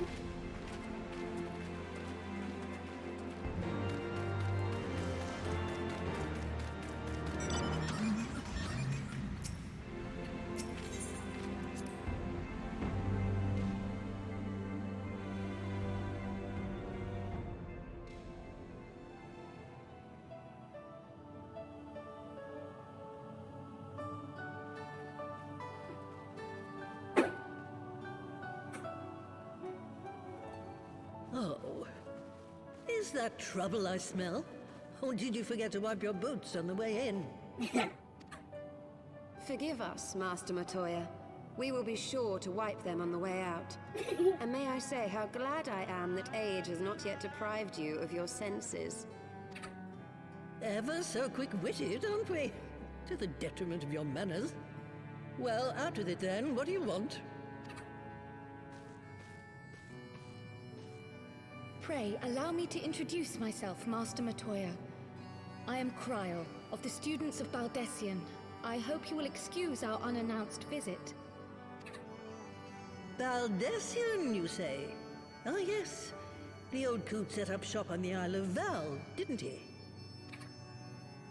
Regrettably, our order's headquarters and the isle itself were obliterated by a magic of immense power. I have the blessing of light to thank for my own preservation. Kryl, you too possess the Echo. Well, yes, of course I do. Our order is devoted to uncovering the mysteries of Hydaelyn and interpreting her will, particularly through the study of her gift to us.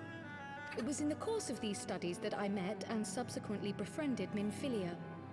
She and I have rather a lot in common. I had no idea. You weren't supposed to. Not that I wanted to deceive you, you understand, but precautions had to be taken. Yes, yes, that's all well and good, but you still haven't told me why you're here. The students of Baldessian are gone, and there is naught I can do to change that. But the signs of the Seventh Dawn can yet be restored, and my dear friend found. You have in your possession an ancient crystal of light, one you call your crystal eye. I believe I can use it to focus my abilities and locate one of the missing scions. And there I was, thinking you might want to make use of my years of experience. Oh, wait here.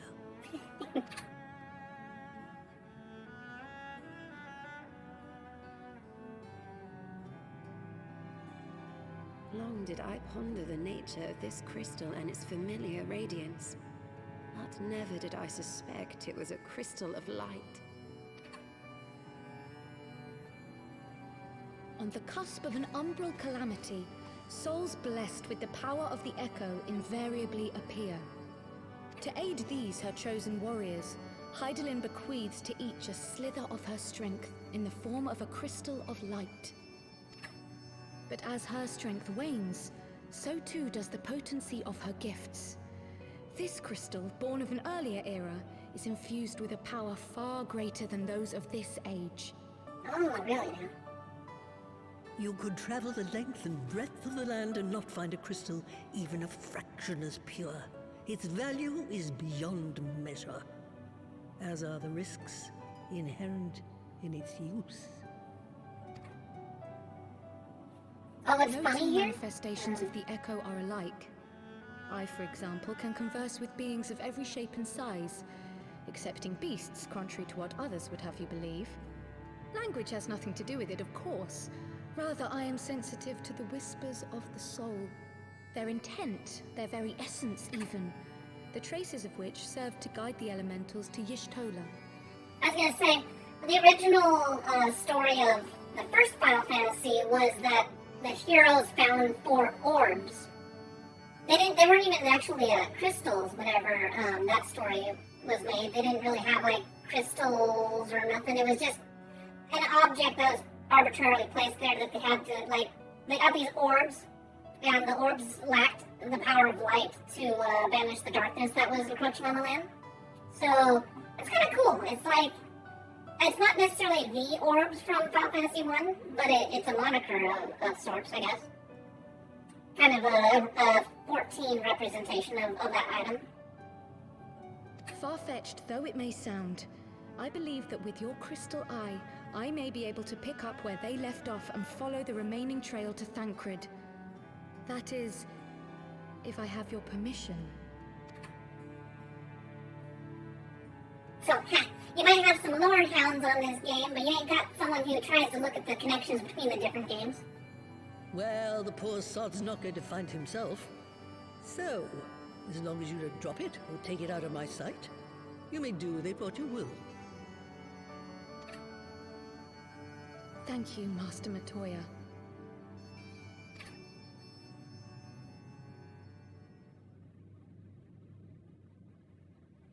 Then let us begin.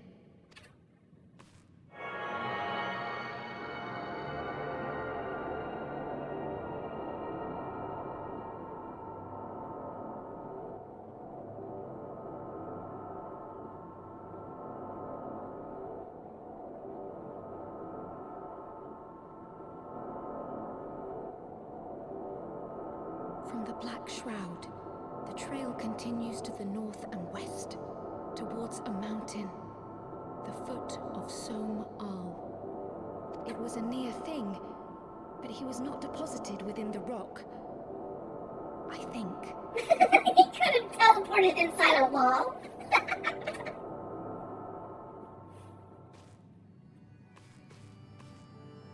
The hunters of Tailfeather know those lands well.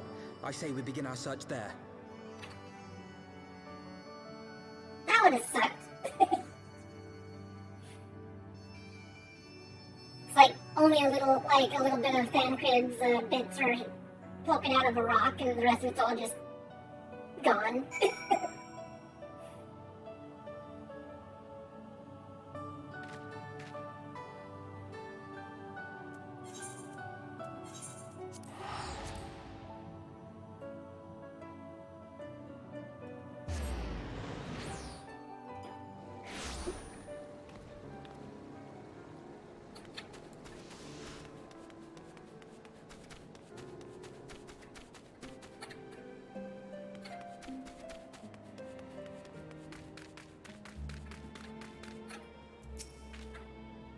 We had forts like these in the Isle of Bow. My grandfather and I used to go for walks together when I could prize him away from his work. It was the least I could do for him, considering everything he has done for me. Taking me in when I was an orphan, raising me as his own, and giving me a name. You didn't think my parents called me Crow Baldessian, did you? No, her actual name is probably Kirudu. Kirudu, yeah. Thancred may be a capable warrior. He was wounded when last I saw him. If any beasts were nearby when he emerged from the life stream, he would have been hard-pressed to repel them. Oh yeah, he got an arrow in the leg. Were I to find myself in an unfamiliar wilderness, my first instinct would be to seek out signs of civilization. Ordinarily, perhaps, but in his wounded state, he may not have wished to risk contact with strangers of unknown allegiance. Yet even that Thancred had chosen to remain in the forest, the hunters would surely have stumbled across his trail. Tailfeather doesn't strike me as an isolated outpost, though. Merchants and traders pass through it reasonably regularly. Do they not? In which case, we'll need to provide a more detailed description when we question the locals. Fear not, Cryo.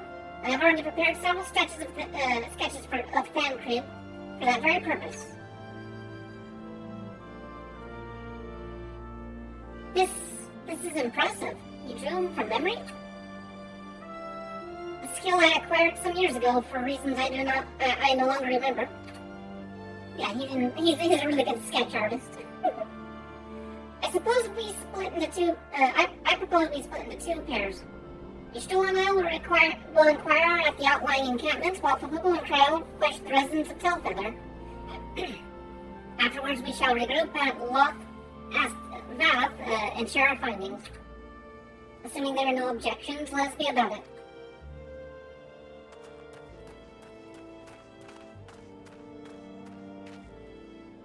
My, he certainly has matured, hasn't he? Hard to imagine he was once a boy who practiced drawing for hours to impress the young ladies. Oh, he played it off.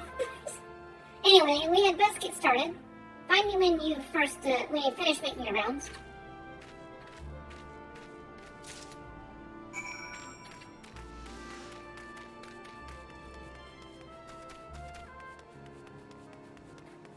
Lupard. Searching for a friend of yours? Let's have a look then. A surprisingly accurate depiction of the missing Thancred, suggesting that Alphino may have mistaken his life's calling.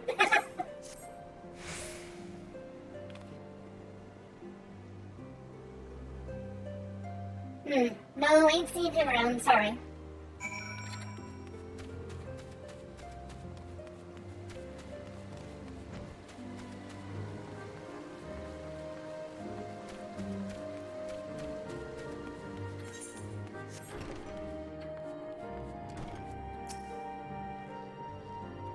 What's that you got there, a sketch?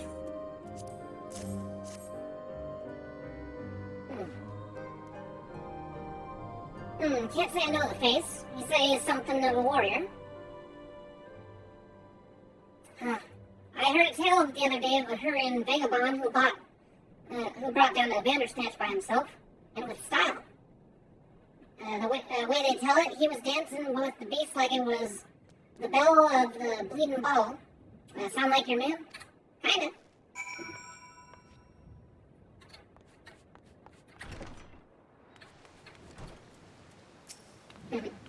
Pray excuse me, but have you seen this man before? Oh, Kyle. Diligent. He's so cute. He's a cute little fox. A Hurrian man? We're not exactly rare, you know. Could you be more specific? Yeah, here's a picture.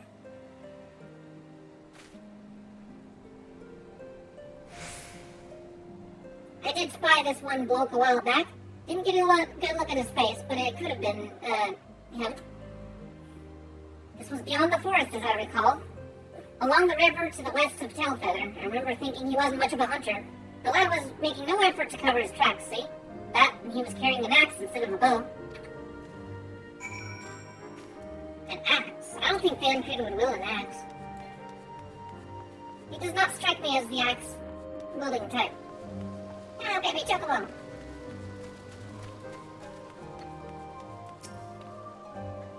Finished? In that case, I think we've learned everything we can here.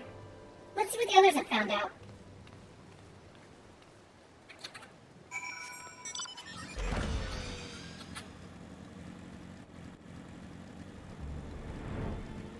Oh, I sense my mark to the northwest, huh?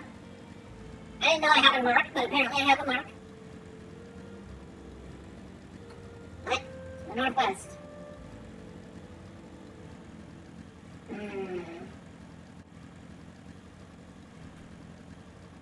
I guess it's part of my hunting stuff. Where does that be, exactly? Somewhere in Morn, maybe?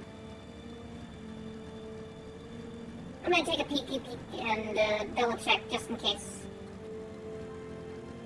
Something to take out real quick and call it good.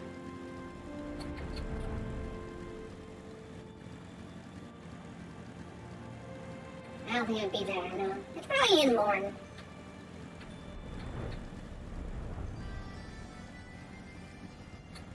I don't see one here. I don't see nothing special here.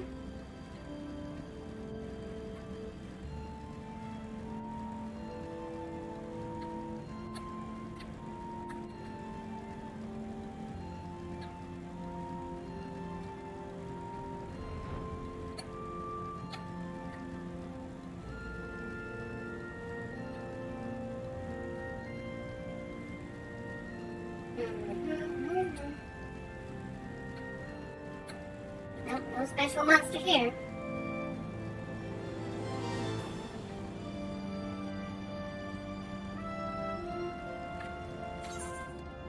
Still technically to the northwest. Maybe it's over in the foothills.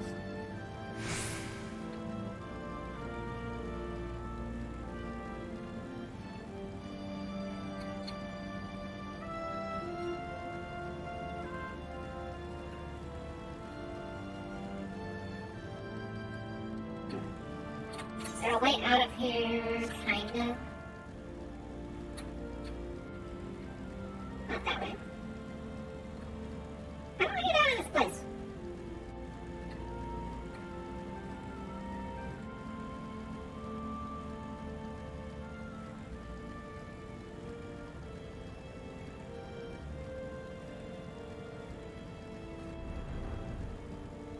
I guess there really is just one area, or one exit from this tunnel system.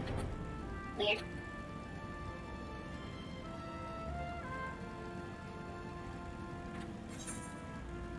It could be either like down here, or it could be up here, because I was in Telfetta when it said northwest, so it could be up there. I think I'll do that.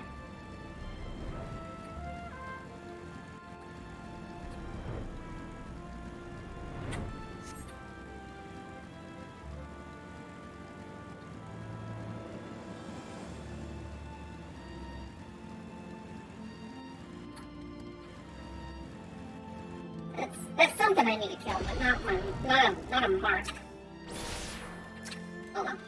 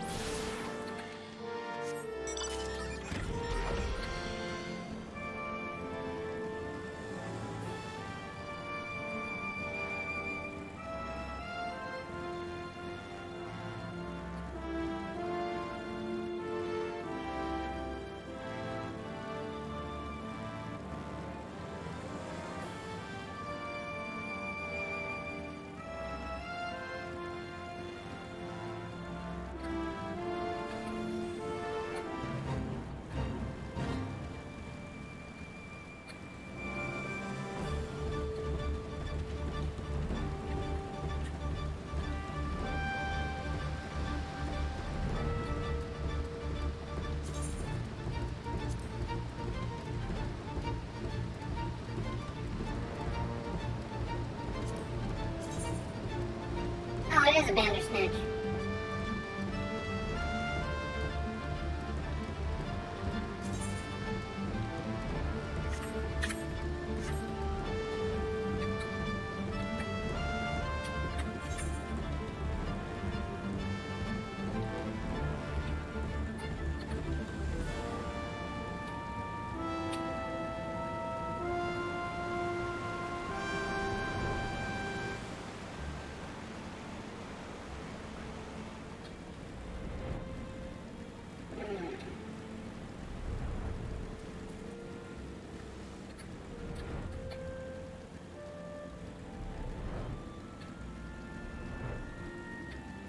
A sightseeing place. There's no hunt here. What is this place called? The Iron Feast? No.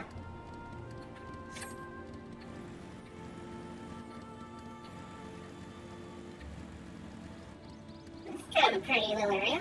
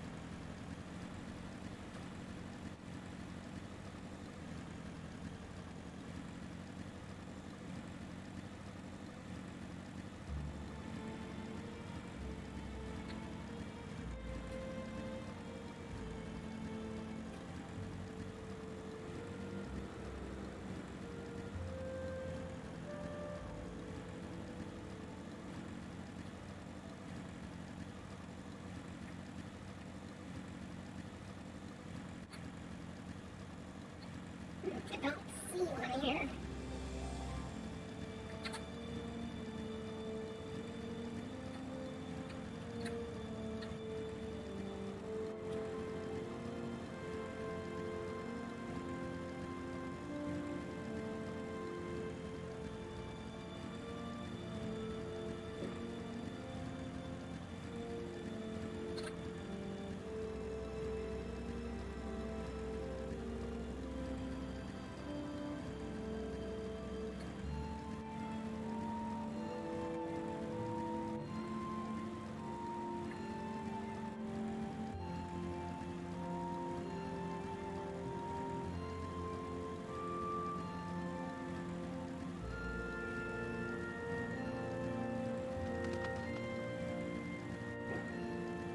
Could have been killed already, who knows?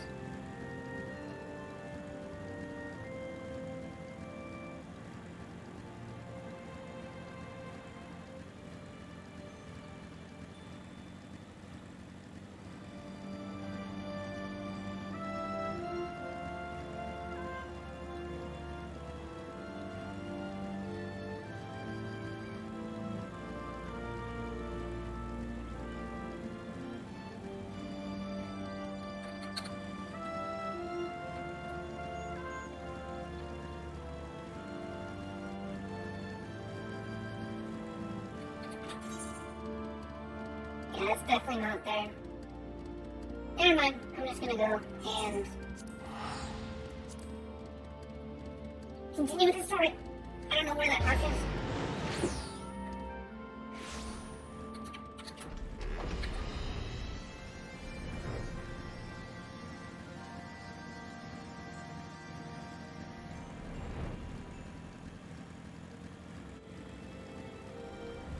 That would have been easy enough to find, but I guess not.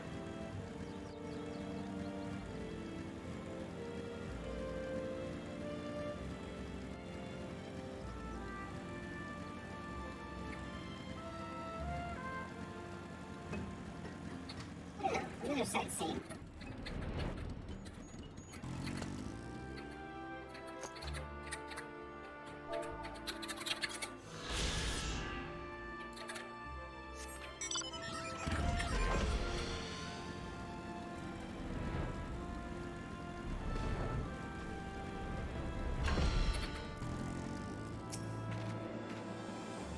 We were to meet, here, were we not?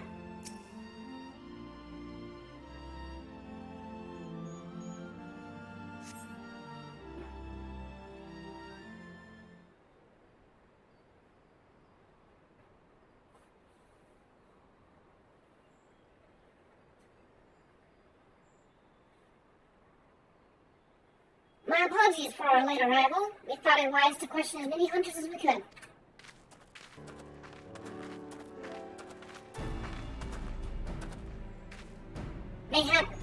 Many have made camp in inaccessible locations, ideal for hunting game, not so receiving visitors. Nevertheless, our time proved well spent. There have been countless sightings of an exceptionally capable Hurian hunter with whom no one is familiar. Though none chanced to see the man's face, his height and build matched Thancred's description, as did his fighting prowess. Well, we heard a little bit about that too. So if you've heard the same tales, be that as it may, we yet want for conclusive proof. Mayhap this is unrelated, but I heard a curious tale regarding a bath trader. Came to Tailfeather in search of garments fit for a man of refinement.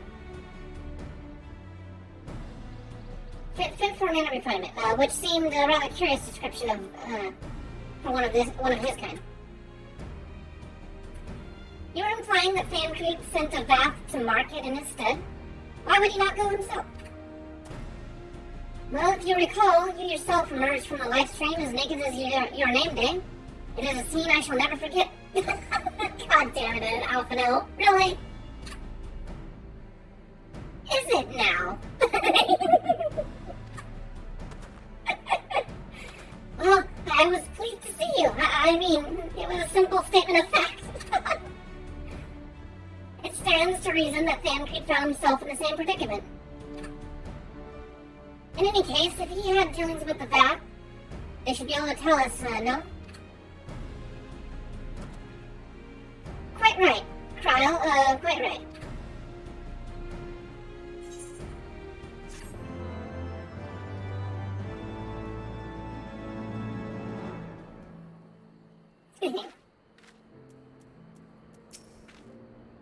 Honestly, that boy, some things never change. Given that Alphino seems to recall the details of my return so vividly, I'd rather he not draw me from memory, talent or not. God damn it. No news of Ishtar. Alphino would very much like to continue the search for Thancred. Well, what are you waiting for? For all we know, Thancred could be waiting for us in Lost Path. We must go and see the bath right away. Come along, everyone, come along. Yeah, tighten up your collar there, mister.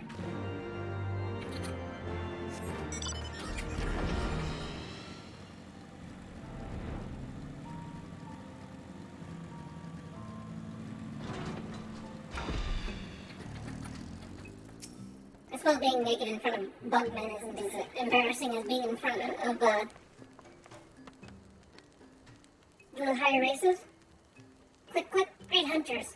We welcome you once more to Lofthas Bath. What do you seek this day? We seek a man with whom we are told you may have had certain dealings.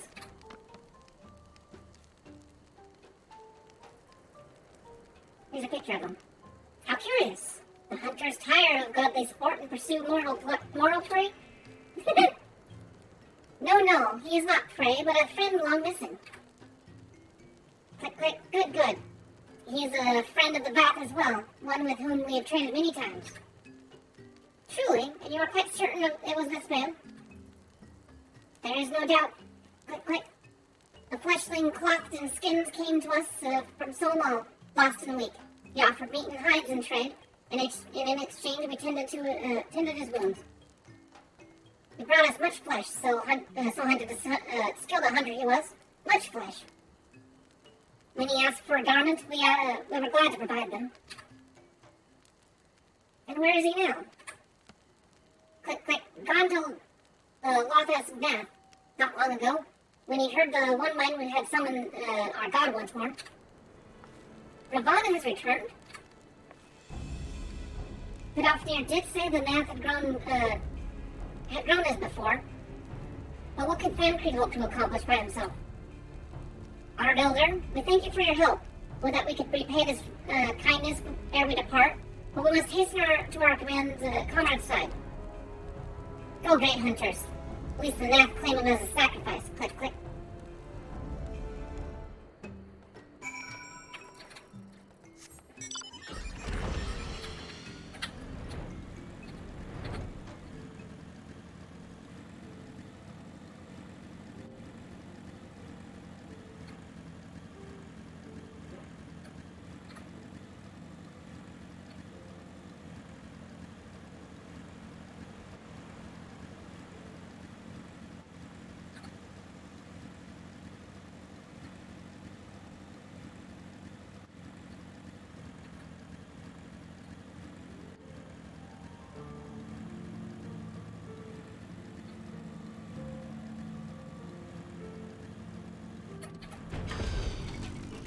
Alright, what's going on here?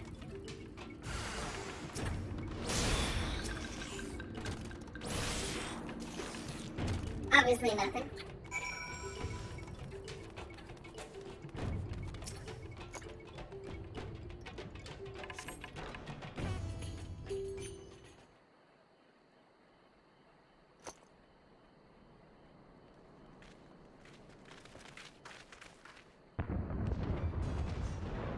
Sounds like Thancred's gotten into a mess of himself.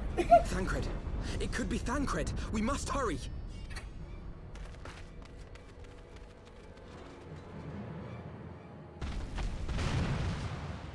Oh, man. Oh, hey.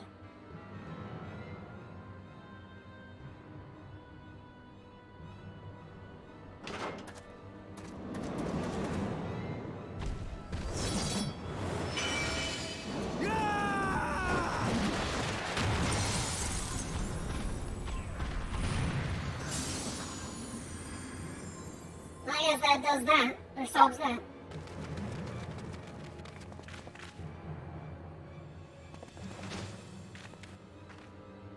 Curious that his axe is covered in blood right now.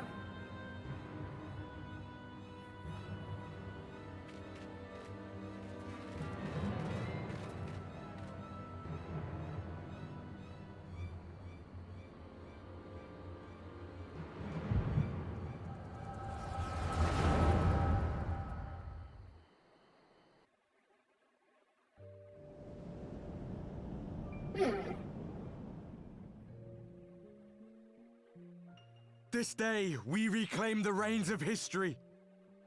This day, we rid ourselves of the Ascians forever!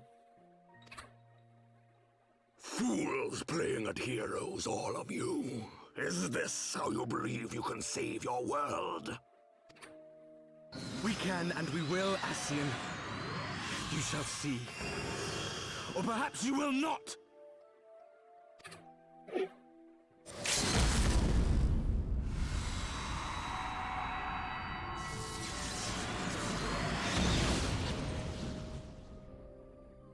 Well, that is kind of an interesting cutscene now that I know what I know.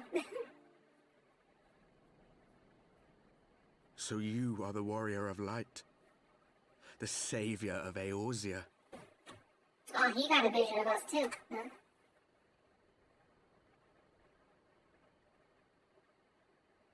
Seems like they all got a vision. It's a wonder you didn't come sooner. What with the primal and all. Lost a step, have we? Have care. The ether moves strangely around him. It would seem we share a common enemy. Mayhap you would tell us who you are.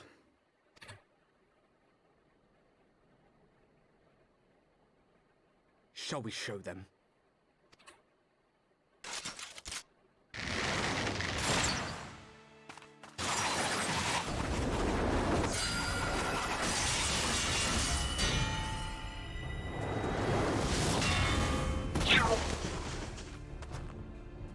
Why you gotta go and knock the snap like that?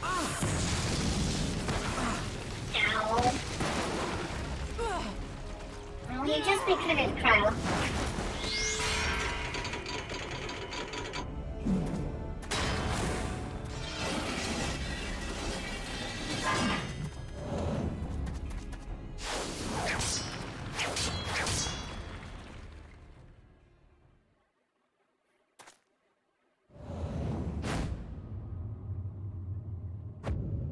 Angry.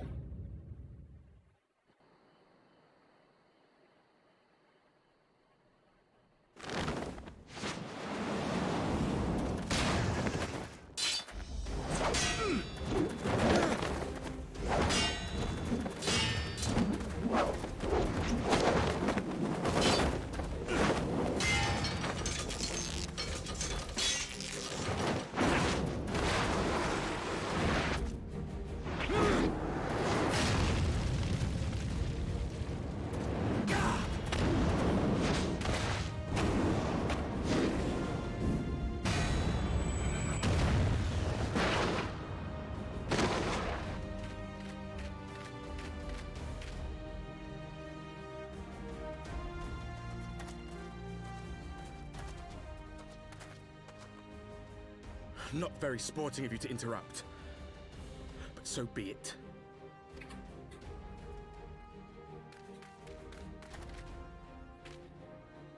Mark well our faces, warrior of light. For we are the warriors of darkness. Walkers of a different path. And we shall meet again.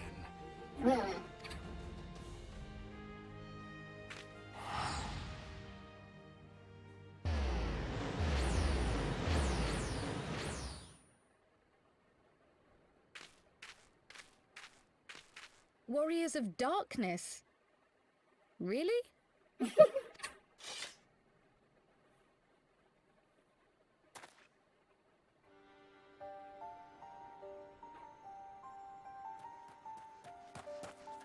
Thancred! Are you all right?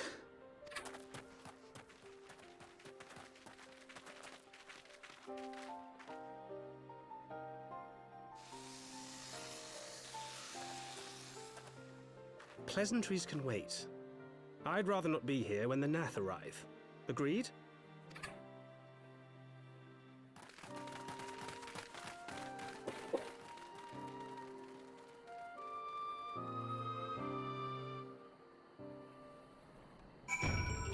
That was an interesting vision, though. That actually does tie into Shadowbringers a lot more than I took for granted the first time seeing that. Anyways, I'll be right back. I gotta go stretch my legs. Sitting down for too long. Ugh. Pain.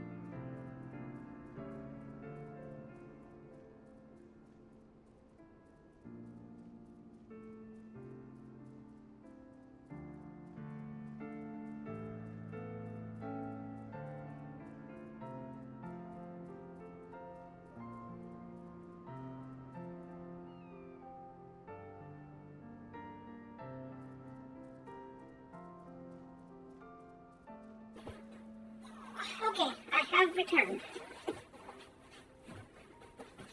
Thank you, thank you, thank you.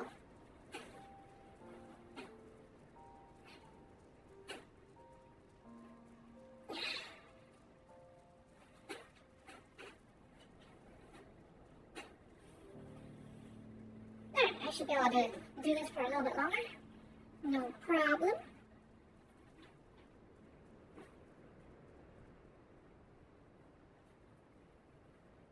I bet you if I had a better seat, it wouldn't be so hard for me to sit for, a long period of time. But it's a little hard whenever you got a bed and, But someday I'll have a good gaming chair. Then I won't know where to put it, though. Room's a little small for that. The vision caught me unawares, and I was unprepared for their attack. But I could hear the colony chattering all around us. They were so loud, so unbearably loud. Oh, don't get traumatized there, Cryle. You're fine. You'll be alright there, Cryle.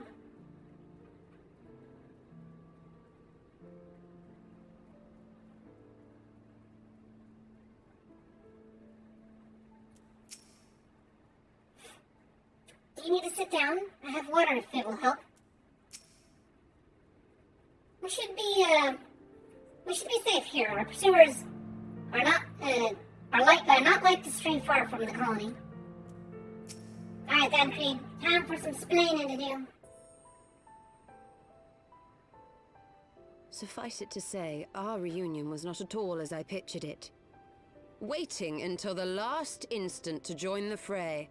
'Tis plain you have not lost your appetite for the dramatic. My appetite for the dramatic? Have you forgotten the circumstances of our parting? The heroic last stand, the tunnel filling with light, and then... Had I known you intended to use forbidden magics to deliver me to some god's forsaken wilderness, I would have thanked you in advance. Thancred.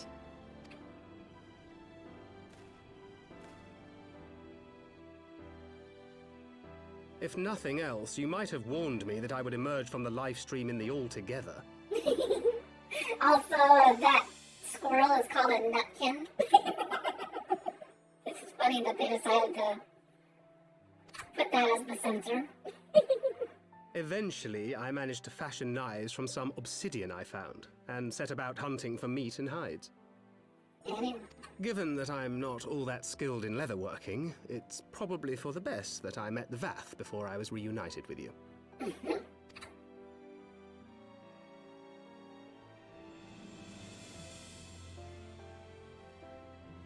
So you were the fleshling clothed in skins of whom the storyteller spoke? A description which fit me as ill as the skins themselves. Happily, I was able to trade with the Vath for garments better becoming a man of refinement. From them, I learned of Ravana, and of the great warrior who had once laid him low.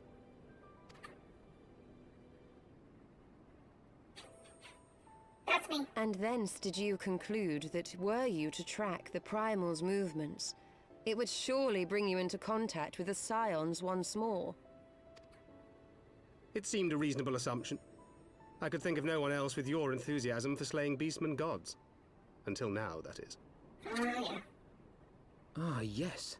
The self-proclaimed warriors of darkness. 'Tis only fitting that they stand in opposition to the warrior of light, I suppose. I glimpsed the leaders past, if only for a moment. They were confronting a man in black. An Ascian, I think. If these warriors are capable of doing battle with Ascians and Primals both, they must be possessed of powerful protection. Protection not unlike the Echo.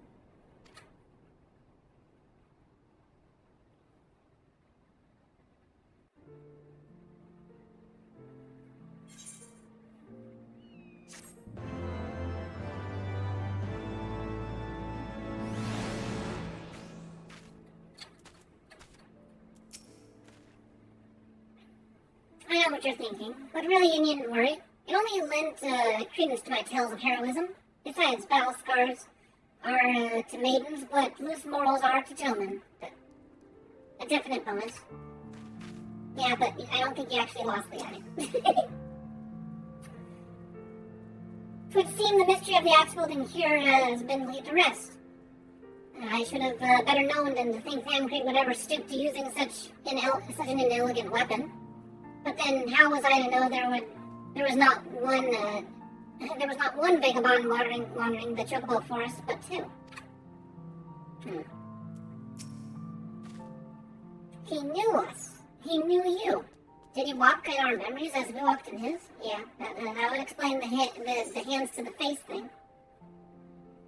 Alphino is lost in thought. Doubtless ruminating on the implications of your encounter with the Warriors of Darkness.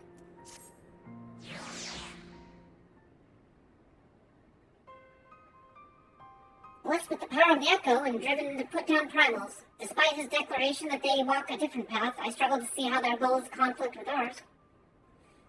Nor is that the only oddity.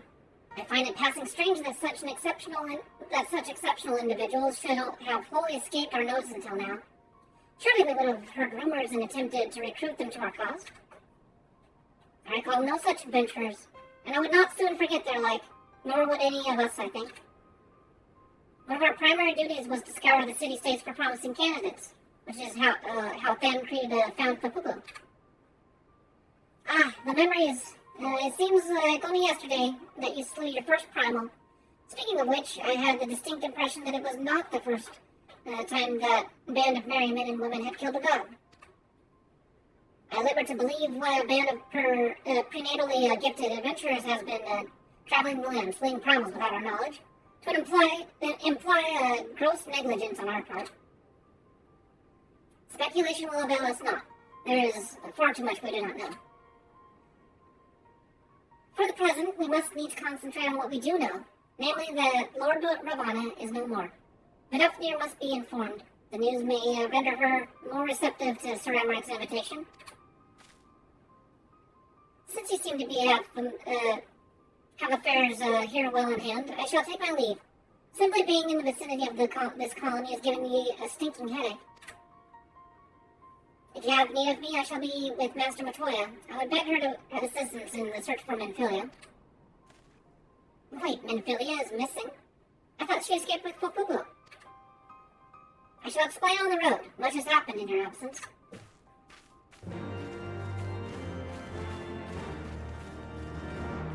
Much and more.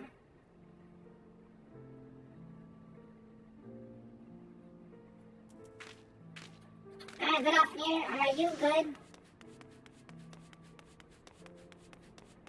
I guess I have to fly anyways. She's up top.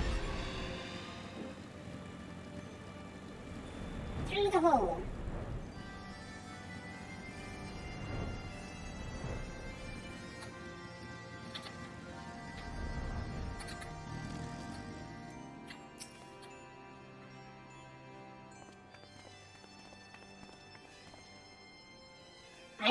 I had not thought to see thee again so soon, mortal. If thou seekest the night, know that she hath long departed for Ishgard. My thanks, Vidofnir. But if it was not for her, that we came. We bring good tidings for you and yours. Lord Ravana, who had been summoned by the Nath, has again been laid low. Truly, once more you mortals have succeeded where mine own kin did fail. You have our deepest thanks. Would that we could take credit. The god fell by another's hand. Another? Revelation upon revelation. Regardless, it is cause for celebration. The Nath will have no choice but to withdraw. But to another matter, I have tidings for thee as well. Regarding the Ishgardian's invitation. As promised, I brought the matter to my sire. Hearken to his answer now. For 1,000 years I have mourned my beloved, who gave her life to forge a peace, died king betrayed. Such is my lot, until a child of Ishgard came unto me. For want of warmth she wrapped herself in a dream, yet the world will remember her deeds. For truth she fought, for justice she sinned, for redemption she sacrificed, and became as light. To follow one's heart, to have faith in one's convictions, be it for weal or for woe. Such is the folly and the glory of man and of dragon. He hath entrusted the choice to us, and we have made it. You will keep faith that you will walk in the light. Then you accept Sir Emeric's invitation. Let it be known that I, Vidofnir, shall journey unto Ishgard on behalf of my people. We are honored to receive your answer, and will convey your words to our allies without delay. I'm glad that she got the jump on that, though. It's happening, Hazel. Would that you were here to see it.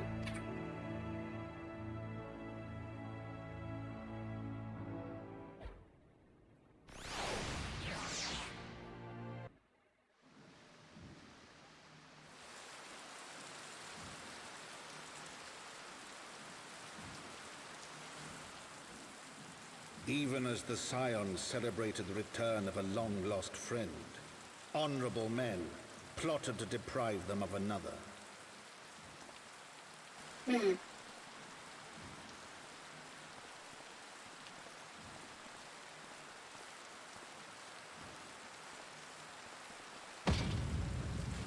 Honorable men, to whom Sir Emeric was no hero, but a scheming patricide. Knife to the gut. Ow.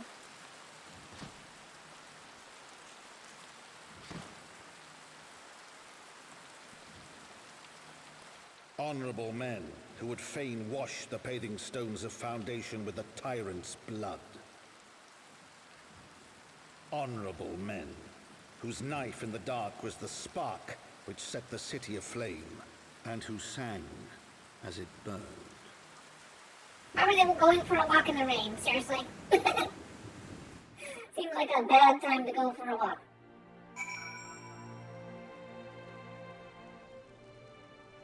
Although, does it actually rain in Ishgard? I thought it only snows in Ishgard.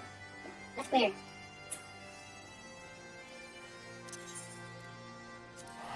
So yeah, the people not being quick to believe the truth, think that Sir Emeric is doing a coup. So they themselves believe that their actions, though they're, awful, are justified. They think that they're trying to stop someone who's, going to overthrow the rule of the Archbishop. So you slew a handful of primals, chatted with the Emperor of Garlemald, uncovered the truth behind a 1,000-year war, thwarted the megalomaniacal Archbishop's ambitions, and then rode home on the back of the Father of Dragons. Does that about sum it up? Kinda. Fortunately, the journey afforded us some ample time to brief Thancred on recent events. Right, let us not keep Sir Emeric waiting. Are you quite well, Thancred? Yes, quite well. Forgive me. You have given me rather a lot to digest. This whole affair with the Ishgardians and the Dravanians, and our friends nowhere to be found. It would seem there are no end to our troubles. We can but face them head-on, one at a time. For now, we must apply ourselves to our allotted tasks and leave the others to theirs. Remember, Thancred, we found you as they found me. In time, we will find Ida and Papalymo, and Renfilia as well. These troubles will soon be but a memory, one which we will look back on together. Pray, do not misunderstand. I did not mean to imply that it would be otherwise. I merely wish that I had rejoined our grand adventure at one of its more triumphant moments. Despite your recent accomplishments, the mood here is less than celebratory. But I have no doubt that we will enjoy many more glorious victories soon enough. And as you may rest assured that I will, you may rest assured that I will play my part in them to the very hilt. To the very hilt, okay? Okay. I know you will. So then, to the congregation.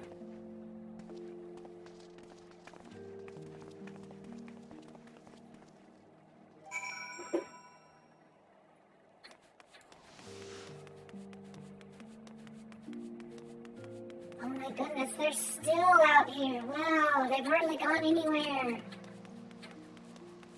literally 9 hours or whatever. Crazy.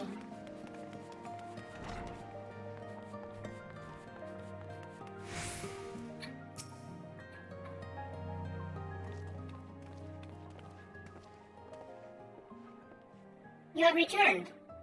And that, in this, at least the fates are kind. Greetings, First Commander. It pleases me to inform you that Vidofnir has accepted Sir Emmeric's invitation. She has. These are glad tidings indeed. Would that the Lord Commander were here to hear them. Ah, is he otherwise engaged? Aye, sleeping off a knife to the gut. What? What happened? Will he live? The Kyurgens tell me he will make a full recovery, but that Lord Edmund and Lord Artoriel, but had Lord Edmund and Lord Artoriel had not been on hand when the assassination struck, he would not have been so fortunate. For mercy, they subdued the fiend before he could land the telling blow. The attack was just the beginning, though. Not long after, buildings all around the city, including several of ours, burst into flame. Bastards caught us completely by surprise. We've been doused in the fires, but for every one we put out, it seems 2 more start up. Casualties are mounting, especially in the Broom. It is plain that these fires were started by the assassins' conspirators.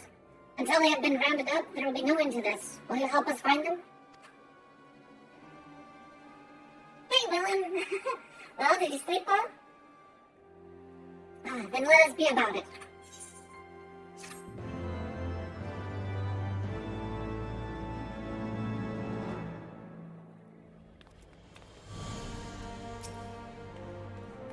Even if we had the same resources to combat the fires as them up in the pillars, we'd still be fighting a losing battle. You've seen the Broom, all the narrow streets with wooden houses crammed together. It's kindling is what it is. Just as Sir Emmerich risked his life to bringing about lasting change, so too will others wager to preserve what they hold dear. Louis Farrell once told me that man is all too willing to let his future be bound by his past, and time after time I've witnessed how depressingly right he was. The Archbishop may have fallen, but the legacy of his predecessors endures. Yeah, it's hard to change the world in one night.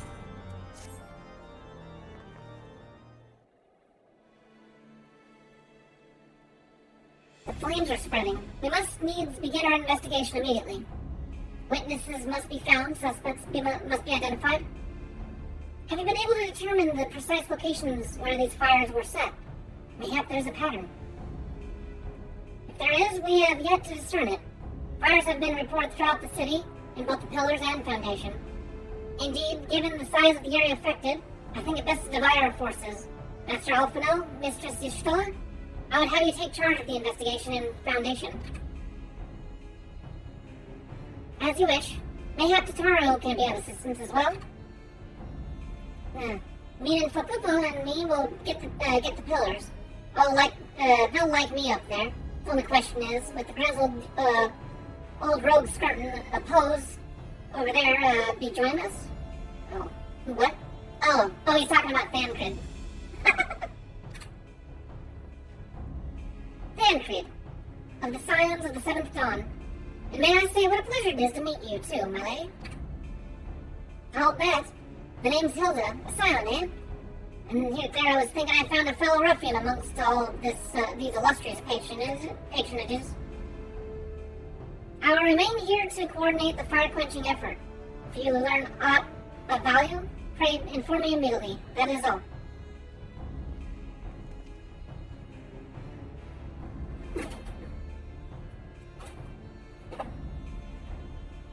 One sec.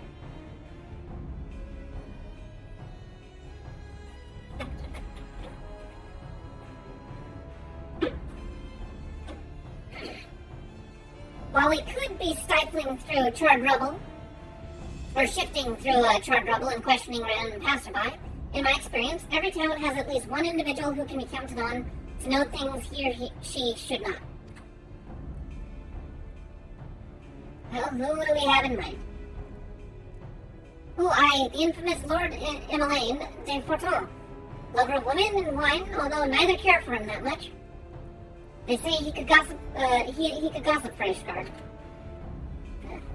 Just the sort of fellow I had in mind. Capital suggestion, Papupu. He'll be in the cruiser, most like, making an effort to be seen. So let's go and see him.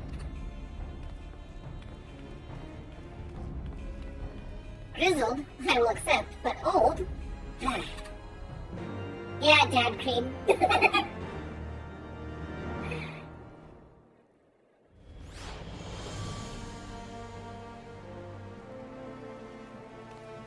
Alright, let's go find this punk kid.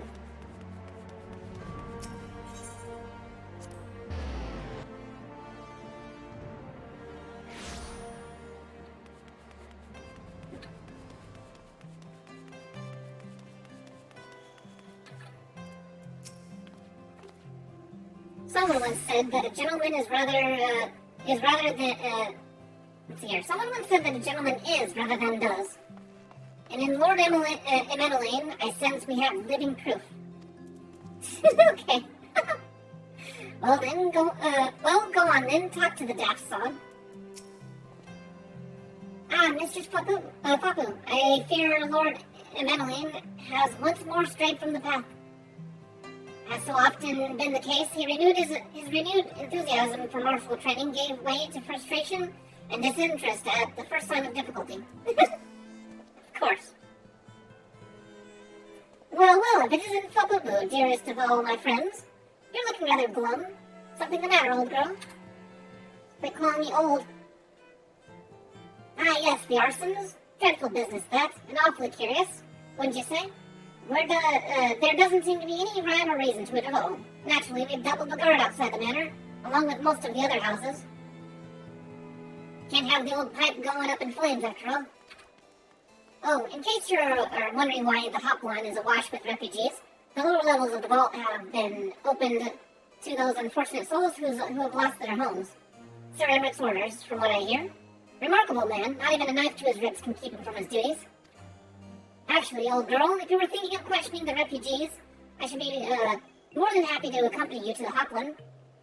While you conduct your inquiries, I could offer words of comfort and distress to the distressed and despondent young maidens. Okay, sure. Yeah, go ahead and hit on poor people. Wait a moment. I know what that is. You're giving me one of your looks, aren't you? You do me an injustice, old girl. I will have you know my heart yearns for but one rose, prickly though she may be. One in a cloud top. I sense you remain unconvinced. Very well, if it will help to prove the purity of my intentions, I shall gracefully rescind my offer. Now roll along and catch those arsonists. That was not entirely what I had hoped for.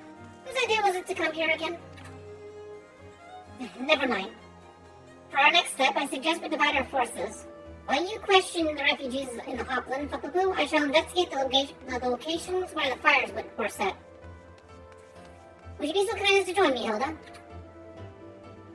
You know what? I reckon I would. Can't have you roaming in unfamiliar city with by your lonesome, can we? You only get robbed blind and left shivering in your small clothes. Unless she's the one robbing him blind and leaving him in his small clothes.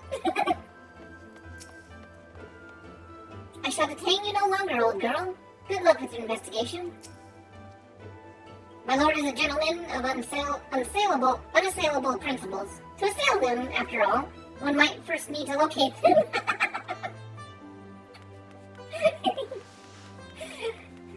Implying he has no principle.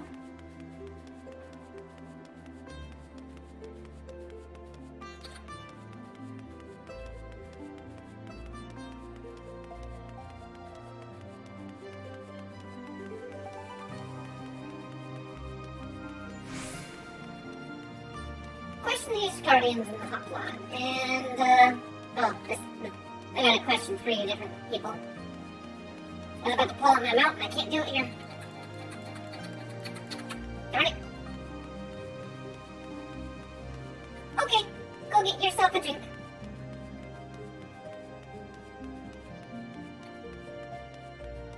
Ruffled refugee. Ours was one of the first homes to be claimed, but I don't see how the fire began. It was only when I heard our neighbors shouting that I looked outside and saw the flames. We barely escaped with the clothes on our backs. Were it not for the church's generosity, I don't know what we'd do.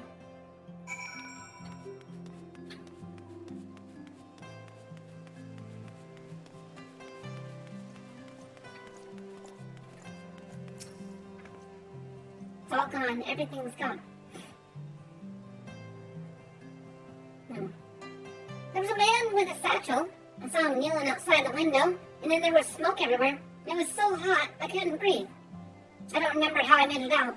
I suppose I must have climbed. Maybe my arm is getting better after all.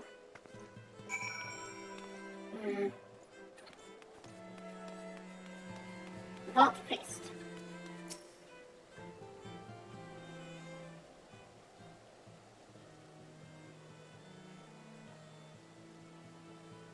Come, my brothers and sisters, there is food and shelter enough for all in the Ballistica.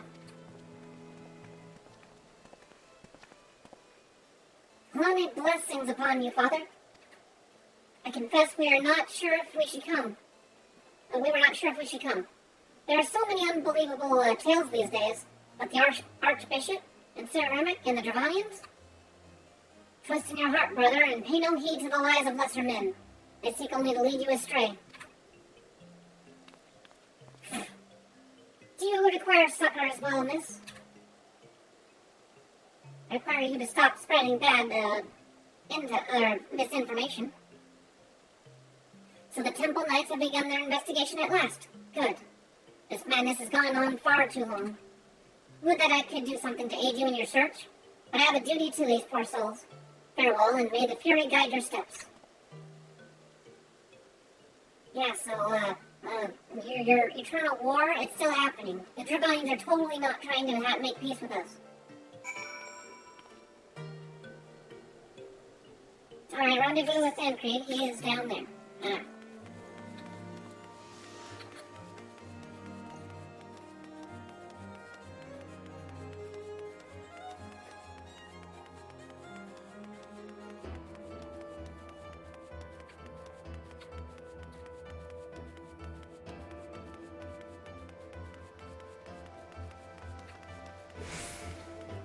Hilda, Tancred, have you been behaving yourselves?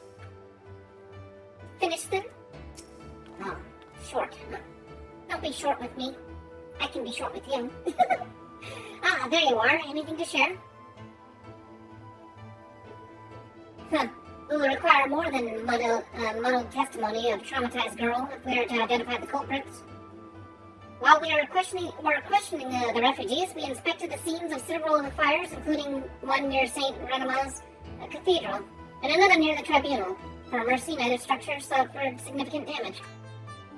Some might say they were spared by the grace of the Fury. Others might question just how ruthlessly efficient arsonists contrived...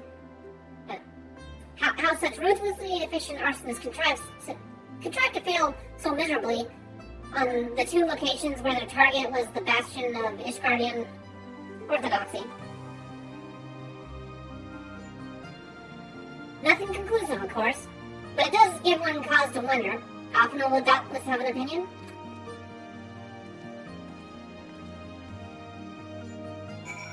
So you're saying that the fires that were started near the church stuff, were deliberately inefficient compared to the other areas, huh? Like someone was trying to fake burn the church down? Alpha, where are you? Oh, you're over there.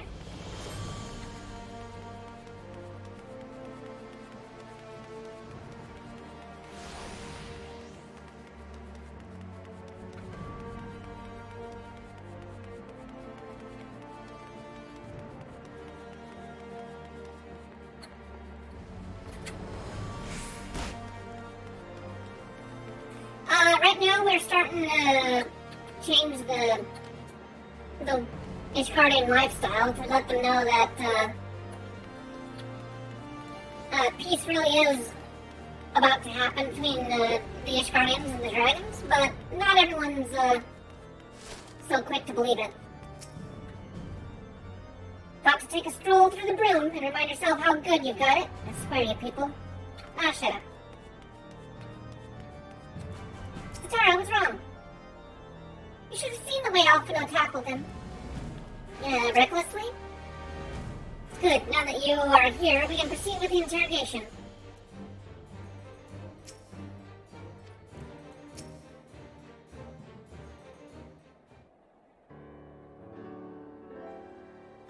Silence will avail you not, sir.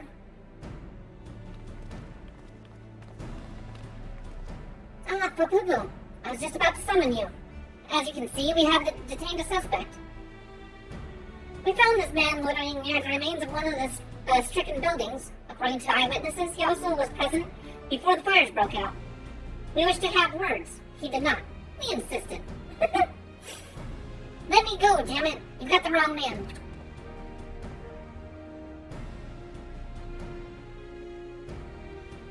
Sniff, sniff. My, but you reek of oil? And are those burns on your hands? An occupational hazard, I suppose. But tell me, does arson pay well? I am a victim, you imbecile. Look at me.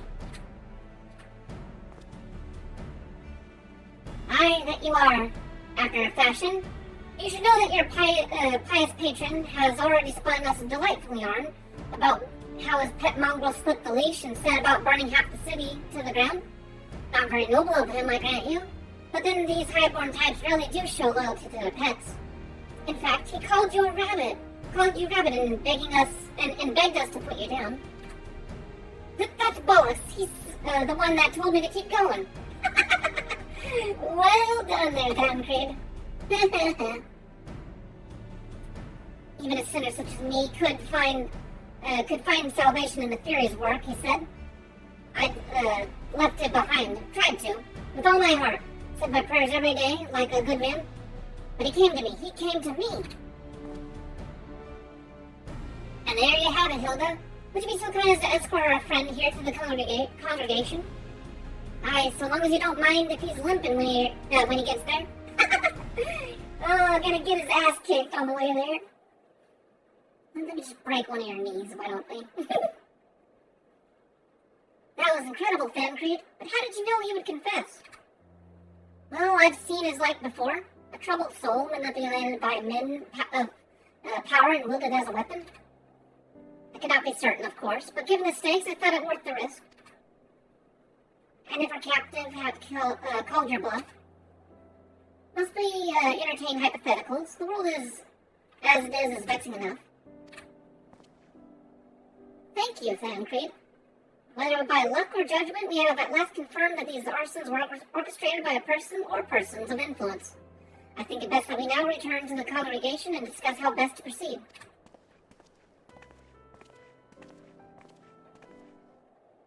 I mean, I suppose technically it was a gamble, but really, with the way that things are in the city, it's not hard to suss out how the politics work in the city.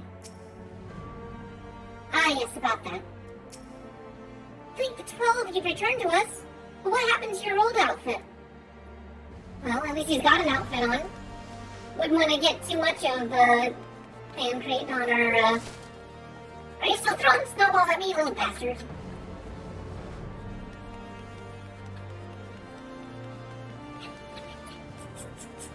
Look how fast I run. Look at these thighs go. That's why I don't wear anything on them. I need the room for them to cool off from all the energy they're producing. Or giving off. All the heat, yeah. The Temple Knights are interrogating the arsonist as we speak. God's willing, we will have more information ere long. If we could but determine the motive behind these fires. I guess Hilda had something to say, but probably nothing significant. Oh well.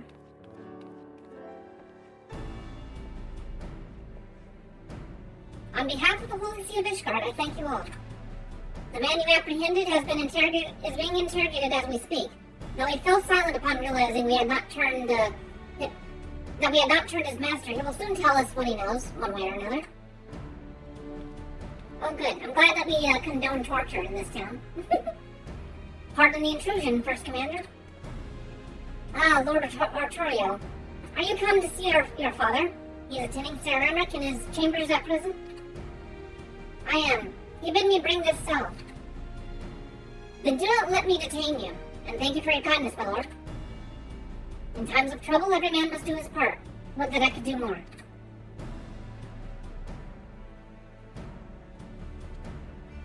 I see you've taken up the mantle of your brother's office with dignity and grace. Now, Lord Arturiel did not seem to be in the best of spirits.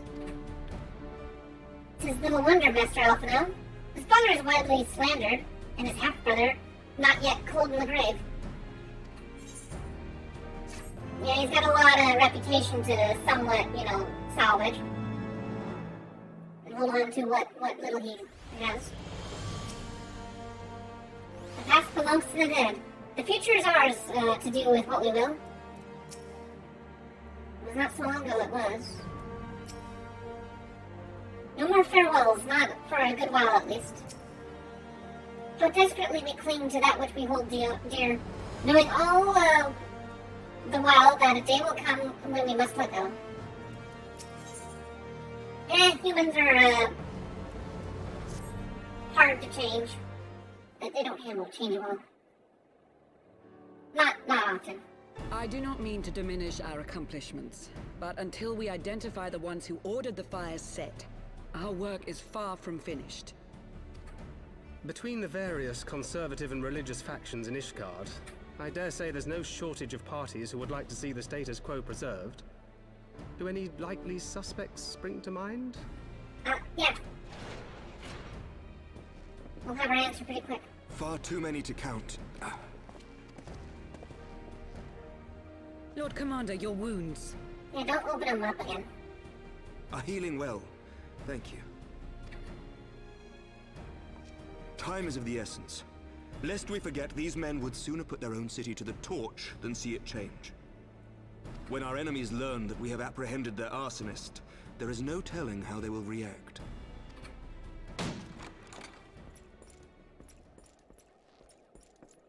Lord Commander, an armed mob has seized control of the vault.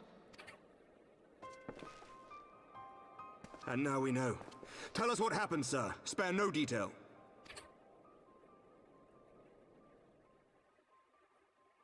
We were directing refugees into the Basilica, as you ordered, when all of a sudden, men brandishing weapons were all around us. It happened so fast, my lord. We had no time to respond. They've taken the refugees hostage and barricaded themselves inside the vault. And they sent you to deliver their demands.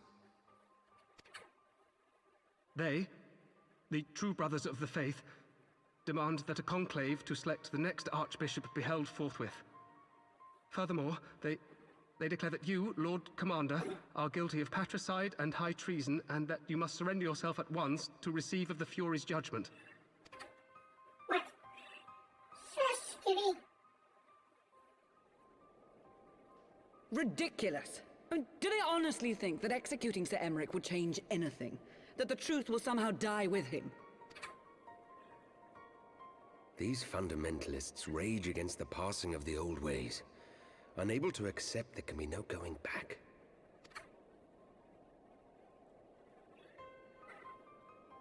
Given the fanciful nature of their demands, a peaceful resolution does not seem likely.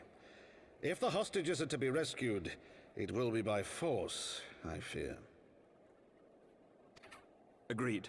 Lucia, take a contingent of knights and establish a perimeter outside the entrance. At once, Lord Commander. Hilda, I need your people out in force throughout the Broom. When word spreads of the situation, the friends and family of the hostages may try to take matters into their own hands. I will not give these militants more targets.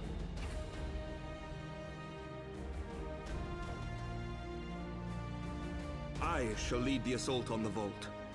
Master Alphino, can I count on the support of the Scions?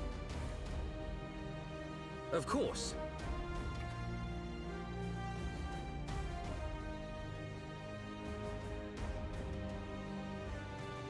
We are in your debt. I shall join you as well, Lord Commander. He sounds a lot more mature than I expected. I thought he sounded younger the last time he spoke. Your assistance is most welcome, Lord Atwarel. To arms, then, friends. Time is against us.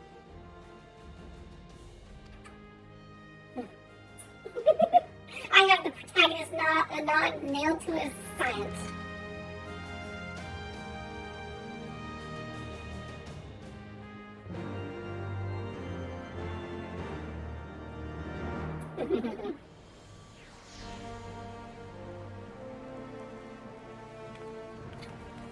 Rendezvous with Eric in the Pillars.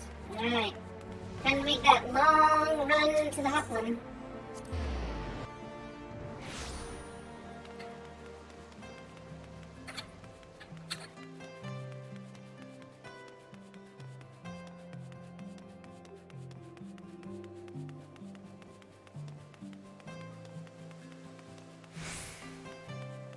Here we go, Lucia. We will hold here, Fububu. The fairy guide will keep you. I actually didn't realize that they had basically, like, lined out a formation here.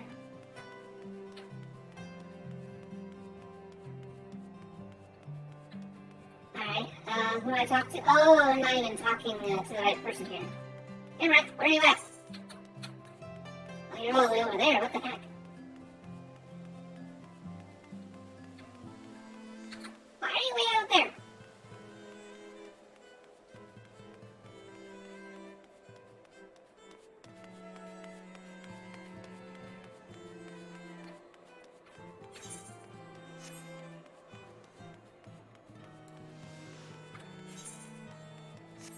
Oh, there's no way to get down here, is there? I don't think so. No, I gotta go around. God damn it! Ah! No! This is not what I wanted to have happen.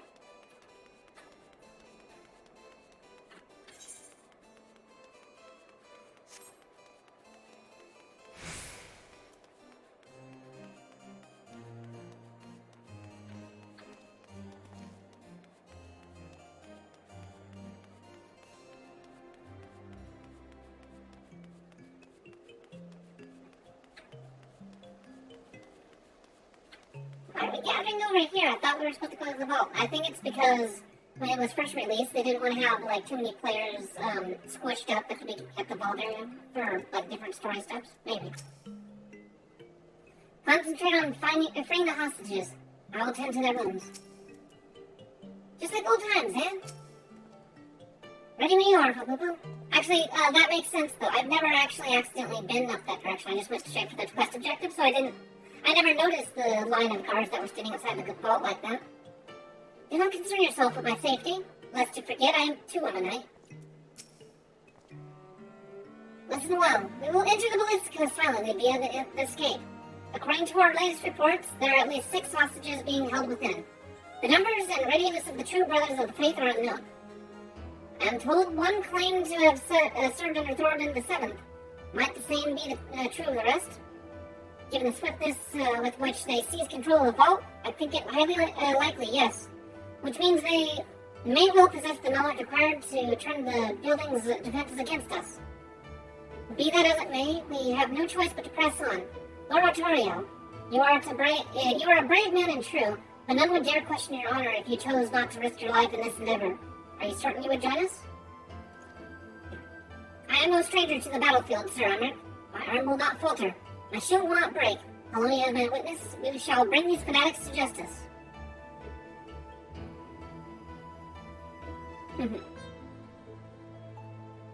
Well said, my lord.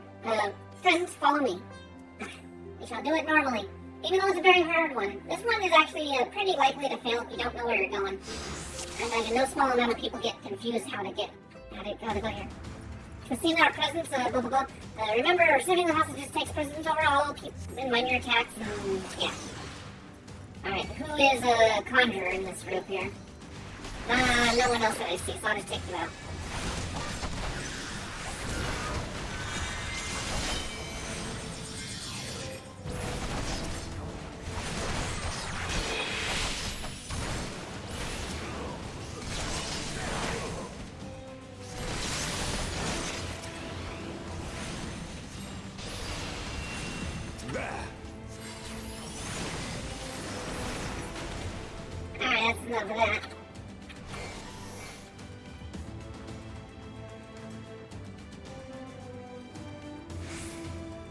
Oh, now what? You must hurry. The others were taken elsewhere by Sir Seminard. Sir Seminard, so that indeed the work of the Archbishop's former servants. On your guard. They've sounded the alarm. I'll hold the entrance. Okay, so I gotta just basically go and rescue these people.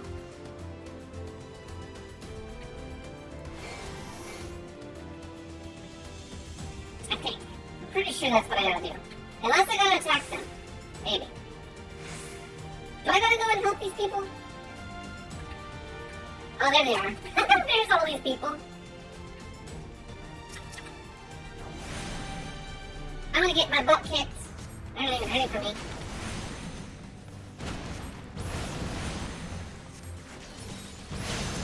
Down with you! But they're not even engaged in battle yet. Hey, stop that.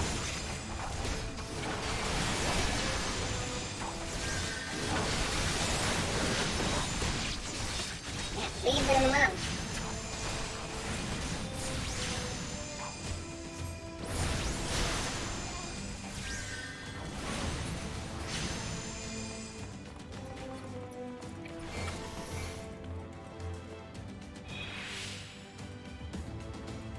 Is it over? They took others somewhere. It happened so quickly. There they are. Let none escape.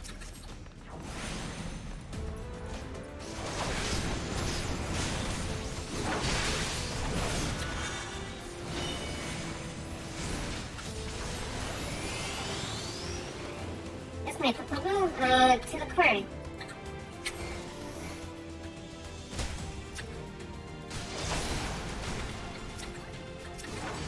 You underestimate me.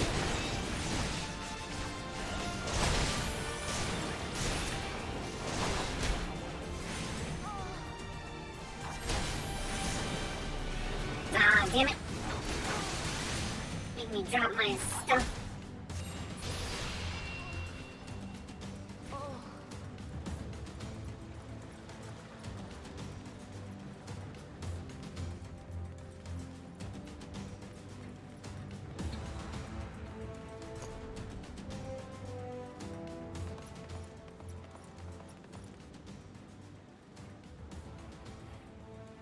Sir Seminard, lay down your arms and release the hostages, and you will be shown mercy.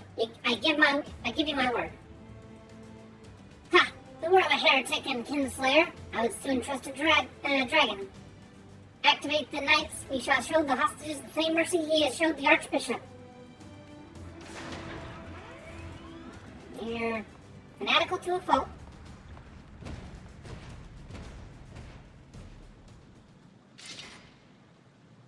Unlike you, Sir Emmerich, I am a man of honor. By my hand you shall receive of the Fury's judgment.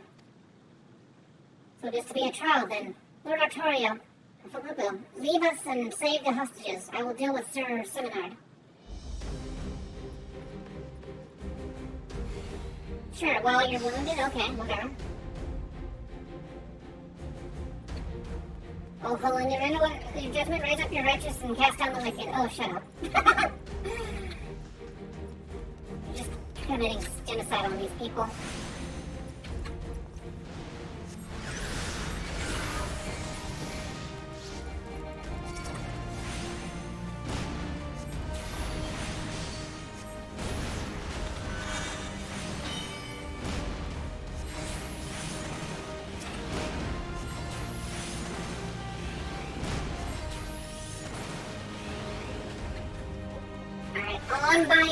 I'll release you whenever I'm done saving the other people, because it's a little bit urgent that I stop them from killing people.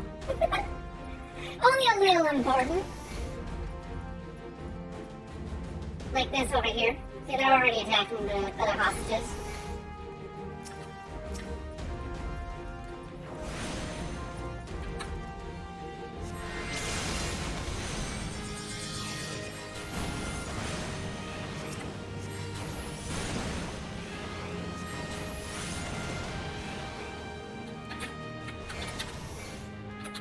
I'll be back.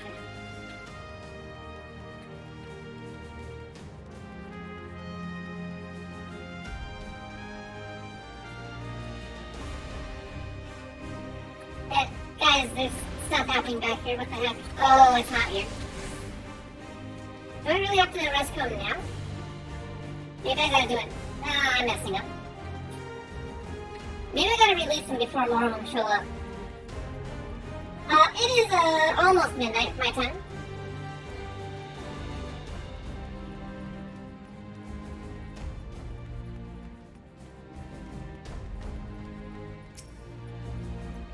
Come on. Release the bombs. Emmerich will not survive this fight.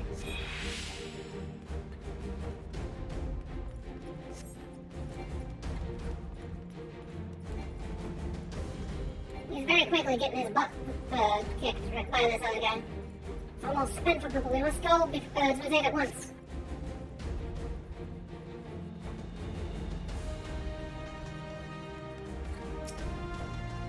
Oh, it's just these two. Okay, never mind. There's no, okay, yeah, let's go.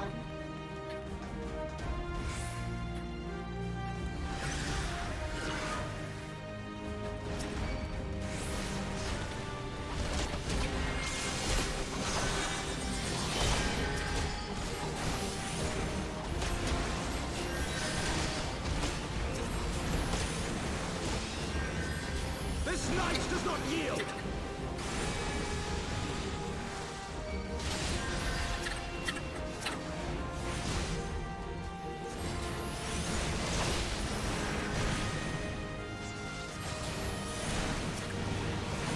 One dance where you will.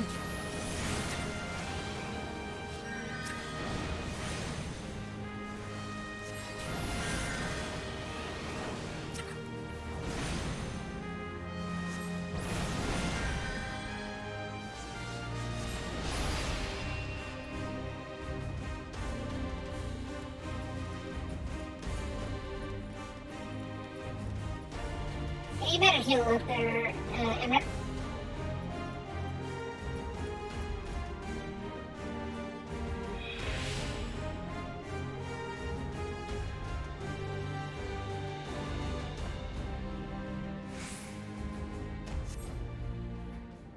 Have no fear, child. We will save your friend.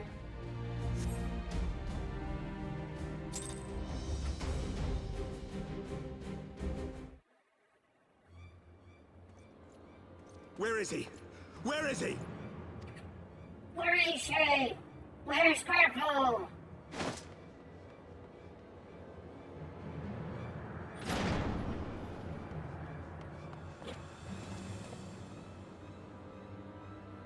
Ah, bloody coward. Come no closer!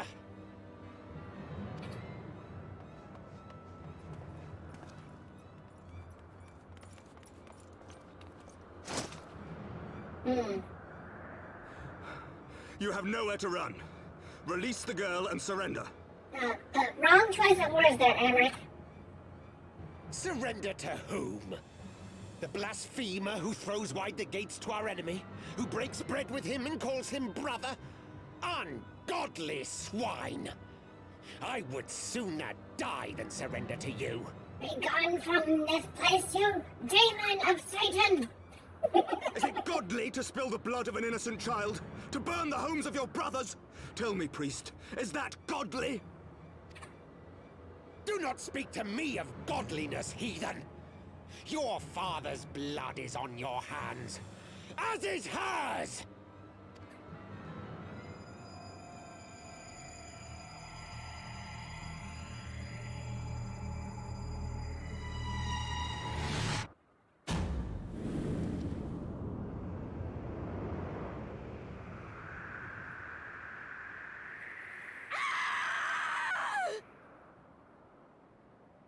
Okay, can we push him off the ledge too?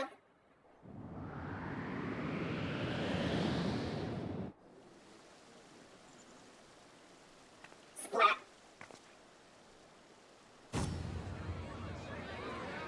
Where's she falling from? She's just falling straight from the blue of the sky, not even from the building.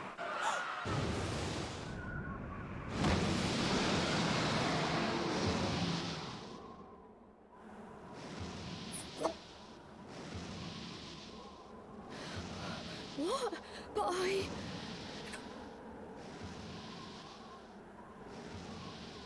Okay, so physics time, people. When dragons don't go certain speed sideways and you fall down certain speed downways, those speeds combine. They do not negate each other. Vidofnir! Unless Vidofnir was coming in at like a swooping angle. The velocity of that child is going right into Dragonbone.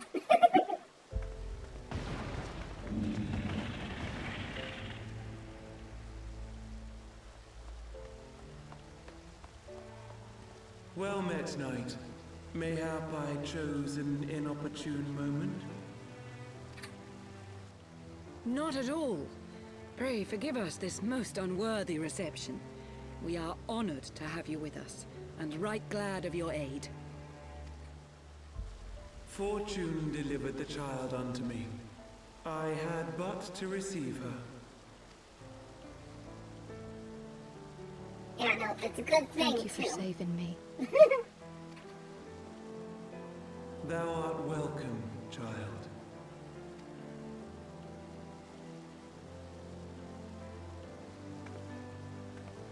She is a cool dragon, though. Yeah.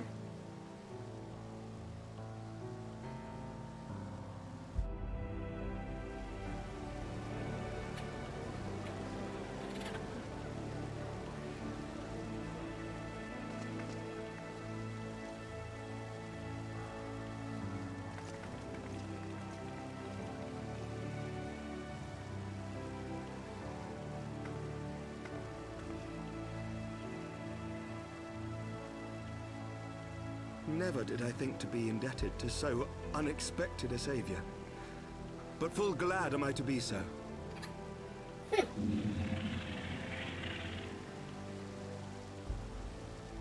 Friend of Izel, warrior of warriors, I had hoped to meet with thee.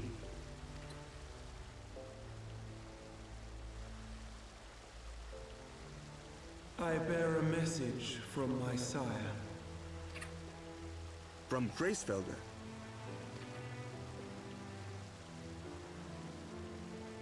Upon returning to our lands, Nidhogg's shade did sing unto his brood, and they for skies unknown did then take wing. Oh, so they flew off somewhere to go and make one. Thou must know, for your fates are inextricably bound. What of Estinian? Is he truly lost to us? Such matters are beyond my ken. I but bear my father's words. Take from them what thou wilt. Fare you well, mortals.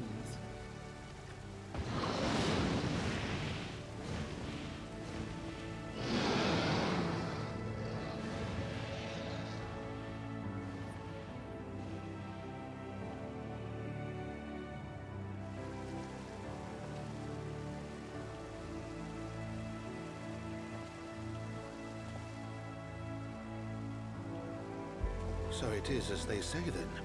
A great white dragon swooped down from the heavens to rescue an innocent child.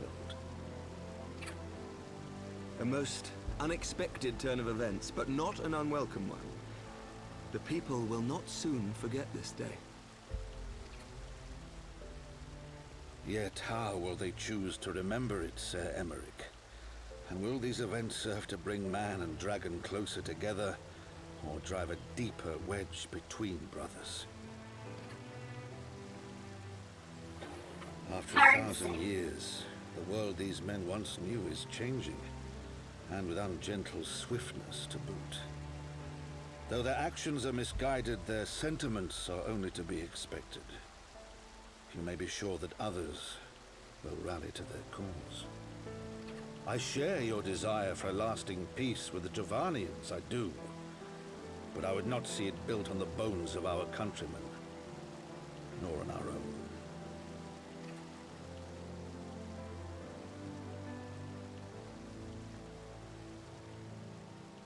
I see much of Horsefar in you, and I could not bear to mourn the passing of another son. Lord Edmund.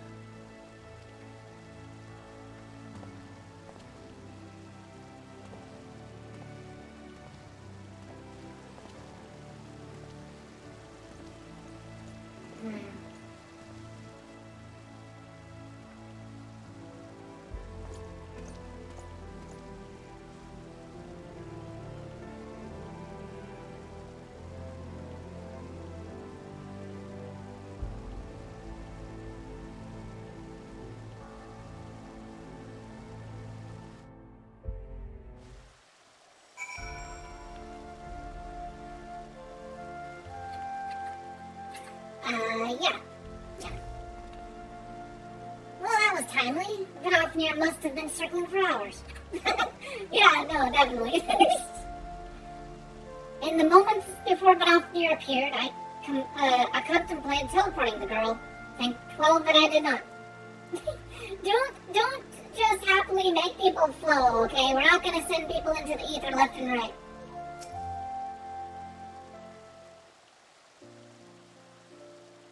It has been a day of surprises, has it not? 'Tis but a pity Vidofnir could not stay longer. Yes, I think it's fair to say that she timed her departure rather less well than her arrival. Well, timed scarcely does it justice. Well-timed scarcely does it justice. But one moment later would have been a moment too late. Let us pray that the Ishgardians who yet harbor doubts will take these events to heart and accept the truth of Sarah Emmerich words. Well, 'tis only meet that I inform Tataru of what has occurred here. If you have need of me, I shall be at Patrol Manor. Allow me to accompany you. Tataru would never forgive me if I left the Rising Stones without saying goodbye.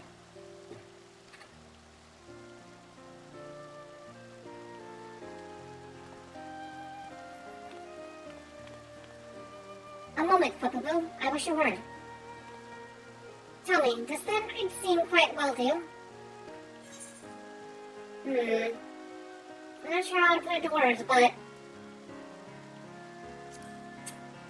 does seem a little more tame, I guess. You sense it too. A subtle change, imperceptible to most. I myself did not notice it at first, but upon close examination I saw that his etheric flow had been irreparably disrupted. As a result, I strongly suspect that his ability to manipulate ether has been compromised. Simply put, Thancred may no longer be able to wield magics. It would do much to explain why he chose to remain within the wilderness instead of seeking us out. He would have been compelled to rely solely on traditional methods of travel, significantly prolonging his journey. And when he learned that a nearby beast tribe was making preparations to summon a primal, it may well have seemed more sensible to wait. But this is still little more than speculation.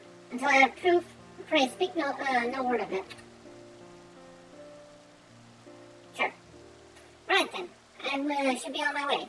Crowl may have charmed Master Matoya for now, but who can say how long it will last?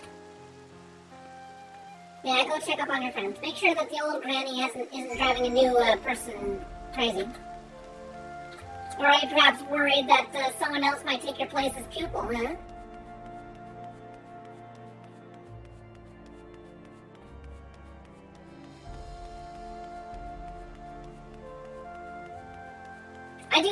I don't know if they touch on it in the main story, but it does seem like Count Edmund's a little bit neglectful of his other two children. Welcome, Mr. Stopabu. I shall show you inside the manor. Yes, you shall.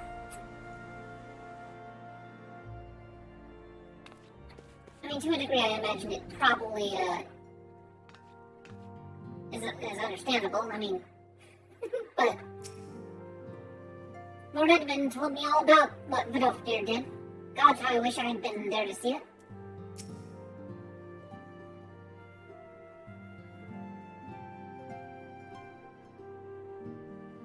That Vidofnir should chance to arrive even as the girl fell. Truly, I could not have planned it better myself.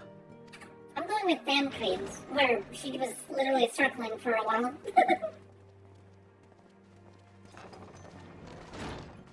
Ah, good. We were afraid you might have left.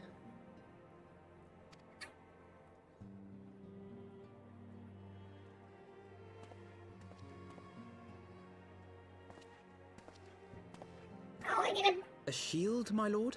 a good shield. Fit for a true knight.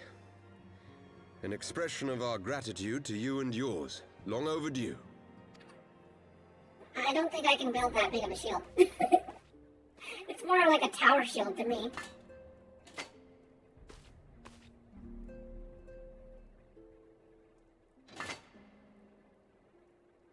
But there is something else I would discuss ere you part. Something which cannot leave this room. My father will soon step down as head of our house.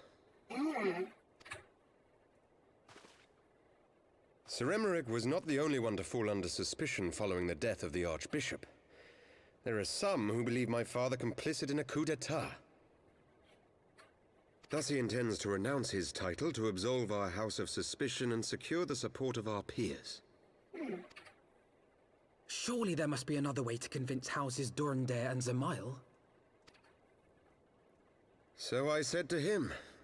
Alas, he will not budge.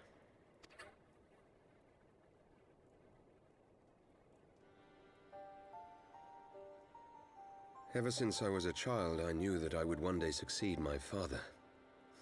The thought of it filled me with pride. Yet once I learned the day was at hand, my heart was filled with naught but dread. Our legacy is built upon the lies of our forefathers. In accepting this title, am I not perpetuating this injustice? Why should I become the next count? The knight lives to serve. Yeah.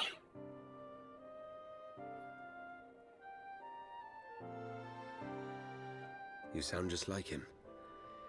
Aye, I suspect that is what Horsefon would have said. To aid those in need.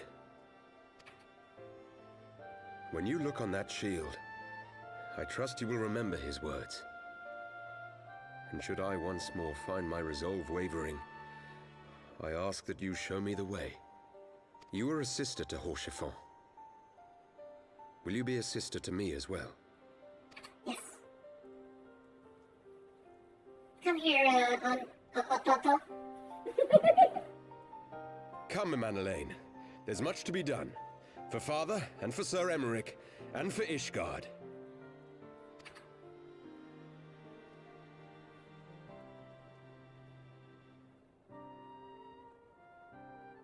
Yeah, wake up there, dude.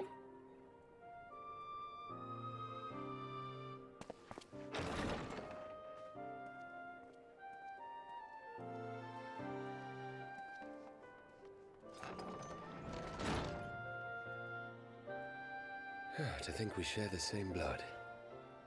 Pray excuse us.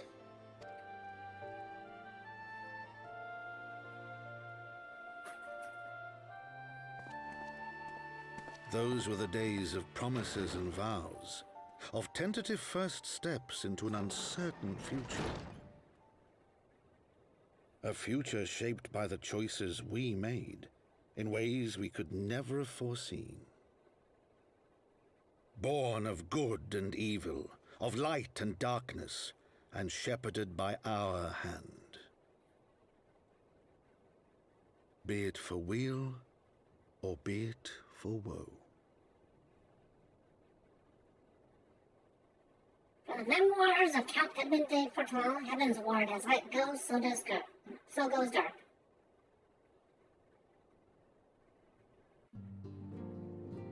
And so that would be the end of 3.1.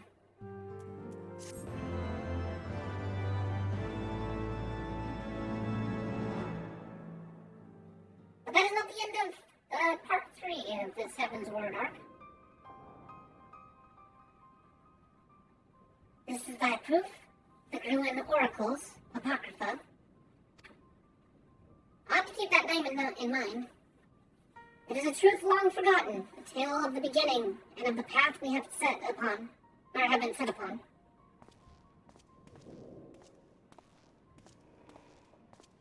Oh, great. Our fates were ordained long ago, Archon. The Garleans are no exception, nor the Triad. You know what must be done.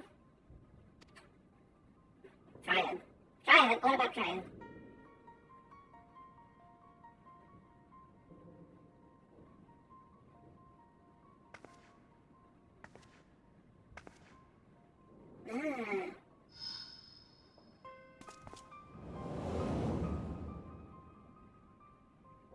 very stealthy there, Alice. I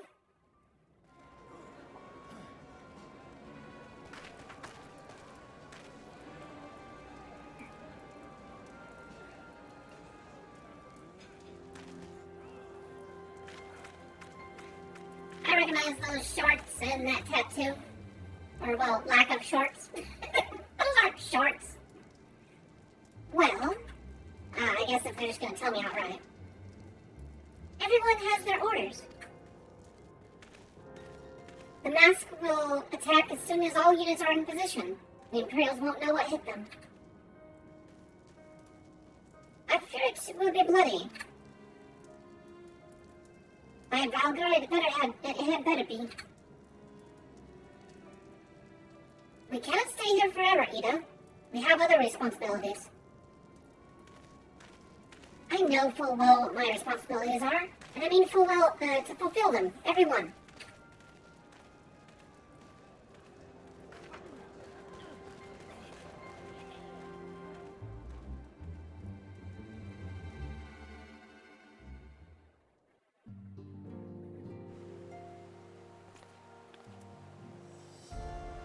Let's see here. Alright, what does Alphenol gotta say? Much as I worry about the future of Ishgard, the fate of our missing friends concerns me even more. As it once was. Tataru is waiting to share good tidings with you and Alphenol. Alphenol, Fufubu, I've been looking all over for you. We've received news regarding Fleming and Jorge Boulder and Cullinan.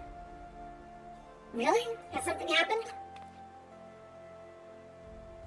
No, it's nothing bad. Quite the opposite, in fact.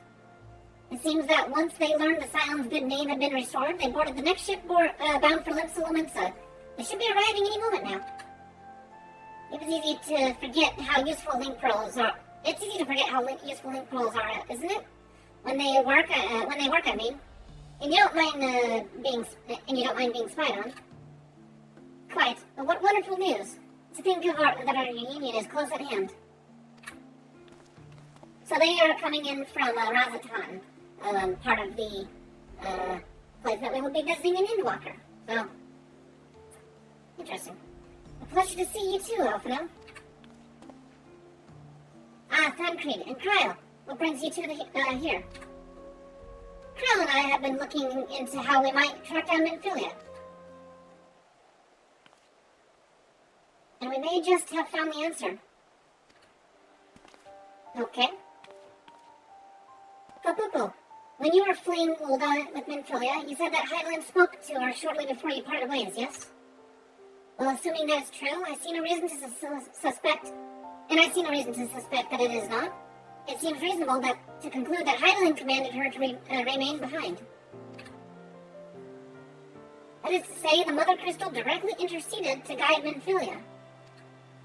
Admittedly, this is all still quite hypothetical. But I suppose that such intervention, however subtle, must surely leave some residual trace, a lingering disturbance in the ether, or ripple, if you will. In order to establish the existence of such ripples, of course, we will require suitable data. Fortunately, I know where such data can be found. The battleground where Fupupu felled the Ultima weapon, and the site of my personal ignominy.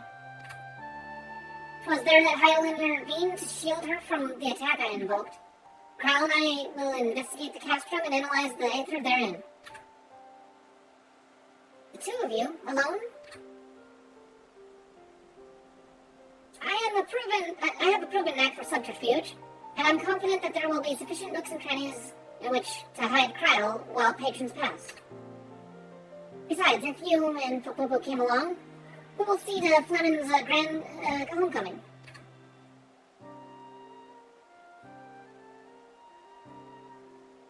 When you put it like that, very well. I'll trust you in your plan. I know not whether this data will yield a means to find Minfilia, but it will, at the very least, eliminate another avenue of inquiry. Tataru and I will return to the Rising Stones and make preparations for our comrade's return. Might I impose upon you to meet them at the Lamepson docks? Sure, I can go meet him at the docks. Then I shall see the 4 of you at the Rising Stones. Safe travels.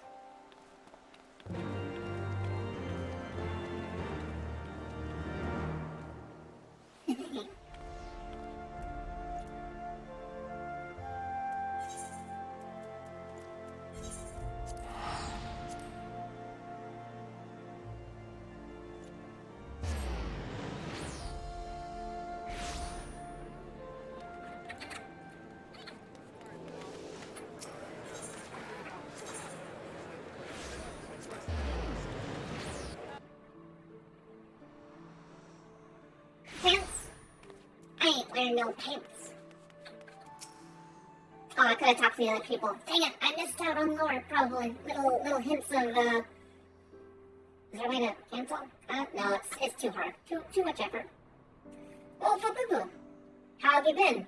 Come here and let me have a look at you. Stop with the granny talk, you're not that old. Thank the 12. One hears the strangest tales in foreign lands. I worried about you every day. We would have sent word sooner, but the Braves afforded us no opportunity. When they fell upon us in the market, it was all we could do to escape. Taro found our way to you, of course, but we were forced to seek shelter aboard a Honish vessel. It pained us not being there when you needed us most, but we made the most of it, didn't we, Colonel? Studied and trained from dusk till dawn, we did. We would have sent word sooner, but we knew not whom to trust, and with the vast distance. But those dark days are behind us at last. We shall be glad indeed to return home and speak with my daughter. Oh, so the shirt that I have is called a Honish shirt. Or Honish top, or something like that. So it's kind of matches the theme, Hun. Yeah. What do you mean she's missing? How could you let this happen? It was totally my fault. I totally told the Mother Crystal to tell her to stay behind. Forgive me, I'm sure you're doing everything in your power to find her. As Thancred must be. He watched over her from the first, long before me, and he will watch over her to the last. I pray for a safe return, and busy myself in the meantime. For a certainty, there is much more to be done. The Braves may have blooded us, but the path remains. We will not be swayed from it. She's a cat. That's why she's jumpy. Or part of it, at least. Aye, that's the spirit. To the Scions, and a long overdue reunion. Huzzah! Yeah, you lucky butts. You went to Endwalker content before me. Well then, there you have it. To the Rising Stones.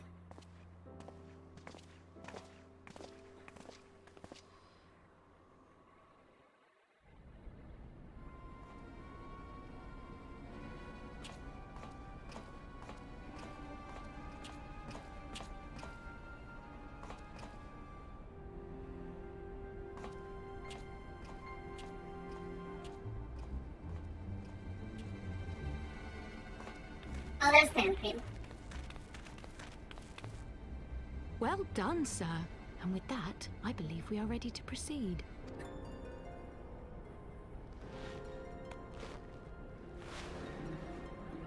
Let's be about our business then. Yes, I looks The fine. next patrol may not be so credulous. Although it is silver like Y'shtola, so maybe he is blind in it.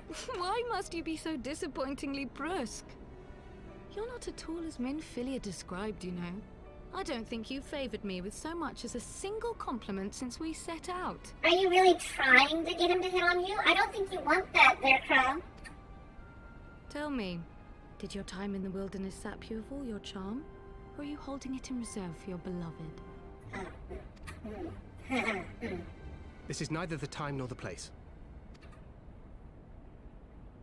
Well, call me old-fashioned, but when I'm risking life and limb infiltrating an Imperial castrum, I like to be sure of my comrade's motivations. Suppose she does have a point there, though. I see now where Alphino gets it from. Minfilia is dear to me. It is true. But not in the way you think. 15 years passed, when she was still but a child. There was an incident at a parade. A gubu broke free of its fetters and ran amok through the streets of Ul'dah. Had I been more attentive, I could have prevented it. But I was distracted, and her father was killed. Yeah, I good job feared there. she would never recover. But in the years that followed, she showed herself to be more resilient than I had ever imagined. And when she learned of her gift, she did not flinch from the responsibility, but sought to guide others on the path. She touched the hearts of all around her. Mine, Louisoix, every scions. In those dark days following the calamity, she was our guiding light, our hope for a brighter future. She had so many dreams, and I would give anything to make them come true. My apologies. I can see she means the world to you. I did not mean to pick at old scars. No harm done, I assure you. But fair is fair, my lady. What is Minfilia to you? You mean you don't know? Only my dearest friend. When I finally emerged from my torpor, I learned that nary a day had passed without her asking after me. She never gave up hope. And neither will I. Then for Minfilia's sake, let us pray that these vestiges of Hydaelyn's intervention will lead us to her.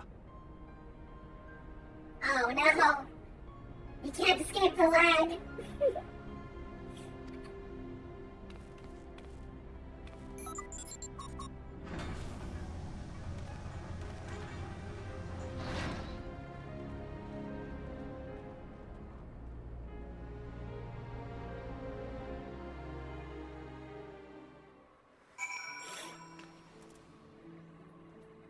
Okay. Well, now that my, I've paid my traveling dues, let me go and, get on with the next part.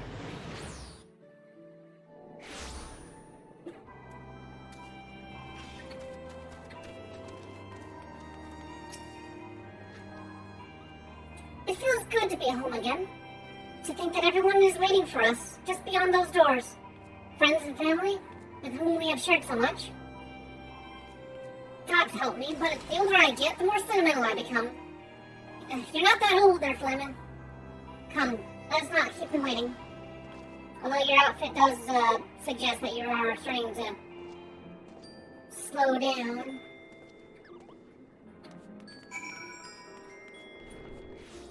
You were only gone for like a year.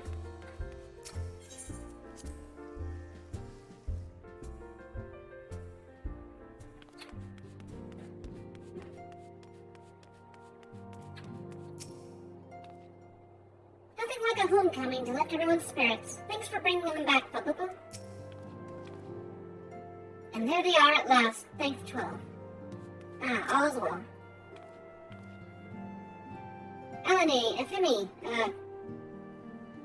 it fills my heart to see you both hale and whole and hale and healthy.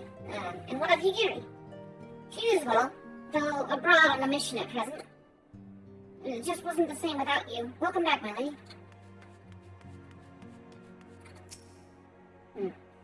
We could get used, we could do with more of that around here. Heartfelt reunions with stalwart companions. Brings a bloody tear to the eye.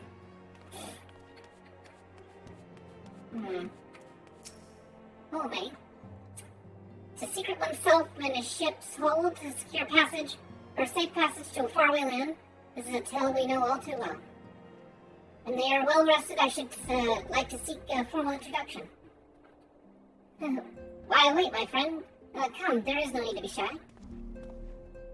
Pray grant me a moment longer at least, though I'm happy to oblige you. My legs are rather less accommodating. Okay. Glad everyone's in high spirits. Oh, hey, it's his brother. They're both bowlers.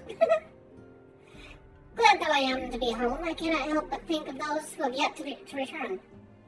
Once I've settled in, I would join the search. Huzzah, he has returned. Together, my brother and I shall serve the Scions till the breaking of the 8th dawn. Alright, decisions. Archer, what in the Seven Hills drove my little brother to come to Mordona? Why, you, brother. You and the Scions, of course. For 1,000 days I trained, that I might grow as strong as you. That I might fight alongside you. Yet now that you are here, I sense that you have surpassed me once more. No, do not tell me. You trained with the Harnish, did you not? Your eyes do not deceive me, do not deceive, brother. I have studied the trials of the braves, and drunk deep of the souls of my enemies. Trials of the braves, huh? Interesting. An unexpected but welcome reunion indeed, and a challenge besides it. It would not do, to be best about my little brother. Oh no, not after having come this so far. So, okay, nothing new. Alright.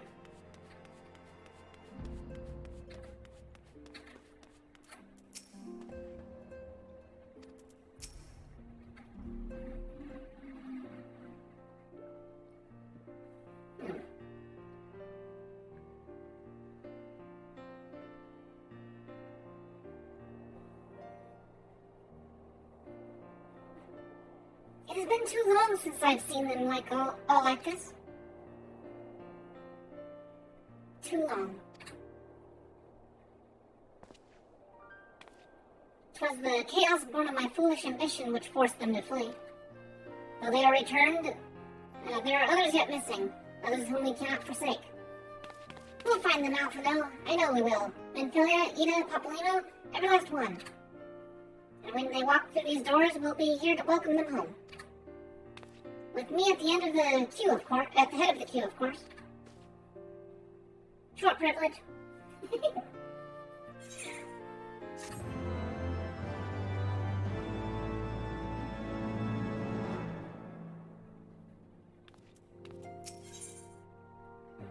The word of the mother. Alfredo is eager to return in search of Menfilia. Tancred and Kryle contacted us a short while ago, and it would seem their foray into the Castrum Meridianum bore fruit. They asked that we rendezvous with them in Y'shtola in Idyllshire, where they will share their findings. What? My pose? My little hand-on-hip pose? Rude though it is to depart without speaking to the guest of honor, I expect she will forgive me if I return with her daughter. Okay.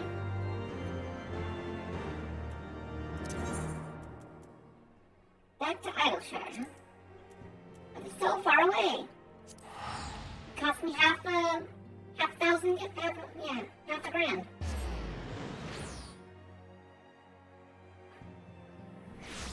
Might have to do a duty or two to get myself moneyed up.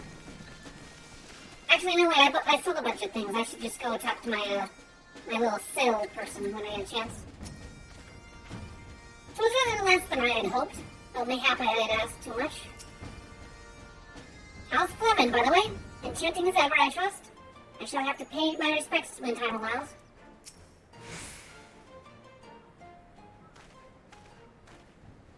My apologies. I see I am the last to arrive. So what news have you for us? Well, as we postulated, there were indeed what appeared to be the remnants of an unexplained disturbance in the ether at the scene of the Ultima Weapon's destruction. A ripple at odds with the presiding pattern. Though faint, the waveforms bore a strong resemblance to those observed during the destruction of the Isle of Val, where I believe Highland shielded me with the blessing of life. To confirm our findings, we paid a visit to the Silda aqueducts. There we detected the same waveform, but orders of magnitude larger, as one would expect from a more recent disturbance. Heidelin, there is no other explanation.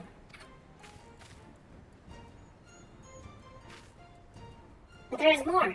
When I studied the site where Y'shtola used flow, it appeared that not two but three beings had been affected. Unlike Y'shtola and Tancred, there was no trail to follow. Our unknown third party was simply there and then not there. Now recall your visions of a vast crystal floating in a sea of ether. Though this too is but a theory, Studies of gifted subjects suggest that when communing with Hydaelyn, we briefly leave our bodies behind. So let's consider the facts. 1, Hydaelyn interceded. 2, a third being was caught in Ishtola's flow and vanished without trace. And 3, Hydaelyn may have the capacity to summon the consciousness of gifted individuals to her side. You're implying, I take it, that Hydaelyn guided Minfilia into the compass of my magic, that she might summon her, body and soul, unto the ethereal sea. In which case we must needs continue our search there, for a blessing the means to do so already possessed. How convenient. I speak of the Anti-Tower, a Charlian construct conceived to provide scholars a vantage point over the ethereal sea. Though I know not where its entrance lies, we need only ask its last custodian, a contrary old crone who, for another blessing, refused to join the Exodus. Master Matoya was the keeper of the Anti-Tower? I had no idea. Then of course it's clear. We must petition her aid once again.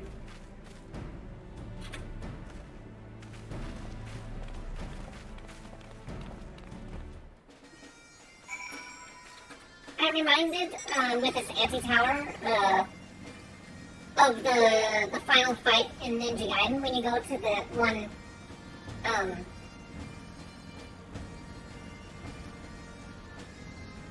where the castle is basically turned upside down and instead is pointing, like, climbing the castle makes you get closer to hell in that game.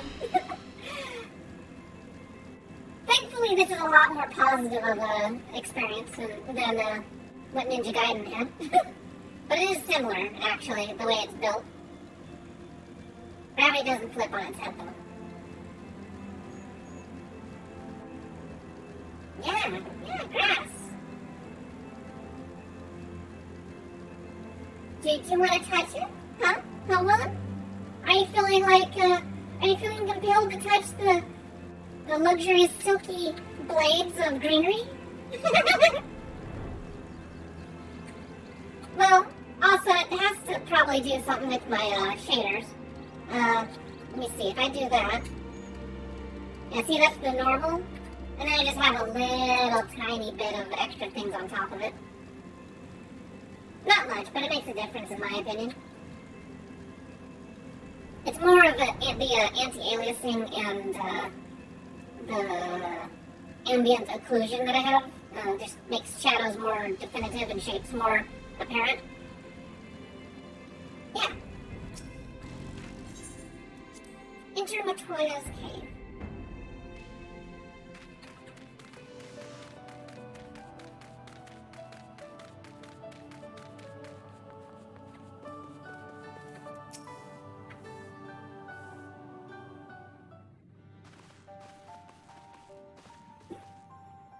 Oh, what a surprise! Well, what secrets have you come to extract from me this time? Though it pains me to admit it, your words strike close to the mark. We humbly ask that you grant us entry to the Anti-Tower, that we might use it to seek a friend whom we believe has been transported to the ethereal sea. And who told you I could do such a thing, I wonder?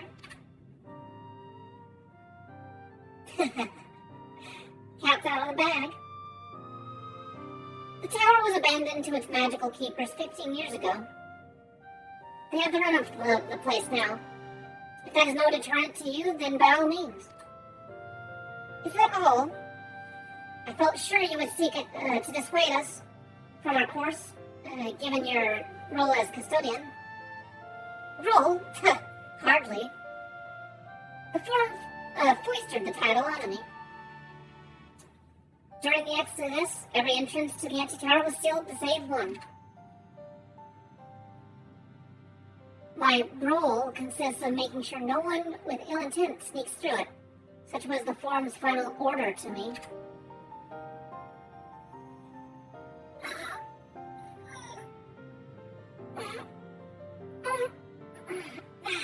Yeah.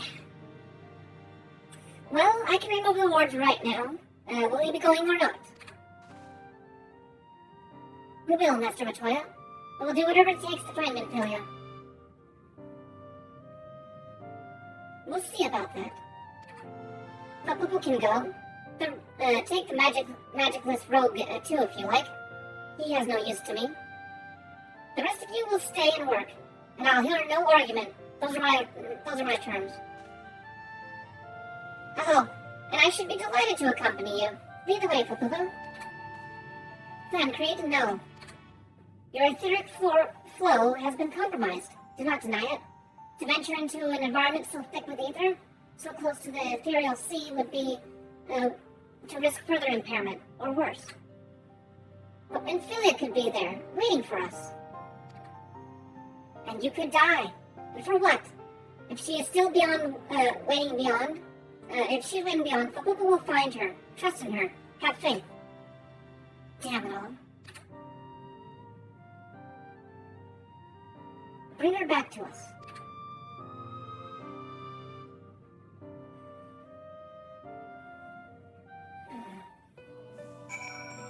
How you doing, Zil? Are you all perky and awake for another cutscene? As soon as I get through here. To be honest, I'm not entirely sure what you'll need once you reach the bottom. But you've always been so resourceful, so... Whatever it takes, do you hear me? Whatever it takes. Okay, I get it. You're wanting me to make sure that we bring her home. Long did I wonder what awaited beyond that door. Several times in my youth, I even tried to open it. The words placed upon it were far beyond my skill to dispel.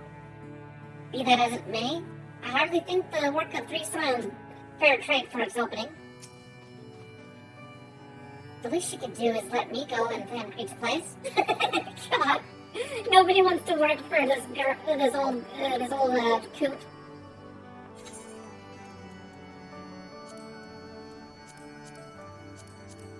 Alright, so where's it at? Alright, so just for a little side quest stuff, Never Reap is just more cloud top stuff, but it's like a Son of Vanu, the Chief of the Vanu,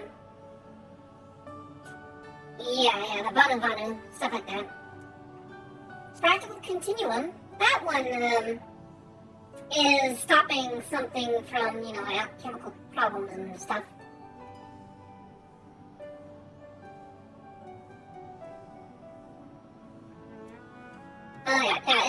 It's a little containment place that has been untouched since the odds used it 5,000 years ago, so that's just a weird dungeon. St. Mana's Arbitorium, or Arbitrum. Let's see here. That one, treasure hunters want to delve in there, but they want me to clear things out first. Ferrosirius Hard, that's just another one you can come back to. Ferrosirius is really musical and side questy and stuff. But the hard one is where you actually go and, I don't think you defeat the siren. I think the first version you defeat the siren. The second one you're trying to stop some of this,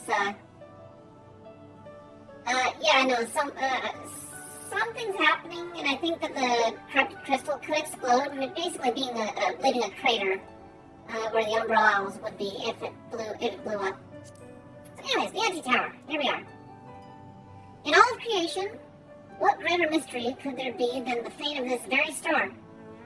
The sound of the deepest depths, to sound the deepest depths, to study the ethereal sea itself. For these purposes and more was the Anti-Tower built.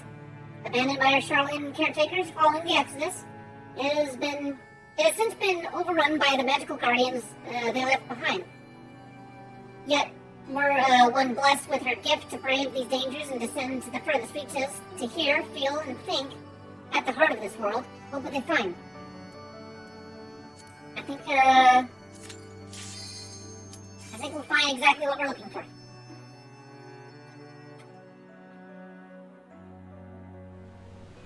I think Willem needs to experience grass.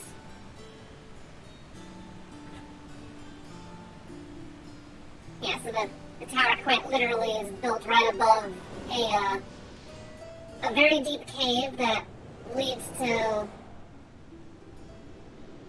taps into the ethereal sea. Not leads to it, taps into it.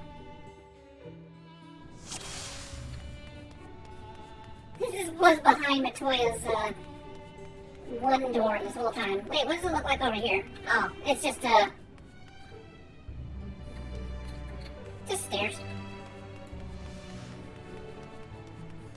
Anyways, let's go ahead and kick some booty. Hopefully I won't die. Nah, I'll be fine.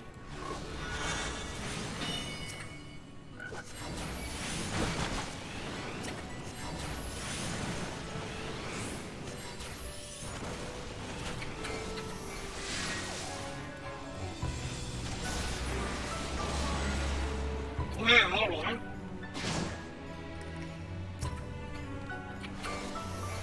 Oh, wrong button. Hello.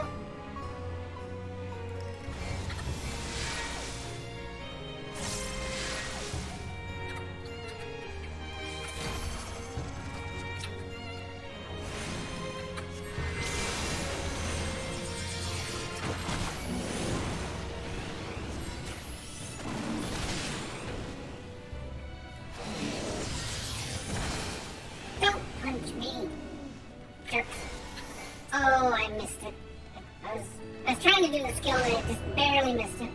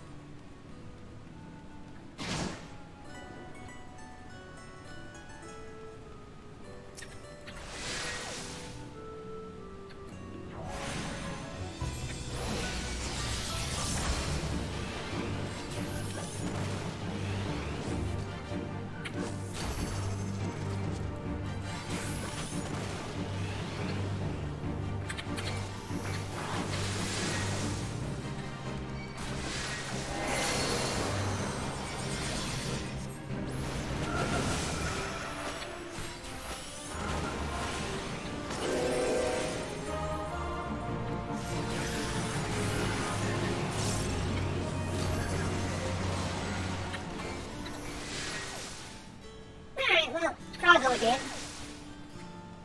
The big frog. Froge. Oh, look at that angle.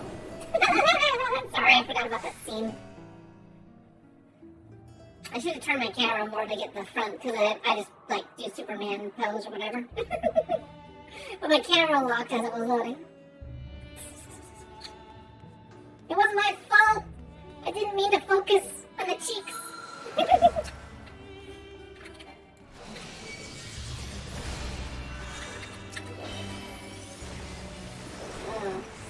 Mimics. They remind me of the Palace of the Dead. PTSD incoming. You just die already. You're gonna cast a spell on there, aren't you? Oh good, I'm glad that still did so much damage to him.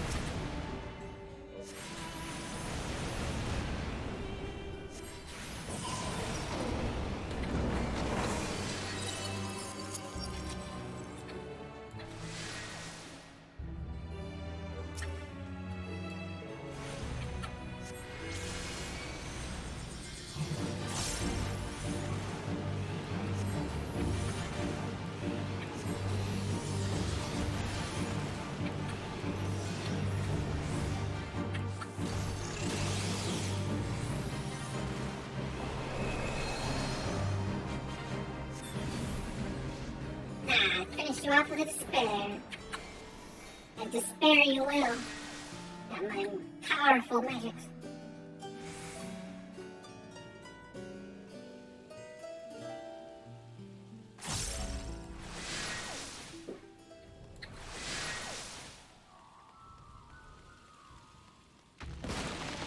No! Everything's gonna come and fight me here. It's okay, I'll blast them all with my... I think I can pull this entire area. I'm probably gonna cause a bit of a kerfuffle.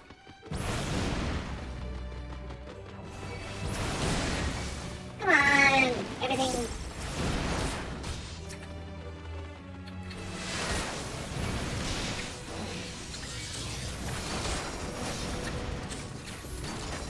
Oh, I guess I died. Never mind. That was easy.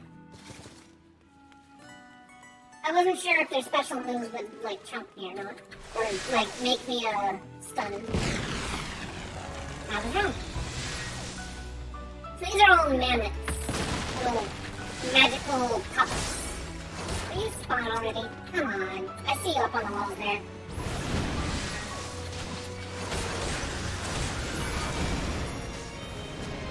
Oh, you survived. Oh.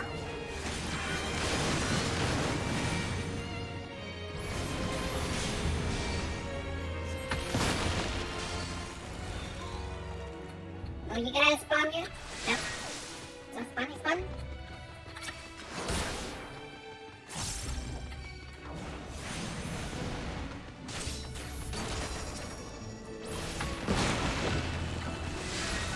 There we go, there's some more of them.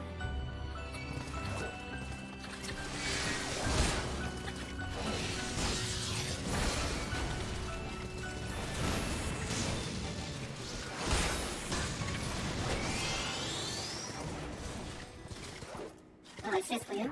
Okay.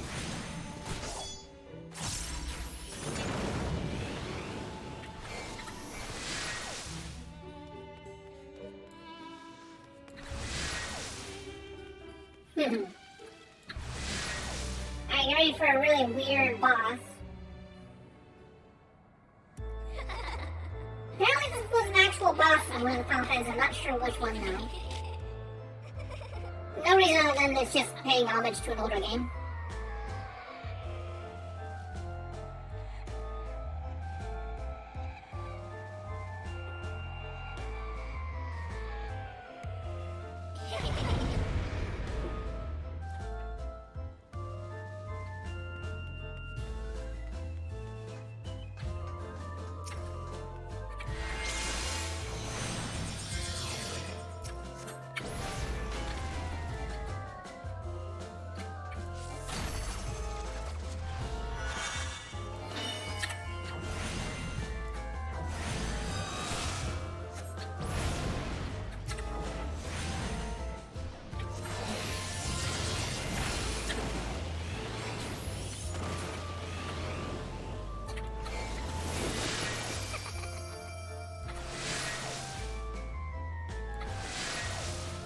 A little creepy, but this one's creepier.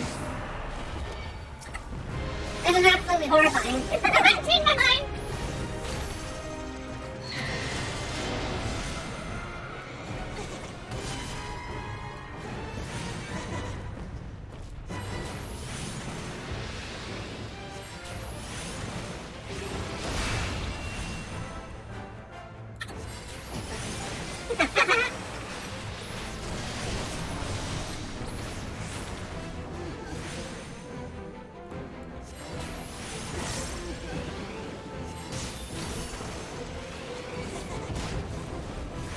It is fair.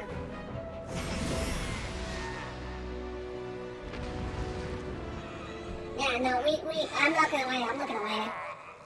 It doesn't help whenever I look at my other screen.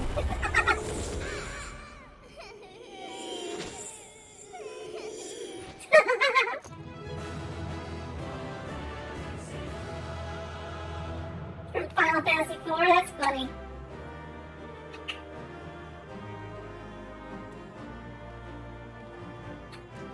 I bet you that probably tickled some nostalgia bones in some people. They're like, oh no, not this thing.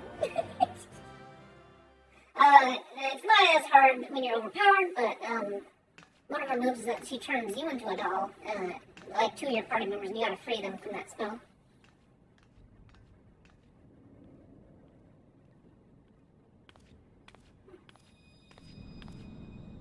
Here I am wandering around the halls. Oh, the crystal of light is really shimmery, shining. Feel. Think. That doesn't sound like Heidelin.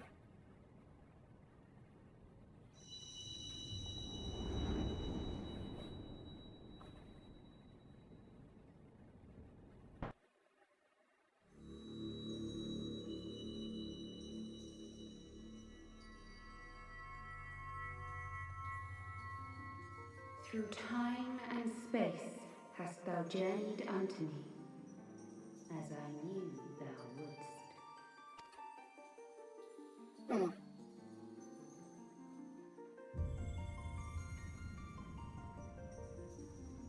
We are the word of the Mother. We, who were once called Minfilia.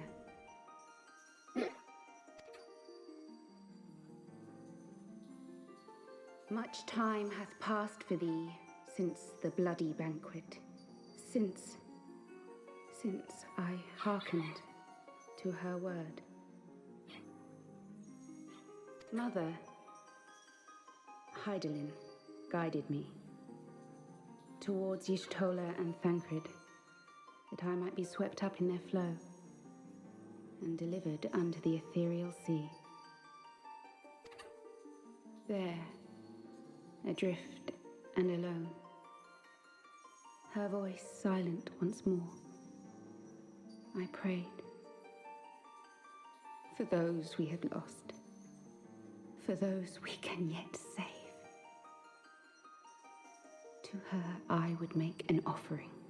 Oh, you sold your soul to the crystal. Good job. Wait, you find out who she really is. We speak now with one voice, one will, one word. Unto thee we bequeath the most precious of gifts, the truth which lieth at the heart of this world. Thus do we beseech thee once more. Hear, feel, think.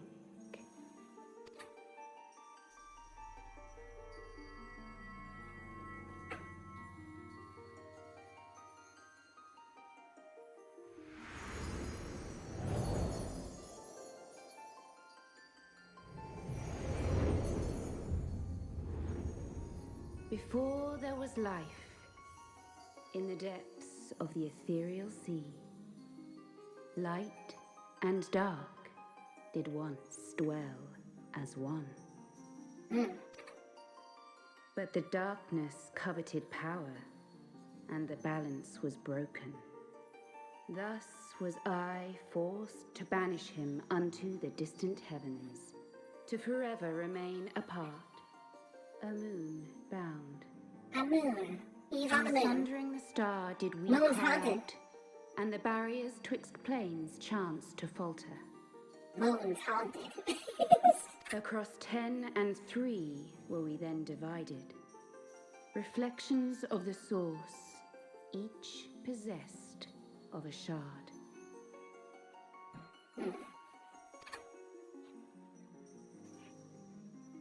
Zodiac longeth to be made whole. For his restoration, for his resurrection, his servants labor without cease. So, because I was so close to the ethereal sea, she was able to summon me, kind of like a vision, but it's more of a forced one rather than, well, okay, it's more voluntary in this case, actually, because I got closer to the sea. But Highland's getting weaker, so it's harder to contact her anyways. If she was strong enough, she could have probably done this in like one of those weird echo vision things. But yeah, it explains how there are 13 dimensions, and we are the source. And so there's a total of 14 different types of worlds. But what she's talking about is the beginning, where her and Zodiac were first created. So again, spoiler-ish sort of playthrough, but we're not here for, spoiler-free plays. What happened here is that Zodiac and Hydaelyn are primals, summoned by the Ancients, which are the Ascians. They were summoned to protect the world from some sort of darkness, there was some sort of force that rose up from the earth that called for the destruction, and they call this force the Final Days. So whatever it is, it's even greater than Zodiac and Hydaelyn. But anyway, they summoned Zodiac to protect the world. Zodiac was of dark nature, and so someone wanted to say, hey, we gotta balance that out with light, so they created Hydaelyn to balance. But after a certain time, Zodiac wanted more power, being dark and wanting power and all that stuff. So Hydaelyn and Zodiac fought, and then their fight split the very world into 13 shards. 14 with 13 reflections. The source being with 13 reflections. But anyways, yeah. So that's what she's explaining right now, more or less. They seek to tear down the barriers which surround the source. Now, if the worlds all came back together, that means Zodiac would come back together, and then it would be the light and dark at war again in their full capacity. Hydaelyn's getting weaker because Zodiac is with each calamity joining bits of himself back together. Thus do they rejoice in their ardor, in your calamities, for each marks a rejoining. Yeah. My body is technically, it's still back at the tower. I'm just having a spirited moment, I guess.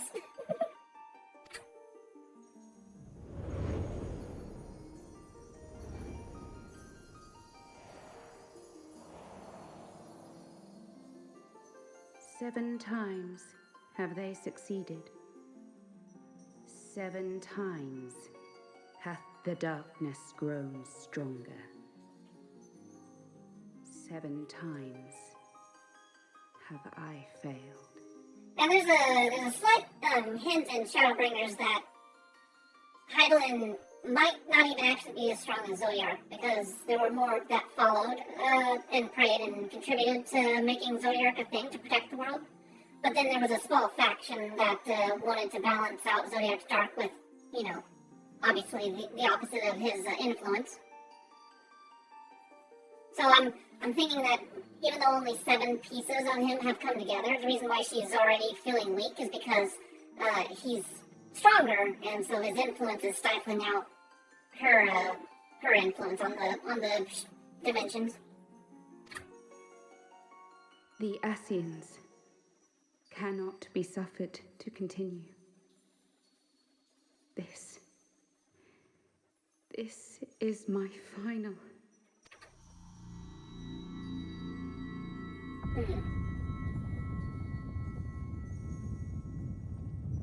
The crystal's power is all but spent. With what remains, I will return you to the shore of the ethereal sea. Thank you. I don't want to die in the ethereal sea.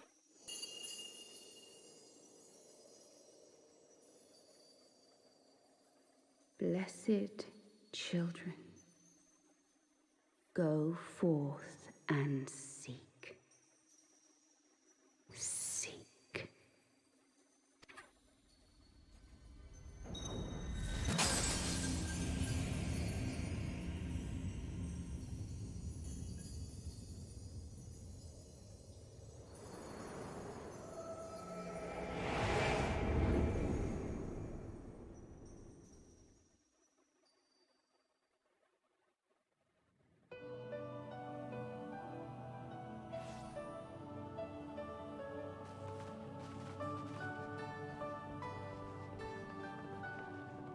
Thank the 12!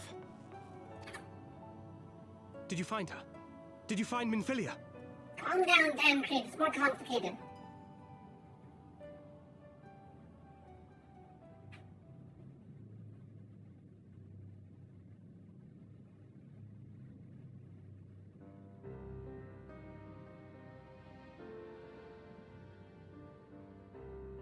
The word of the mother. I'm not sure I understand. Nor am I. Cryle?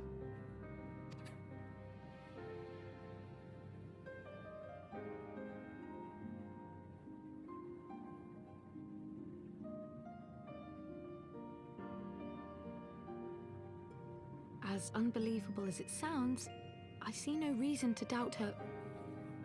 The word's tale. No one was more sensitive to the will of Hydaelyn than Minfilia.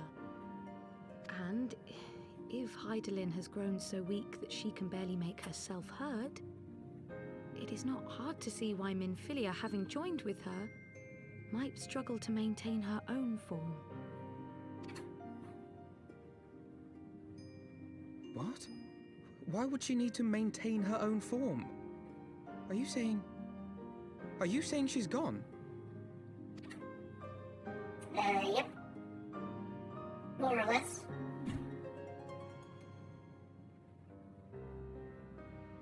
But that cannot be! Not now. Not after all we have accomplished. We were meant to usher in the dawn's light together. She threw herself on the fire to fuel your dawn's light, boy. You'll just have to usher it in on your own. Must you be so ungentle?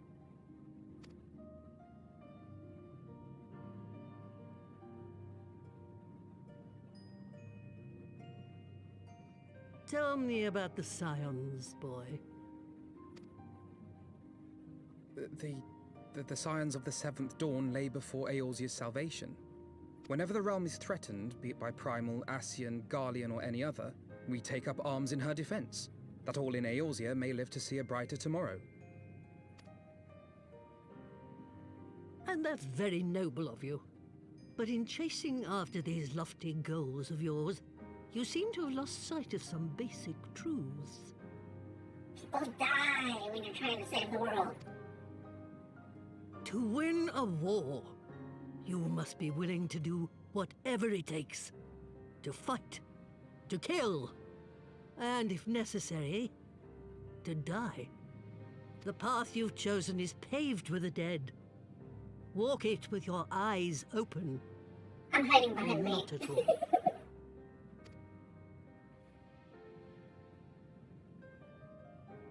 I know the truth of which you speak, and have from the first.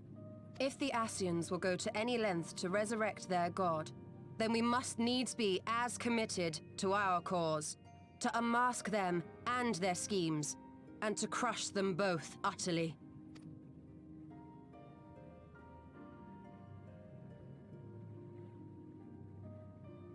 Come, there is much to be done. Yes, of course.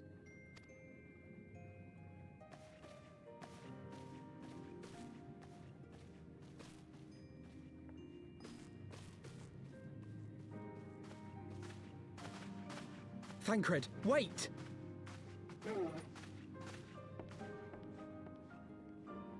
Person he swore to himself that he'd protect. It's gone, so... No, this is all wrong.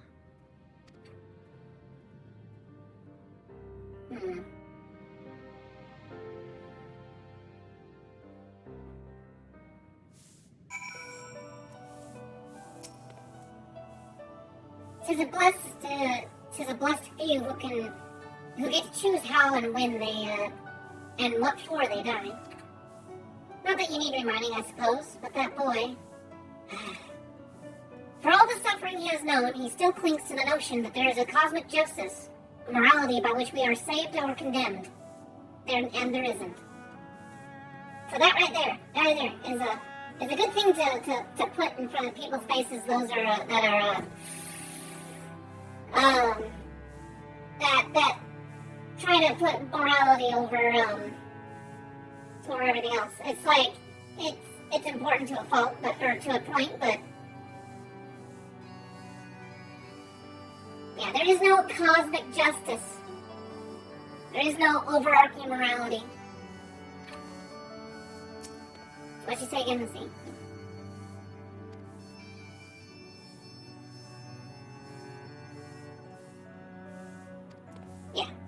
like Matoya's words there. Very wise.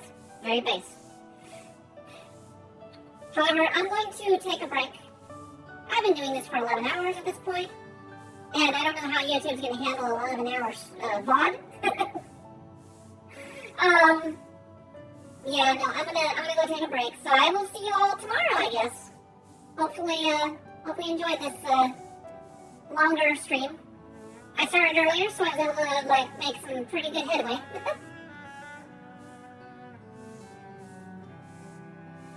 Thank you all for joining me. Thank you, Zill, again, if you're still here. Thank you for the gifted subs. And yeah, no, if you get a chance, feel free to check out the other VODs. I'll have those uploaded onto YouTube, and I might have to catch up at some point on thumbnails, but it's just at this point I'm falling behind on actually completing the story, so I was like, oh my gosh, okay, to spend an hour doing thumbnails, or do I just jump right into streaming? And so that's why I have been not doing thumbnails. Anyways, yes, I gotta do this one more time. Oh, yeah, it's a different one. Ora.